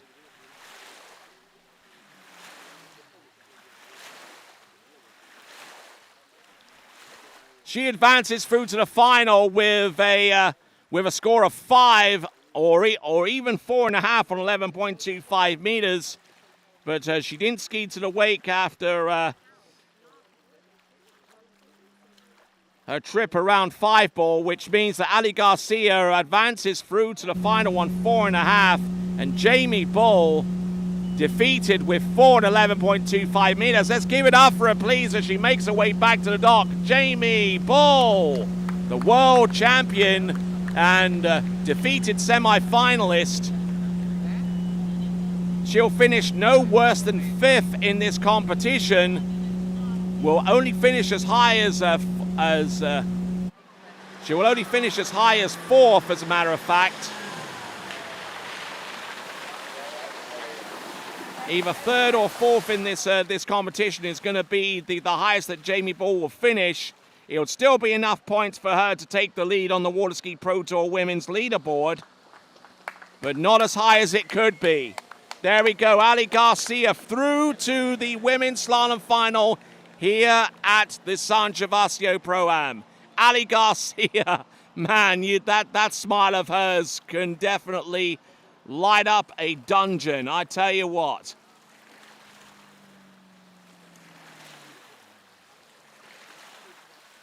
Wow.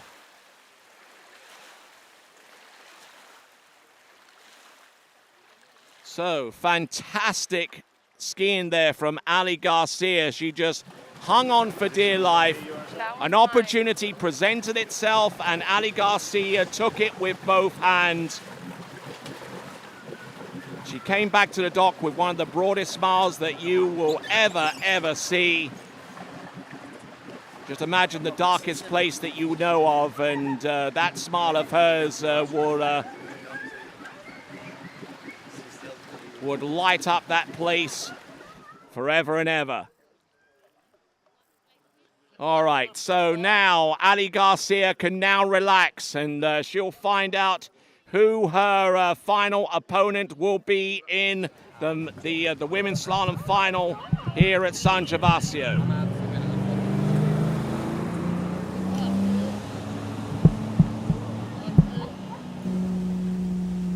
All right, second semi-final. Manon Costard versus Ali Garcia. Ali Nicholson, I beg your pardon, a little Freudian slip there. It's 30-meter start.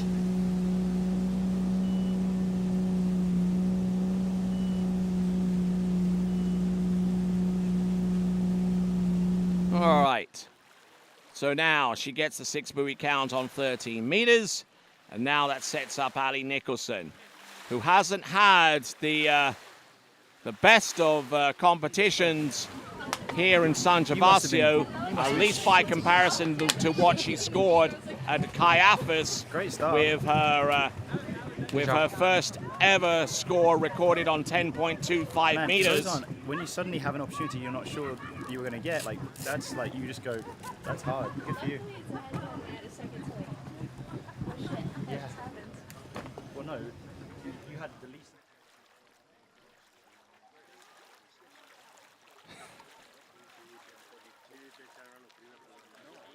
Just absolute craziness around the dockside area. Is she worthy of your vote? I tell you what, if there's one person on this list right now so far who has come through in the clutch and assured herself of a final round placement, if that is worthy of your vote, go vote. Waterskibroadcasting.com/play. Vote for your skier of the day. Could it well be Ali Garcia? Or could it be someone else? Could it be any of the juniors? Could it be any of the men? Here we go. Ali Nicholson, 13 meters.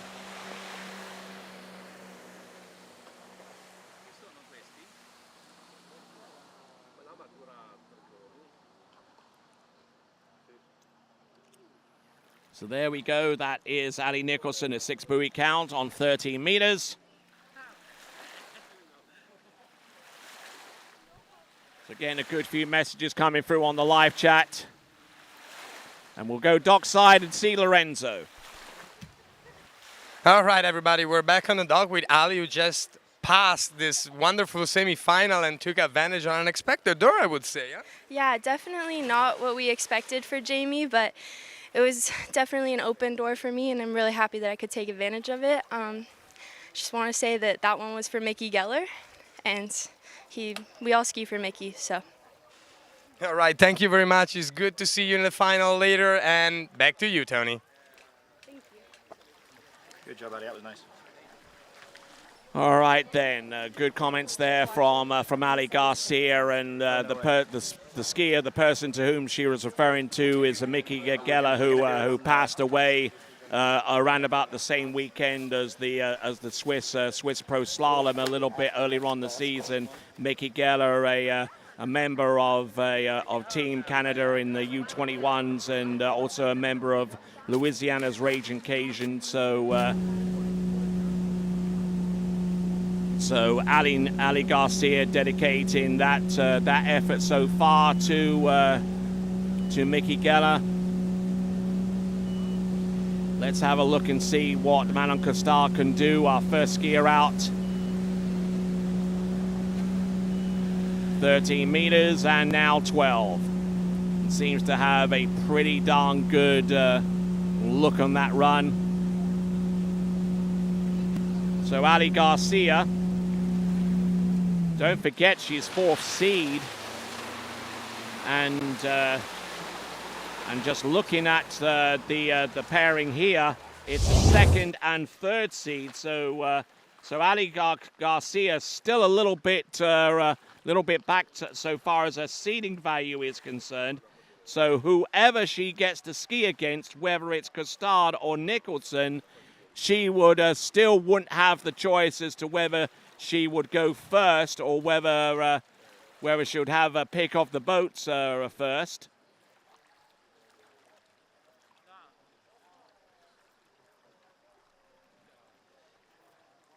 There is Manon Costard, currently the 2nd seed in this event, going up against number 3 seed Ali Nicholson.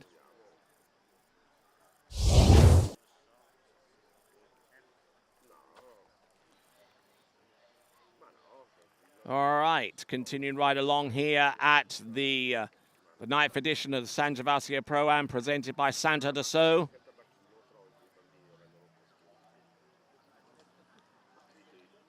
Great to have you here, no matter where you're watching in the world.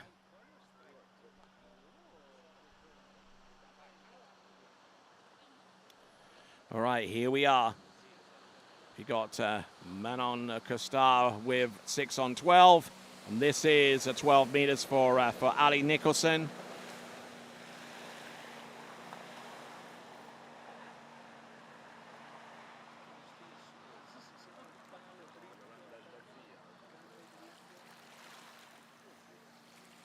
So 6 buoys confirmed on the 12 meters, and let's check in with Lorenzo. And we're back on the dock here with Freddie and Will, who are going to be the next 2 skiers coming in the water. So Freddie, top seed is off right now. So what are you going to pick? First. And Will, which boat would you rather? Oh man, I was hoping I could go first. I'll take the black boat. All right. Is it the same as before? Can you? Same as before, same driver on same boat that you had in quali, so in the prelims. So yeah, black boat first. Best of luck to both of you guys, and back to you, Tony. Thank you very much.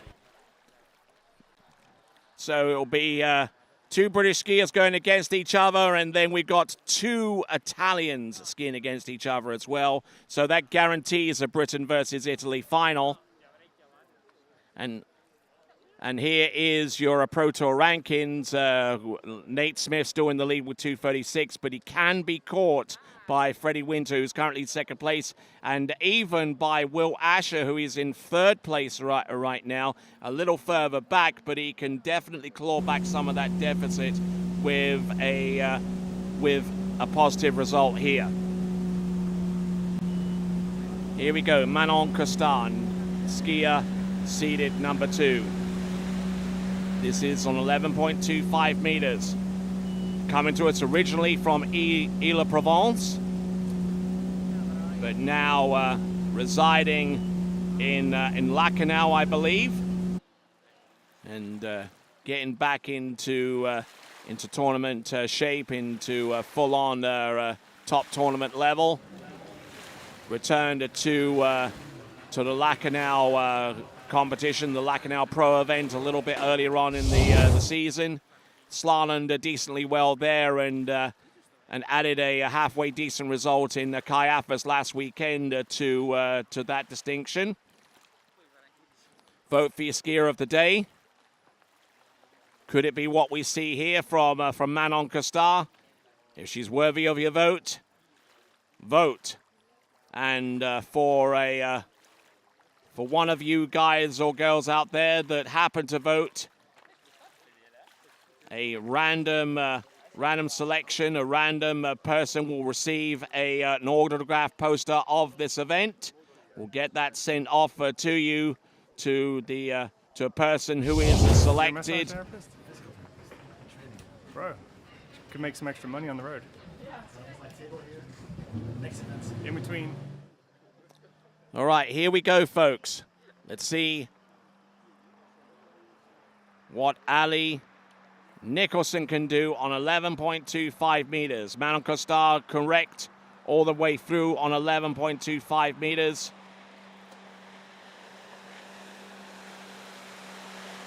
What this will do, depending upon the result. Oh, getting in a little bit deep off number 4. She's good to go around number 5 and barely makes the 6 buoy count on 11.25 meters, shaking her hand at the exit of that pass. 6 buoys, 11.25 meters. Now, what that does is it means that the defeated semi-finalist, Jamie Ball, from the first pairing, is now confirmed as 4th, based upon her score in the semi-final, which was recorded as number 4. So that means that whoever is the defeated semi-finalist in this pairing will be guaranteed 3rd spot.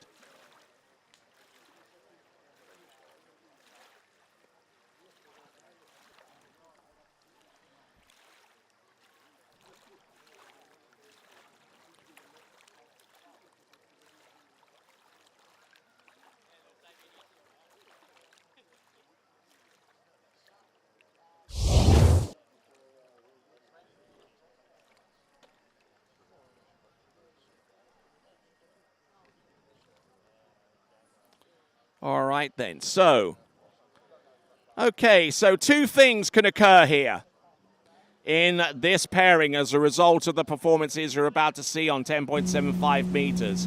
The winner who would go through to the final, and the defeated semi-finalist that will occupy 3rd spot.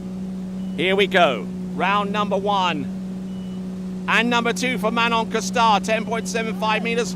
Oh, look at her go. She's round number 3. Good compact turn there on number 4. So now it forces Ali Nicholson to ski and ski hard to get round buoy number 5 and to get a piece of it in order for her to advance through to the slalom final.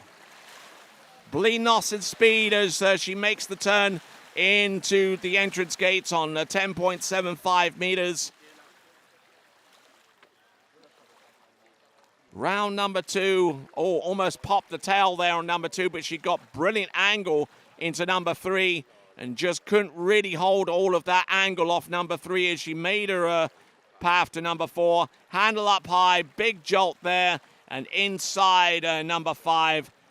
And it's certainly going to take a brilliant score from Ali Nicholson to advance through to the final. That's good. So, getting more and more points for the Conley brand on the leaderboard. The Conley team there, Joe Howley, former world slalom champion, Jesse Darberton, right there on the Conley team.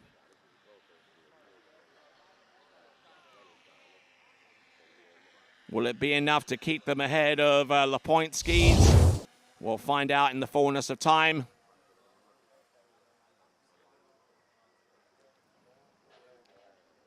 Here we go, folks. All right, so to advance, it's got to be a piece of 5. 4 and a quarter will do it. 4.5 will do it. 4 will not do it.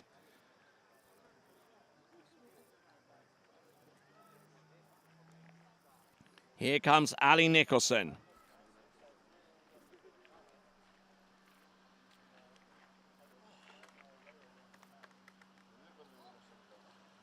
Here she comes, Ali Nicholson, 10.75 meters.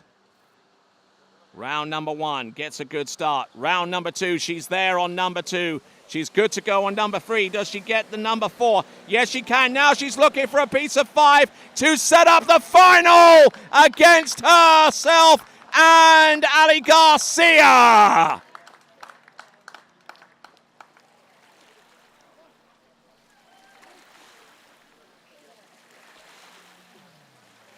So it took a little while, but the lowest seed of the last 2 pairings are the ones that advance. The number 1 seed is gone. The number 2 seed is gone. So now we're going to have seed number 3 against number 4. 3rd seed Ali Nicholson against 4th seed Ali Garcia.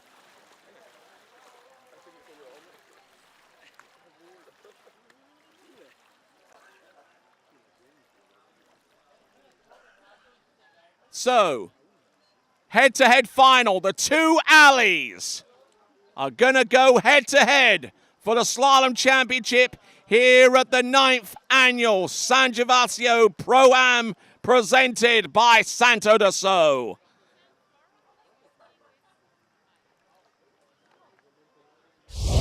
You knew that the door was open. Getting through. Fantastic. And Will, that seems to meet with approval from Will Asher there on dockside.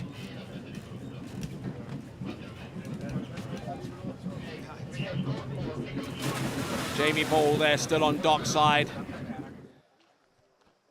And here we go. Here is the bracket, the Veronini bracket for the men's head-to-head.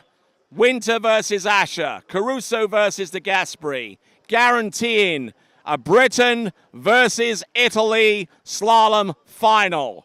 Who those competitors will be in the final, that part of it isn't guaranteed. As we continue right along.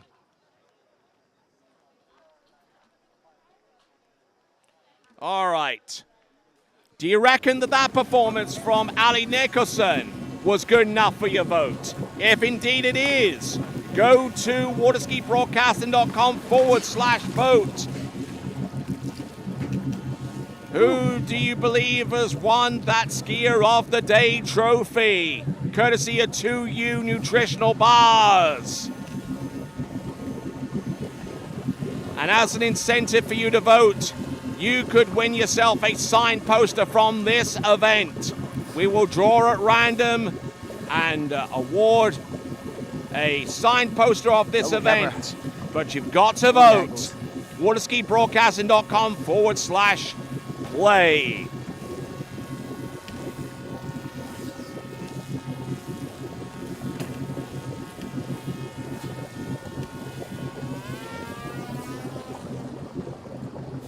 All right, we're now going to go into the men's slalom semi-finals. I'll try and keep the pronunciation British at least for the first semi-final between Freddie Winter and Will Asher.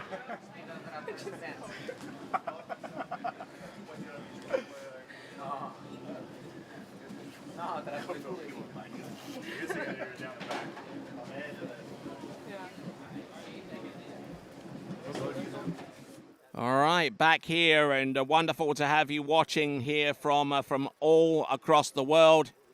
I'm your announcer, Tony Lightfoot, and we're down to the semi-finals. An all-British semi-final, an all-Italian semi-final as well. We'll find out who has selected what. I believe Freddie Winter is elected to go first. We haven't heard from either Brandon Caruso or Thomas de Gasperi. I suspect that'll change in the next few minutes.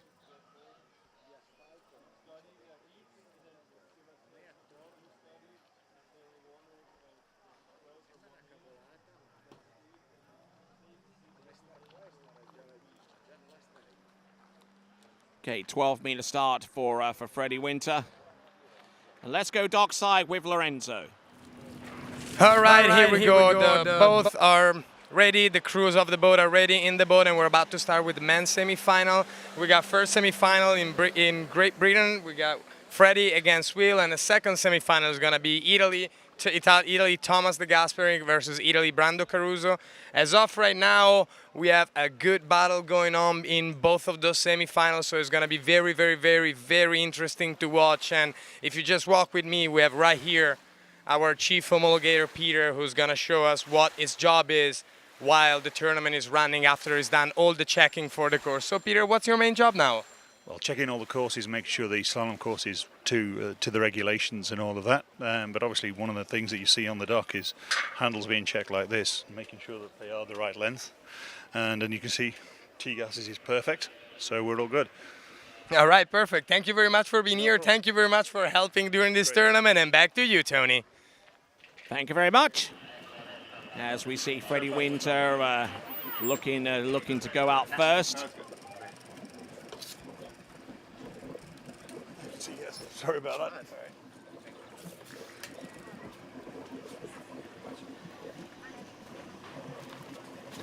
See what Freddie Winter has got in store for us with the 12-meter opening pass. Not for the first time, he's paired up against Will Asher. And there's Freddie's mom. Looking very nervous indeed, it would appear. And to our right and to our left, her husband, Freddie's father, Martin Winter.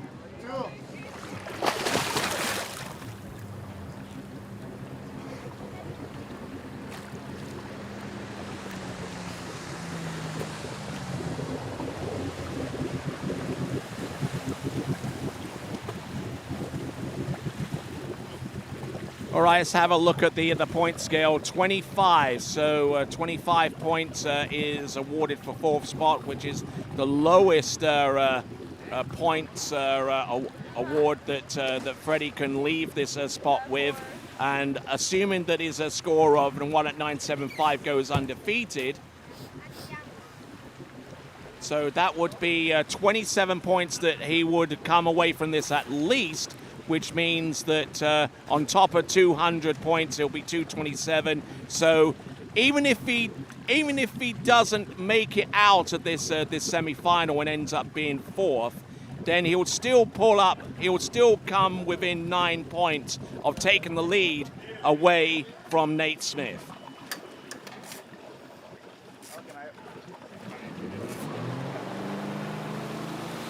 But Freddie Winter, as well as I know him, doesn't want to settle for fourth. He wants to go higher. And he can go high enough to actually take the lead away from Nate Smith on the Waterski Pro Tour men's slalom rankings. There you go. Round number 1 and 2, 3, 4, 5. And on a 12-meter start, no worries there for him whatsoever. It's a 6 buoy count on 12 meters.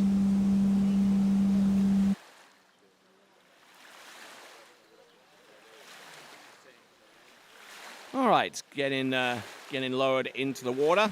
I'm not too sure whether he's going to stay there. The skiers have the option to climb up on the back platform and use that as a way to keep their hands out of the warmish bath water that is the facility here in San Gervasio.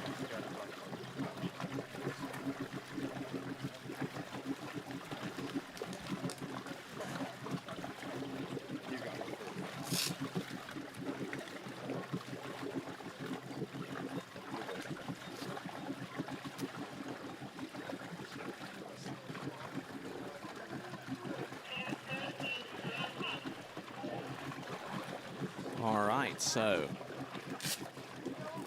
getting ready for the men's head-to-head semi-final, the first one, or rather the semi-final.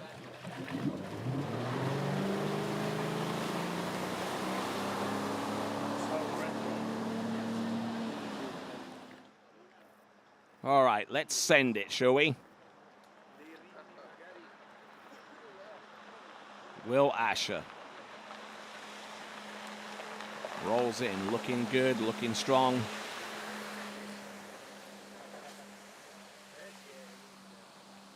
Setting up nice and wide on that run. Just a little bit of an inside dip there on number 5.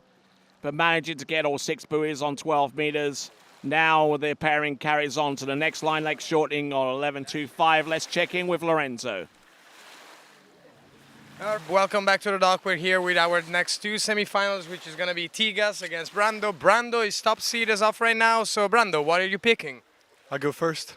And Thomas, what would you like to ski behind? Blue boat.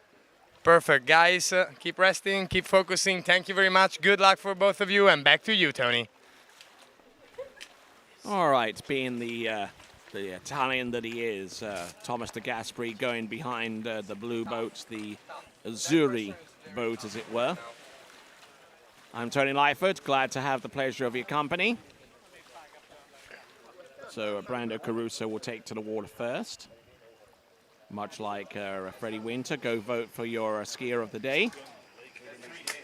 Still a lot to play for, and a lot of opportunity for you to vote for the skier of the day. So keep that tab on your browser ready to go, just in case you need to vote in a hurry. Here we go, folks. This here is Freddie Winter. 11.25 meters.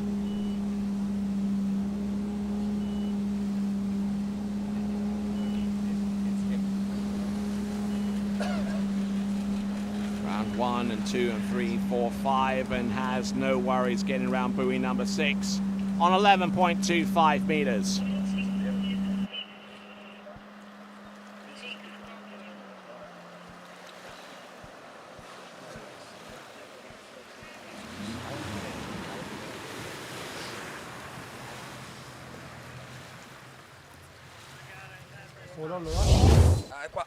All right, looking at the instant replay once again. This is Freddie Winter. Just good angle and good balance on top of that ski. Skis with his weight a little behind him into his strong side turn, and then into his offside remains fairly neutral, and just using the pressure that he exerts against the boat to to allow that ski to cast out nice and wide. Not only on one side, but also on both sides of the course. So there we go. That is Freddie Winter on the opener. Actually, the second pass at 12 meters coming back. And Freddie Winter looking for some more points as a result of this competition. Has already got enough points to pull within 9 of the lead here in the Waterski Pro Tour standings. As I mentioned, that's so far as Freddie Winter is concerned. With Will Asher, he's a considerable amount of distance back, but he can certainly make up a good deficit there, and might even overtake Freddie Winter if he manages to get out of this semi-final and make an appearance in the final.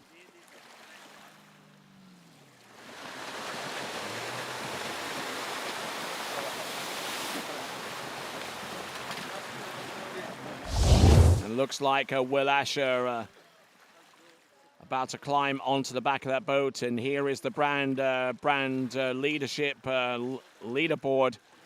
Syndicate ahead of D3 and ahead of Radar, with Good in 4th, Connolly in 5th, and LaPointe Skis line in 6th place.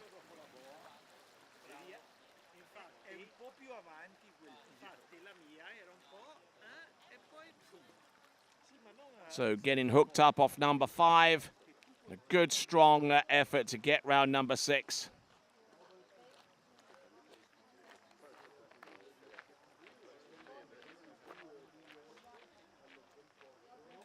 There we go. There's Will Asher on the back of that Malibu Response TXI. He's skiing behind the black boat and skiing behind the blue boat, and taking off towards the slalom course is Freddie Winter. 10.75 meters now.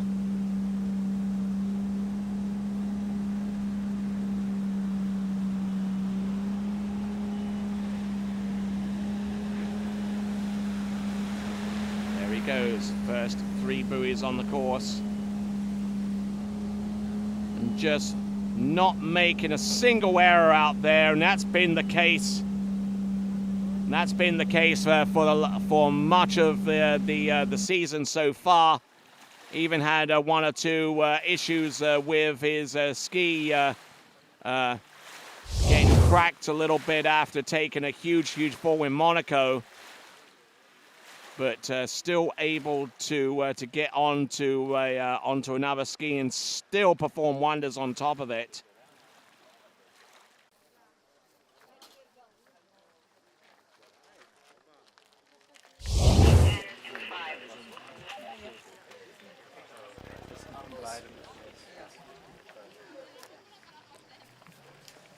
All right, then, here we go, folks. Coming in on 10.25 meters, this is Freddie Winter.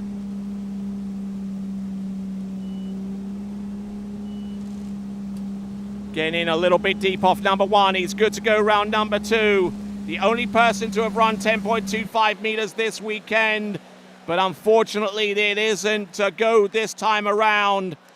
Gets round number 3, doesn't have the turn or the space to really execute an approach on number 4, and Freddie Winter with that rather forlorn look about him as he makes his way back to the dock. He knows that he's opened the door to Will Asher.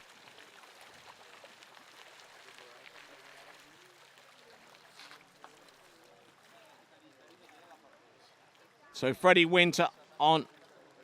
So in order for Will Asher to advance through to the slalom final, he has to get a piece of number 4.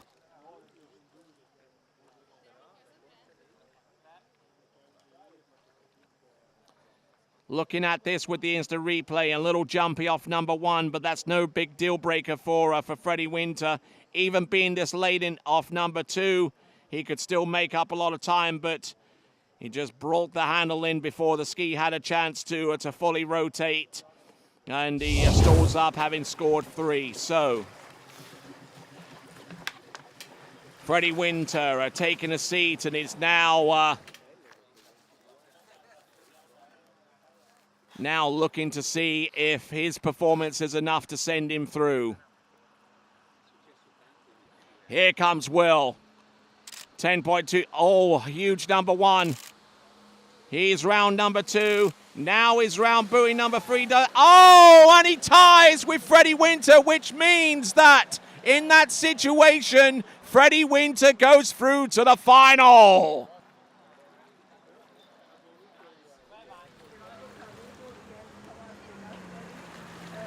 Both tie with a score, but because this is pro head-to-head, the second person off the dock has to beat outright the score of the first person. That was not the case. It was a tie on 3, which means that Freddie Winter advances through to the next round of the competition at the expense of Will Asher. Now, what that essentially means so far as the Pro Tour points are concerned, Freddie Winter can finish no worse than second. He still has the best score out of this event. So if it's possible to put the Pro Tour points breakdown again to at least tell us at least second place pays 40 points. So 40 points on top of where he is right now. 40 plus the 2 from being the top scorer. That would give him about a 6-point lead in the Waterski Pro Tour standings above Nate Smith at this time. I know.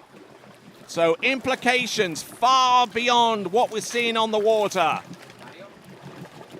As we now go on to the all-Italian semi-final, featuring Brando Caruso versus Thomas de Gasperi.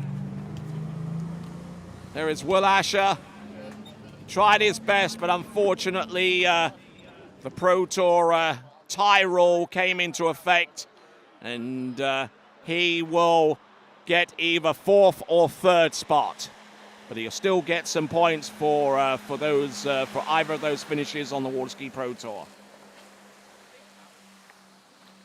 Brando Caruso to determine which Italian will take on Freddie Winter in the final.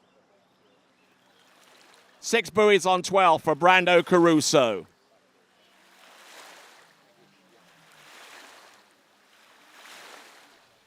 And also, as an aside, because Freddie Winter is the #1 seeded skier all the way throughout this event, it means that he will have the choice in the final as well.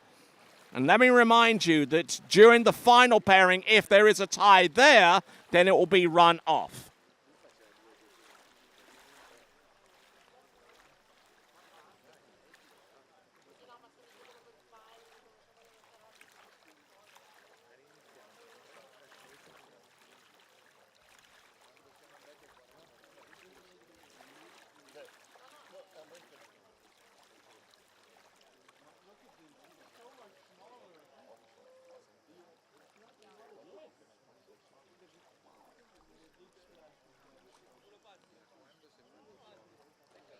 All right, so continuing on.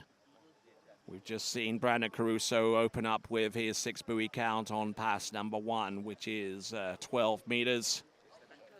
We'll see what Thomas de Gasperi can do behind the blue Malibu Response TXI.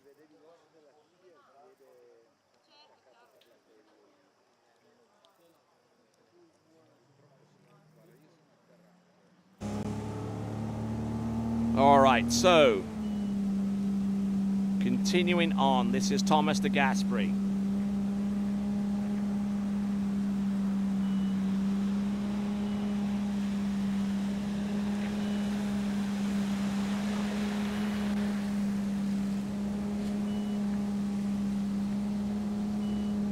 All right, and as we see Thomas de Gasperi get round all 6 on 12 meters, let's have a look on dockside with Lorenzo.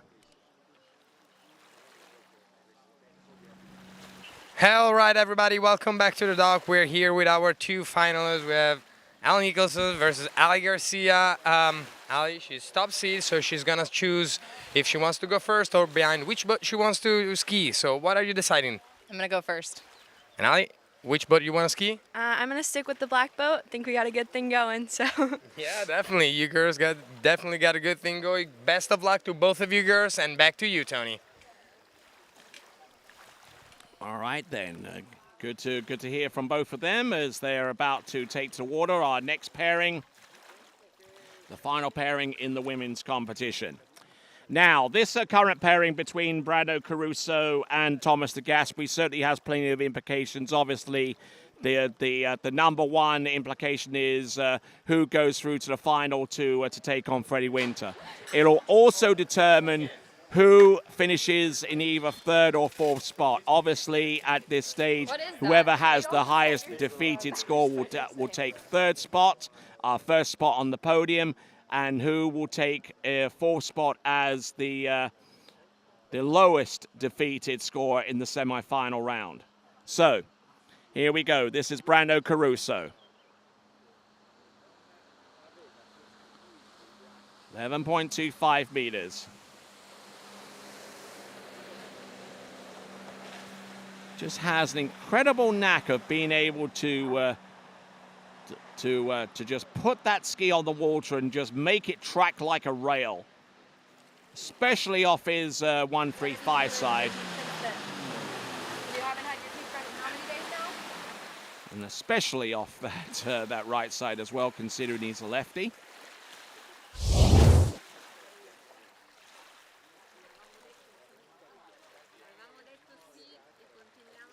So you good folks checking in from all over the world, various time zones. It's 5 o'clock in the evening here in San Gervasio. 4 o'clock in the afternoon in the United Kingdom. 11 o'clock on the eastern seaboard of the United States. In Seattle, it's 8 o'clock in the morning, so if you're munching on your cornflakes over there and watching this, we certainly thank you for doing so. In Dubai, it's 7 o'clock in the evening, and in Melbourne, Australia, it is 1 a.m. on a Monday morning. We're all glad to have you here. He was like 13, I think, so I was like 12, or maybe 14, 12. And like, the maturity has not. Hasn't changed much? No, he's still a 6-year-old kid. Yeah. I remember.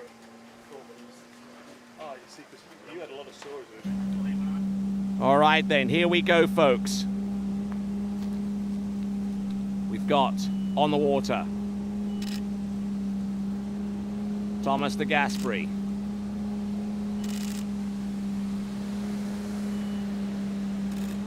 Don't sleep on Thomas de Gasperi, folks. He's still one of the top slalom skiers in all of the world, and works his way around all 6 buoys on that run successfully.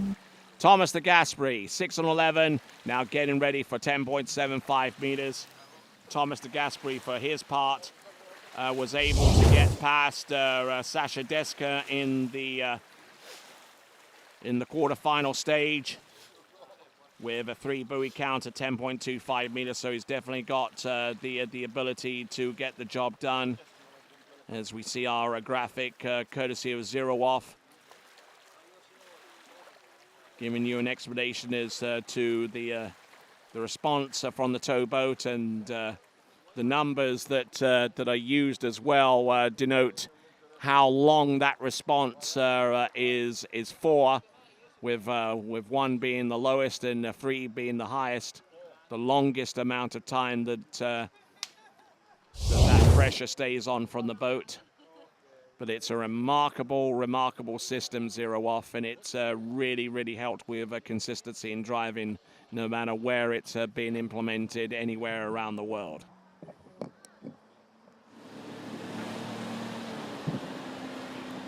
All right, then, here we go. To determine the winner in taking on Freddie Winter in the final. This is Brando Caruso at 10.75 meters. A little stall up on 4 around number 5. He's still there. And just has that knack, doesn't he? I mean, such a great slalom skier.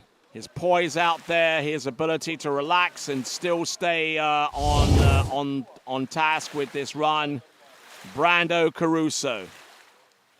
He certainly smoothed out a lot of kinks that he had initially as an above-average skier coming out of the under-21 category many, many years ago.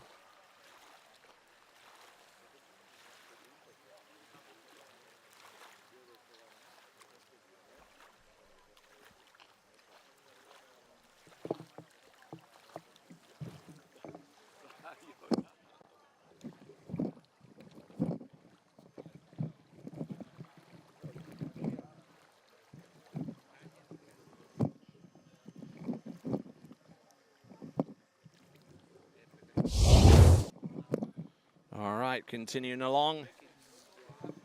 Good few of our spectators enjoying the action here. Be sure to subscribe to the TWBC YouTube channel and also be a part of the live chat that's going on right now on the TWBC YouTube channel. Hi, Thomas! All right, here we go. Thomas de Gasperi getting a cheer from one of the folks alongside the dock. I believe that was Lorenzo, as a matter of fact. Here he comes, Thomas de Gasperi. This is 10.75 meters. Oh, a little on the back of the ski. He's round number 4. He's struggling here to run it. But I tell you what, he really had to put some... Oh, and he gets through the exit gate. Oh, my word. He's going to feel that tomorrow morning, I tell you that. Hasn't had the best of luck so far as injuries are concerned, especially when it comes down to his back and his shoulders.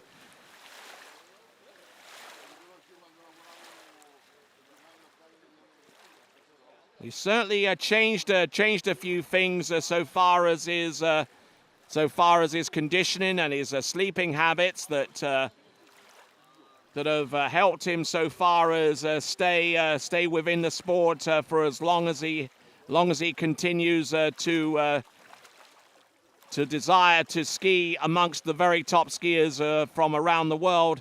And just looking at this, stopped cold after number 6 and then just got through the exit gates. Now it comes down to 10.25 meters. 10.25 meters. Who wants it more? Who wants to take on Freddie Winter in the final? Brando Caruso now on top of the water. Let's see what he has. 10.25 meters. Now, anything more than 3 would automatically give the defeated semi-finalist a 3rd spot. And there we go. That is Brando Caruso. Didn't get the best of starts and unfortunately unable to get outside number 3. So it looks like it is going to be 2. We'll have a second look via our instant replay to double check on that. Just ran out of steam here at 10.25 meters. Been pushed all the way to the breaking point here. Getting round number 1 and number 2 and just trying to get that ski turned and unable to rectify that error. He gets 2, which means that Thomas de Gasperi, as is typically the case, needs a piece of 3 in order to advance. A skier with the reputation of getting 3 whenever he is called upon to do so is the skier that is about to approach the course next. From Italy, from Trentino specifically, this is Thomas de Gasperi.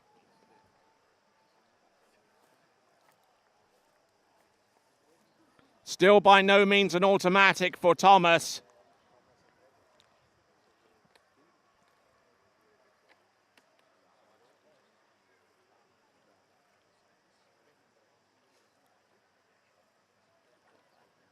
All right, here we go, folks. Up on top of the water. He needs a piece of 3 to advance.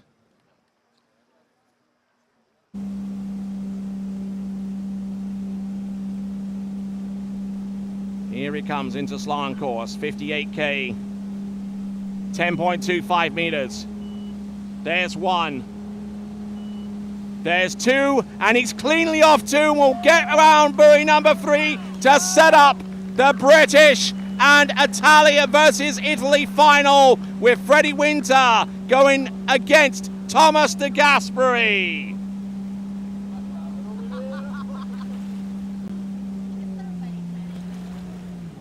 Thomas de Gasperi with 2.5, taking down Brando Caruso, which means that Brando Caruso is in 4th place with his score of 2 at 10.25 meters, meaning that Will Asher is in 3rd with 3 at 10.25 meters. The only podium position secure right now is William Asher with 3 at 10.25 meters. But we have championship rounds now. We've got Ali Nicholson versus Ali Garcia in the women's event. And then afterwards, we got Thomas de Gasperi versus Freddie Winter.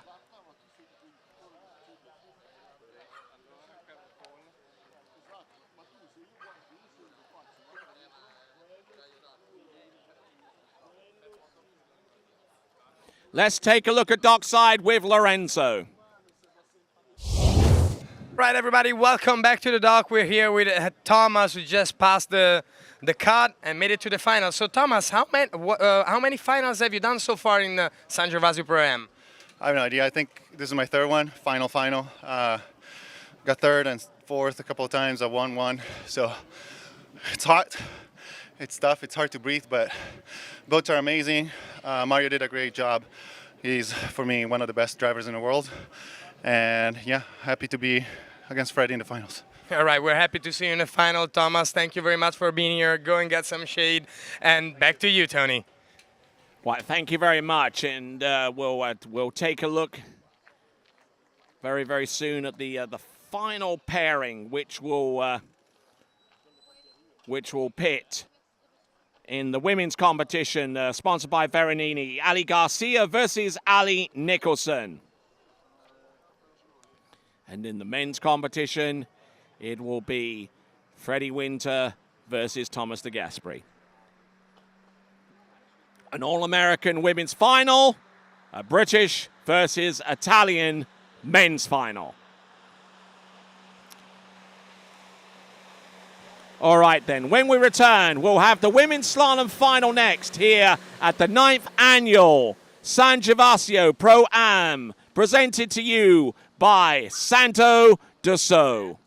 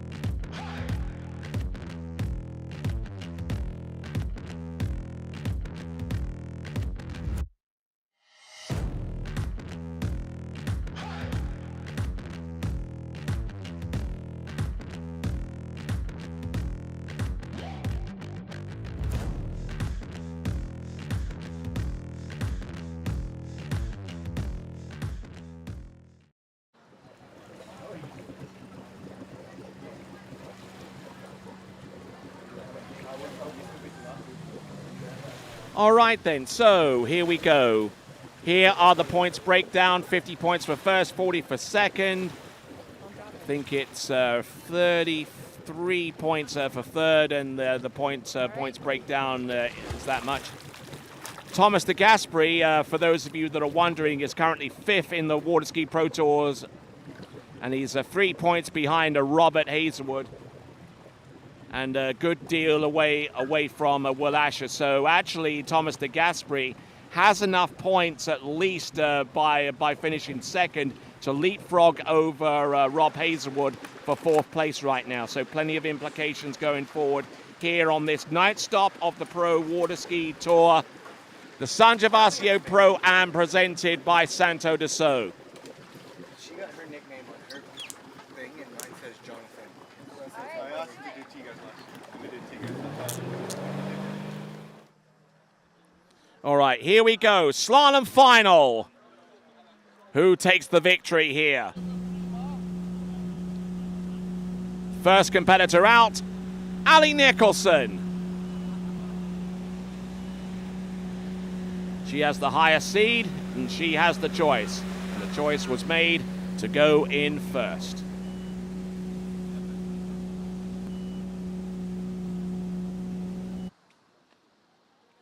So now, getting through the opening pass, that was 13 meters, 6 buoys there for her credit. And now we wait for Ali Garcia to make her way into the course.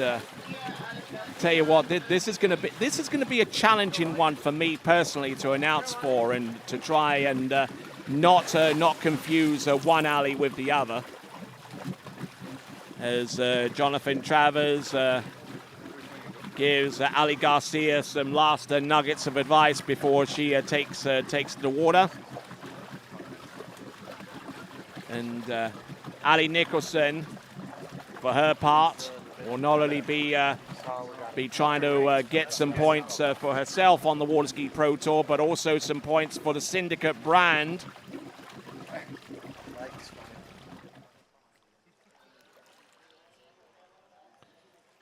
All right, there's Robert Hazelwood, who will see his 4th place in the Waterski Pro Tour slalom standings evaporate at Thomas de Gasperi's new placement. Ali Garcia, 13-meter start. Ali can make a run on the Waterski Pro Tour standings as well. I'm not too sure where she is on the standings as it goes right now. She's currently 5th in the standings.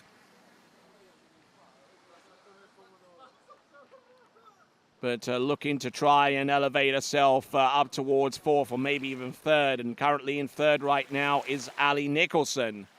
Let's check in dockside with Lorenzo. Hey everybody, welcome back to the dock as the ladies are battling out for their final. We got the 2 men, Thomas and Freddie, who are about to get in the water. So Freddie, you were top seed throughout the quali, and you're gonna pick first. What you're picking? The blue boat. All right, and Tigas, what would you like? I'll go first. Okay, perfect. Thank you very much, guys. Good luck. Battle it out strong, and back to you, Tony. All right then, so just a reminder, if there is a tie at this stage of the game in the finals, then a runoff will ensue, and then we'll keep you informed as to the implications of each runoff should a tied situation replicate itself again in each instance. Whew. All right, then, continue right along. We've still got votes coming in for this 2U nutritional bars skier of the day vote. Go to waterskibroadcasting.com/play. And also being with a chance to win yourself an autographed poster of this event. Go to waterskibroadcasting.com/play to vote for your skier of the day.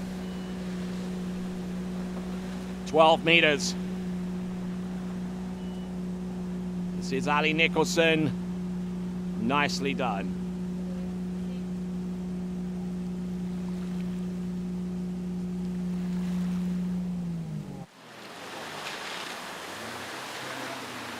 right, so Ali Nicholson sinking in right towards the end of the lake and leaving the way clear for our next competitor to go, the number 4 seeded Ali Garcia.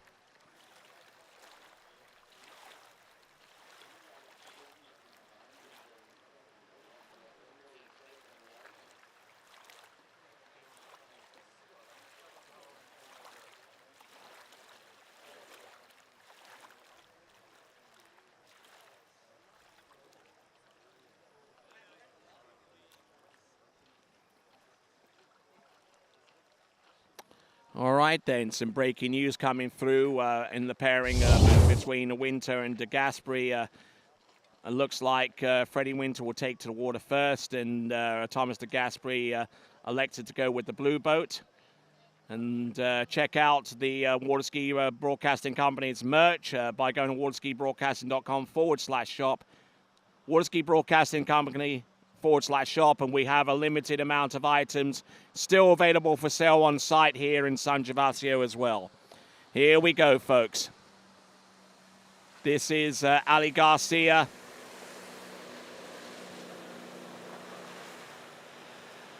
Staying upright on top of the water and gets round all 6 buoys on 12 meters.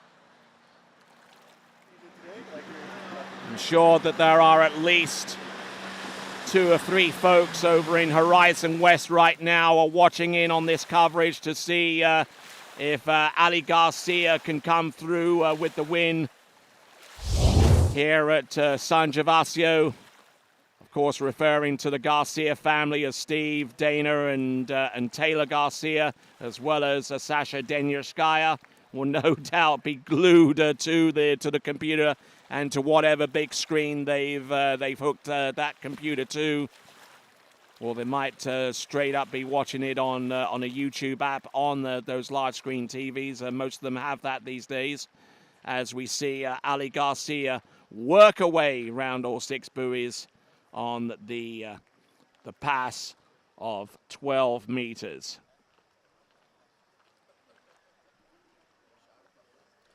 So both competitors through 12 meters. Now it becomes a slugfest. 11.25 meters now.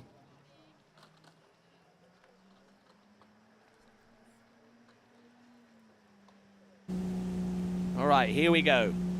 This now is Ali Nicholson. Sure that Melissa Nicholson and even Zane are watching in from wherever they happen to be. Here she goes, round number 5. This is 11.25 meters, and she gets that one to go. So she had a really, really slow start in the round 1 of this competition. Didn't really get much of anything going on, and she had to ski herself back into contention in round number 2. And now she's on the cusp of winning the whole thing here at San Gervasio.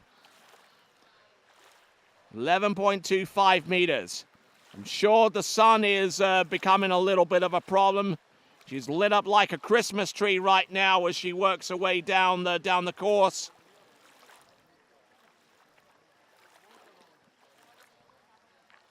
Round number 4, good to go on number 5. Takes a good hit off number 5 and skis all the way around number 6 like she knows what she's doing.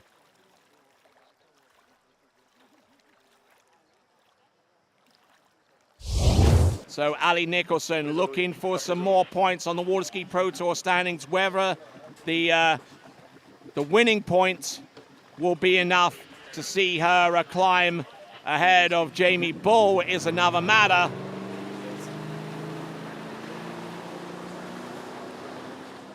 So, Ali Garcia, who in this competition has run 11.25 meters on every single occasion that it has been presented to her.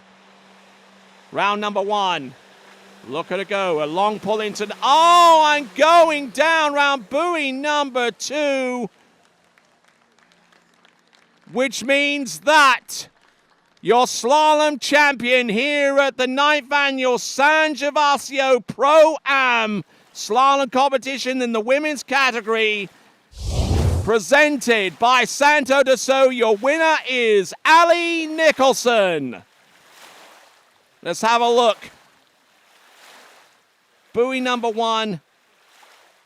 A good strong point to number 2, but just stuffed the tip into the turn and just unable to continue on cross course. But I tell you what, she's skied exceptionally well all the way throughout the competition. And she should hold her head up high as a result of this second place finish. Probably her highest professional finish in quite a while.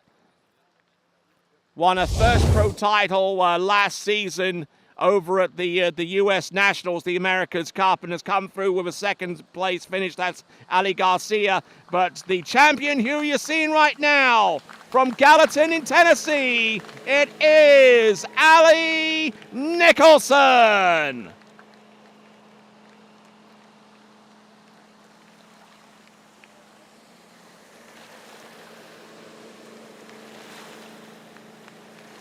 So there you go, there's your champion. Right there, Ali Nicholson, being transported all the way back to the dock. So let's have a look at the women's bracket all the way through to the final, and your champion there with a 6 buoy count, 11.25 meters, Ali Nicholson. Ali Garcia, the runner-up in second spot with 1.5 at 11. And let's have a look at the Pro Tour standings. Our head-to-head provided by Veronini Coffee. Let's have a look at the Pro Tour standings. Jamie Ball has taken the lead by 4 points ahead of Whitney McClintock-Rini. Ali Nicholson has added some more points to her total to basically widen the gap between herself and Ali Garcia, who has 106 points. Regina Jaquez getting further and further behind with 101 points. Manon Costar, having only skied 3 tournaments so far this season, has got 90 points for her credit. Paige Rini on 59, Chelsea Mills on 50, Neely Ross on 41, Elizabeth Montavon on 37, Alicia Bagnoli on 34, and Betrizia Yanni on 28. Let's return to the dock and let's check in with Lorenzo. Hey everybody, welcome back to the dock. We're here with our winner of the 2023 San Gervasio ProAm. So how does this win feel? No, it feels amazing. I mean, we've been on the road for 4 weeks. Skiing's been going really well for me. We had a little bit of a rocky start at this tournament, but so happy. First win of the year, so hopefully we can just keep this rolling. And I see that you have a big smile, especially after PB last year, win last week, win today. What's next? I don't know, a couple days off for sure. I go back to the U.S. tomorrow. Definitely looking forward to being back home and taking a couple days off, but we've got Canada in a couple weeks, so. All right, perfect. Thank you very much for being here. Congratulations again, Ali, and back to you, Tony. All right, we're not quite done yet. We got the men's slalom final to take place in just a few moments as we get ready to bring our men on. We've got Freddie Winter versus Thomas de Gasperi. Great Britain versus Italy in the final.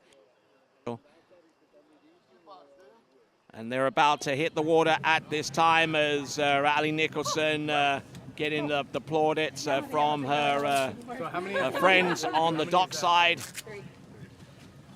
There is the current points leaderboard for the brand leadership. Syndicate ahead of D3 and ahead of Radar.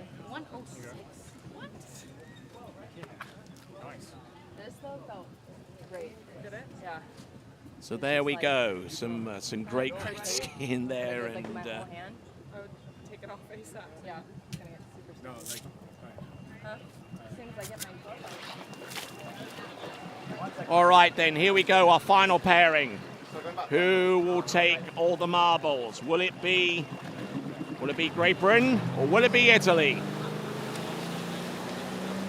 The unmistakable figure of Freddie Winter from the London borough of Wandsworth. Here he comes, coming in on 12 meters for the opener.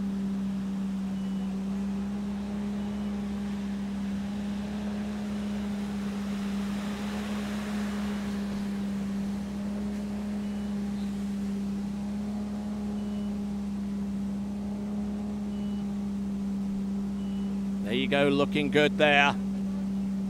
On the opening pass of 12 meters, Thomas de Gasperi getting ready to go.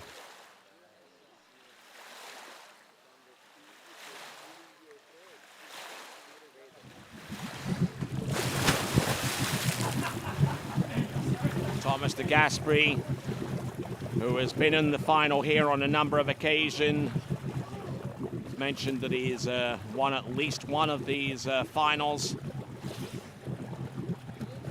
Looking to try and replicate that feat here in 2023 in the 9th edition of the San Gervasio ProAm.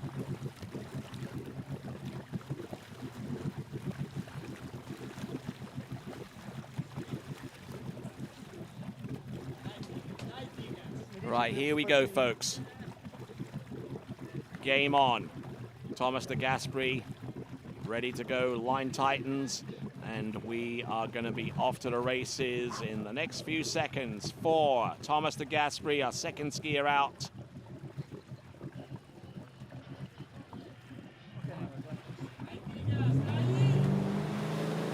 Here we go.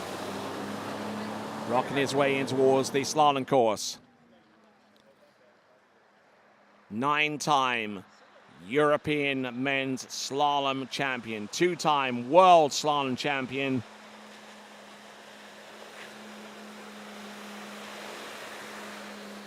Slalom to victory in the World Championships in 2007 and 2011 in I believe Austria and Russia, as he works his way down towards the end, having successfully run the opening pass of 12 meters. Merely a warm-up for him.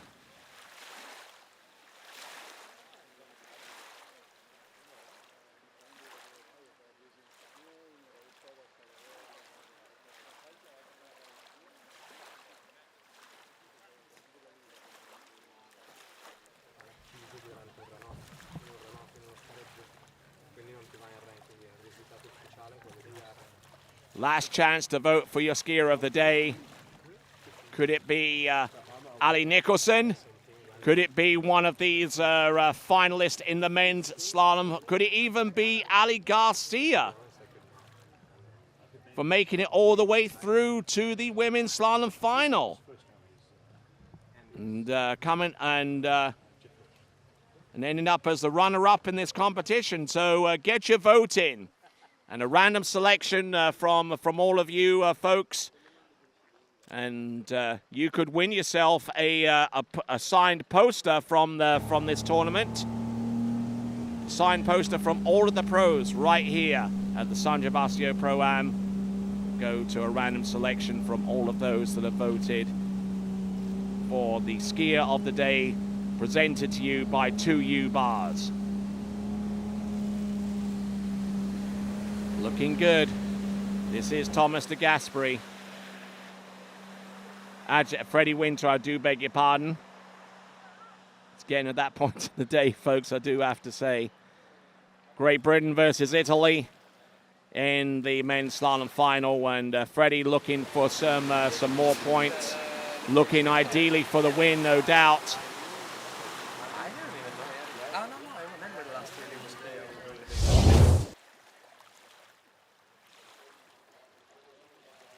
If he can get the win, I'm sure he will take the lead ahead of Nate Smith, based upon what I know of the point scale for this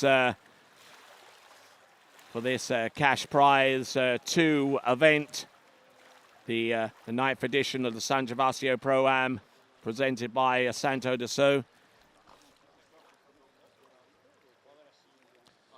So 50 points on offer for the win, 40 points on offer for the second place. So currently with Freddie on 200 points at this time, and Nate Smith currently on 236. As a matter of fact, by the very token of the fact that Freddie Winter has gotten at least a second spot finish and 40 points going to at least second spot and 2 additional points for the top score, he has in effect, overtaken Nate Smith right now. This is Freddie Winter, and the skier on the water right now approaching the course is Thomas de Gasperi, who's looking for some points himself. He's already ahead of Rob Hazelwood by the points that he scored so far by making this final and getting at least 40 points for his troubles. And here is Thomas de Gasperi, a 6-buoy count at 11.25 meters.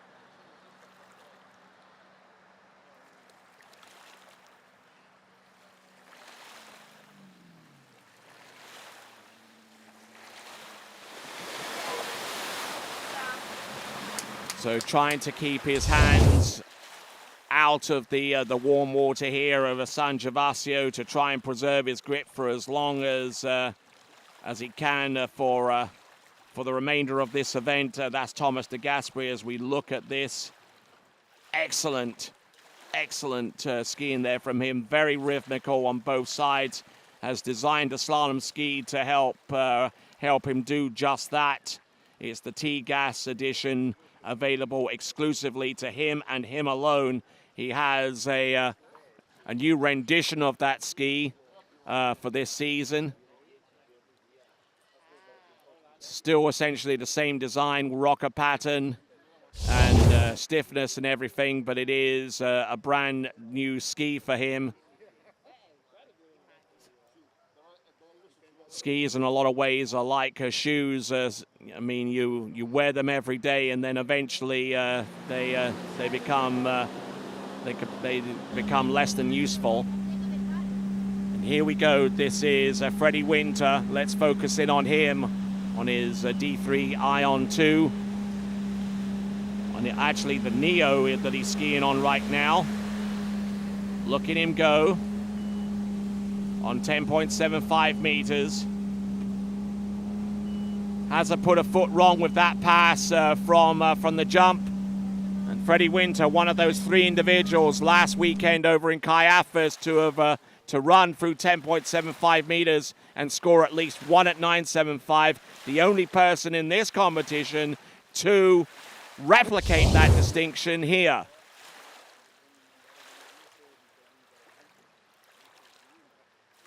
Could he be your skier of the day, we wonder? Get your vote in. There's only a few minutes left, only until the end of this competition. Go vote for skier of the day and be in with a chance to win yourself a signed poster from this event. Go vote for skier of the day. Presented by 2U Bars, and also shop for TWBC merch. WaterskiBroadcasting.com/shop for all the latest styles at the San Gervasio ProAm.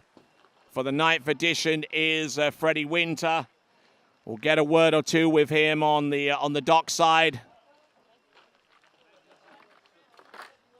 in just a moment or so, but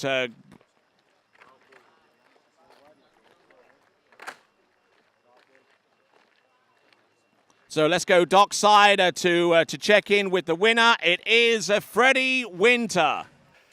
And here we are on the dock with Freddie Winter, winner of the 2023 San Gervasio ProAm. So Freddie, how are you feeling? I don't think there's a happier man on the planet, honestly. I'm over the moon. It's nice to finish it with a big score. It's the last second of the European tour. I did 5 tournaments in like 4 weekends, and first, second, first. I'd have killed you for that 4 weeks ago. Like, you know, I'm so happy. I really am. And it's nice to feel consistent. It's nice to feel safe on the ski. I feel, honestly, as good as I probably ever have. Again, not to be a corporate stooge, but thank you to D3 for putting a great ski under my feet. I didn't expect to get a new ski that I was going to love this much this year, and they gave me something about 2 months ago that I just love it. I'm going to be on the ski for the rest of my career, I feel like, and it just feels amazing. It feels amazing, and what a tournament. It's the home of European skiing in some ways, like pro skiing, because we started off here in 2013. Matteo Lazzeri told me to change my flight so I could come and ski at this tournament, 2014, and not go back to the US so early, and I did, and I got in trouble with the university as a result of that, but it was worth it. And here I am, I think number 4 to have won it, so just, yeah. And Yeah, nice. 'Cause it's such a relief. I mean, like, it's been so many consecutive days of pure intense water skiing and no let up, and I'm gonna embark on a campaign of Dionysian hedonism starting in about 3 minutes after I get away from here and have a beer, and I don't know, it's gonna be, I'm so happy, so happy. Well, we can definitely see that you're very, very happy. Thank you very much. Congratulations again. Big score on the final. Super nice to watch you ski once more. And guys, thank you very much also for watching us. We're gonna be with you in a second for the prize giving. And right now, I just want to thank the crew from Jolly Ski for organizing this event, the whole TWC crew. Here it's incredibly hot, so thank you very much for watching. Lorenzo's Land is gonna be back very, very soon, and goodbye.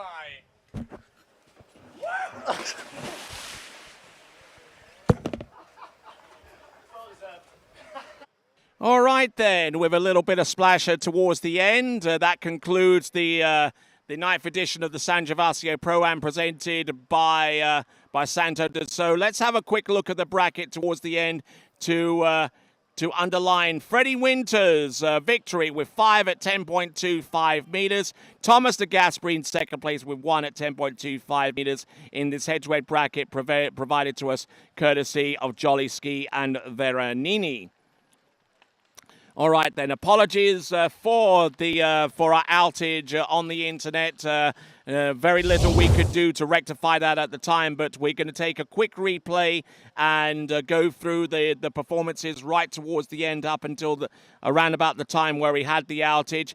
Looking at this pass, which I believe was his opener. That's 10.75 meters, so about his third pass in. And looking absolutely on song here with 10.75 meters with our instant replay. One of the benefits of having this is the ability to do a rerun like this just in case we get this unexpected outage, which we apologize for once again. And we certainly thank you good folks for sticking around and watching Fred Winter on 10.75 meters. Now, coming back on that same line length is Thomas de Gasperi, who has been Mr. Consistency all the way throughout, just dropping his shoulder into the turn there on buoy number 1. He's a right foot forward skier, which means that he has to force himself a little bit to get that ski rotated around on his weak side turn to keep going.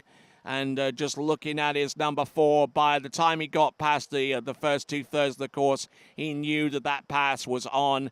A little bit of a bulk there on number 5, and he got round number 6, so no worries there for him. That was 10.75 from both Freddie and from Thomas de Gasperi. Now we get onto the crunch pass as we count down to our prize giving. As we look at Freddie Winter on 10.25 meters, setting up the target score for Thomas de Gasperi. A good start there. Brought the handle in very forcefully right down to his hip. Number 2. Oh, look at that number 2. Fantastic turn there. Getting everything that he really, truly wanted to there. Round number 3, a little bit down course, but he's as strong as an ox. Round number 4, and he knew that if he could get round number 5, it could effectively put this win out of Thomas de Gasperi's reach. And he knew it almost as soon as he got through the wakes, cheering and screaming at the top of his voice. There we go. That is Freddie Winter on that run, which forced Thomas de Gasperi to come back into the course at 10.75 meters, getting the good gate shot, but unfortunately a little weak at the knees after number 1, and just didn't have anything left in the tank. And so there we go. That is Thomas de Gasperi, and those were the last 4 passes of this competition. You still have a few minutes, folks. Still have a few minutes. Who do you think is deserving of this trophy? Is it Freddie Winter for his slalom win? Is it Ali Nicholson for her win? Is it Ali Garcia for making it that far into the slalom final? Is it Thomas de Gasperi? Are you a full-blooded Italian and want to see an Italian win this? Or is it someone else? Maybe one of our juniors? Maybe someone who has unexpectedly performed at the right place at the right time?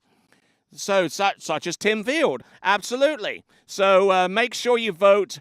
Go vote. Let's have a look at the Pro Tour standings. A lot of implications courtesy of this event. The Pro Tour standings in the men's slalom brought to you by Clipsed Audio. We've got Nate Smith with 236 and Freddie Winter on 225. I think those points might need a little bit of adjusting, but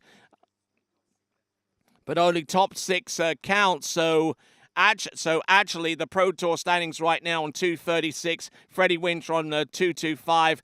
Will Asher actually picks up some points to get nearer to Freddie Winter and Nate Smith. Thomas de Gasperi on 133. Robert Hazelwood, I did say that Thomas de Gasperi moved from 5th to 4th and leapfrogging Robert Hazelwood, dropping in down 1 spot. Dane Meckler on 74. Brandon Caruso on 67. The majority of his points from last weekend and this one. Sasha Deska there in 8th. Matteo Lazzari on 9th. Adam Saddlemeyer on 10th. Wishing him the best for his recuperation after injuring himself a little bit earlier on this season.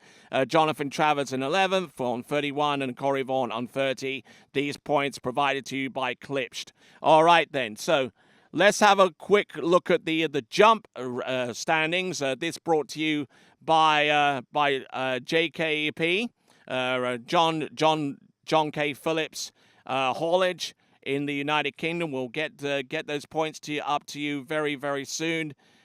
This is for the jump event, not contested here, obviously, but we want to show you there. In the Pro Tour standings in the jump provided by JKP, Hannah Stroltsova with 68.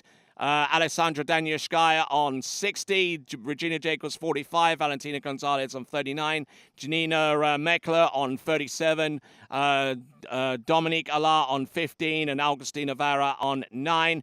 We'll have a quick look, I believe, on the men's jump standings. There we go, Freddie Krueger on 100, Taylor Garcia on 96, and Jack Critchley on 86. Dorian Llewellyn on 70, and Joel Poland wrapping up the top 5 in the Pro Tour men's jump standings. Obviously, if you go to waterskiprotour.com, you'll see the full standings for each of the events. So let's have a look. The Waterski Pro Tour, you see that right there. There's the URL, waterskiprotour.com. Thanking you very much for your support. The brand leaderboard, Syndicate out in the lead with 558 points, 558 points ahead of D3 with 436. Radar Skis on 279, and Good, Conley, and LaPointe rounding off the remaining positions on the brand leaderboard. It's sponsored by TWBC. So, prize giving coming up in about 20 minutes or so. Stick around for that as we round off the events here at the San Gervasio ProAm, presented to you by Santa de So.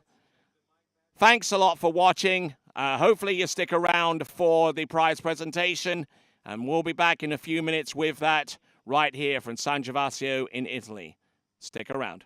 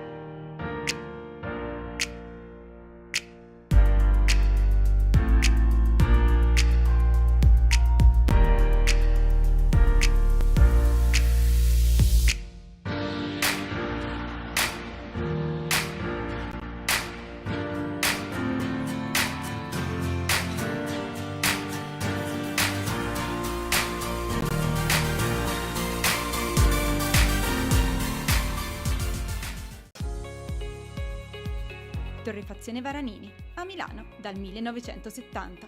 Specializzata nella realizzazione di miscele, bar e vending di alta gamma garantite da un sistema di qualità certificata.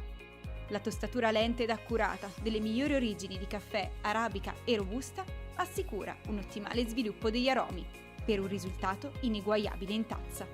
Caffè Varanini, al bar, in casa o in ufficio. Una storia di gusto.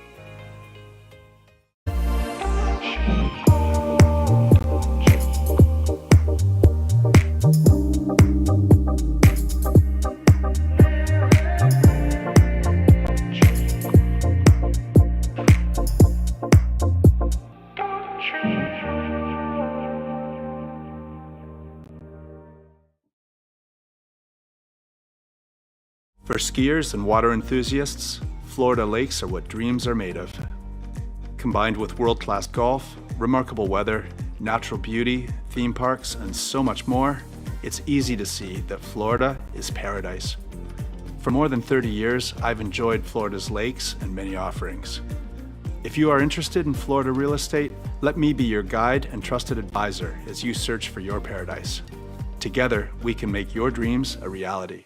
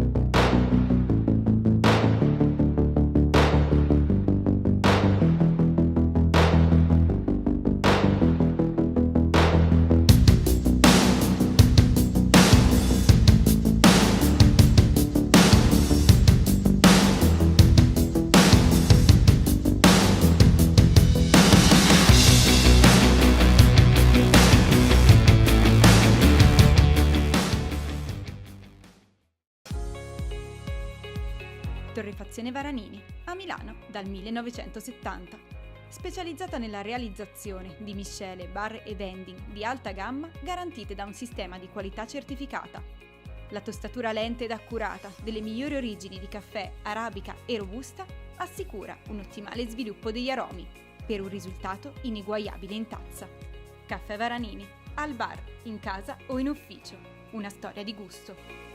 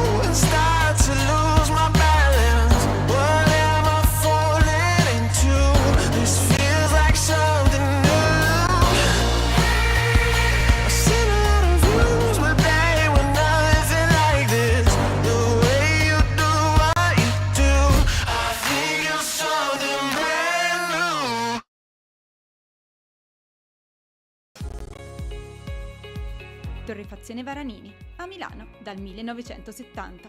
Specializzata nella realizzazione di miscele, bar e vending di alta gamma garantite da un sistema di qualità certificata. La tostatura lenta ed accurata delle migliori origini di caffè, arabica e robusta assicura un ottimale sviluppo degli aromi per un risultato ineguagliabile in tazza. Caffè Varanini, al bar, in casa o in ufficio. Una storia di gusto.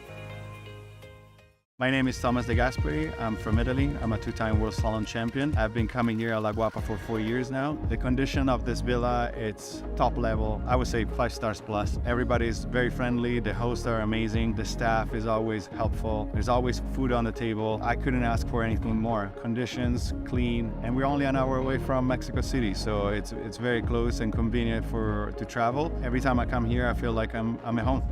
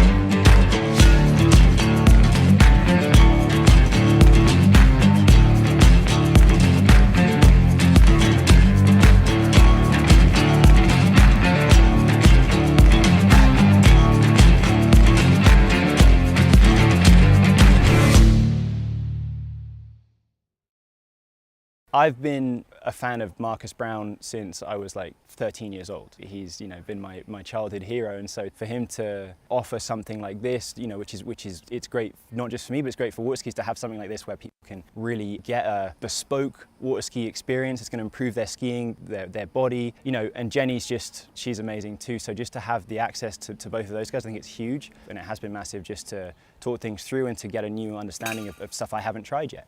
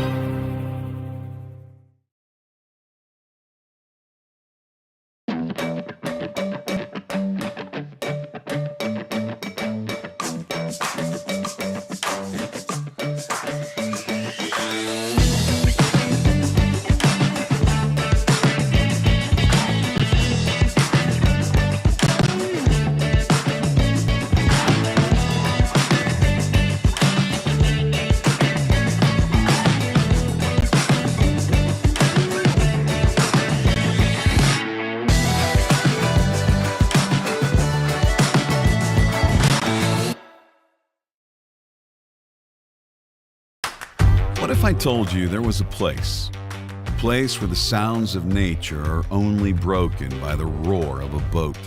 A place where that summer feeling lasts all year long? A place where the Florida sun is only outshined by the smiles of the skiers? A place where first-time skiers can ski alongside world champions, and the world-class coaches work with all levels of skiers. What if I told you there was a place where life slows down and your only job is to make lifelong memories? That place is Swiss Waterski Resort. Book your trip at SwissWaterskiResort.com.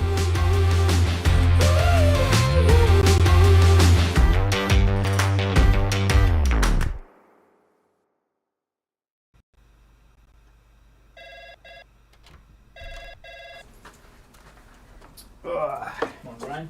Hey, morning. You have a good weekend? Yeah, got out on the water a couple times. How about you? Yeah, I got to set in. Just gonna make a quick phone call here. Oh, of course. Can you get that, Will? Yeah, man, I got it. Thanks for calling Wake House. This is Will. Yeah, looks like we've got those in stock. Torrefazione Varanini, a Milano dal 1970. Specializzata nella realizzazione di miscele, bar e vending di alta gamma garantite da un sistema di qualità certificata. La tostatura lenta ed accurata delle migliori origini di caffè, arabica e robusta assicura un ottimale sviluppo degli aromi per un risultato ineguagliabile in tazza. Caffè Varanini, al bar, in casa o in ufficio. Una storia di gusto.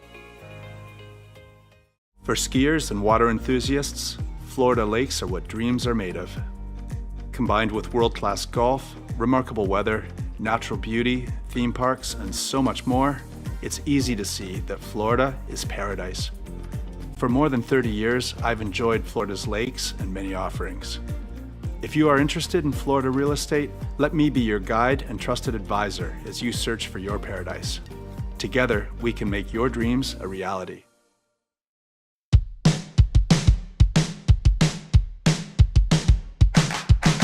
Today is gonna be a little something more. I've got a plan in mind, a special thing in store. The light bulb inside my head says, get out and play, 'cause you never feel this way.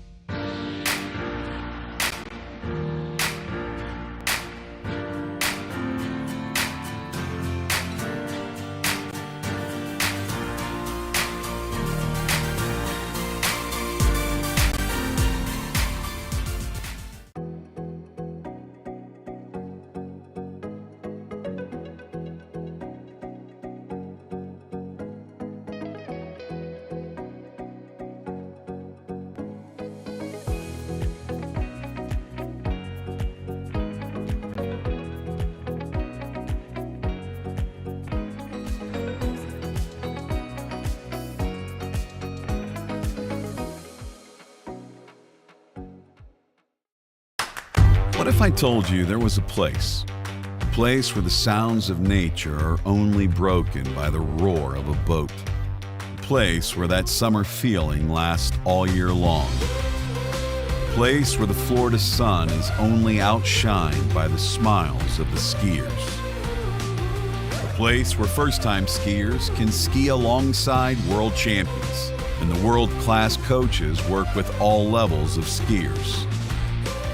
What if I told you there was a place where life slows down and your only job is to make lifelong memories?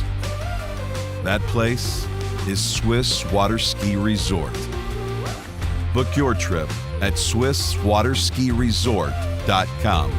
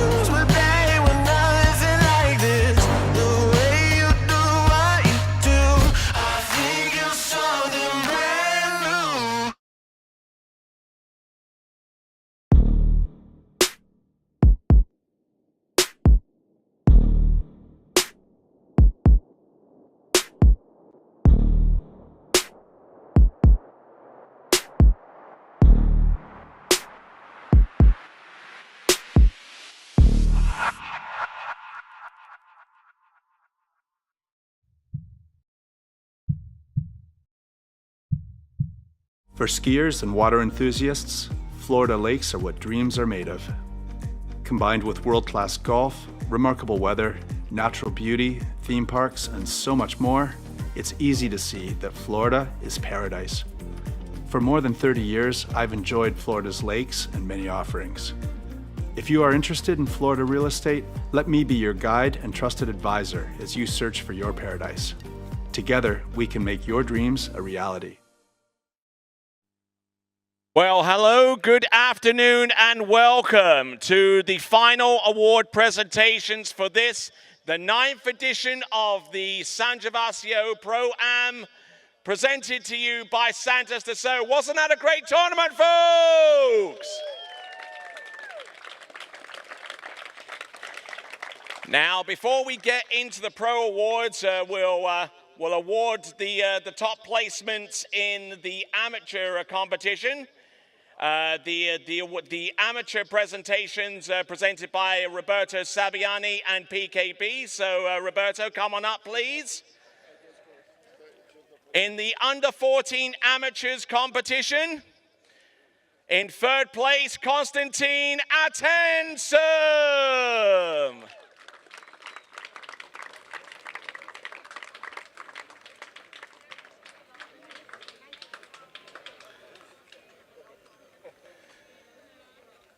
And now, ladies and gentlemen, presenting to you in 2nd place from Germany, Theo Field.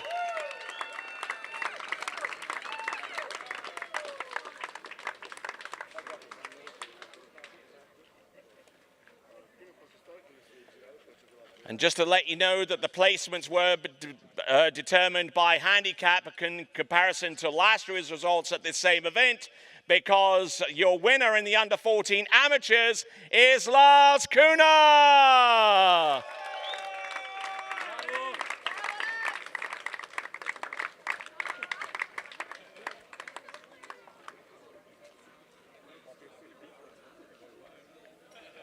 He's one step higher on the podium, and yet he's still taller than him.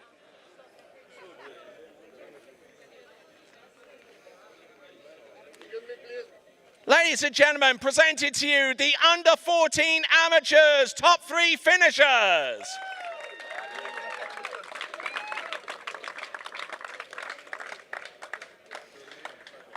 All right then, folks. Coming in for the senior amateurs, and here are a few shocking results.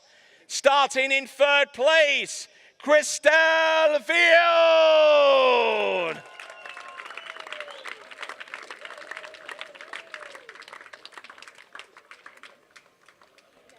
Prizes once again presented by Roberto Saviani and a PKB.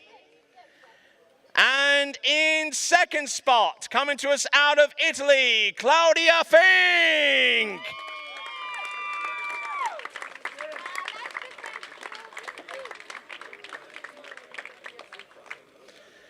And now, ladies and gentlemen, presenting to you your senior amateur champion here at the San Gervasio ProAm for 2023, MK Kuna!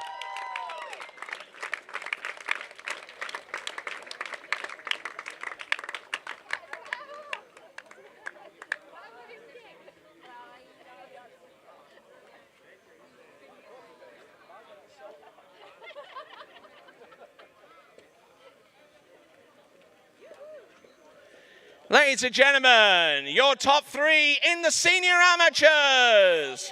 Hold on a second, stay right there, stay right there.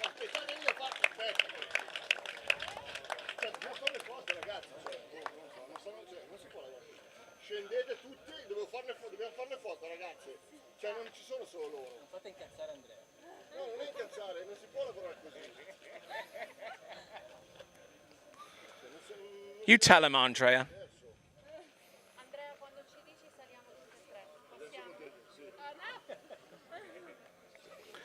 Ladies and gentlemen, your award recipients in the senior amateurs.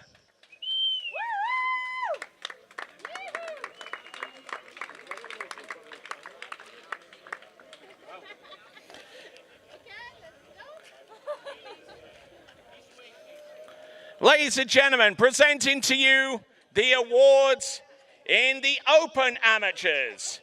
And we actually have a tie here for the best score in the open amateurs, because in third place is a tie between Kim Niederbaumer and Eduardo Lamalfa.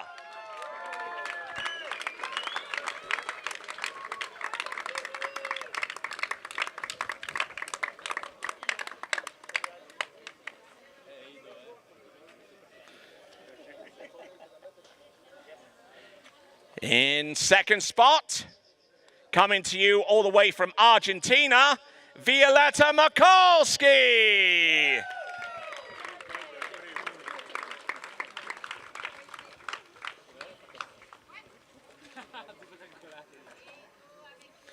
And now presenting to you the winner in the Open Amateurs, coming to us out of Germany, it's Nelly Schultz.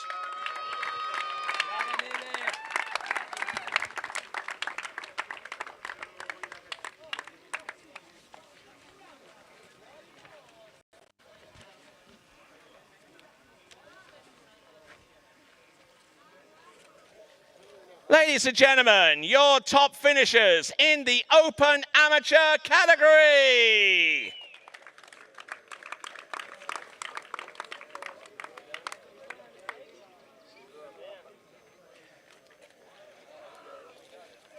Now, before we go into the Junior Challenge and the awards for the pros, let me give you the winners of our interactivity prizes for those of you that are watching online.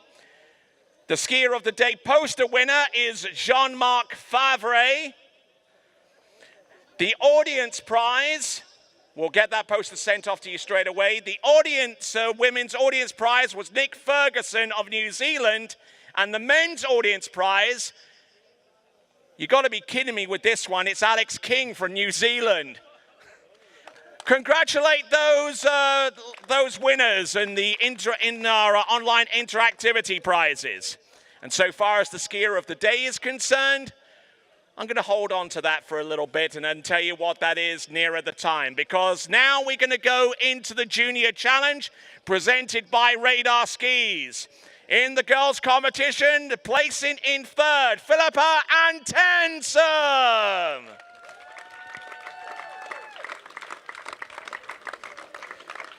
The awards presented by Claudio Bonatti, founder and technical director of Jolly Ski School.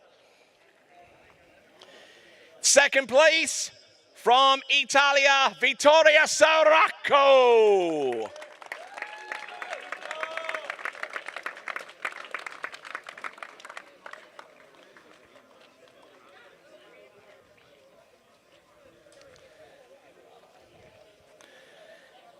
And now, ladies and gentlemen, presenting to you your champion in the Junior Challenge Girls Competition, presented by Radar Skis from Peru, Cristiana de Osma.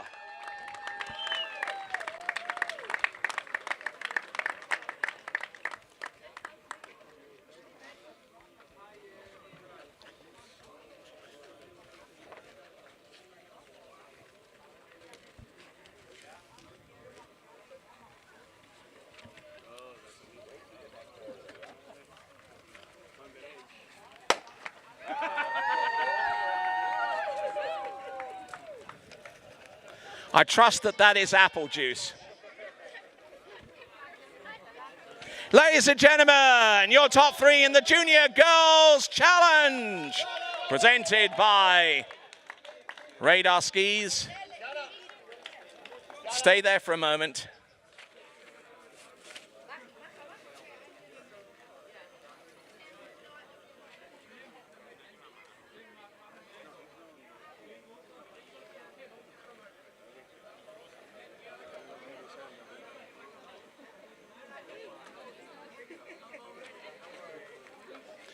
Ladies and gentlemen, presenting to you the Junior Boys Challenge presented by Radar Skis.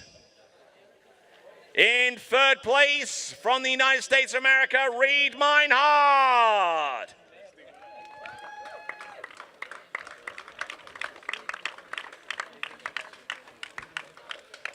I'm not too sure if Reed is here, but I do know that these next two characters are here. In second place from Canada, Ty B. Gordon.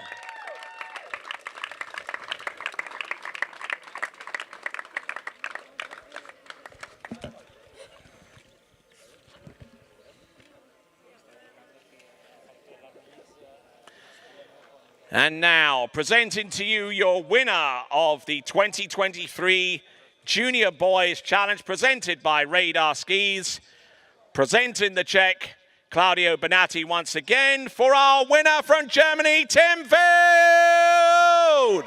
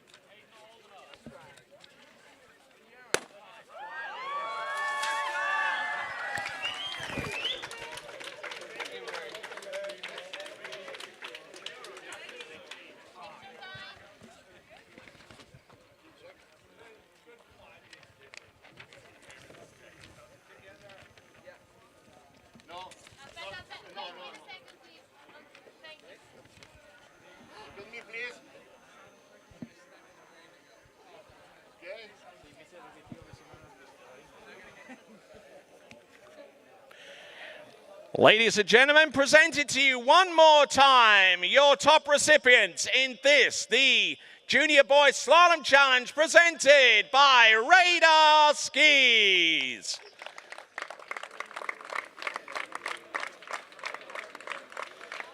And now we're going to go into the last two categories of presentations.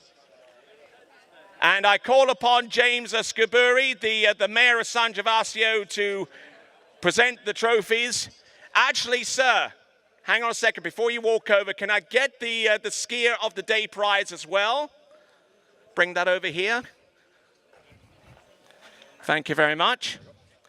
I'm guessing you already have a clue as to who it might be. All right then, folks. The Pro Women, presented by Santa de So. The prize is given out by the Mayor of San Gervasio, James Scaburi. In third spot, Manon Costa.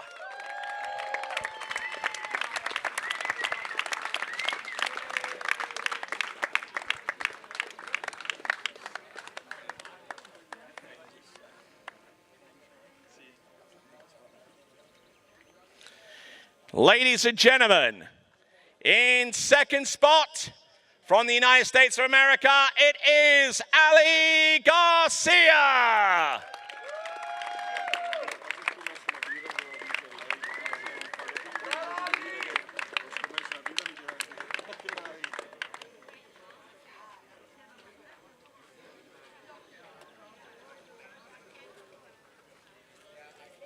And before we present the award for the winner, the award for the skier of the day goes to Ali Garcia.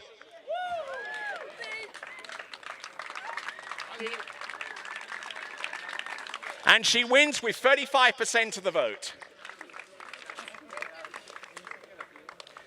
And ladies and gentlemen, presenting to you your winner here at the 9th edition of the San Gervasio ProAm presented by Santa de So. The first place winner is Ali Nicholson.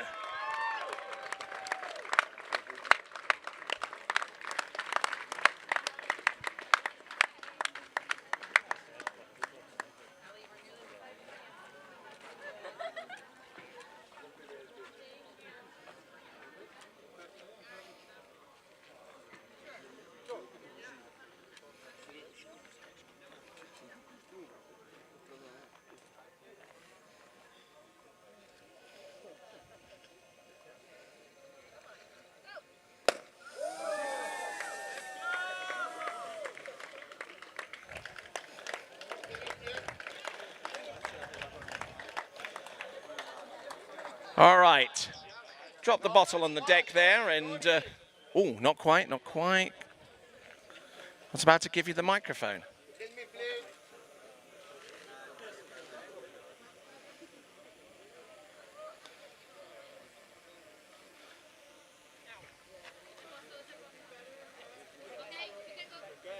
All right then, Ali, fantastic win out there, must be over the moon.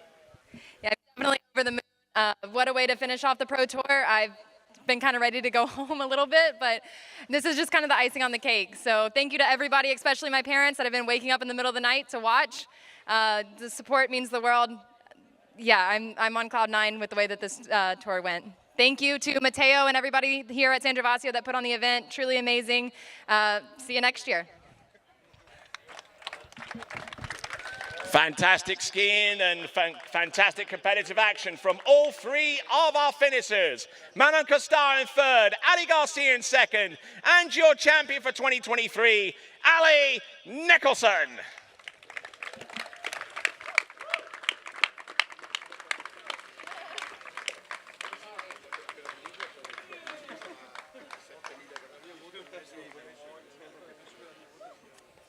All right then, now it comes down to our final award for the pro men. And I would like to call upon this special individual to present the prizes. He is the president of Jolly Ski School. This time last year, he was in a hospital bed. And right now, he is here presenting the prizes for the pro men. Let's give it up, please, for Fidele Luzzeri.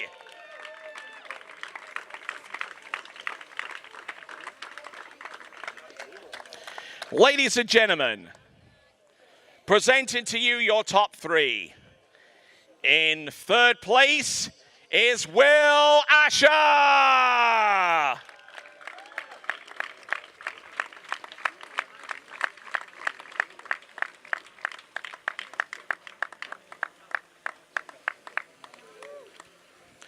Ladies and gentlemen, runner-up and in second place, from Italy, Thomas De Gasperi.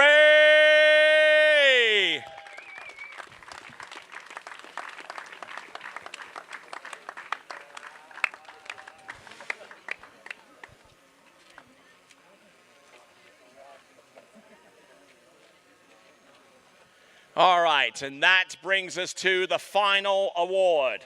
The winner of his fourth title here at San Gervasio, the 9th edition of the San Gervasio ProAm Pro Men's Slalom Competition, sponsored by Santa de So. your champion, Freddie Winter.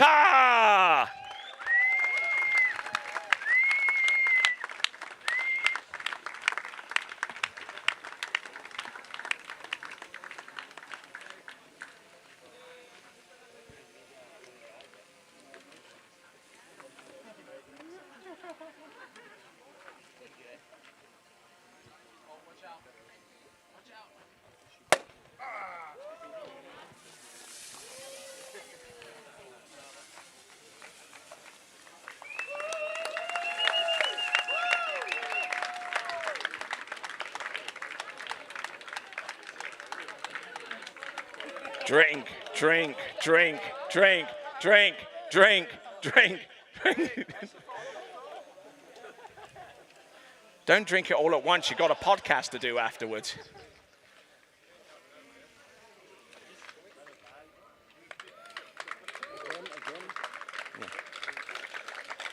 Well, Freddie, I've got a microphone. Well, actually got two of them for you here. Any comments?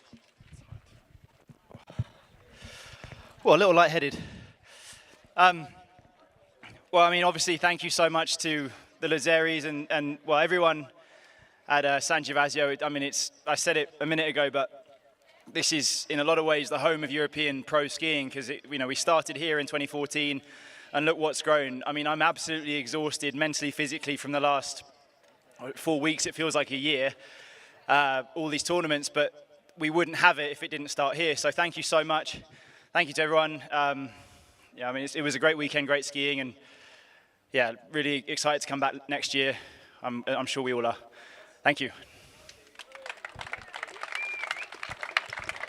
Ladies and gentlemen, presented to you the top three once again. Will Asher in third, Thomas de Gasperi in second, and your winner for 2023 here at the San Gervasio ProAm, presented by San Gervasio, it's Freddie Winter.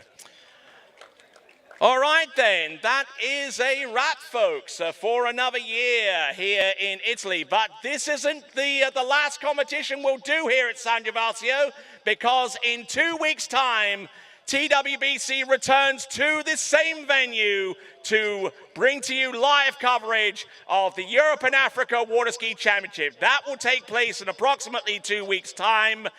Make sure you subscribe to the TWBC YouTube channel and get the latest updates. But for now, from sunny Italy, it is ciao for now!